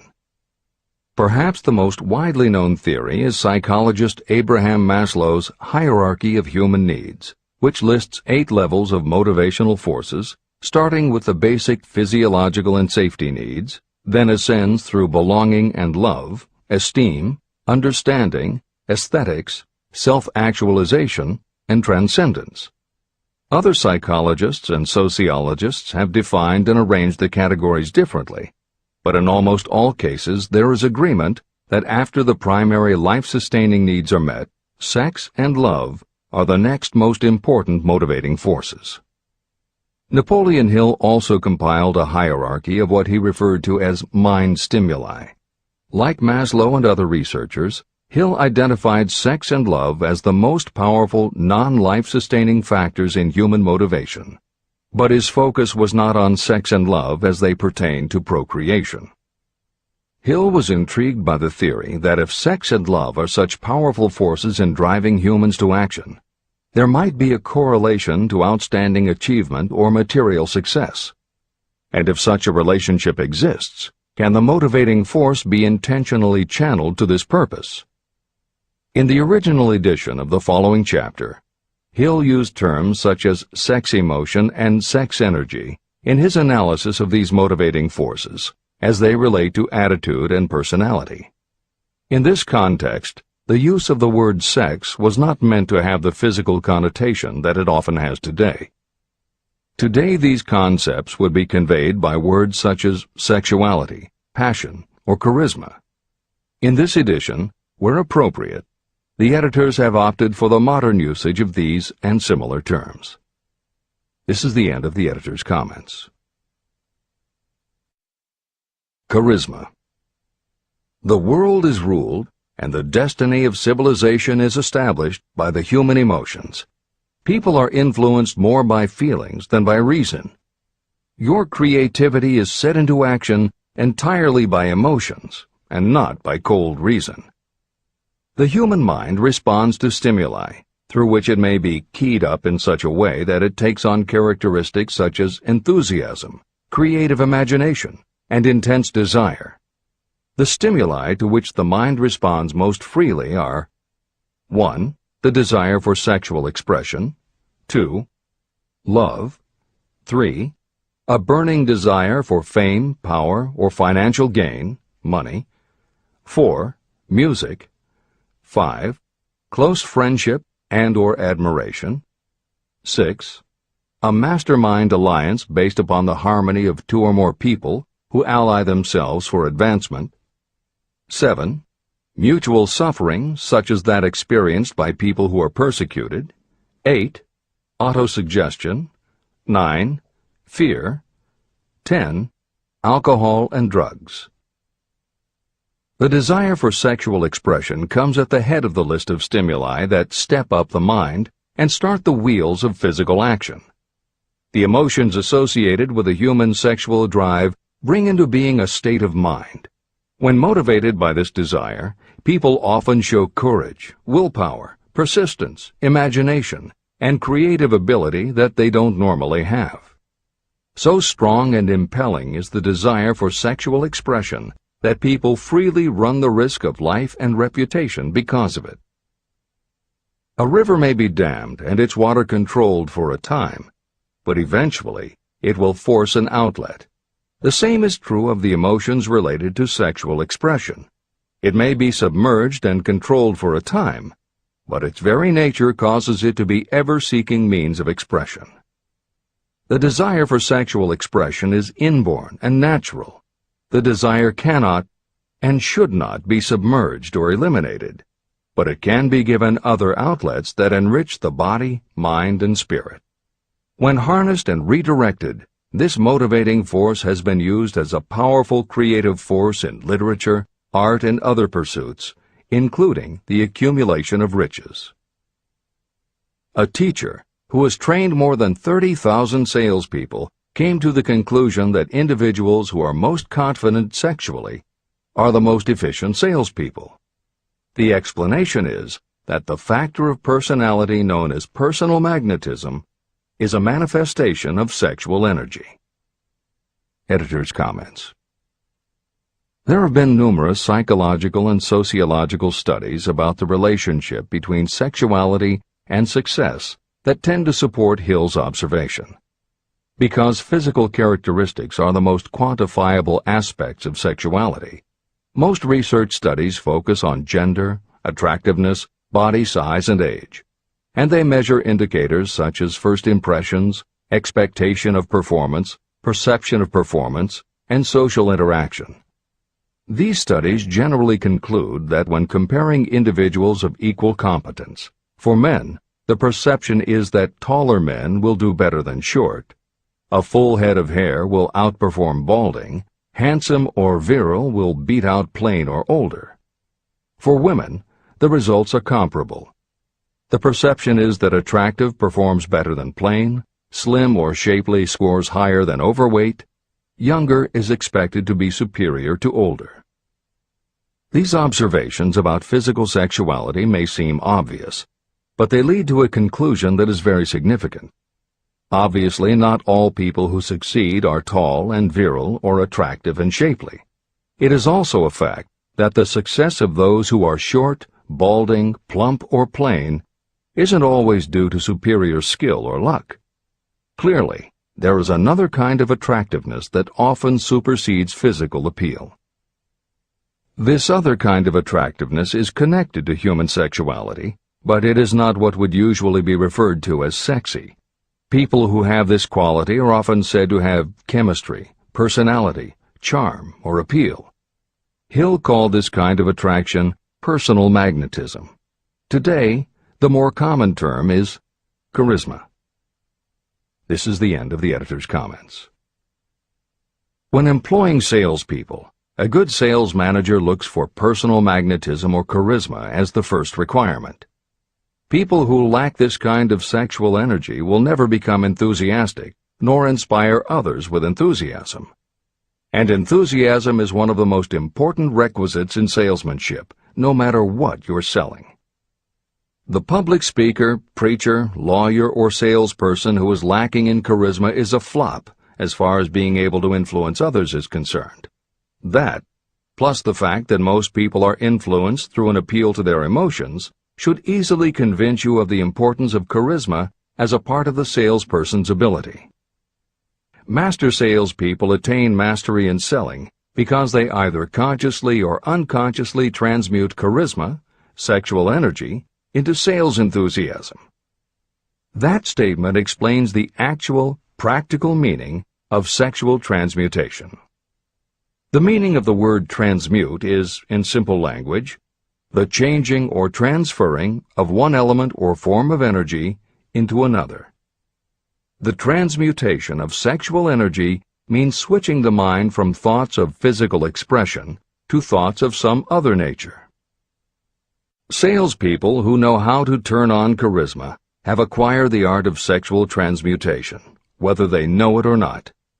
The majority of salespeople who transmute their sexual energy do so without being aware of what they are doing or how they are doing it. You can cultivate and develop this quality in your dealings with others. Through cultivation and understanding, this vital motivating force may be drawn upon and used to great advantage in relationships between people. This energy may be communicated to others in the following ways. The handshake. The touch of the hand indicates instantly the presence of charisma or the lack of it. The tone of voice. Charisma, or sexual energy, is the factor with which the voice may be colored or made musical and charming. Posture and carriage of the body. People with charisma move briskly and with grace and ease. The vibrations of thought. People with charisma project sexuality through their personality in a way that influences those around them. Clothing and style. People who are charismatic are usually very careful about their personal appearance. They usually select clothing of a style becoming to their personality, physique, complexion, etc. Editor's comments. Having established a link between sexuality and success in the form of charisma, in the following section, Napoleon Hill explores how sexuality might also be a motivating factor in success by enhancing creativity.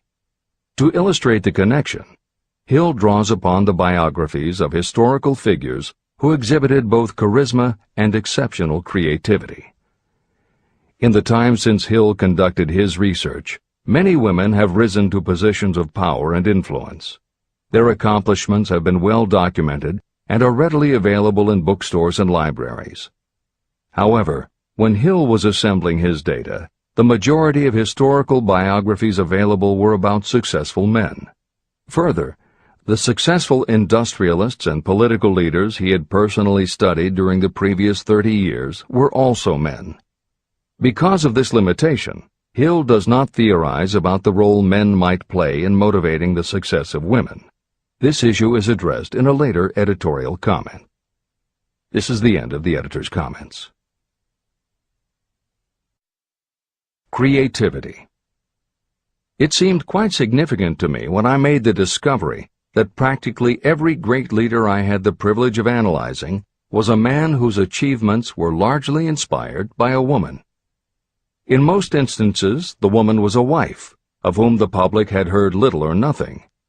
In a few of the cases I studied, the source of inspiration was the other woman. The pages of history are filled with the records of great men whose achievements may be traced directly to the influence of women who aroused the creative faculties of their minds. Napoleon Bonaparte was one of these. When inspired by his first wife, Josephine, he was irresistible and invincible. When his better judgment or reasoning faculty prompted him to put Josephine aside, he began to decline. His defeat and exile to St. Helena were not far distant. Abraham Lincoln was a notable example of a great leader who achieved his greatness through the discovery and use of his faculty of creative imagination. It is noted in practically every book written about Lincoln that he discovered and began to use this faculty as the result of the love that he experienced when he met Anne Rutledge. This is more than an interesting historical fact. It is of significance in connection with the role sexuality plays in the study of the source of genius. Following is a list of famous men of outstanding achievement: George Washington, Napoleon Bonaparte, William Shakespeare, Abraham Lincoln, Ralph Waldo Emerson, Robert Burns, Thomas Jefferson, Elbert Hubbard, Elbert H. Gary, Woodrow Wilson, John H. Patterson, Andrew Jackson, Enrico Caruso. Wherever there was evidence available in connection with the lives of these men of achievement, it indicated most convincingly that each possessed a highly developed sexual nature. An analysis of the information taken from biographies and historical writings leads to the following conclusions. 1. Those of greatest achievement have a highly developed sexual nature, but have learned the art of transmutation of sexual energy. 2. Those who have accumulated great fortunes and achieved outstanding recognition in literature, art, industry, architecture, and the professions were motivated by the influence of a mate or lover. When driven by these emotions, people become gifted with a superpower for action. If you understand this, you will also understand that sexual transmutation contains the secret of creative ability. Editor's comments. As noted previously, although Hill's analysis focused on men, today there is a wide range of biographies about women who have succeeded in every aspect of life, including business, politics, religion, sports, entertainment, and the arts. Bearing in mind that biographical information is always subjective, the reader can now find ample material from which to draw a conclusion as to whether Hill's theory about sexuality as a motivating force is equally evident in women. Napoleon Hill had to do an in-depth analysis of biographies in searching for indications that the subject sexuality had a correlation to their success. Today, we just turn on the television, and we're inundated with intimate details about both men and women suggesting that the best and the brightest are apparently also the sexiest. Although scandals aren't usually cited as scientific proof, the exposés of some of the biggest entertainment and sports stars, high-profile CEOs of major companies, numerous politicians, and even a few presidents, all make at least a common-sense case for Hill's theory about the correlation between sexuality and success. This is the end of the editor's comments. Obviously, this does not mean that everyone who is highly sexed is a genius. People attain the status of a genius only when and if they stimulate their minds so that they can draw upon the forces available through the creative faculty of the imagination. Although it is the most important of the stimuli or motivators, the mere possession of sexual energy is not sufficient to produce a genius. The energy must be transmuted from desire for physical contact into some other form of desire and action before it will lift one to the status of a genius. Genius and creative imagination. A definition of genius might be someone who has discovered how to increase the intensity of thought to the point where that person can freely communicate with sources of knowledge not available through the ordinary rate of thought. This definition should prompt some questions in the mind of anyone reading this book. The first question should be, how may one communicate with sources of knowledge that are not available through ordinary thought? The next question should be, are there known sources of knowledge that are available only to geniuses, and if so, what are these sources and exactly how may they be reached? In the following, I will offer methods so that you can experiment and prove to yourself that this is true. By doing so, you will have the answer to both questions. Editor's comment. Humans perceive things through the five senses of sight, smell, taste, hearing, and touch. Another kind of perception, as when you have a feeling about something, was discussed in the chapters on desire, faith, and autosuggestion. This kind of perception is often referred to as the sixth sense, and in the following Hill explores the relationship between sexuality, motivation, creative imagination, and the sixth sense.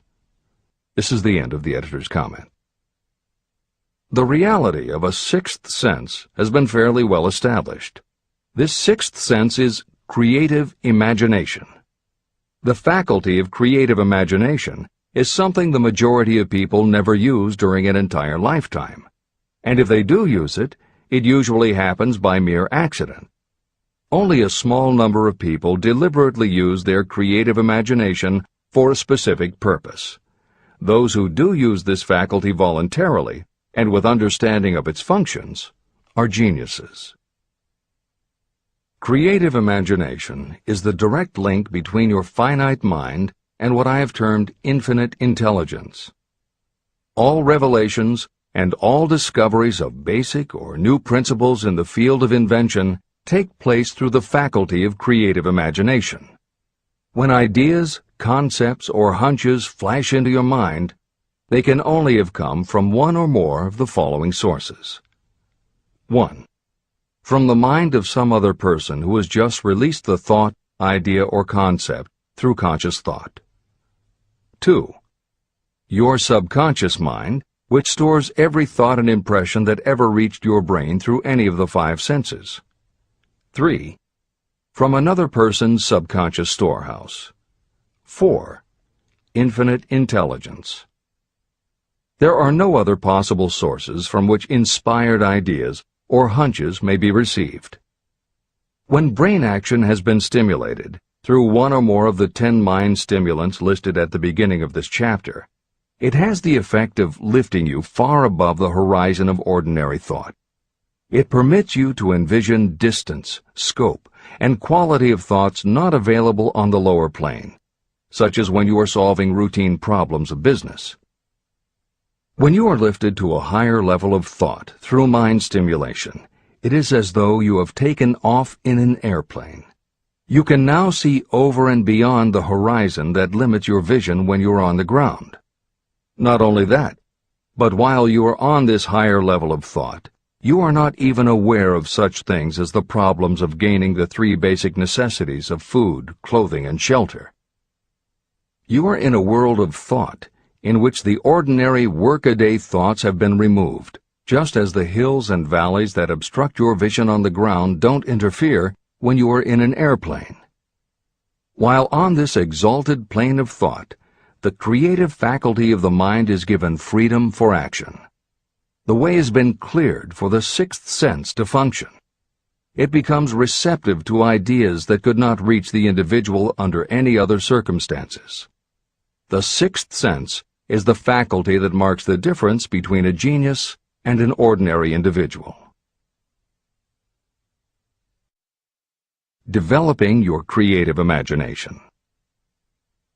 A mind stimulant is any influence that will either temporarily or permanently increase the intensity of thought.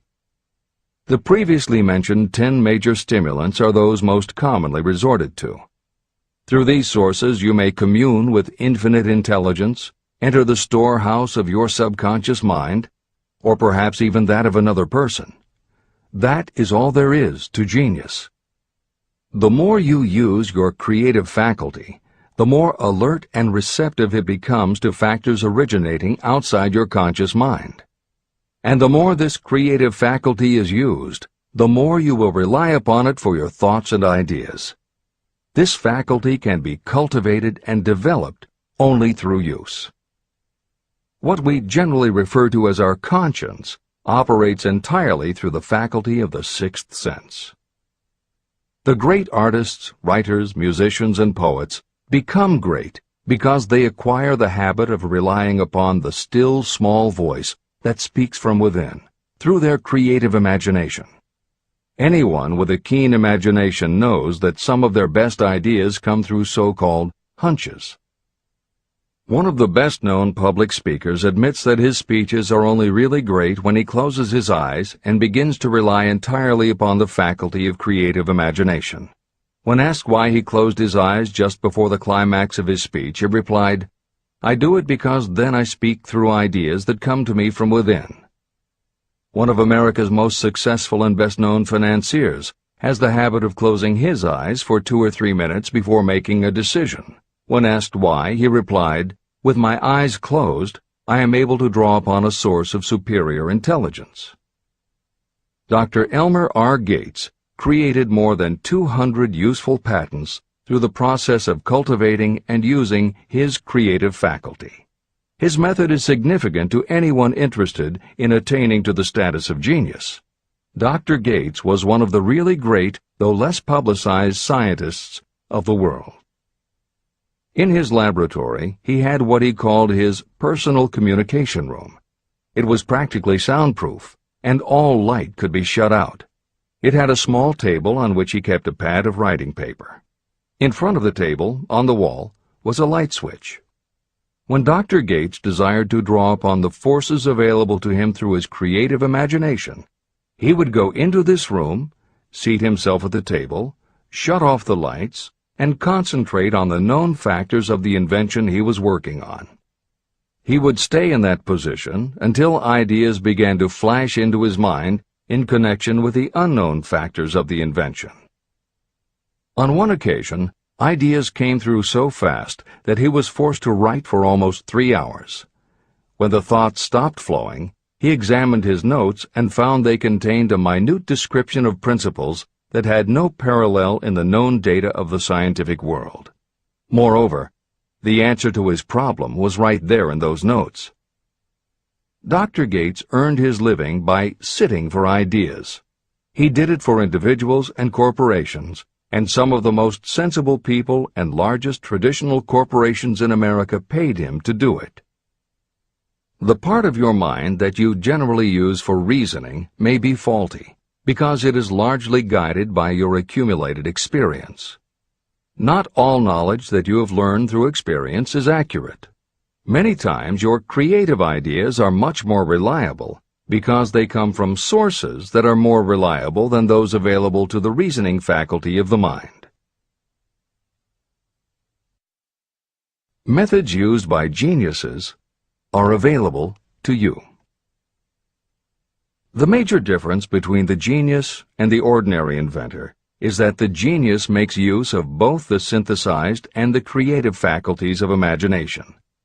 For example, the scientific inventor begins an invention by organizing and combining the known ideas or principles accumulated through experience through the synthesized faculty, the reasoning faculty. If the inventor finds this accumulated knowledge is insufficient, the scientist then draws upon the sources of knowledge available through the creative faculty. The method by which the inventor does this varies with the individual, but this is the essence of the procedure. 1. The inventor stimulates his or her mind so that it functions on a higher-than-average plane through one or more of the mind stimulants. 2. The inventor then concentrates on the known factors, the finished part of the invention, and creates in his or her mind a perfect picture of the unknown factors, the unfinished part of the invention. The inventor holds this picture in mind until it has been taken over by the subconscious, then relaxes by clearing his or her mind of all thought and waits for the answer to flash into mind. Sometimes the results are both definite and immediate. At other times the results are negative, depending on the state of development of the sixth sense or creative faculty. Thomas Edison tried out more than 10,000 different combinations of ideas through the synthetic faculty of his imagination before he tuned in through the creative faculty and got the answer that perfected the incandescent light bulb.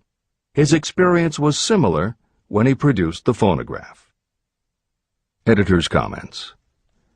Synchronicity, precognition, intuition, flashes of insight, hunches, gut feelings, symbolic dreams.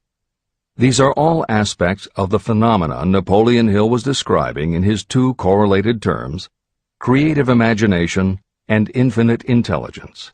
And the fact that Hill made a serious study of this function of the mind puts him in exceptional company.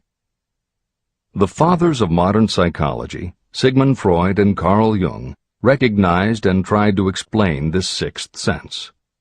Jung's concept of the collective unconscious, which is the very basis of Jungian psychology, is in many ways identical to Hill's concept of infinite intelligence. Scientists from Archimedes to Newton to Einstein to the team of Watson and Crick, who determined the structure of DNA, all conceded that intuition was instrumental in their discoveries. Duke University created a department for the sole purpose of studying these phenomena under scientific conditions. Many scientists admit to using personalized techniques similar to Hill's method for accessing intuition and creativity.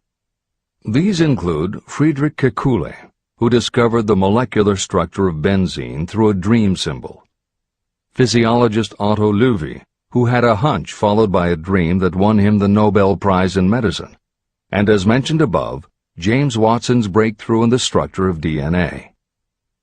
Mozart, Shelley, Coleridge, Huxley, Descartes, Robert Louis Stevenson all claimed intuition played a role in their creations. William Blake learned the secret to a copper engraving process from a dream. British Prime Minister Winston Churchill firmly believed a premonition saved him from being killed by a bomb during the Blitz of London. As was noted earlier, psychiatry, clinical hypnosis, and affirmations all had to overcome considerable skepticism before they were accepted. That is also true of those phenomena Hill terms infinite intelligence. However, in the 1970s and 80s, the public's interest was piqued by well-researched books such as The Intuitive Edge by Philip Goldberg, Creative Dreaming by Patricia Garfield, and The Right Brain Experience by Mary-Lee Zdenek. Though these anomalies of the mind still defy laboratory proof, contemporary researchers continue to publish tantalizing results. This is the end of the editorial comments. Nature has equipped the human brain and mind with internal stimulants that safely trigger the mind to tune in to fine and rare thoughts. No satisfactory substitute for nature's stimulants has ever been found. However, history is not lacking in examples of people who rose to the status of genius as the result of using artificial mind stimulants. Edgar Allan Poe wrote The Raven while under the influence of alcohol, dreaming dreams no mortal ever dared to dream before. Samuel Taylor Coleridge wrote Kubla Khan during an opium-induced dream, and Robert Burns wrote best when intoxicated. For auld lang syne, my dear, we'll take a cup of kindness yet for auld lang syne. It is true that these and others who are known as geniuses relied upon artificial mind stimulation. But a more important lesson to remember is how many of these people destroyed themselves through the use of those stimulants. Editor's comments. In more contemporary terms, Hill's point about the dangers of artificial mind stimulants was never better made than it was in the television series Behind the Music, which began running on VH1 in the late 1990s. The series was meant to chronicle the lives of rock stars and celebrate their hits, but after viewing 2 or 3 of the shows, they all began to look the same. Young singer and band have a hit record, make millions of dollars, plunge into the sex, drugs, and rock and roll lifestyle, everyone gets addicted, and they blow all of the money. By the end of the show, at least one band member overdoses, the band breaks up, the singer hits the skids, meets someone who inspires him or her to go into rehab, the ex-star makes an anti-drug TV spot and professes newfound faith and family values while announcing a comeback tour. Although the shows played like a bad parody of themselves, the fact that the stories were so similar, that so many talented singers and songwriters who depended on drugs ended up burning out, should be telling you something, especially if you don't just want to succeed, but want to keep and enjoy your success. This is the end of the editor's comments. Every intelligent person knows that stimulation in excess through alcohol or drugs is a destructive form of intemperance. For some, overindulgence in sexual expression may become just as destructive. A sexually obsessed person is not essentially different from a person addicted to drugs or alcohol. Both have lost control over their faculties of reason and willpower. Human sexuality is a mighty urge to action, but its forces are like a cyclone, almost impossible to completely control. When an individual is driven solely by emotions related to sexuality, that person may be capable of great achievement, but their actions are often disorganized and destructive. It is true that a person may pursue financial or business success by harnessing the driving force of sexual energy without self-control. But history is filled with evidence that such people likely have certain traits of character that rob them of the ability to either hold or enjoy their fortunes. Ignorance of this potential pitfall has cost thousands of people their happiness, even though they possessed riches. From my analysis of over 25,000 people, I found that those who succeed in an outstanding way often do not hit their stride until they are beyond the age of 40 or 50. This fact was so astounding that it prompted me to go into the study of its cause most carefully. My investigation disclosed that the major reason why many people do not succeed early in life is their tendency to dissipate their energies through overindulgence. The majority of people never learn that sexual energy has possibilities other than physical expression. And many of those who make this discovery only do so after having wasted many years during the time when their sexual energy was at its height. Most people come to the realization by accident, and many don't even know they have tapped into this power. They may recognize that their power of achievement has increased, but they have no idea what caused the change. They are just vaguely aware that nature begins to harmonize the emotions of love and sex, so that they may draw upon these great forces and apply them as stimuli to action. The importance of love. Love, romance, and sex are all emotions capable of driving people to heights of superachievement. When combined, these three emotions may lift you to an altitude of a genius. Every person who has been moved by genuine love knows that it leaves enduring traces upon the human heart. The effect of love endures, because love is spiritual in nature. Those who cannot be stimulated to great heights of achievement by love are hopeless. They are dead, though they may seem to live. If you believe you are unfortunate because you have loved and lost, you are wrong. One who is loved truly can never lose entirely. Love is whimsical and temperamental. It comes when it pleases and goes away without warning. Accept and enjoy it while it remains, but spend no time worrying about its departure. Worry will never bring it back. Dismiss the thought that love only comes once. Love may come and go times without number, but there are no two love experiences that affect you in just the same way. There may be one love experience that leaves a deeper imprint on the heart than all the others. But all love experiences are beneficial, except to the person who becomes resentful and cynical when love makes its departure. Even the memories of love can lift you and stimulate your mind. Go back into your yesterdays at times and bathe your mind in the beautiful memories of past love. It will soften your worries and give you a source of escape from the unpleasant realities of life. And maybe, during this temporary retreat into the world of fantasy, your subconscious mind will yield to you ideas or plans that may change the entire financial or spiritual status of your life. There should be no disappointment over love, and there would be none if people understood the difference between the emotions of love and sex. Love is an emotion of many shades and colors, but the most intense and burning of all is that experienced in the blending of the emotions of love and sex. Marriages or committed relationships that are not blessed with love properly balanced with sex cannot be happy ones, and seldom endure. Love alone will not bring happiness, nor will sex alone. Love is spiritual. Sex is biological.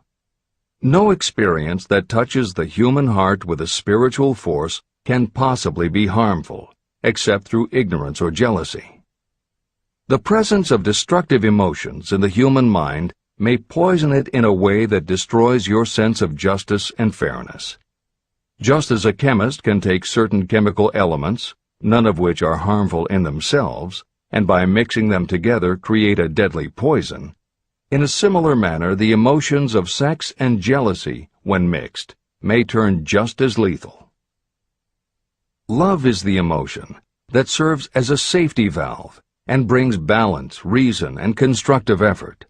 Love is, without question, life's greatest experience. It can bring you into communion with infinite intelligence. When love guides the emotions, it may lead you well on your way toward creative effort.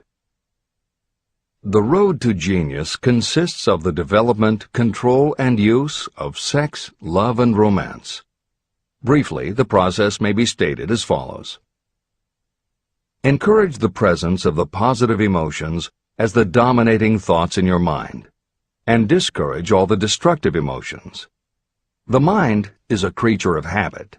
It thrives on the dominating thoughts fed to it. Through your willpower, you may discourage the presence of any emotion and encourage the presence of any other. Control of your mind, through the power of your will, is not difficult. Control comes from persistence and habit. The secret of control lies in understanding the process of transmutation.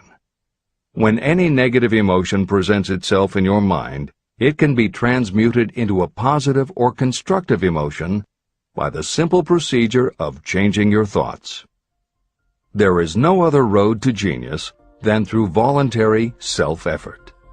When the emotion of romance is added to those of love and sex, the obstructions between the finite mind and infinite intelligence are removed. Then, a genius has been born.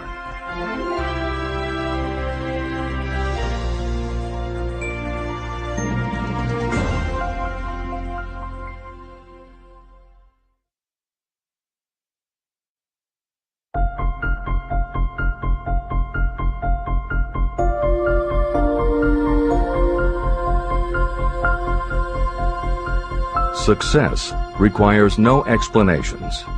Failure permits no alibis. Chapter 13. The Subconscious Mind. The Connecting Link. The 11th Step Toward Riches. The subconscious mind consists of a field of consciousness, in which every impulsive thought that reaches the conscious mind, through any of the five senses, is classified and recorded. The subconscious receives and files sense impressions or thoughts regardless of their nature. You can plant in your subconscious mind any plan, thought, or purpose that you desire to translate into its physical or monetary equivalent. Those desires that have been mixed with emotional feeling and faith in your ability are the ones that are strongest. Therefore, they are the first to which the subconscious responds. The subconscious mind works day and night, and in some way which is not fully understood, the subconscious seems able to draw upon the forces of infinite intelligence for the power to transmute your desires into their physical equivalent. And it does it in the most straightforward and practical way. You cannot entirely control your subconscious mind, but you can hand over to it any plan, desire, or purpose that you wish transformed into concrete form. Refer again to the instructions for using the subconscious mind in Chapter 5, Autosuggestion. Editor's comments. In the chapter on autosuggestion, the four primary methods for planting and reinforcing suggestions in your subconscious are: 1. The formulation and writing out of your desire. 2. The repetition of positive affirmations. 3. The creative visualization of your goal. And 4. By acting as though the goal is already yours. This is the end of the editor's comment. From my research, I have concluded that the subconscious mind is the connecting link between the finite mind of man and infinite intelligence. It is the intermediary through which you may draw upon the forces of infinite intelligence.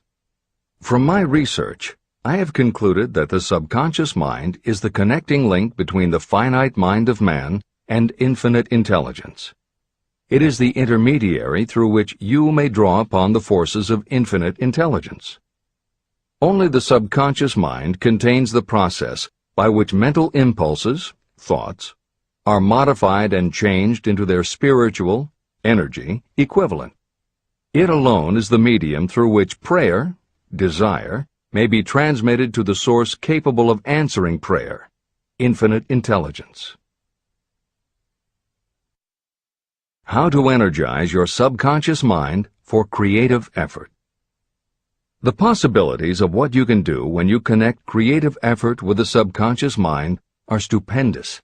They inspire me with awe. I never approached the discussion of the subconscious mind without a feeling of littleness and inferiority, due to the fact that man's entire stock of knowledge on this subject is so pitifully limited. First, you must accept as a reality the existence of the subconscious mind and what it can do for you. This will enable you to understand its possibilities as a medium for transmuting your desires into their physical or monetary equivalent, and then you will comprehend the full significance of the instructions given in Chapter 3, Desire. You will also understand the importance of making your desires clear and putting them in writing. You will understand as well the necessity of persistence in carrying out instructions. The 13 principles that are the basis of this book are the stimuli with which you acquire the ability to reach and to influence your subconscious mind. Do not become discouraged if you cannot do this on your first attempt. Remember that the subconscious mind can be directed only through habit. You have not yet had time to master faith. Be patient. Be persistent. Editor's comments. There are two aspects to Hill's theory of the subconscious mind. There are two aspects to Hill's theory of the subconscious mind. One is the concept of the subconscious as the storehouse of all information and thoughts that you have ever experienced. The second is the concept of the subconscious as the gateway to infinite intelligence. In this chapter, Hill focuses primarily on the subconscious as a storehouse. Expanding on the editorial comment about the subconscious mind that appears in the chapter on autosuggestion, proof that the subconscious is a storehouse of information is confirmed in the use of hypnotherapy by psychiatrists. Through hypnosis, psychiatrists are able to help patients open the door to their subconscious so that they can retrieve information about traumatic situations that have been filtered out or repressed by the conscious mind. Further proof is in the use of hypnosis by law enforcement officials to recapture information such as license plate numbers and other details that the conscious mind of a witness has filtered out. Although results vary from person to person, there is no doubt that the subconscious has access to information that the conscious mind does not. This storehouse aspect of the subconscious is what accounts for some ideas that come to us through creative imagination. In some instances, bits of information and ideas that our conscious mind has forgotten will connect with each other on a subconscious level to create a new idea. And that idea will be received by our creative intelligence, which presents it to us as a flash of inspiration. You can't completely control this process, but you can condition yourself to come up with more and better ideas. It is a fact that a traumatic experience, the result of which creates a strongly planted idea, can influence the way a person thinks and acts. If that is true, then by intentionally using all of your efforts to powerfully plant an idea in your subconscious, you should be able to create what would amount to a good traumatic experience that will influence the way you think and act in a positive way. This is exactly how you develop what Hill calls a money consciousness. If you do everything within your power to strongly, firmly, and with complete faith and conviction plant the idea that you will be successful and achieve your desire, your subconscious will accept and store that idea. If you have planted the idea so strongly that it is the dominant idea in your subconscious, it will influence all of the other ideas and information stored there. When you have given your subconscious this specific direction that it did not have before, it will begin to put together pieces of information. And through your creative intelligence, you will find that you are coming up with more and better plans and ideas to accomplish your goal. But as Hill says, you can do this only through faith and habit. You must write out the affirmation of your goal, and you must repeat it aloud every day with absolute faith and conviction that you can achieve it. You must vividly and creatively visualize yourself achieving your goal, and you must do it every day. You must conduct yourself with the attitude that says you can accomplish your goal, and that you deserve the help of those who can help you to accomplish your goal. And you must conduct yourself in that way every day. If you seriously commit yourself to doing these things, it will change the way you think and act. Your subconscious will do everything it can to transmute your desire into reality, and other people will want to do what they can to help you succeed. This is the end of the editor's comments. Many statements in the chapters on faith and on autosuggestion are repeated here for the benefit of your subconscious mind. Remember, your subconscious mind functions whether you make any effort to influence it or not. This means that thoughts of fear, poverty, and all negative ideas will affect your subconscious mind unless you master these impulses and give it more desirable food on which it may feed. the subconscious mind will not remain idle. If you don't plant desires in your subconscious mind, it will feed on the thoughts that reach it as the result of your neglect. Both negative and positive thoughts are reaching your subconscious mind continuously. These thoughts come from the four sources. 1. Consciously from other people. 2. Your subconscious. 3. Subconsciously from other people. And 4. Infinite intelligence. Every day, all kinds of thought impulses are reaching your subconscious mind without your knowledge. Some of these impulses are negative. Some are positive. Right now, you should be specifically trying to shut off the flow of negative impulses and actively working to influence your subconscious mind through positive impulses of desire. When you achieve this, you will possess the key that unlocks the door to your subconscious mind. Moreover, you will control that door so completely that no undesirable thought may influence your subconscious mind. Everything that you create begins in the form of a thought impulse. You can create nothing that you do not first conceive as a thought. Through the aid of the imagination, thoughts may be assembled into plans. The imagination, when under your control, may be used to create plans or purposes that lead to success in your chosen occupation.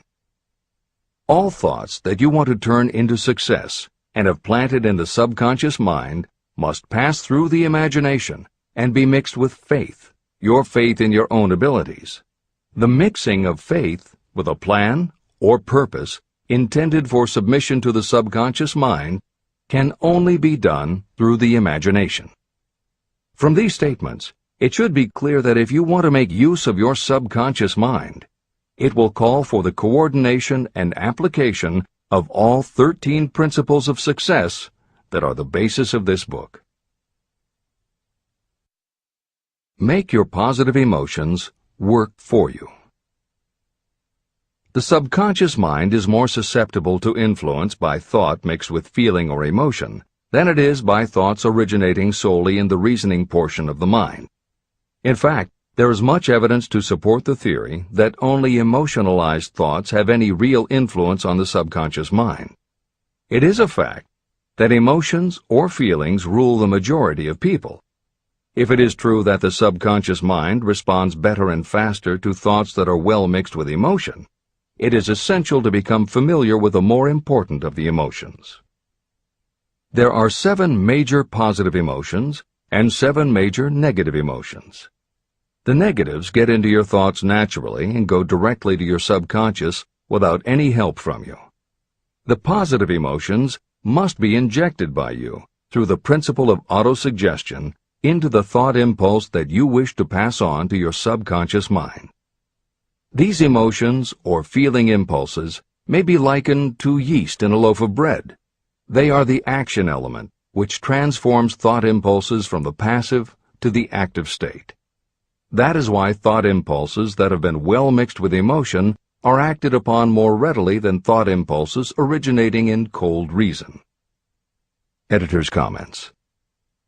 W. Clement Stone, Napoleon Hill's friend, mentor, and business partner, arranged for the publication of many of Napoleon Hill's later writings. The following is adapted from material that appears in 2 of these books, Napoleon Hill's Keys to Success and Believe and Achieve. Enthusiasm is a positive mental attitude, an internal impelling force of intense emotion, a power compelling creation or expression. Being enthusiastic is an impelling external expression of action. When you act enthusiastically, you accentuate the power of suggestion and autosuggestion. The sales manager, public speaker, minister, lawyer, teacher, or executive who acts enthusiastic by speaking in an enthusiastic, sincere manner develops genuine enthusiasm. If you act enthusiastic, your emotions will follow. By filling your conscious mind with enthusiasm, you also impress upon your subconscious mind that your burning obsession and your plan for obtaining it are certain things. Then, if your conscious enthusiasm dims, your subconscious will be there, full of images of your success, to help you stoke your conscious fires of enthusiasm once again. This is the end of the editor's comments. You are preparing yourself to influence and control the inner audience of your subconscious mind in order to hand over to it the desire for money, which you wish transmuted into its physical, monetary equivalent. It is essential, therefore, that you understand the method of approach to this inner audience. You must speak its language. It understands best the language of emotion or feeling. Following are the 7 major positive emotions and the 7 major negative emotions. I am listing them here so that you may draw upon the positives and avoid the negatives when giving instructions to your subconscious mind. The 7 major positive emotions. The emotion of desire, the emotion of faith, the emotion of love, the emotion of sex, the emotion of enthusiasm, the emotion of romance, the emotion of hope. There are other positive emotions, but these are the 7 most powerful and the ones most commonly used in creative effort. Master these 7 emotions. They can be mastered only by use, and the other positive emotions will be at your command when you need them. Remember that you are studying a book that is intended to help you develop a money consciousness by filling your mind with positive emotions. The 7 major negative emotions to be avoided. The emotion of fear, the emotion of jealousy, the emotion of hatred, the emotion of revenge, the emotion of greed, the emotion of superstition, the emotion of anger. Positive and negative emotions cannot occupy the mind at the same time. One or the other must dominate. It is your responsibility to make sure that positive emotions constitute the dominating influence of your mind. That is where the law of habit will help you. Form the habit of applying and using the positive emotions. Eventually, they will dominate your mind so completely that the negatives cannot enter it. Only by following these instructions literally and continuously can you gain control over your subconscious mind. The presence of a single negative in your conscious mind is sufficient to destroy all chances of constructive aid from your subconscious mind. Editor's comments. Napoleon Hill's concern about the susceptibility of the subconscious mind to negative thoughts, emotions, and comments is well known to professionals who work with these techniques. In clinical hypnotherapy, there is an axiom referred to as the law of reversed effect, which states that whenever there is a conflict between imagination and willpower, the imagination wins. When you attempt to plant an idea, if the subconscious already harbors a negative, trying to force the new idea has the reverse effect, because the subconscious becomes obsessed with defending its established negative idea. And the harder you try to do something, the more the subconscious resists, and the more difficult it becomes. Even the use of the word try is warned against, because it gives the suggestion to the subconscious of a preconceived failure. The concept of trying implies an ongoing effort. You don't want to try. You want to succeed. If you ask your subconscious to help you try, it may do just that. It may help you try, but it will prevent you from succeeding. Because if you did succeed, then it could no longer help you try, which is what you asked it to do. The cautionary note about using the word try is just one example of the care that should be taken when formulating affirmations and using autosuggestion. The following are some other rules of thumb that most modern experts agree on. 1. Affirmations should always be stated as a positive. Affirm what you do want, not what you don't want. 2. Affirmations work best when they are short and very clear about a single desired goal. Take the time to write, rewrite, and polish your affirmation until you can express your desire in a short statement of precise and well-chosen words. 3. Affirmations should be specific about the desired goal, but not about how to accomplish it. Your subconscious knows better than you what it can do and how it can do it. 4. Do not make unreasonable time demands. Your subconscious can't make anything happen suddenly or now. 5. Just saying the words will have little effect. When you affirm your desire, you must do it with such faith and conviction that your subconscious becomes convinced of how important it is to you. As you affirm your desire to yourself, visualize it in your mind's eye as big as a billboard. Make it big, powerful, and memorable. 6. Repetition of your emotionalized affirmation is crucial. At this time, it is your habit to think one way. By repeating your affirmation often every day, your new way of thinking will begin to be your automatic response. Keep reinforcing it until it becomes second nature to you, and your habit will have become to think the new way, the way you want to think. This is the end of the editor's comments. We form habits based on the degree of reinforcement we receive. Habits make no moral judgments. They can be either good or bad. Both are formed through repetition. If we try something and like the results, we repeat the action. You can replace negative thoughts with positive ones. You can replace inaction with action, and you can form any habit you choose. Your thoughts are the only thing that you can completely control if you choose to do so. You can control your thoughts to control your habits. The secret of effective prayer. Most people resort to prayer only after everything else has failed, or else they pray by a ritual of meaningless words. And because most people who pray do so only after everything else has failed, they go to prayer with their minds filled with fear and doubt. Because fear and doubt are the emotions that are mixed with their prayer, these are the emotions the subconscious mind passes on, and these are the emotions that infinite intelligence receives and acts upon. If you pray for a thing, but as you pray you have fear that you may not receive it, or that your prayer will not be acted upon by infinite intelligence, your prayer will have been in vain. Prayer does sometimes result in the realization of that for which one prays.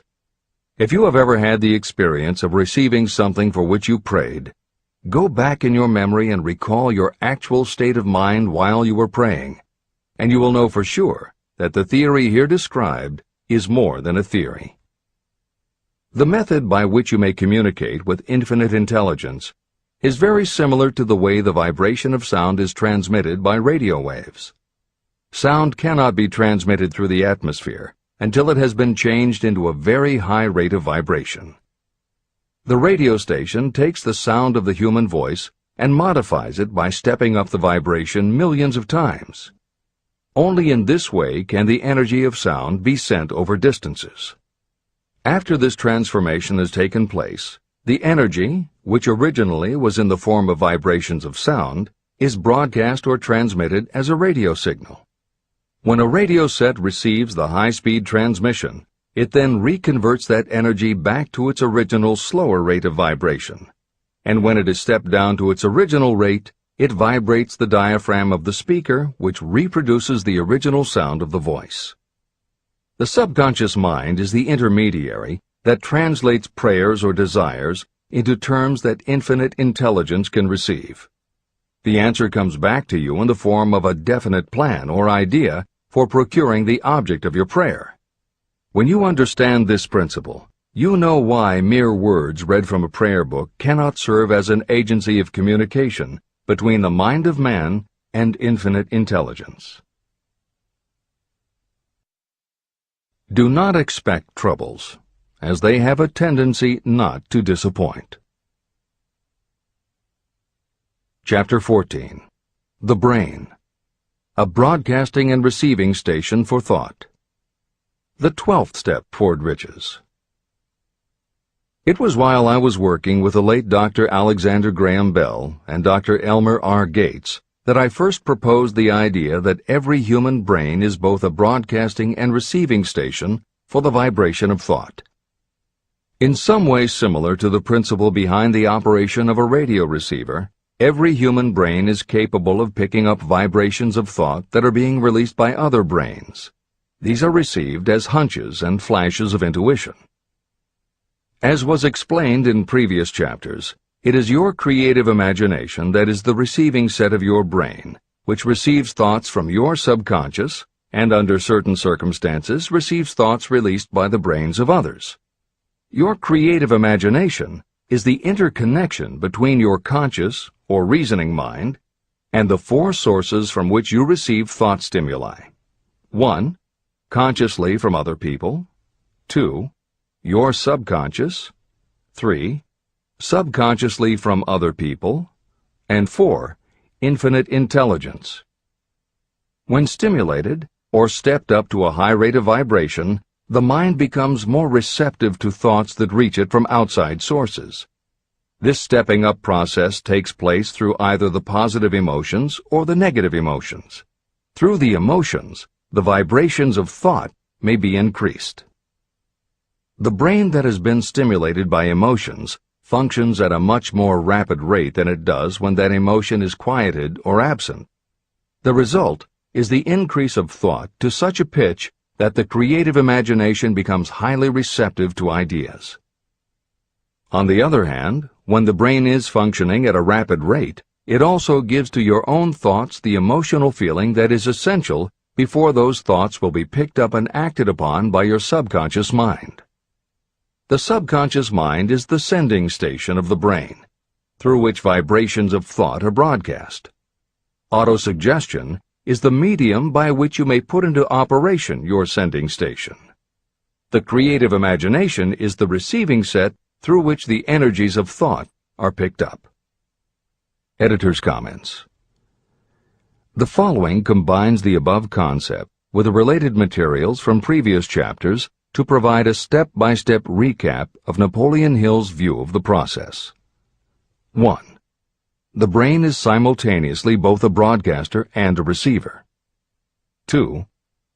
Emotion affects both your ability to send and your ability to receive. When under the effect of strong emotion, the more powerfully you can send thoughts. When under the effect of strong emotion, the more receptive you are to receiving thoughts. 3. When you send thoughts, to where do you send them? You send them to your subconscious by using autosuggestion. 4. When you receive thoughts, where do they come from?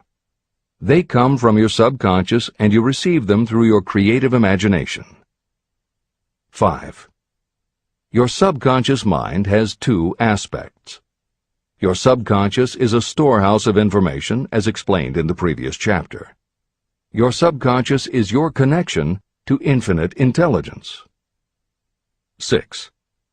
Infinite intelligence is the medium through which you receive thoughts from other brains.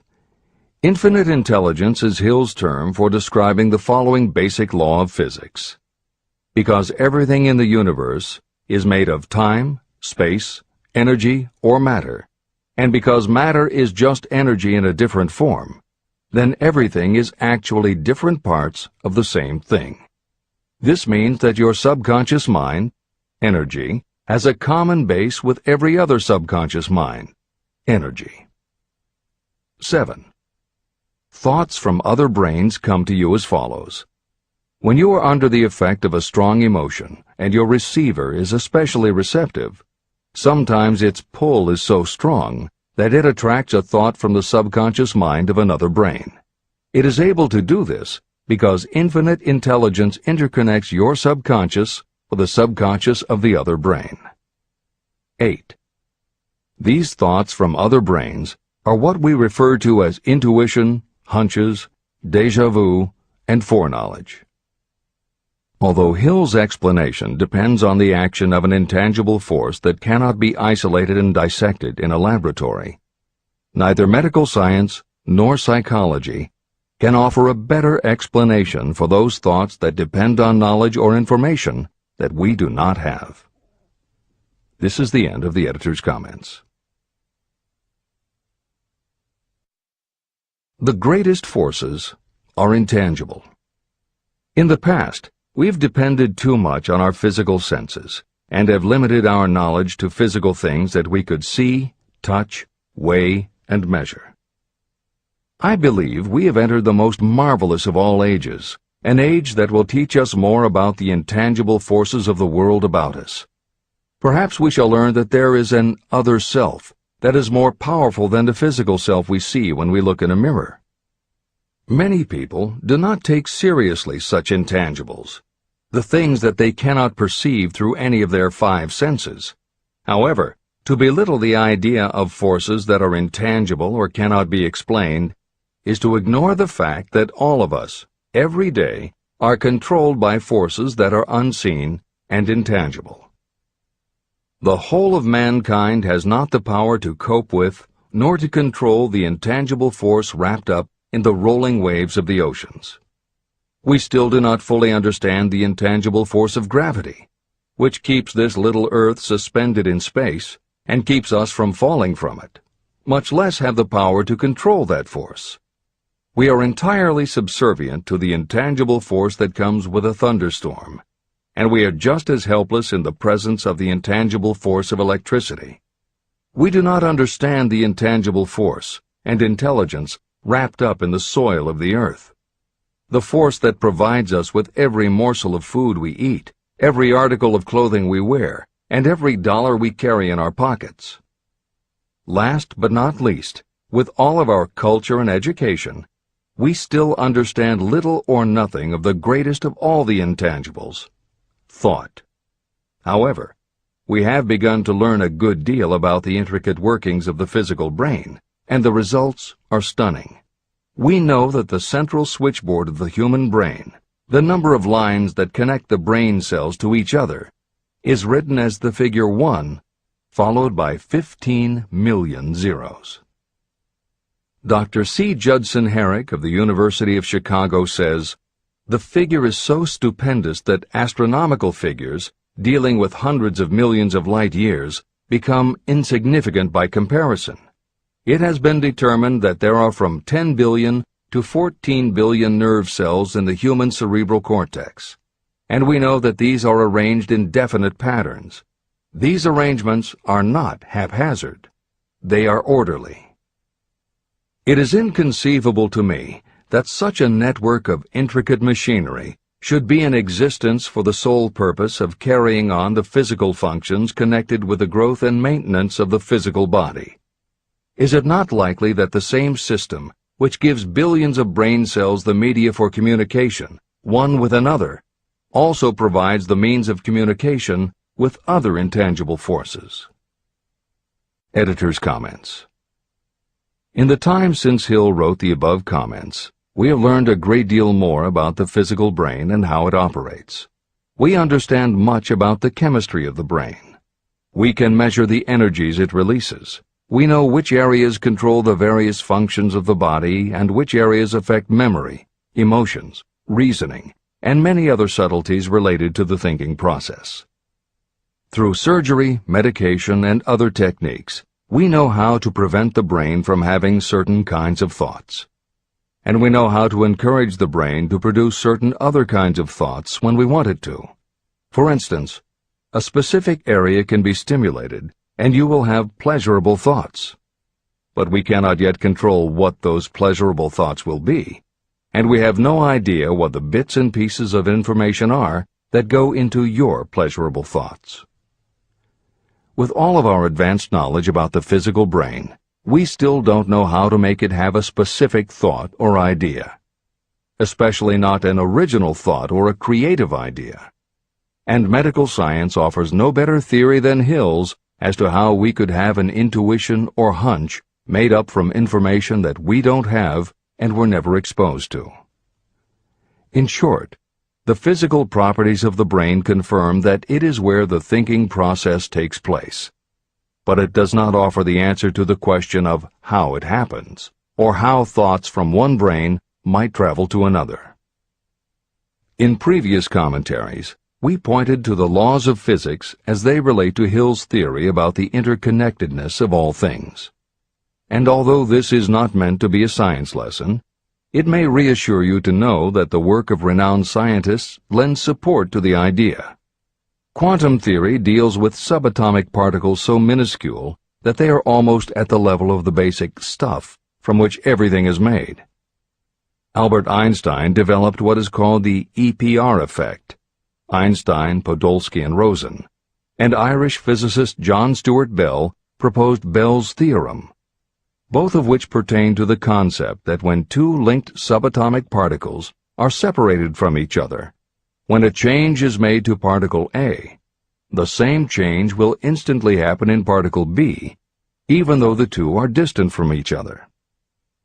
Another related concept is called the holographic brain or holographic universe, and is named after an unusual quality of holograms. It is a fact that if you cut a hologram in half, you don't get two halves of a picture. You get two separate but complete pictures. Cut either one of those in half, and you get another two complete pictures.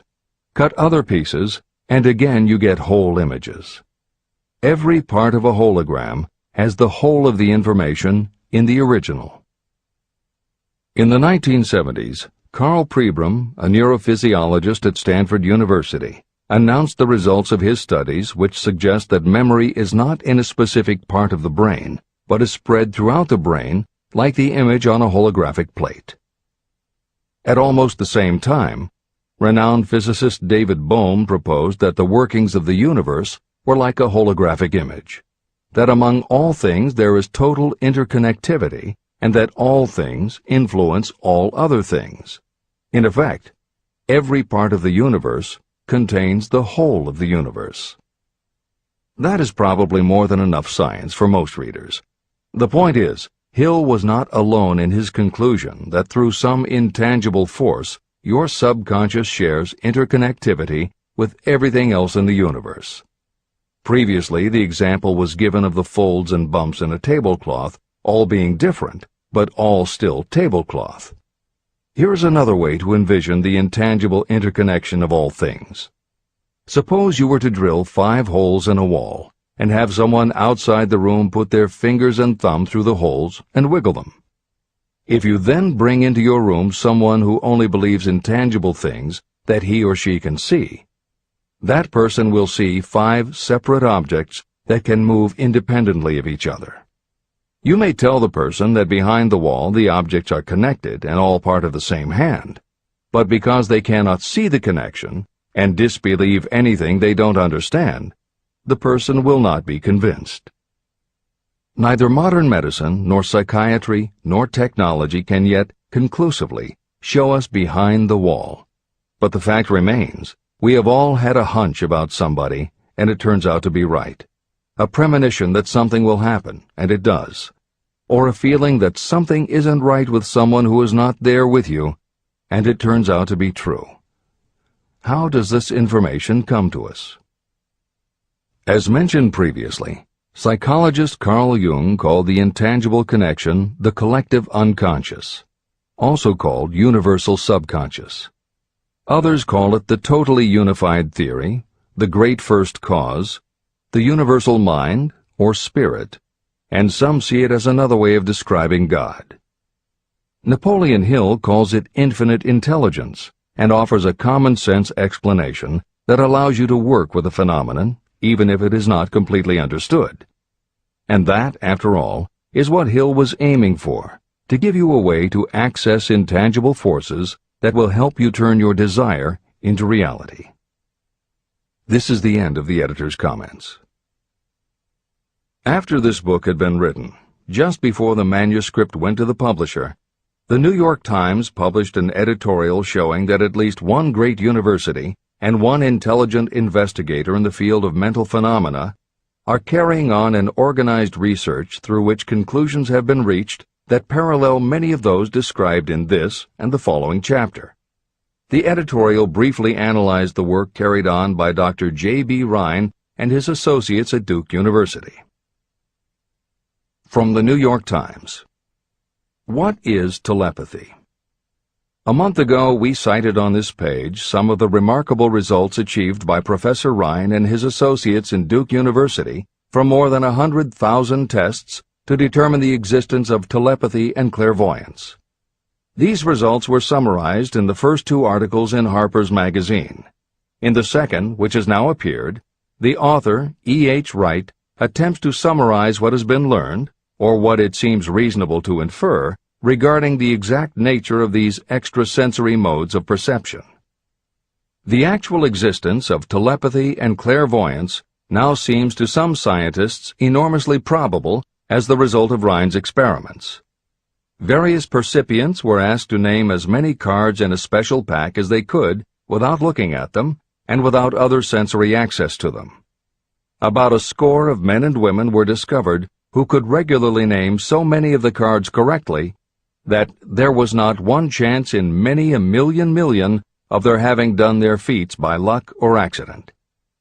But how did they do them? These powers, assuming that they exist, do not seem to be sensory. There is no known organ for them. The experiments work just as well at distances of several hundred miles as they did in the same room. These facts also dispose, in Mr. Wright's opinion, of the attempt to explain telepathy or clairvoyance through any physical theory of radiation.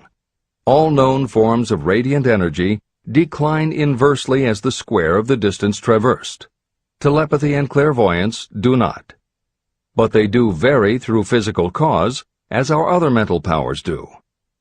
Contrary to widespread opinion, they do not improve when the percipient is asleep or half asleep, but on the contrary, when he is most wide awake and alert. Rhine discovered that a narcotic will invariably lower a percipient score, while a stimulant will always send it higher. The most reliable performer apparently cannot make a good score unless he tries to do his best. One conclusion that Wright draws with some confidence is that telepathy and clairvoyance are really one and the same gift. That is, the faculty that sees a card face down on a table seems to be exactly the same one that reads a thought residing only in another mind. There are several grounds for believing this. So far, the two gifts have been found in every person who has either of them. If you have the abilities, both seem to be of equal strength. Screens, walls, distances have no effect at all on either. Wright expresses his hunch that other extrasensory experiences, such as prophetic dreams, premonitions of disaster, and the like, may also prove to be part of the same faculty. The reader is not asked to accept any of these conclusions, but the evidence that Rhine has piled up must remain impressive. In 1927, Dr. J.B. Rhine and his wife, Dr. Louisa E. Rhine, joined Professor William McDougall, chairman of the psychology department at Duke University, to create a lab that would apply strict scientific procedures to the study of psychic phenomena. They developed scientific methodologies and procedures to study, identify, and test individuals who demonstrated unusual abilities. It was Dr. Rhine who coined the term extrasensory perception, ESP, and he adopted the word parapsychology to describe their studies. It is fair to say that the research done at the Rhine lab is some of the most advanced work on the entire subject. In 1962, they created the Foundation for Research into the Nature of Man in order to continue their studies independent of the university and to publish related works. In 1995, the name was changed to the Rhine Research Institute. This is the end of the editor's comments. How to join minds in teamwork. In view of Dr. Rhine's findings about the conditions under which the mind responds to what he terms extrasensory modes of perception, I would like to add my own observations. My associates and I have discovered what we believe to be the ideal conditions under which the mind can be stimulated so that this sixth sense can be made to function in a practical way. To begin with, I should explain that there is a close working alliance between myself and two members of my staff. Through experimentation and practice, we have discovered how to stimulate our minds so that we can, by a process of blending our three minds into one, find the solution to a great variety of problems that are submitted by my clients. The procedure is very simple. We sit down at a conference table, clearly state the nature of the problem we have under consideration, then begin discussing it. Each contributes whatever thoughts may occur, by applying the principle used in connection with the invisible counselors described in the next chapter. The strange thing about this method of mind stimulation is that it places each participant in communication with unknown sources of knowledge definitely outside their own experience. If you understand the principle described in the chapter on the mastermind, you of course recognize the round table as being a practical application of the mastermind. This method of mind stimulation, through the discussion of definite subjects between three people, illustrates the simplest and most practical use of the mastermind. When you tap into the power of your mastermind group, you will find that the more you work together, the more each member will learn to anticipate the ideas of others and to connect immediately with their intense enthusiasm and inspiration. You cannot completely control this process, but the more you use it, the more it will come into play. By adopting and following a similar plan, you will be making use of the famous Carnegie formula described in Chapter 1. If it means nothing to you at this time, mark this page and read it again after you have finished the last chapter. Great achievement is usually born of great sacrifice and is never the result of selfishness. Chapter 15. The Sixth Sense. The Door to the Temple of Wisdom. The 13th Step Toward Riches. The 13th principle is known as the Sixth Sense, through which infinite intelligence may and will communicate voluntarily without any effort from or demands by the individual. This principle is the apex of the philosophy of success. It can be assimilated, understood, and applied only by first mastering the other 12 principles. The sixth sense is that portion of the subconscious mind that has been referred to as the creative imagination. It has also been referred to as the receiving set through which ideas, plans, and thoughts flash into the mind. The flashes are sometimes called hunches or inspirations. The sixth sense defies description. It cannot be described to a person who has not mastered the other principles of this philosophy, because such a person has no knowledge and no experience with which the sixth sense may be compared.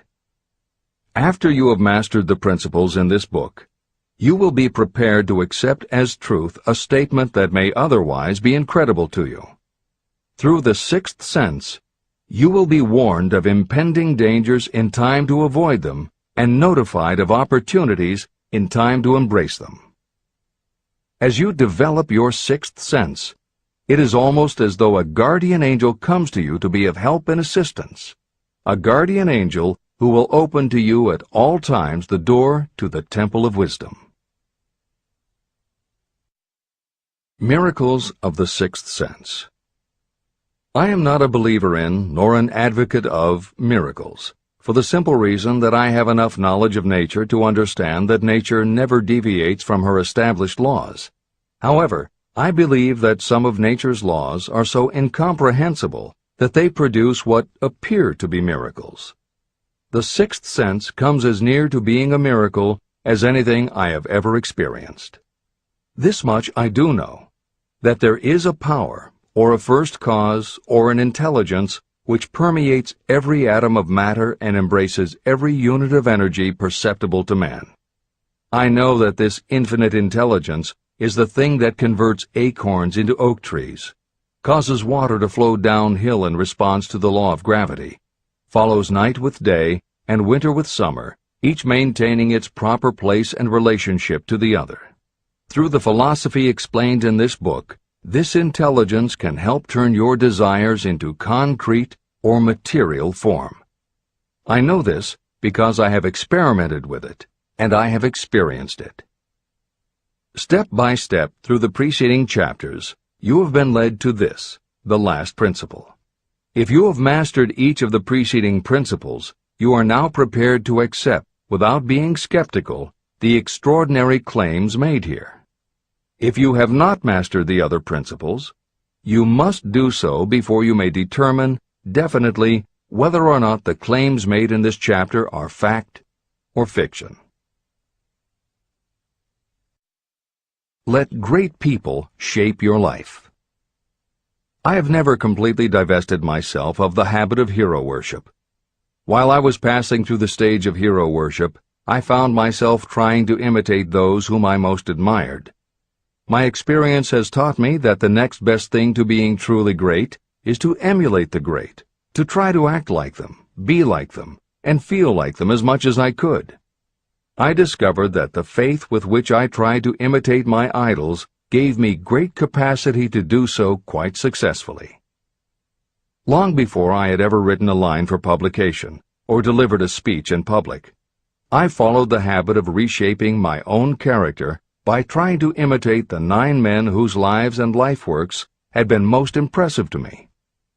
These 9 men were Emerson, Paine, Edison, Darwin, Lincoln, Burbank, Napoleon, Ford, and Carnegie. Every night, over a long period of years, I held an imaginary council meeting with this group, whom I called my invisible counselors. This is how I did it. Just before going to sleep at night, I would shut my eyes and see, in my imagination, this group of men seated with me around my council table. Here I had not only an opportunity to sit among those whom I considered to be great, but I actually dominated the group by serving as the chairman. I had a very definite purpose in using my imagination in this way. My purpose was to rebuild my own character, so it would become a composite of the characters of my imaginary counselors. Realizing that I had to overcome the handicap of being born and raised in an environment of ignorance and superstition, I deliberately assigned myself the task of voluntary rebirth through the method I have described above. Building character through autosuggestion. I knew, of course, that we all become what we are because of our dominating thoughts and desires. I knew that every deeply seated desire causes a person to find a way to turn that desire into reality. I knew that self-suggestion is a powerful factor in building character. In fact, it is the sole principle through which character is built. With this knowledge of how the mind works, I was fairly well armed with the equipment needed to rebuild my character. In these imaginary council meetings, I called on my cabinet members for the knowledge I wished each to contribute. I would even speak out loud to each of them as follows. Mr. Emerson, I desire to acquire from you the marvelous understanding of nature which distinguished your life. I ask that you impress upon my subconscious mind those qualities you possessed that enabled you to understand and adapt yourself to the laws of nature. Mr. Burbank, I request that you pass on to me the knowledge that enabled you to so harmonize the laws of nature that you caused the cactus to shed its thorns and become an edible food. Give me access to the knowledge that enabled you to make 2 blades of grass grow where but 1 grew before. Napoleon, I desire to acquire from you the marvelous ability you possess to inspire men and will rouse them to greater and more determined spirit of action. I desire also to acquire the spirit of enduring faith, which enabled you to turn defeat into victory and to surmount staggering obstacles. Mr. Paine, I desire to acquire from you the freedom of thought and the courage and clarity with which to express convictions which so distinguished you. Mr. Darwin, I wish to acquire from you the marvelous patience and ability to study cause and effect without bias or prejudice, so exemplified by you in the field of natural science. Mr. Lincoln, I desire to build into my own character the keen sense of justice, the untiring spirit of patience, the sense of humor, the human understanding, and the tolerance that were your distinguishing characteristics. Mr. Carnegie, I wish to acquire a thorough understanding of the principles of organized effort, which you use so effectively in the building of a great industrial enterprise. Mr. Ford, I wish to acquire your spirit of persistence, the determination, poise, and self-confidence that have enabled you to master poverty and to organize, unify, and simplify human effort so I may help others to follow in your footsteps. Mr. Edison, I wish to acquire from you the marvelous spirit of faith with which you have uncovered so many of nature's secrets, the spirit of unremitting toil with which you have so often wrested victory from defeat. The startling power of imagination. My method of addressing the members of my imaginary cabinet would vary according to the traits of character I was most interested in acquiring. I studied the records of their lives with painstaking care. After some months of this nightly procedure, I was astounded as each time my imaginary counselors started to become more and more real to me. Each of these 9 men developed individual characteristics that surprised me. For example, Lincoln developed the habit of always being late, then walking around in solemn parade. He always wore an expression of seriousness on his face. Rarely did I see him smile. This was not true of the others. Burbank and Payne often indulged in witty repartee, which seemed at times to shock the other members of the cabinet. On one occasion, Burbank was late. When he came, he was excited with enthusiasm and explained that he had been late because of an experiment he was making, through which he hoped to be able to grow apples on any sort of tree. Payne chided him by reminding him that it was an apple that started all the trouble between man and woman. Darwin chuckled as he suggested that Payne should watch out for little serpents when he went into the forest to gather apples, as they had the habit of growing into big snakes. Emerson observed, "No serpents, no apples," and Napoleon remarked, "No apples, no state." These meetings became so realistic that I became fearful of their consequences and discontinued them for several months. The experiences were so uncanny, I was afraid that if I continued them, I would lose sight of the fact that the meetings were purely experiences of my imagination. In writing this book, this is the first time that I've had the courage to mention this.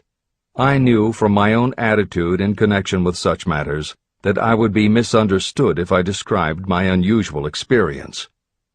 I now have the courage to put this on the printed page, because I am now less concerned about what they say than I was in the years that have passed.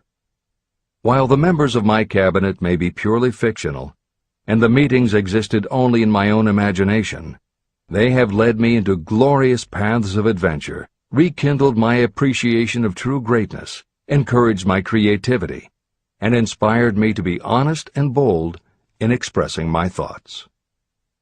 Editor's comments. Napoleon Hill's experience with his imaginary counselors is not as uncommon as it may seem on first reading. In fact, it happens to novelists all the time. As an author proceeds with the writing of a book, there will come a point when the characters in the novel become so well defined in the author's mind that the personalities of the characters themselves begin to suggest plot points and dialogue that the author never planned. Often the thoughts that come to the author when he or she is in the character are completely original, and in real life would never have occurred to the author. Psychiatrists, therapists, and motivational experts also use this phenomenon when they work with role-playing. The usual procedure is to ask 2 people to act out a scenario as if they were in each other's shoes. If this is done in a situation where the participants do not feel embarrassed or self-conscious, and if the people will allow themselves to become submerged and seriously try to become the other person, the results can be stunning. Depending on the faith with which you approach it, you can get not just a general sense of what the other person is going through, but also have flashes of insight, actually feel what the other person feels, and gain a real understanding about the reactions or motivations of others. Why it works is just as much a mystery as why you get hunches. It may be simply that when your imagination creates a character, it doesn't give the character inhibitions, so when you think through the character, your mind is less restricted. Regardless, the fact is that by using your imagination to project yourself into other characters, you can open yourself to ideas that you don't normally have access to, and you can use this mental phenomenon as one of the tools that will help you turn your desire into success. This is the end of the editor's comments. Tapping the source of inspiration. Somewhere in the cell structure of the brain is something that receives the vibrations of thought ordinarily called hunches. So far, science has not discovered where this sixth sense is located, but this is not important. The fact remains that human beings do receive accurate knowledge through sources other than the physical senses. Generally, such knowledge is received when the mind is under the influence of extraordinary stimulation. Any emergency that arouses the emotions and causes the heart to beat more rapidly may bring the sixth sense into action. Anyone who has experienced a near accident while driving knows that the sixth sense often comes to your rescue and by split seconds helps to avoid the accident. I mention this as background to the following statement of fact. On many occasions when I have faced emergencies, some of them so grave that my life was in jeopardy, I have been miraculously guided past these difficulties through the influence of my invisible counselors. My original purpose in conducting council meetings with imaginary beings was solely to use autosuggestion to impress upon my subconscious mind certain characteristics that I wanted to acquire. In more recent years, my experimentation has taken on an entirely different trend. I now go to my imaginary counselors with every difficult problem that confronts me and my clients. During my meetings with these invisible counselors, I find my mind most receptive to ideas, thoughts, and knowledge that reach me through the sixth sense. The results are often astonishing, although I do not depend entirely on this form of counsel. The sixth sense is not something that one can take off and put on at will. Ability to use this great power comes slowly, through application of the other principles outlined in this book. No matter who you are, or what may have been your purpose in reading this book, you can profit by it even if you don't fully understand how or why the principle described in this chapter works. This is especially true if your major purpose is that of accumulation of money or other material things. This chapter on the sixth sense was written because the book is designed to present a complete philosophy by which individuals may unerringly guide themselves in attaining whatever they ask of life. The starting point of all achievement is desire. The finishing point is the kind of knowledge that leads to understanding. Understanding of yourself, understanding of others, understanding of the laws of nature, and the recognition and understanding of happiness. Full understanding of this comes only through familiarity with and use of the principle of the sixth sense. In reading this chapter, you may have found yourself lifted to a high level of mental stimulation. Splendid! Come back to this again a month from now, read it once more, and observe that your mind will soar to a still higher level of stimulation. Repeat this experience from time to time, giving no concern as to how much or how little you learn at the time. Eventually, you will find yourself in possession of a power that will enable you to throw off discouragement, master fear, overcome procrastination, and draw freely upon your imagination. Then you will have felt the touch of that unknown something that has been the moving spirit of every truly great thinker, leader, artist, musician, writer, or statesman. Then you will be in a position to transmute your desires into their physical or financial counterpart as easily as you may lie down and quit at the first sign of opposition.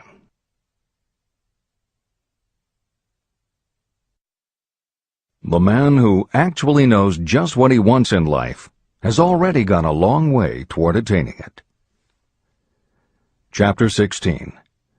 The 6 Ghosts of Fear. How many are standing in your way? Take inventory of yourself as you read this closing chapter, and find out how many of the ghosts are standing in your way. Before you can put any portion of this philosophy into successful use, your mind must be prepared to receive it. The preparation is not difficult.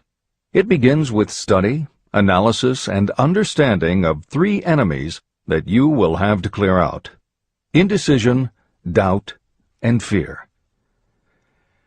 The sixth sense will never function while these 3 negatives, or any one of them, remain in your mind. The members of this unholy trio are closely related. Where one is found, the other two are close at hand.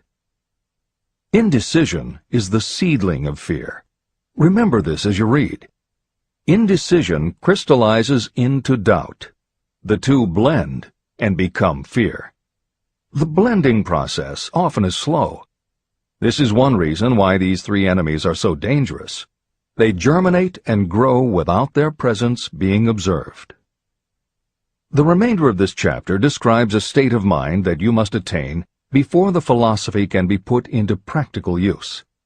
This chapter also analyzes a condition that has reduced huge numbers of people to poverty, and it states a truth that must be understood by all who accumulate riches, whether measured in terms of money or in terms of a state of mind that may be of far greater value than money. The purpose of this chapter is to turn the spotlight of attention on the cause and the cure of the 6 basic fears. Before you can master an enemy, you must know its name, its habits, and where to attack it. As you read, analyze yourself carefully and determine which, if any, of the 6 common fears have attached themselves to you. And keep in mind that sometimes they are hidden in the subconscious mind, where they are difficult to locate and still more difficult to eliminate. The 6 basic fears. There are 6 basic fears. At one time or another, every person suffers from some combination of these fears. Most people are fortunate if they do not suffer from the entire 6. Named in the order of their most common appearance, they are the fear of poverty, the fear of criticism, the fear of ill health, the fear of loss of love of someone, the fear of old age, and the fear of death. All other fears are of minor importance, and are in fact just variations on these 6. Fears are nothing more than states of mind.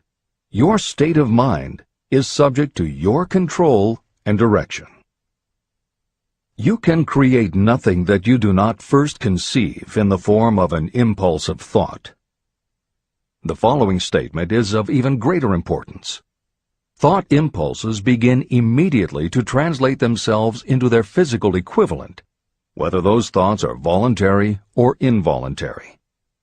Even thought impulses that are picked up by mere chance, thoughts that have been released by other minds, may determine your financial, business, professional, or social destiny just as surely as the thoughts that you create by intent and design.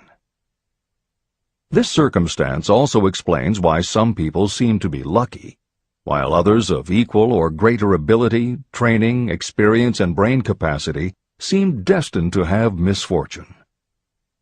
The explanation is that you have the ability to completely control your own mind. With this control, you may open your mind to the thought impulses that are being released by other brains, or you can close the doors tightly and admit only thought impulses of your own choice. Nature has endowed human beings with absolute control over only one thing, and that one thing is thought. This fact, coupled with the additional fact that everything we create begins in the form of a thought, leads us very near to the principle by which fear may be mastered. If it is true that all thought has a tendency to clothe itself in its physical equivalent, and this is true beyond any reasonable room for doubt, it is equally true that thought impulses of fear and poverty cannot be translated into terms of courage and financial gain. The first basic fear. The fear of poverty. There can be no compromise between poverty and riches. The two roads that lead to poverty and riches travel in opposite directions. If you want riches, you must refuse to accept any circumstance that leads toward poverty. The word riches is used in its broadest sense, meaning financial, spiritual, mental, and material wealth. The starting point of the path that leads to riches is desire. In Chapter 3, you received full instructions for the proper use of desire. In this chapter on fear, You have complete instructions for preparing your mind to make practical use of desire. Here is the place to give yourself a challenge, which will definitely determine how much of this philosophy you have absorbed. Here is the point at which you can tell what the future holds in store for you. If, after reading this chapter, you are willing to accept poverty, you may as well make up your mind to receive poverty. This is one decision you cannot avoid. But if you demand riches, determine what form and how much will be required to satisfy you. You know the road that leads to riches. You have been given a roadmap. If you follow it, it will keep you on that road. If you neglect to make the start, or stop before you arrive, no one will be to blame but you. This responsibility is yours. No excuse will save you from accepting the responsibility if you now fail or refuse to demand riches of life. All you need is one thing. Incidentally, the only thing you can control, and that is a state of mind. A state of mind is something that is up to you. It cannot be purchased. It must be created.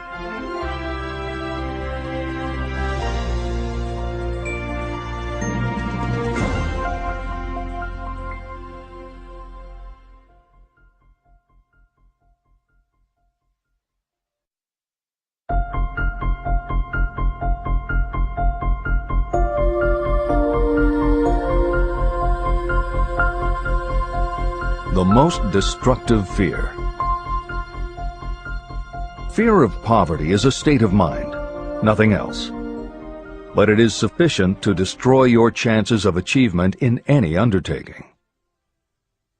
This fear paralyzes your ability to use reason, destroys the imagination, kills off self-reliance, undermines enthusiasm, discourages initiative, leads to uncertainty of purpose, encourages procrastination, wipes out enthusiasm, and makes self-control an impossibility. It takes the charm from your personality, destroys the possibility of accurate thinking, diverts concentration of effort. It defeats persistence, turns willpower into nothingness, destroys ambition, clouds the memory, and invites failure in every conceivable form. It kills love and assassinates the finer emotions of the heart, discourages friendship and invites disaster in 100 forms, leads to sleeplessness, misery, and unhappiness. And all this despite the obvious truth that you live in a world of overabundance of everything your heart could desire, with nothing standing between you and your desires except lack of a definite purpose. The fear of poverty is, without doubt, the most destructive of the 6 basic fears. It has been placed at the head of the list because it is the most difficult to master. The fear of poverty grew out of our inherited tendency to prey upon our fellow human beings economically. Nearly all animals lower than us are motivated by instinct, but their capacity to think is limited, and therefore they prey upon one another physically. We, with our superior sense of intuition, with the capacity to think and to reason, do not eat others bodily. Human beings get more satisfaction out of eating others financially. Humans are so avaricious that every conceivable law has been passed to safeguard us from one another. Nothing brings so much suffering and humility as poverty. Only those who have experienced poverty understand the full meaning of this. It is no wonder that we fear poverty. Through a long line of inherited experiences, we have learned for sure that some people cannot be trusted where matters of money and earthly possessions are concerned. So eager are we to possess wealth that we will acquire it in whatever manner we can, through legal methods if possible, through other methods if necessary or expedient. Self-analysis may disclose weaknesses that you do not like to acknowledge, but this form of examination is essential if you are going to demand of life more than mediocrity and poverty. Remember, as you check yourself point by point, that you are both the court and the jury, the prosecuting attorney and the attorney for the defense, and that you are both the plaintiff and the defendant. You are on trial. Face the facts squarely. Ask yourself definite questions and demand direct replies. When the examination is over, you will know more about yourself. If you do not feel that you can be an impartial judge, call upon someone who knows you well to serve as judge while you cross-examine yourself. You are after the truth. Get it, no matter at what the cost, even though it may temporarily embarrass you. The majority of people, if asked what they fear most, would reply, "I fear nothing." The reply would be inaccurate, because few people realize that they are bound, handicapped, whipped spiritually and physically through some form of fear. So subtle and deeply seated is the emotion of fear that you may go through life and never recognize its presence. Only a courageous analysis will disclose the presence of this universal enemy. When you begin such an analysis, search deeply into your character. The following is a list of the symptoms to look for. Symptoms of the fear of poverty. 1. Indifference. Commonly expressed through lack of ambition, willingness to tolerate poverty, and the acceptance of whatever compensation life may offer without protest. Also mental and physical laziness, and lack of initiative, imagination, enthusiasm, and self-control. 2. Indecision. The habit of permitting others to do your thinking, sitting on the fence. 3. Doubt. Generally expressed through alibis and excuses designed to cover up, explain away, or apologize for your failures. Sometimes expressed in the form of envy of those who are successful, or by criticizing them. 4. Worry. Usually expressed by finding fault with others, a tendency to spend beyond your income, neglect of personal appearance, scowling and frowning, nervousness, lack of poise, self-consciousness, and often the use of alcohol or drugs. 5. Overcaution.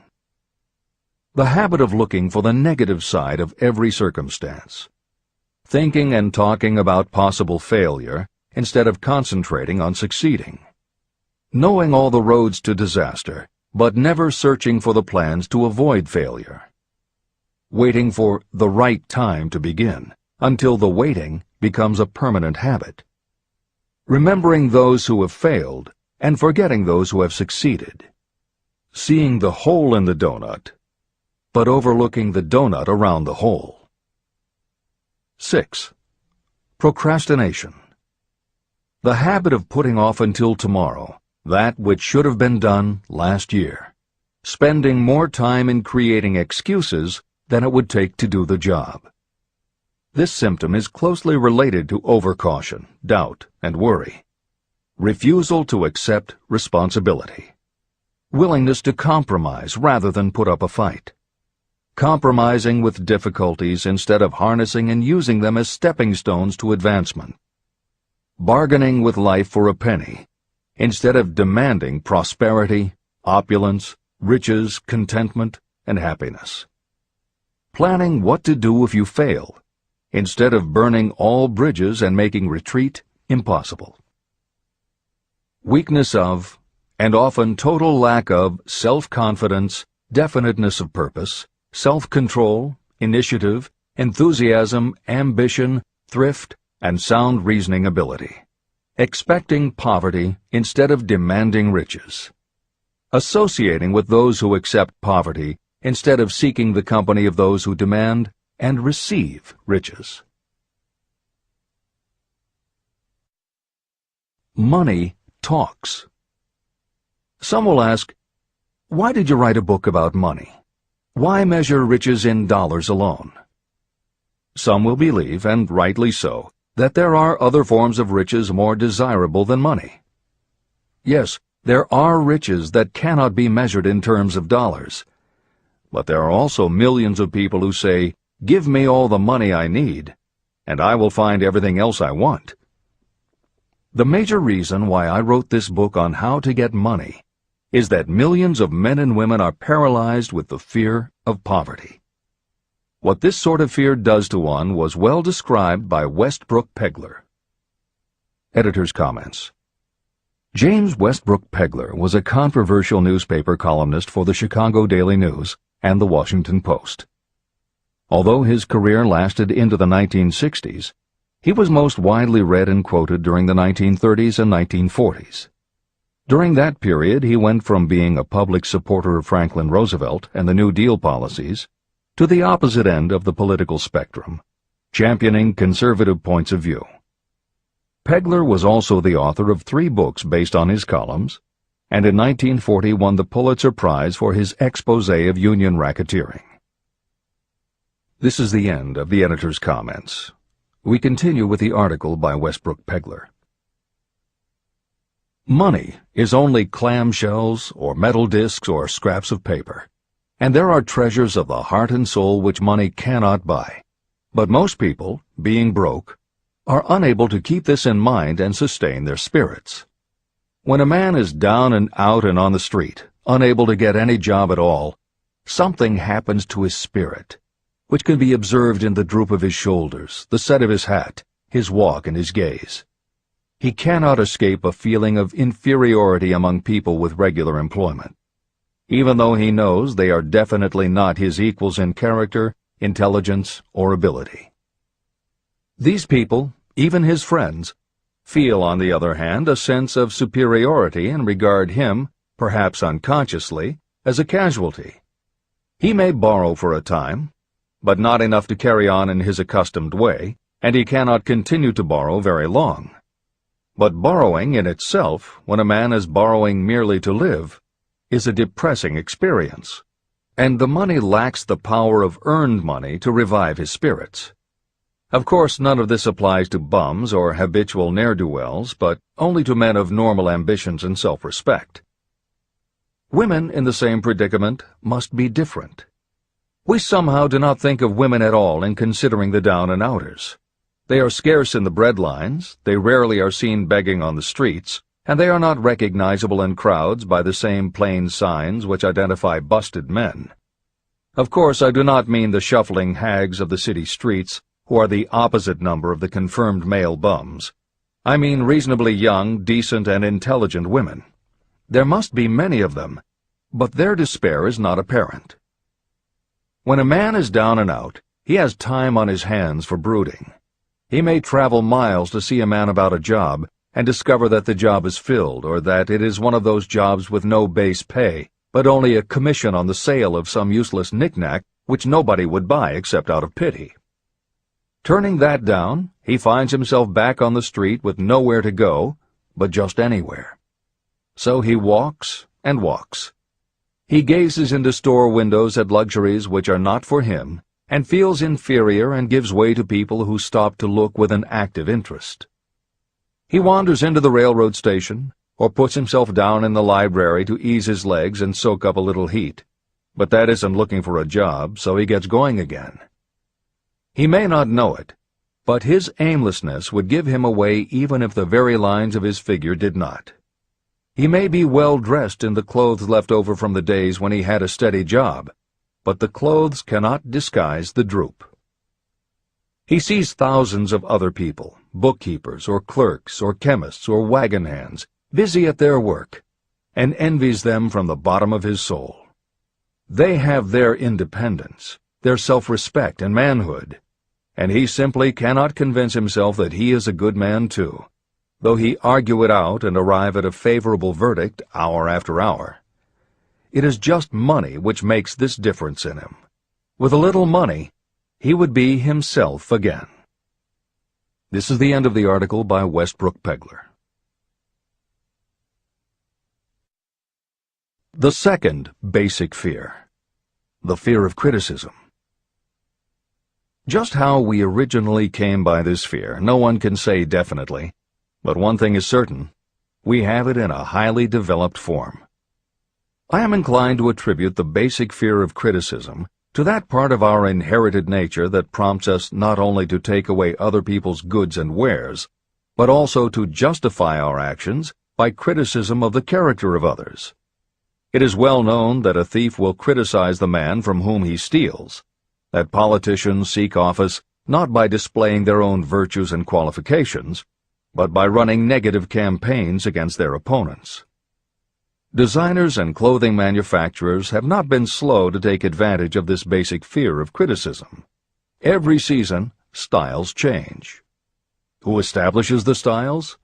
Certainly not the purchaser. It is the designers and manufacturers. Why do they change the styles so often? The answer is obvious.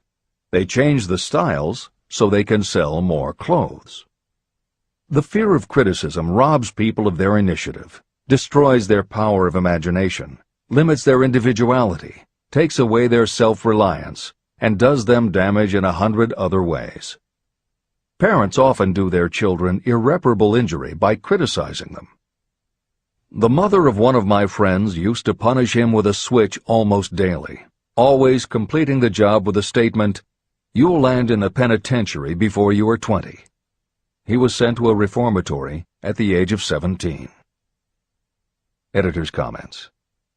Modern psychotherapy is well aware of the circumstance that Hill describes in the preceding paragraph.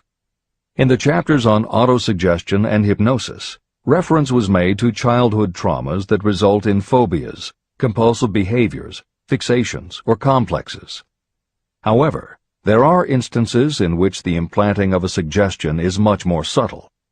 Hypnotherapists have found that common phrases such as, "Don't you ever say no to me again," "I'm afraid she'll never get over it," or "You're just like your father," can hamper a person's abilities later in life if such phrases were said often enough, or at a time when a child was particularly vulnerable. This is the end of the editor's comments. Criticism is the one form of service of which everyone has too much. Everyone has a stock of it, which is handed out gratis whether called for or not. Your nearest relatives are often the worst offenders. It should be recognized as a crime.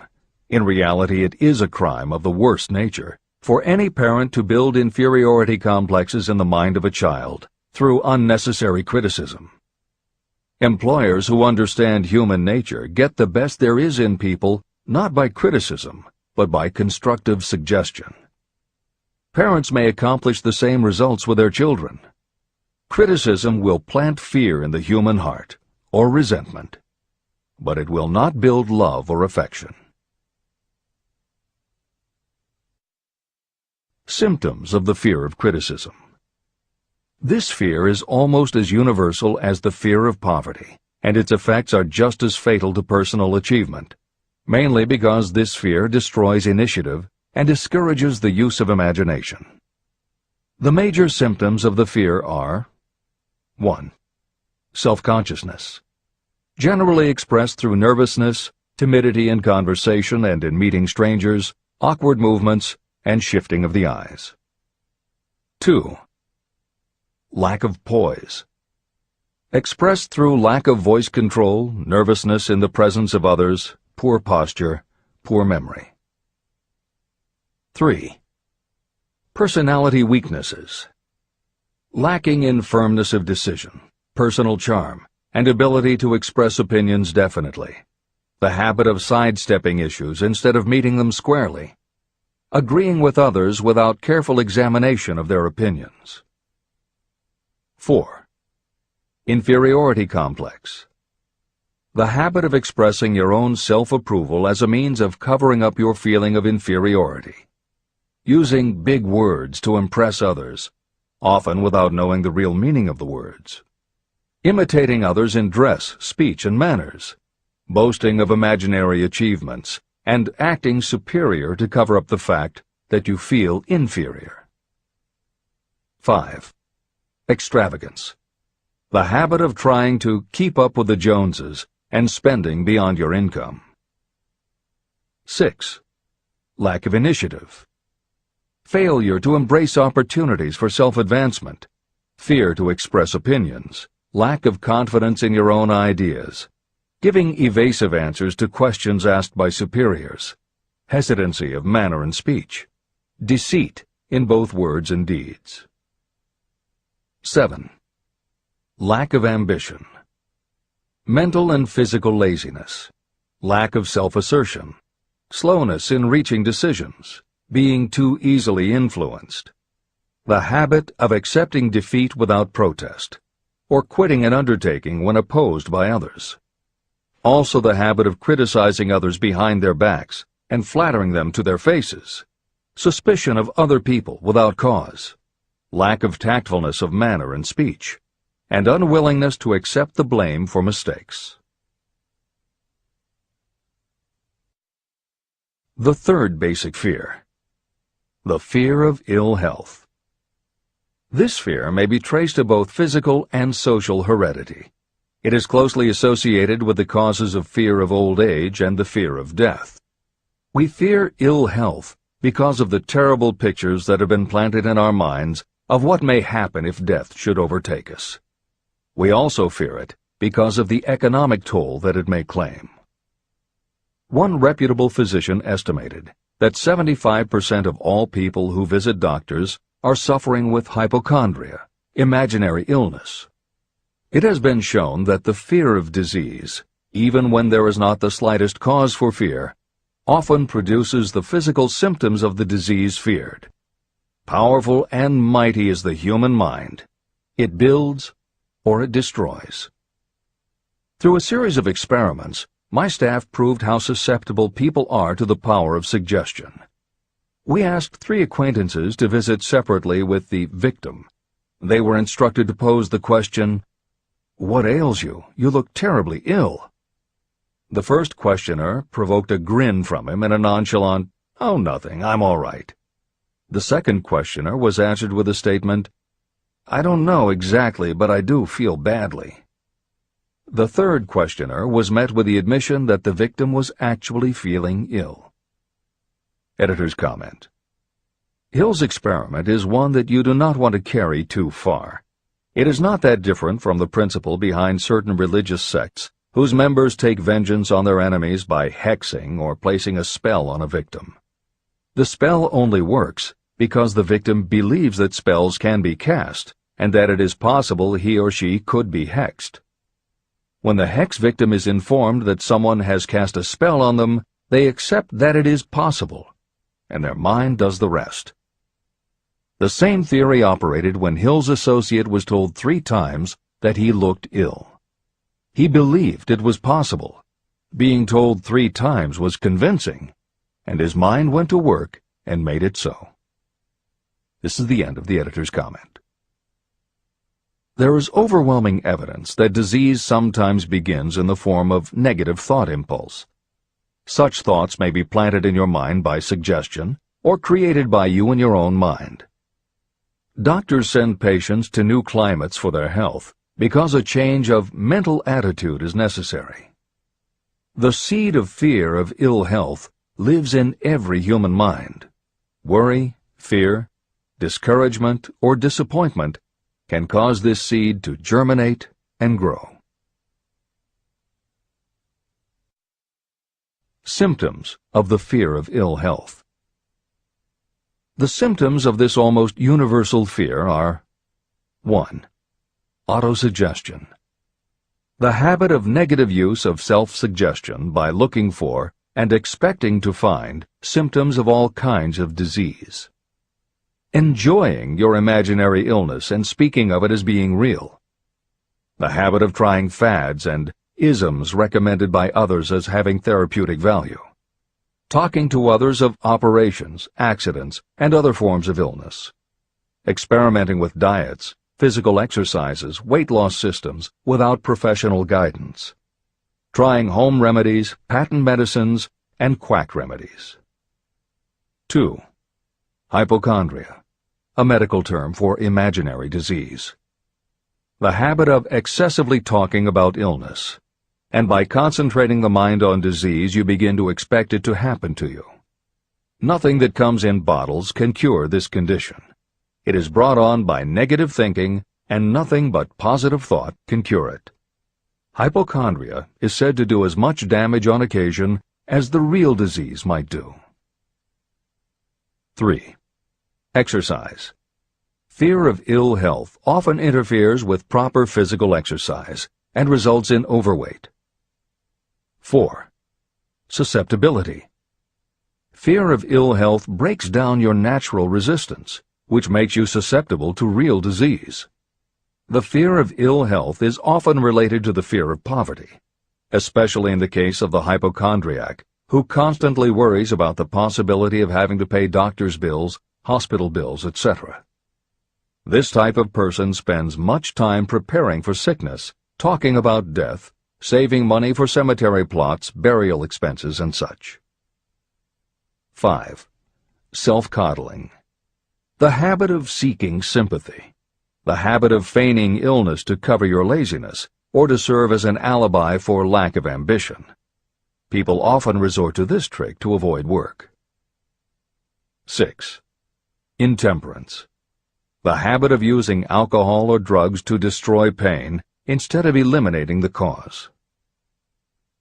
7.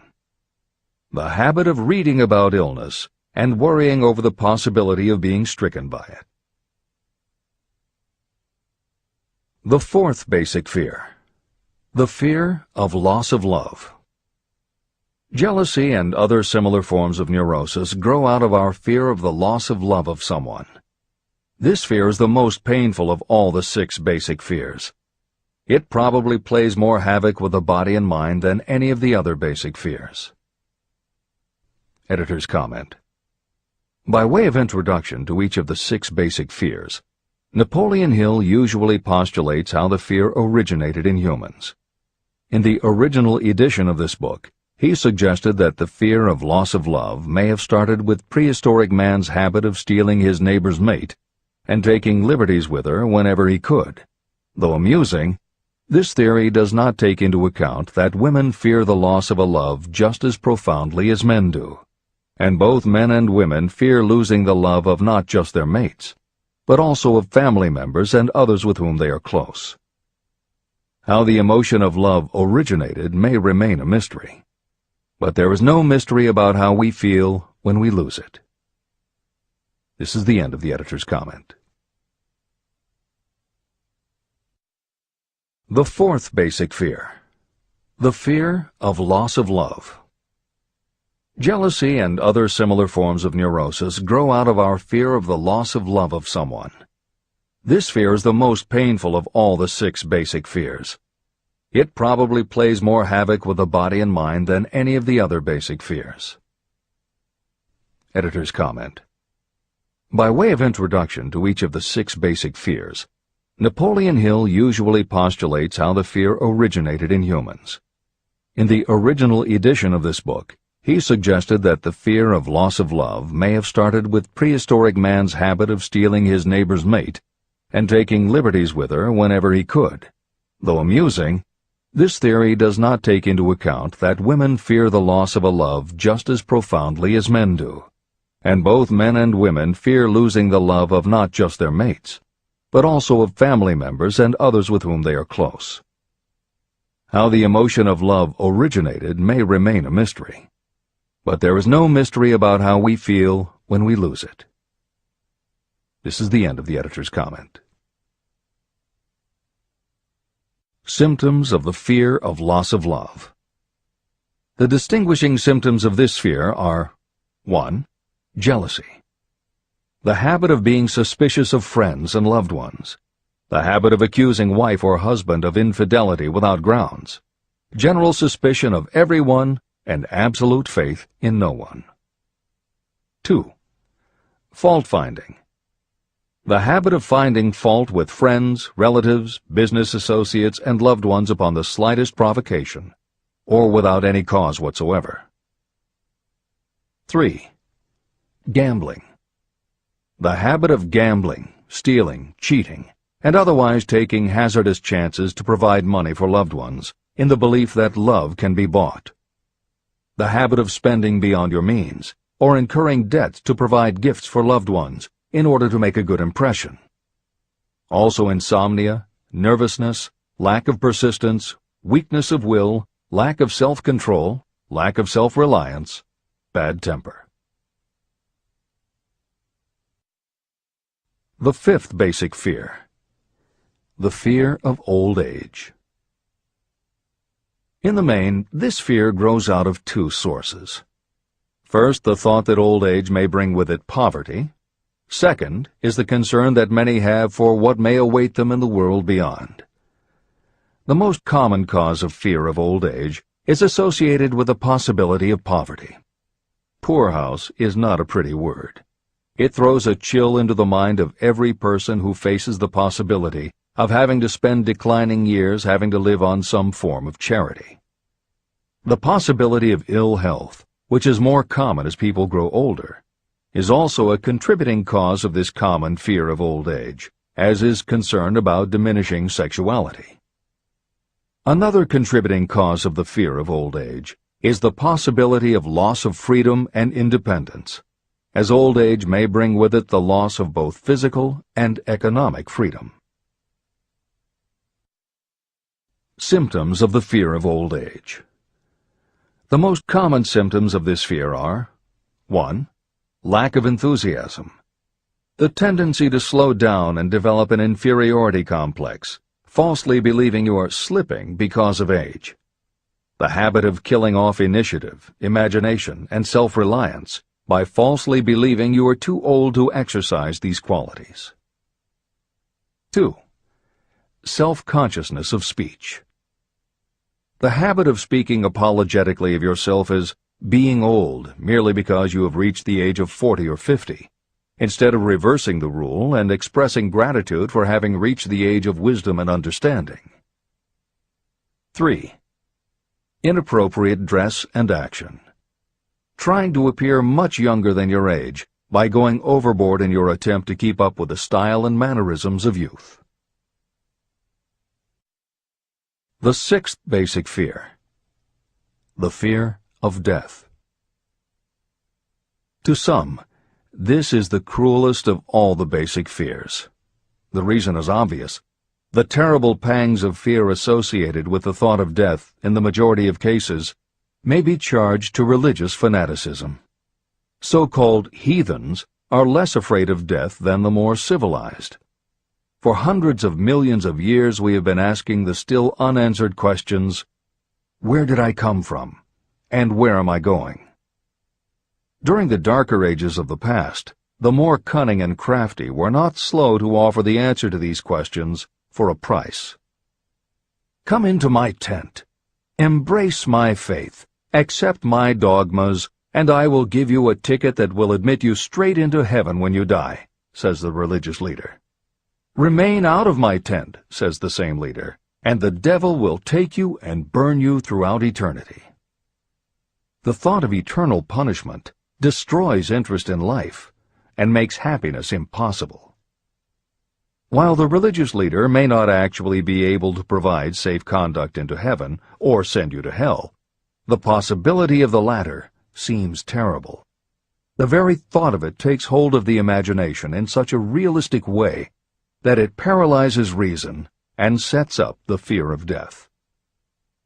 The fear of death is not as common now as it was during the age when there were no great colleges and universities. People of science have turned the spotlight of truth upon the world, and this truth is rapidly freeing men and women from this terrible fear of death.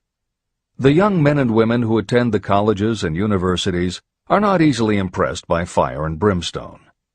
Through knowledge, the fears of the dark ages that grip the mind have been dispelled.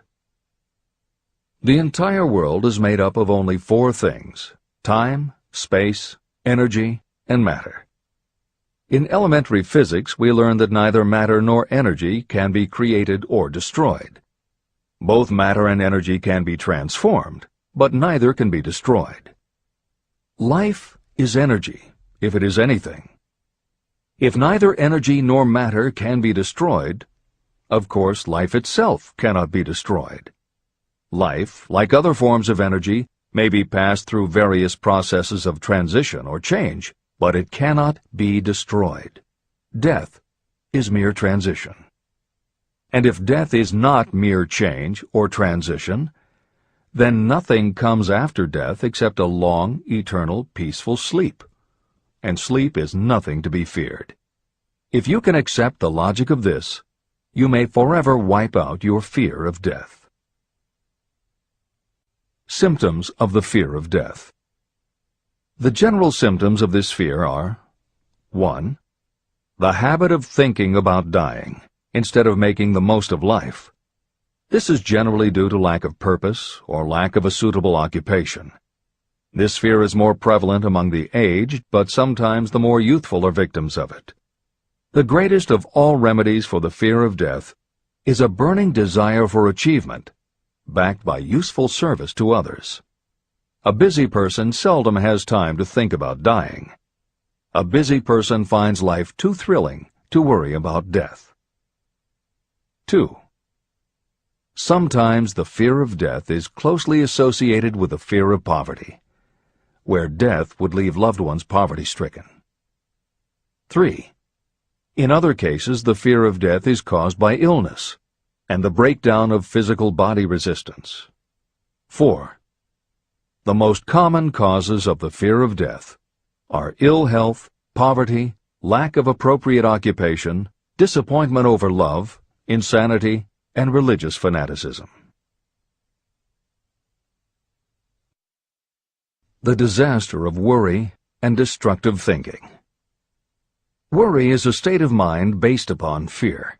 It works slowly but persistently. It is insidious and subtle. Step by step, it digs itself in until it paralyzes the reasoning faculty and destroys self-confidence and initiative. Worry is a form of sustained fear caused by indecision. Therefore, it is a state of mind that can be controlled. An unsettled mind is helpless. Indecision makes an unsettled mind. Most individuals lack the willpower to reach decisions promptly and to stand by them after they have been made. We do not worry over conditions once we have reached a decision to follow a definite line of action. I once interviewed a man who was sentenced to be electrocuted 2 hours later. The condemned man was the calmest of the 8 men who were in the death cell with him. His calmness prompted me to ask him how it felt to know that he was going into eternity in a short while. With a smile of confidence on his face, he said, "It feels fine. Just think, brother, my troubles will soon be over. I've had nothing but trouble all my life. It has been a hardship to get food and clothing.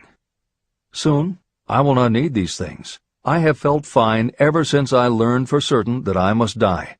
I made up my mind then to accept my fate in good spirit." As he spoke, he devoured a dinner sufficient for 3 men, eating every mouthful of the food brought to him, and apparently enjoying it as much as if no disaster awaited him. Decision gave this man resignation to his fate. Decision can also prevent one's acceptance of undesired circumstances. Through indecision, the 6 basic fears become translated into a state of worry. Relieve yourself forever of the fear of death by reaching a decision to accept death as an inescapable event. Eliminate the fear of old age by reaching a decision to accept it not as a handicap, but as a great blessing that carries with it wisdom, self-control, and understanding. Master the fear of loss of love by reaching a decision to get along without love, if that is necessary. Defeat the fear of criticism by reaching a decision not to worry about what other people think, do, or say. Overcome the fear of ill health by the decision to forget symptoms. And whip the fear of poverty by reaching a decision to get along with whatever wealth you can accumulate without worry. Kill the habit of worry in all its forms by reaching a general blanket decision that nothing life has to offer is worth the price of worry. With this decision will come poise, peace of mind, and calmness of thought, which will bring happiness. If your mind is filled with fear, you not only destroy your own chances of intelligent action, but you transmit these destructive vibrations to the minds of all who come into contact with you, and you destroy their chances too. Even a dog or a horse knows when its master lacks courage. It will pick up the vibrations of fear given off by its master and behave accordingly. The vibrations of fear pass from one mind to another just as quickly and as surely as the sound of the human voice passes from the broadcasting station to a radio receiver. The person who constantly speaks of negative or destructive thoughts is practically certain to experience the results of those words in the form of destructive feedback. But even negative thoughts without words will come back to you. The release of destructive thought impulses alone also produces feedback in more ways than one. First, and perhaps most important to be remembered, the person who releases thoughts of a destructive nature must suffer damage through the breaking down of creative imagination.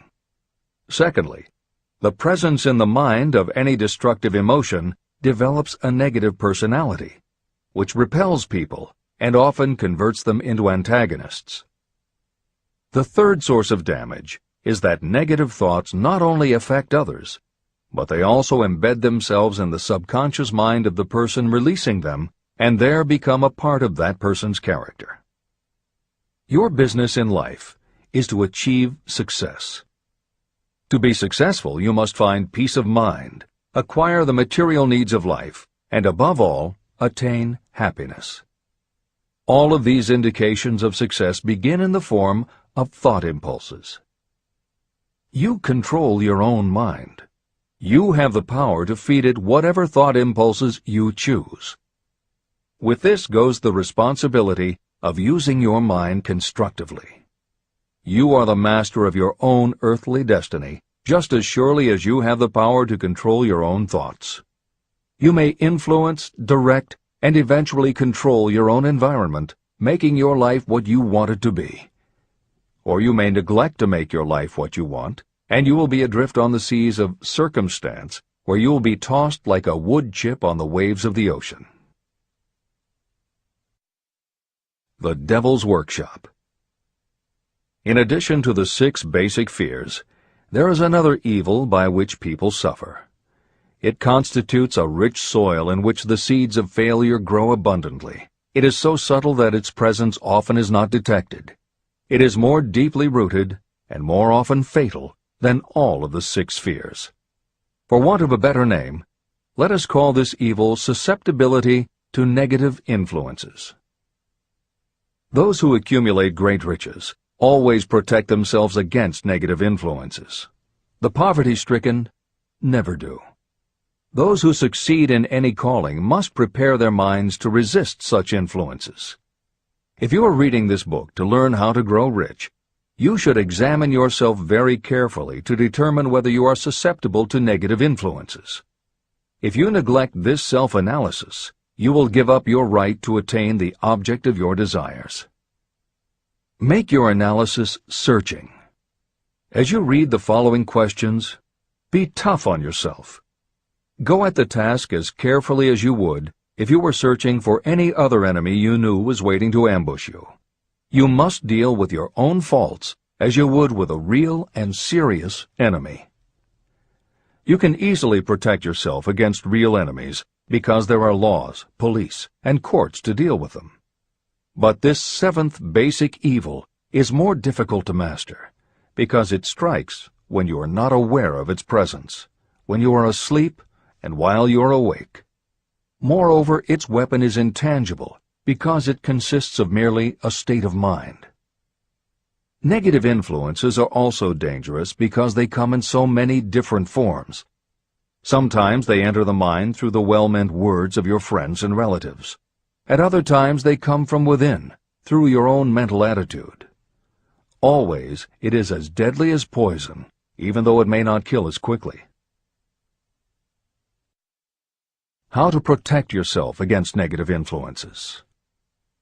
To protect yourself against negative influences, whether of your own making or the result of negative people around you, recognize that your willpower is your defense. You must put it into constant use until it builds a wall of immunity against negative influences in your own mind. Recognize that you and every other human being are, by nature, lazy, indifferent, and susceptible to all suggestions that reinforce your weaknesses. Recognize that you are, by nature, susceptible to all of the 6 basic fears, and you must set up habits to counteract all these fears. Recognize that negative influences often work on you through your subconscious mind and are therefore difficult to detect. Keep your mind closed against all people who depress or discourage you in any way. Clean out your medicine chest and stop pandering to colds, aches, pains, and imaginary illness. Deliberately seek the company of people who influence you to think and act for yourself. Do not expect troubles, as they have a tendency not to disappoint. Without doubt, the most common weakness of all human beings is the habit of leaving their minds open to the negative influences of other people. This weakness is all the more damaging because most people do not even know they do it. The following list of questions is designed to help you see yourself as you really are. You should read through the list now. Then set aside a day when you can give adequate time to go through the list again and thoroughly answer each question. When you do this, I advise that you read the questions and state your answers aloud so you can hear your own voice. This will make it easier for you to be truthful with yourself. Self-analysis questions. Do you complain often of feeling bad, and if so, what is the cause? Do you find fault with other people at the slightest provocation? Do you frequently make mistakes in your work, and if so, why? Are you sarcastic and offensive in your conversation? Do you deliberately avoid the association of anyone, and if so, why? Do you suffer frequently with indigestion? If so, what is the cause? Does life seem futile and the future hopeless to you? Do you like your occupation? If not, why? Do you often feel self-pity? And if so, why? Are you envious of those who excel you? To which do you devote most time, thinking of success or of failure? Are you gaining or losing self-confidence as you grow older?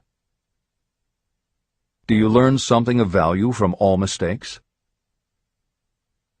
Are you permitting some relative or acquaintance to worry you? If so, why? Are you sometimes excited about life, and at other times in the depths of despondency? Who has the most inspiring influence upon you, and for what reason? Do you tolerate negative or discouraging influences that you could avoid? Are you careless of your personal appearance? If so, when and why? Have you learned how to ignore your troubles by being too busy to be annoyed by them? Would you call yourself a spineless weakling if you permitted others to do your thinking for you?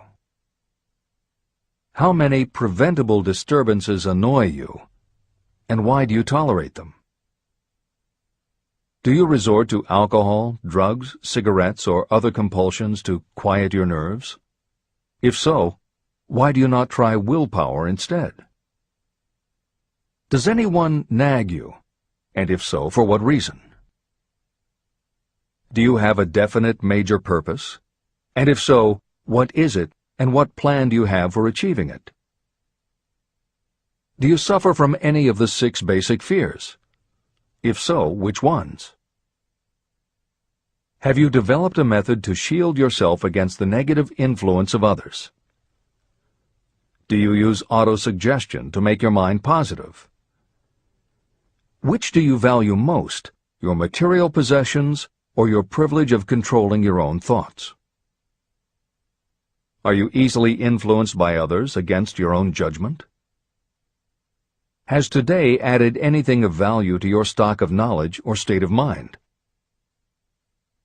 Do you face squarely the circumstances that make you unhappy, or do you sidestep the responsibility? Do you analyze all mistakes and failures and try to profit by them, or do you take the attitude that this is not your duty? Can you name 3 of your most damaging weaknesses? What are you doing to correct them? Do you encourage other people to bring their worries to you for sympathy? Do you choose from your daily experiences lessons or influences that aid in your personal advancement? Does your presence have a negative influence on other people as a rule? What habits of other people annoy you most? Do you form your own opinions, or do you permit yourself to be influenced by other people? Have you learned how to create a mental state of mind with which you can shield yourself against all discouraging influences? Does your occupation inspire you with faith and hope? Are you conscious of possessing spiritual forces of sufficient power to enable you to keep your mind free from all forms of fear? Does your religion help to keep your mind positive? Do you feel it your duty to share other people's worries? If so, why? If you believe that birds of a feather flock together, what have you learned about yourself by studying the friends whom you attract? What connection, if any, do you see between the people with whom you associate most closely and any unhappiness you may experience? Could it be possible that some person whom you consider to be a friend is, in reality, your worst enemy because of his or her negative influence on your mind? By what rules do you judge who is helpful and who is damaging to you? Are your intimate associates mentally superior or inferior to you? How much time out of every 24 hours do you devote to your occupation, sleep, play and relaxation, acquiring useful knowledge, plain wasted time? Who among your acquaintances encourages you most, cautions you most, discourages you most? What is your greatest worry? Why do you tolerate it? When others offer you free, unsolicited advice, do you accept it without question, or do you analyze their motive? What, above all else, do you most desire? Do you intend to acquire it? Are you willing to subordinate all other desires for this one? How much time daily do you devote to acquiring it? Do you change your mind often? If so, why? Do you usually finish everything you begin? Are you easily impressed by other people's business or professional titles, college degrees, or wealth? Are you easily influenced by what other people think or say about you? Do you cater to people because of their social or financial status? Whom do you believe to be the greatest person living? In what respect is this person superior to yourself? How much time have you devoted to studying and answering these questions? At least one day is necessary for the analysis and the answering of the entire list. If you have answered all these questions truthfully, you know more about yourself than the majority of people. Study the questions carefully. Come back to them once each week for several months, and be astounded at the amount of additional knowledge of great value to yourself you will have gained by the simple method of answering the questions truthfully. If you are not certain about the answers to some of the questions, seek the counsel of those who know you well, especially those who have no motive in flattering you, and see yourself through their eyes. The experience will be astonishing. The one thing over which you have absolute control. You have absolute control over only one thing, and that is your thoughts. This is the most significant and inspiring of all facts known to humans. It reflects our divine nature. This ability to control your thoughts is the sole means by which you may control your own destiny. If you fail to control your own mind, you may be sure you will control nothing else. Your mind is your spiritual estate. Protect and use it with the care to which divine royalty is entitled. You were given your willpower for this purpose. Unfortunately, there is no legal protection against those who, by design or through ignorance, poison the minds of others with negative suggestion. Those with negative minds tried to convince Thomas A. Edison that he could not build a machine that would record and reproduce the human voice, because, they said, no one else has ever produced such a machine. Edison did not believe them. He knew that the mind could produce anything the mind could conceive and believe. That knowledge was the thing that lifted the great Edison above the common herd. Men with negative minds told F.W. Woolworth he would go broke trying to run a store on 5 and 10-cent sales. He did not believe them. He knew that he could do anything within reason if he backed his plans with faith. Exercising his right to keep the negative suggestions of others out of his mind, he piled up a fortune of more than $100 million. Doubting Thomases scoffed scornfully when Henry Ford tried out his first crudely built automobile on the streets of Detroit. Some said the thing would never become practical. Others said no one would pay money for such a contraption. Ford said, "I'll belt the earth with dependable motor cars." And he did.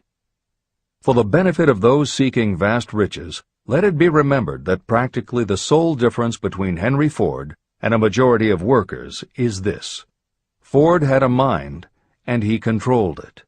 The others have minds that they do not try to control. Mind control is the result of self-discipline and habit. You either control your mind, or it controls you. There is no halfway compromise. The most practical method for controlling your mind is the habit of keeping it busy with a definite purpose, backed by a definite plan.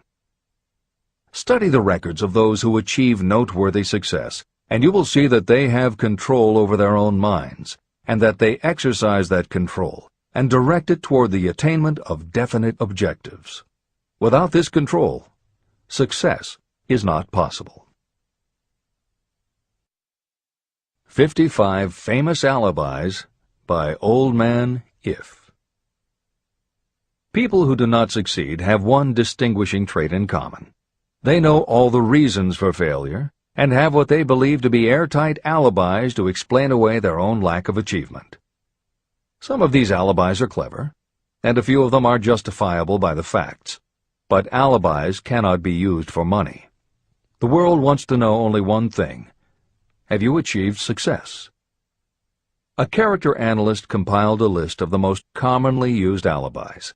As you read the list, examine yourself carefully and determine how many of these alibis you use. Remember, the philosophy presented in this book makes every one of these alibis obsolete. If I didn't have a wife and family. If I had enough pull. If I had money. If I had a good education. If I could get a job. If I had good health. If I only had time. If times were better. If other people understood me. If conditions around me were only different. If I could live my life over again. If I did not fear what they would say. If I had been given a chance. If I now had a chance. If other people didn't have it in for me. If nothing happens to stop me. If only I were younger. If I only could do what I want. If I had been born rich. If I could meet the right people. If I had the talent that some people have. If I dared to assert myself. If only I had embraced past opportunities. If people didn't get on my nerves. If I didn't have to keep house and look after the children. If I could save some money. If the boss only appreciated me. If I only had somebody to help me. If my family understood me. If I lived in a big city. If I could just get started. If I were only free. If I had the personality of some people. If I were not so fat. If my real talents were known. If I could just get a break. if I could only get out of debt, if I hadn't failed, if I only knew how, if everybody wasn't against me, if I didn't have so many worries, if I could marry the right person, if people weren't so dumb, if my family were not so extravagant, if I were sure of myself, if luck were not against me, if I had not been born under the wrong star, if it were not true that what is to be will be, if I did not have to work so hard, if I hadn't lost my money, if I lived in a different neighborhood, if I didn't have a past, if I only had a business of my own, if other people would only listen to me, if, and this is the greatest of them all, if I had the courage to see myself as I really am, I would find out what is wrong with me and correct it. And I know that something must be wrong with the way I have done things, or I would already have the success that I desire. I recognize that something must be wrong with me, otherwise I would have spent more time analyzing my weaknesses and less time building alibis to cover them. Building alibis to explain away failure is a national pastime. The habit is as old as the human race and is fatal to success. Why do people cling to their pet alibis? The answer is obvious. They defend their alibis because they create them. Your alibi is the child of your own imagination. It is human nature to defend your own brainchild. Building alibis is a deeply rooted habit. Habits are difficult to break, especially when they provide justification for something we do. Plato had this truth in mind when he said, "The first and best victory is to conquer self. To be conquered by self is, of all things, the most shameful and vile." Another philosopher had the same thought in mind when he said, "It was a great surprise to me when I discovered that most of the ugliness I saw in others was but a reflection of my own nature." Elbert Hubbard, philosopher, author, publisher of the Fra magazine, and founder of the Roycrofters community of artists, said, "It has always been a mystery to me why people spend so much time deliberately fooling themselves by creating alibis to cover their weaknesses. If used differently, this same time would be sufficient to cure the weakness. Then no alibis would be needed." In parting, I would remind you that life is a checkerboard, and the player opposite you is time. If you hesitate before moving, or neglect to move promptly, your men will be wiped off the board by time. You are playing against a partner who will not tolerate indecision. Previously, you may have had a logical excuse for not having forced life to come through with whatever you asked. That alibi is now obsolete, because you are in possession of the master key that unlocks the door to life's riches. The master key is intangible, but it is powerful. It is the privilege of creating, in your own mind, a burning desire for a definite form of riches. There is no penalty for the use of this key, but there is a price you must pay if you do not use it. The price is failure. There is a reward of stupendous proportions if you put the key to use. It is the satisfaction that will come to you when you conquer self and force life to pay whatever is asked. The reward is worthy of your effort. Will you make the start and be convinced? "If we are related," said the immortal Emerson, "we shall meet." In closing, may I borrow his thought and say, if we are related, we have, through these pages, met. Remember that your real wealth can be measured not by what you have, but by what you are.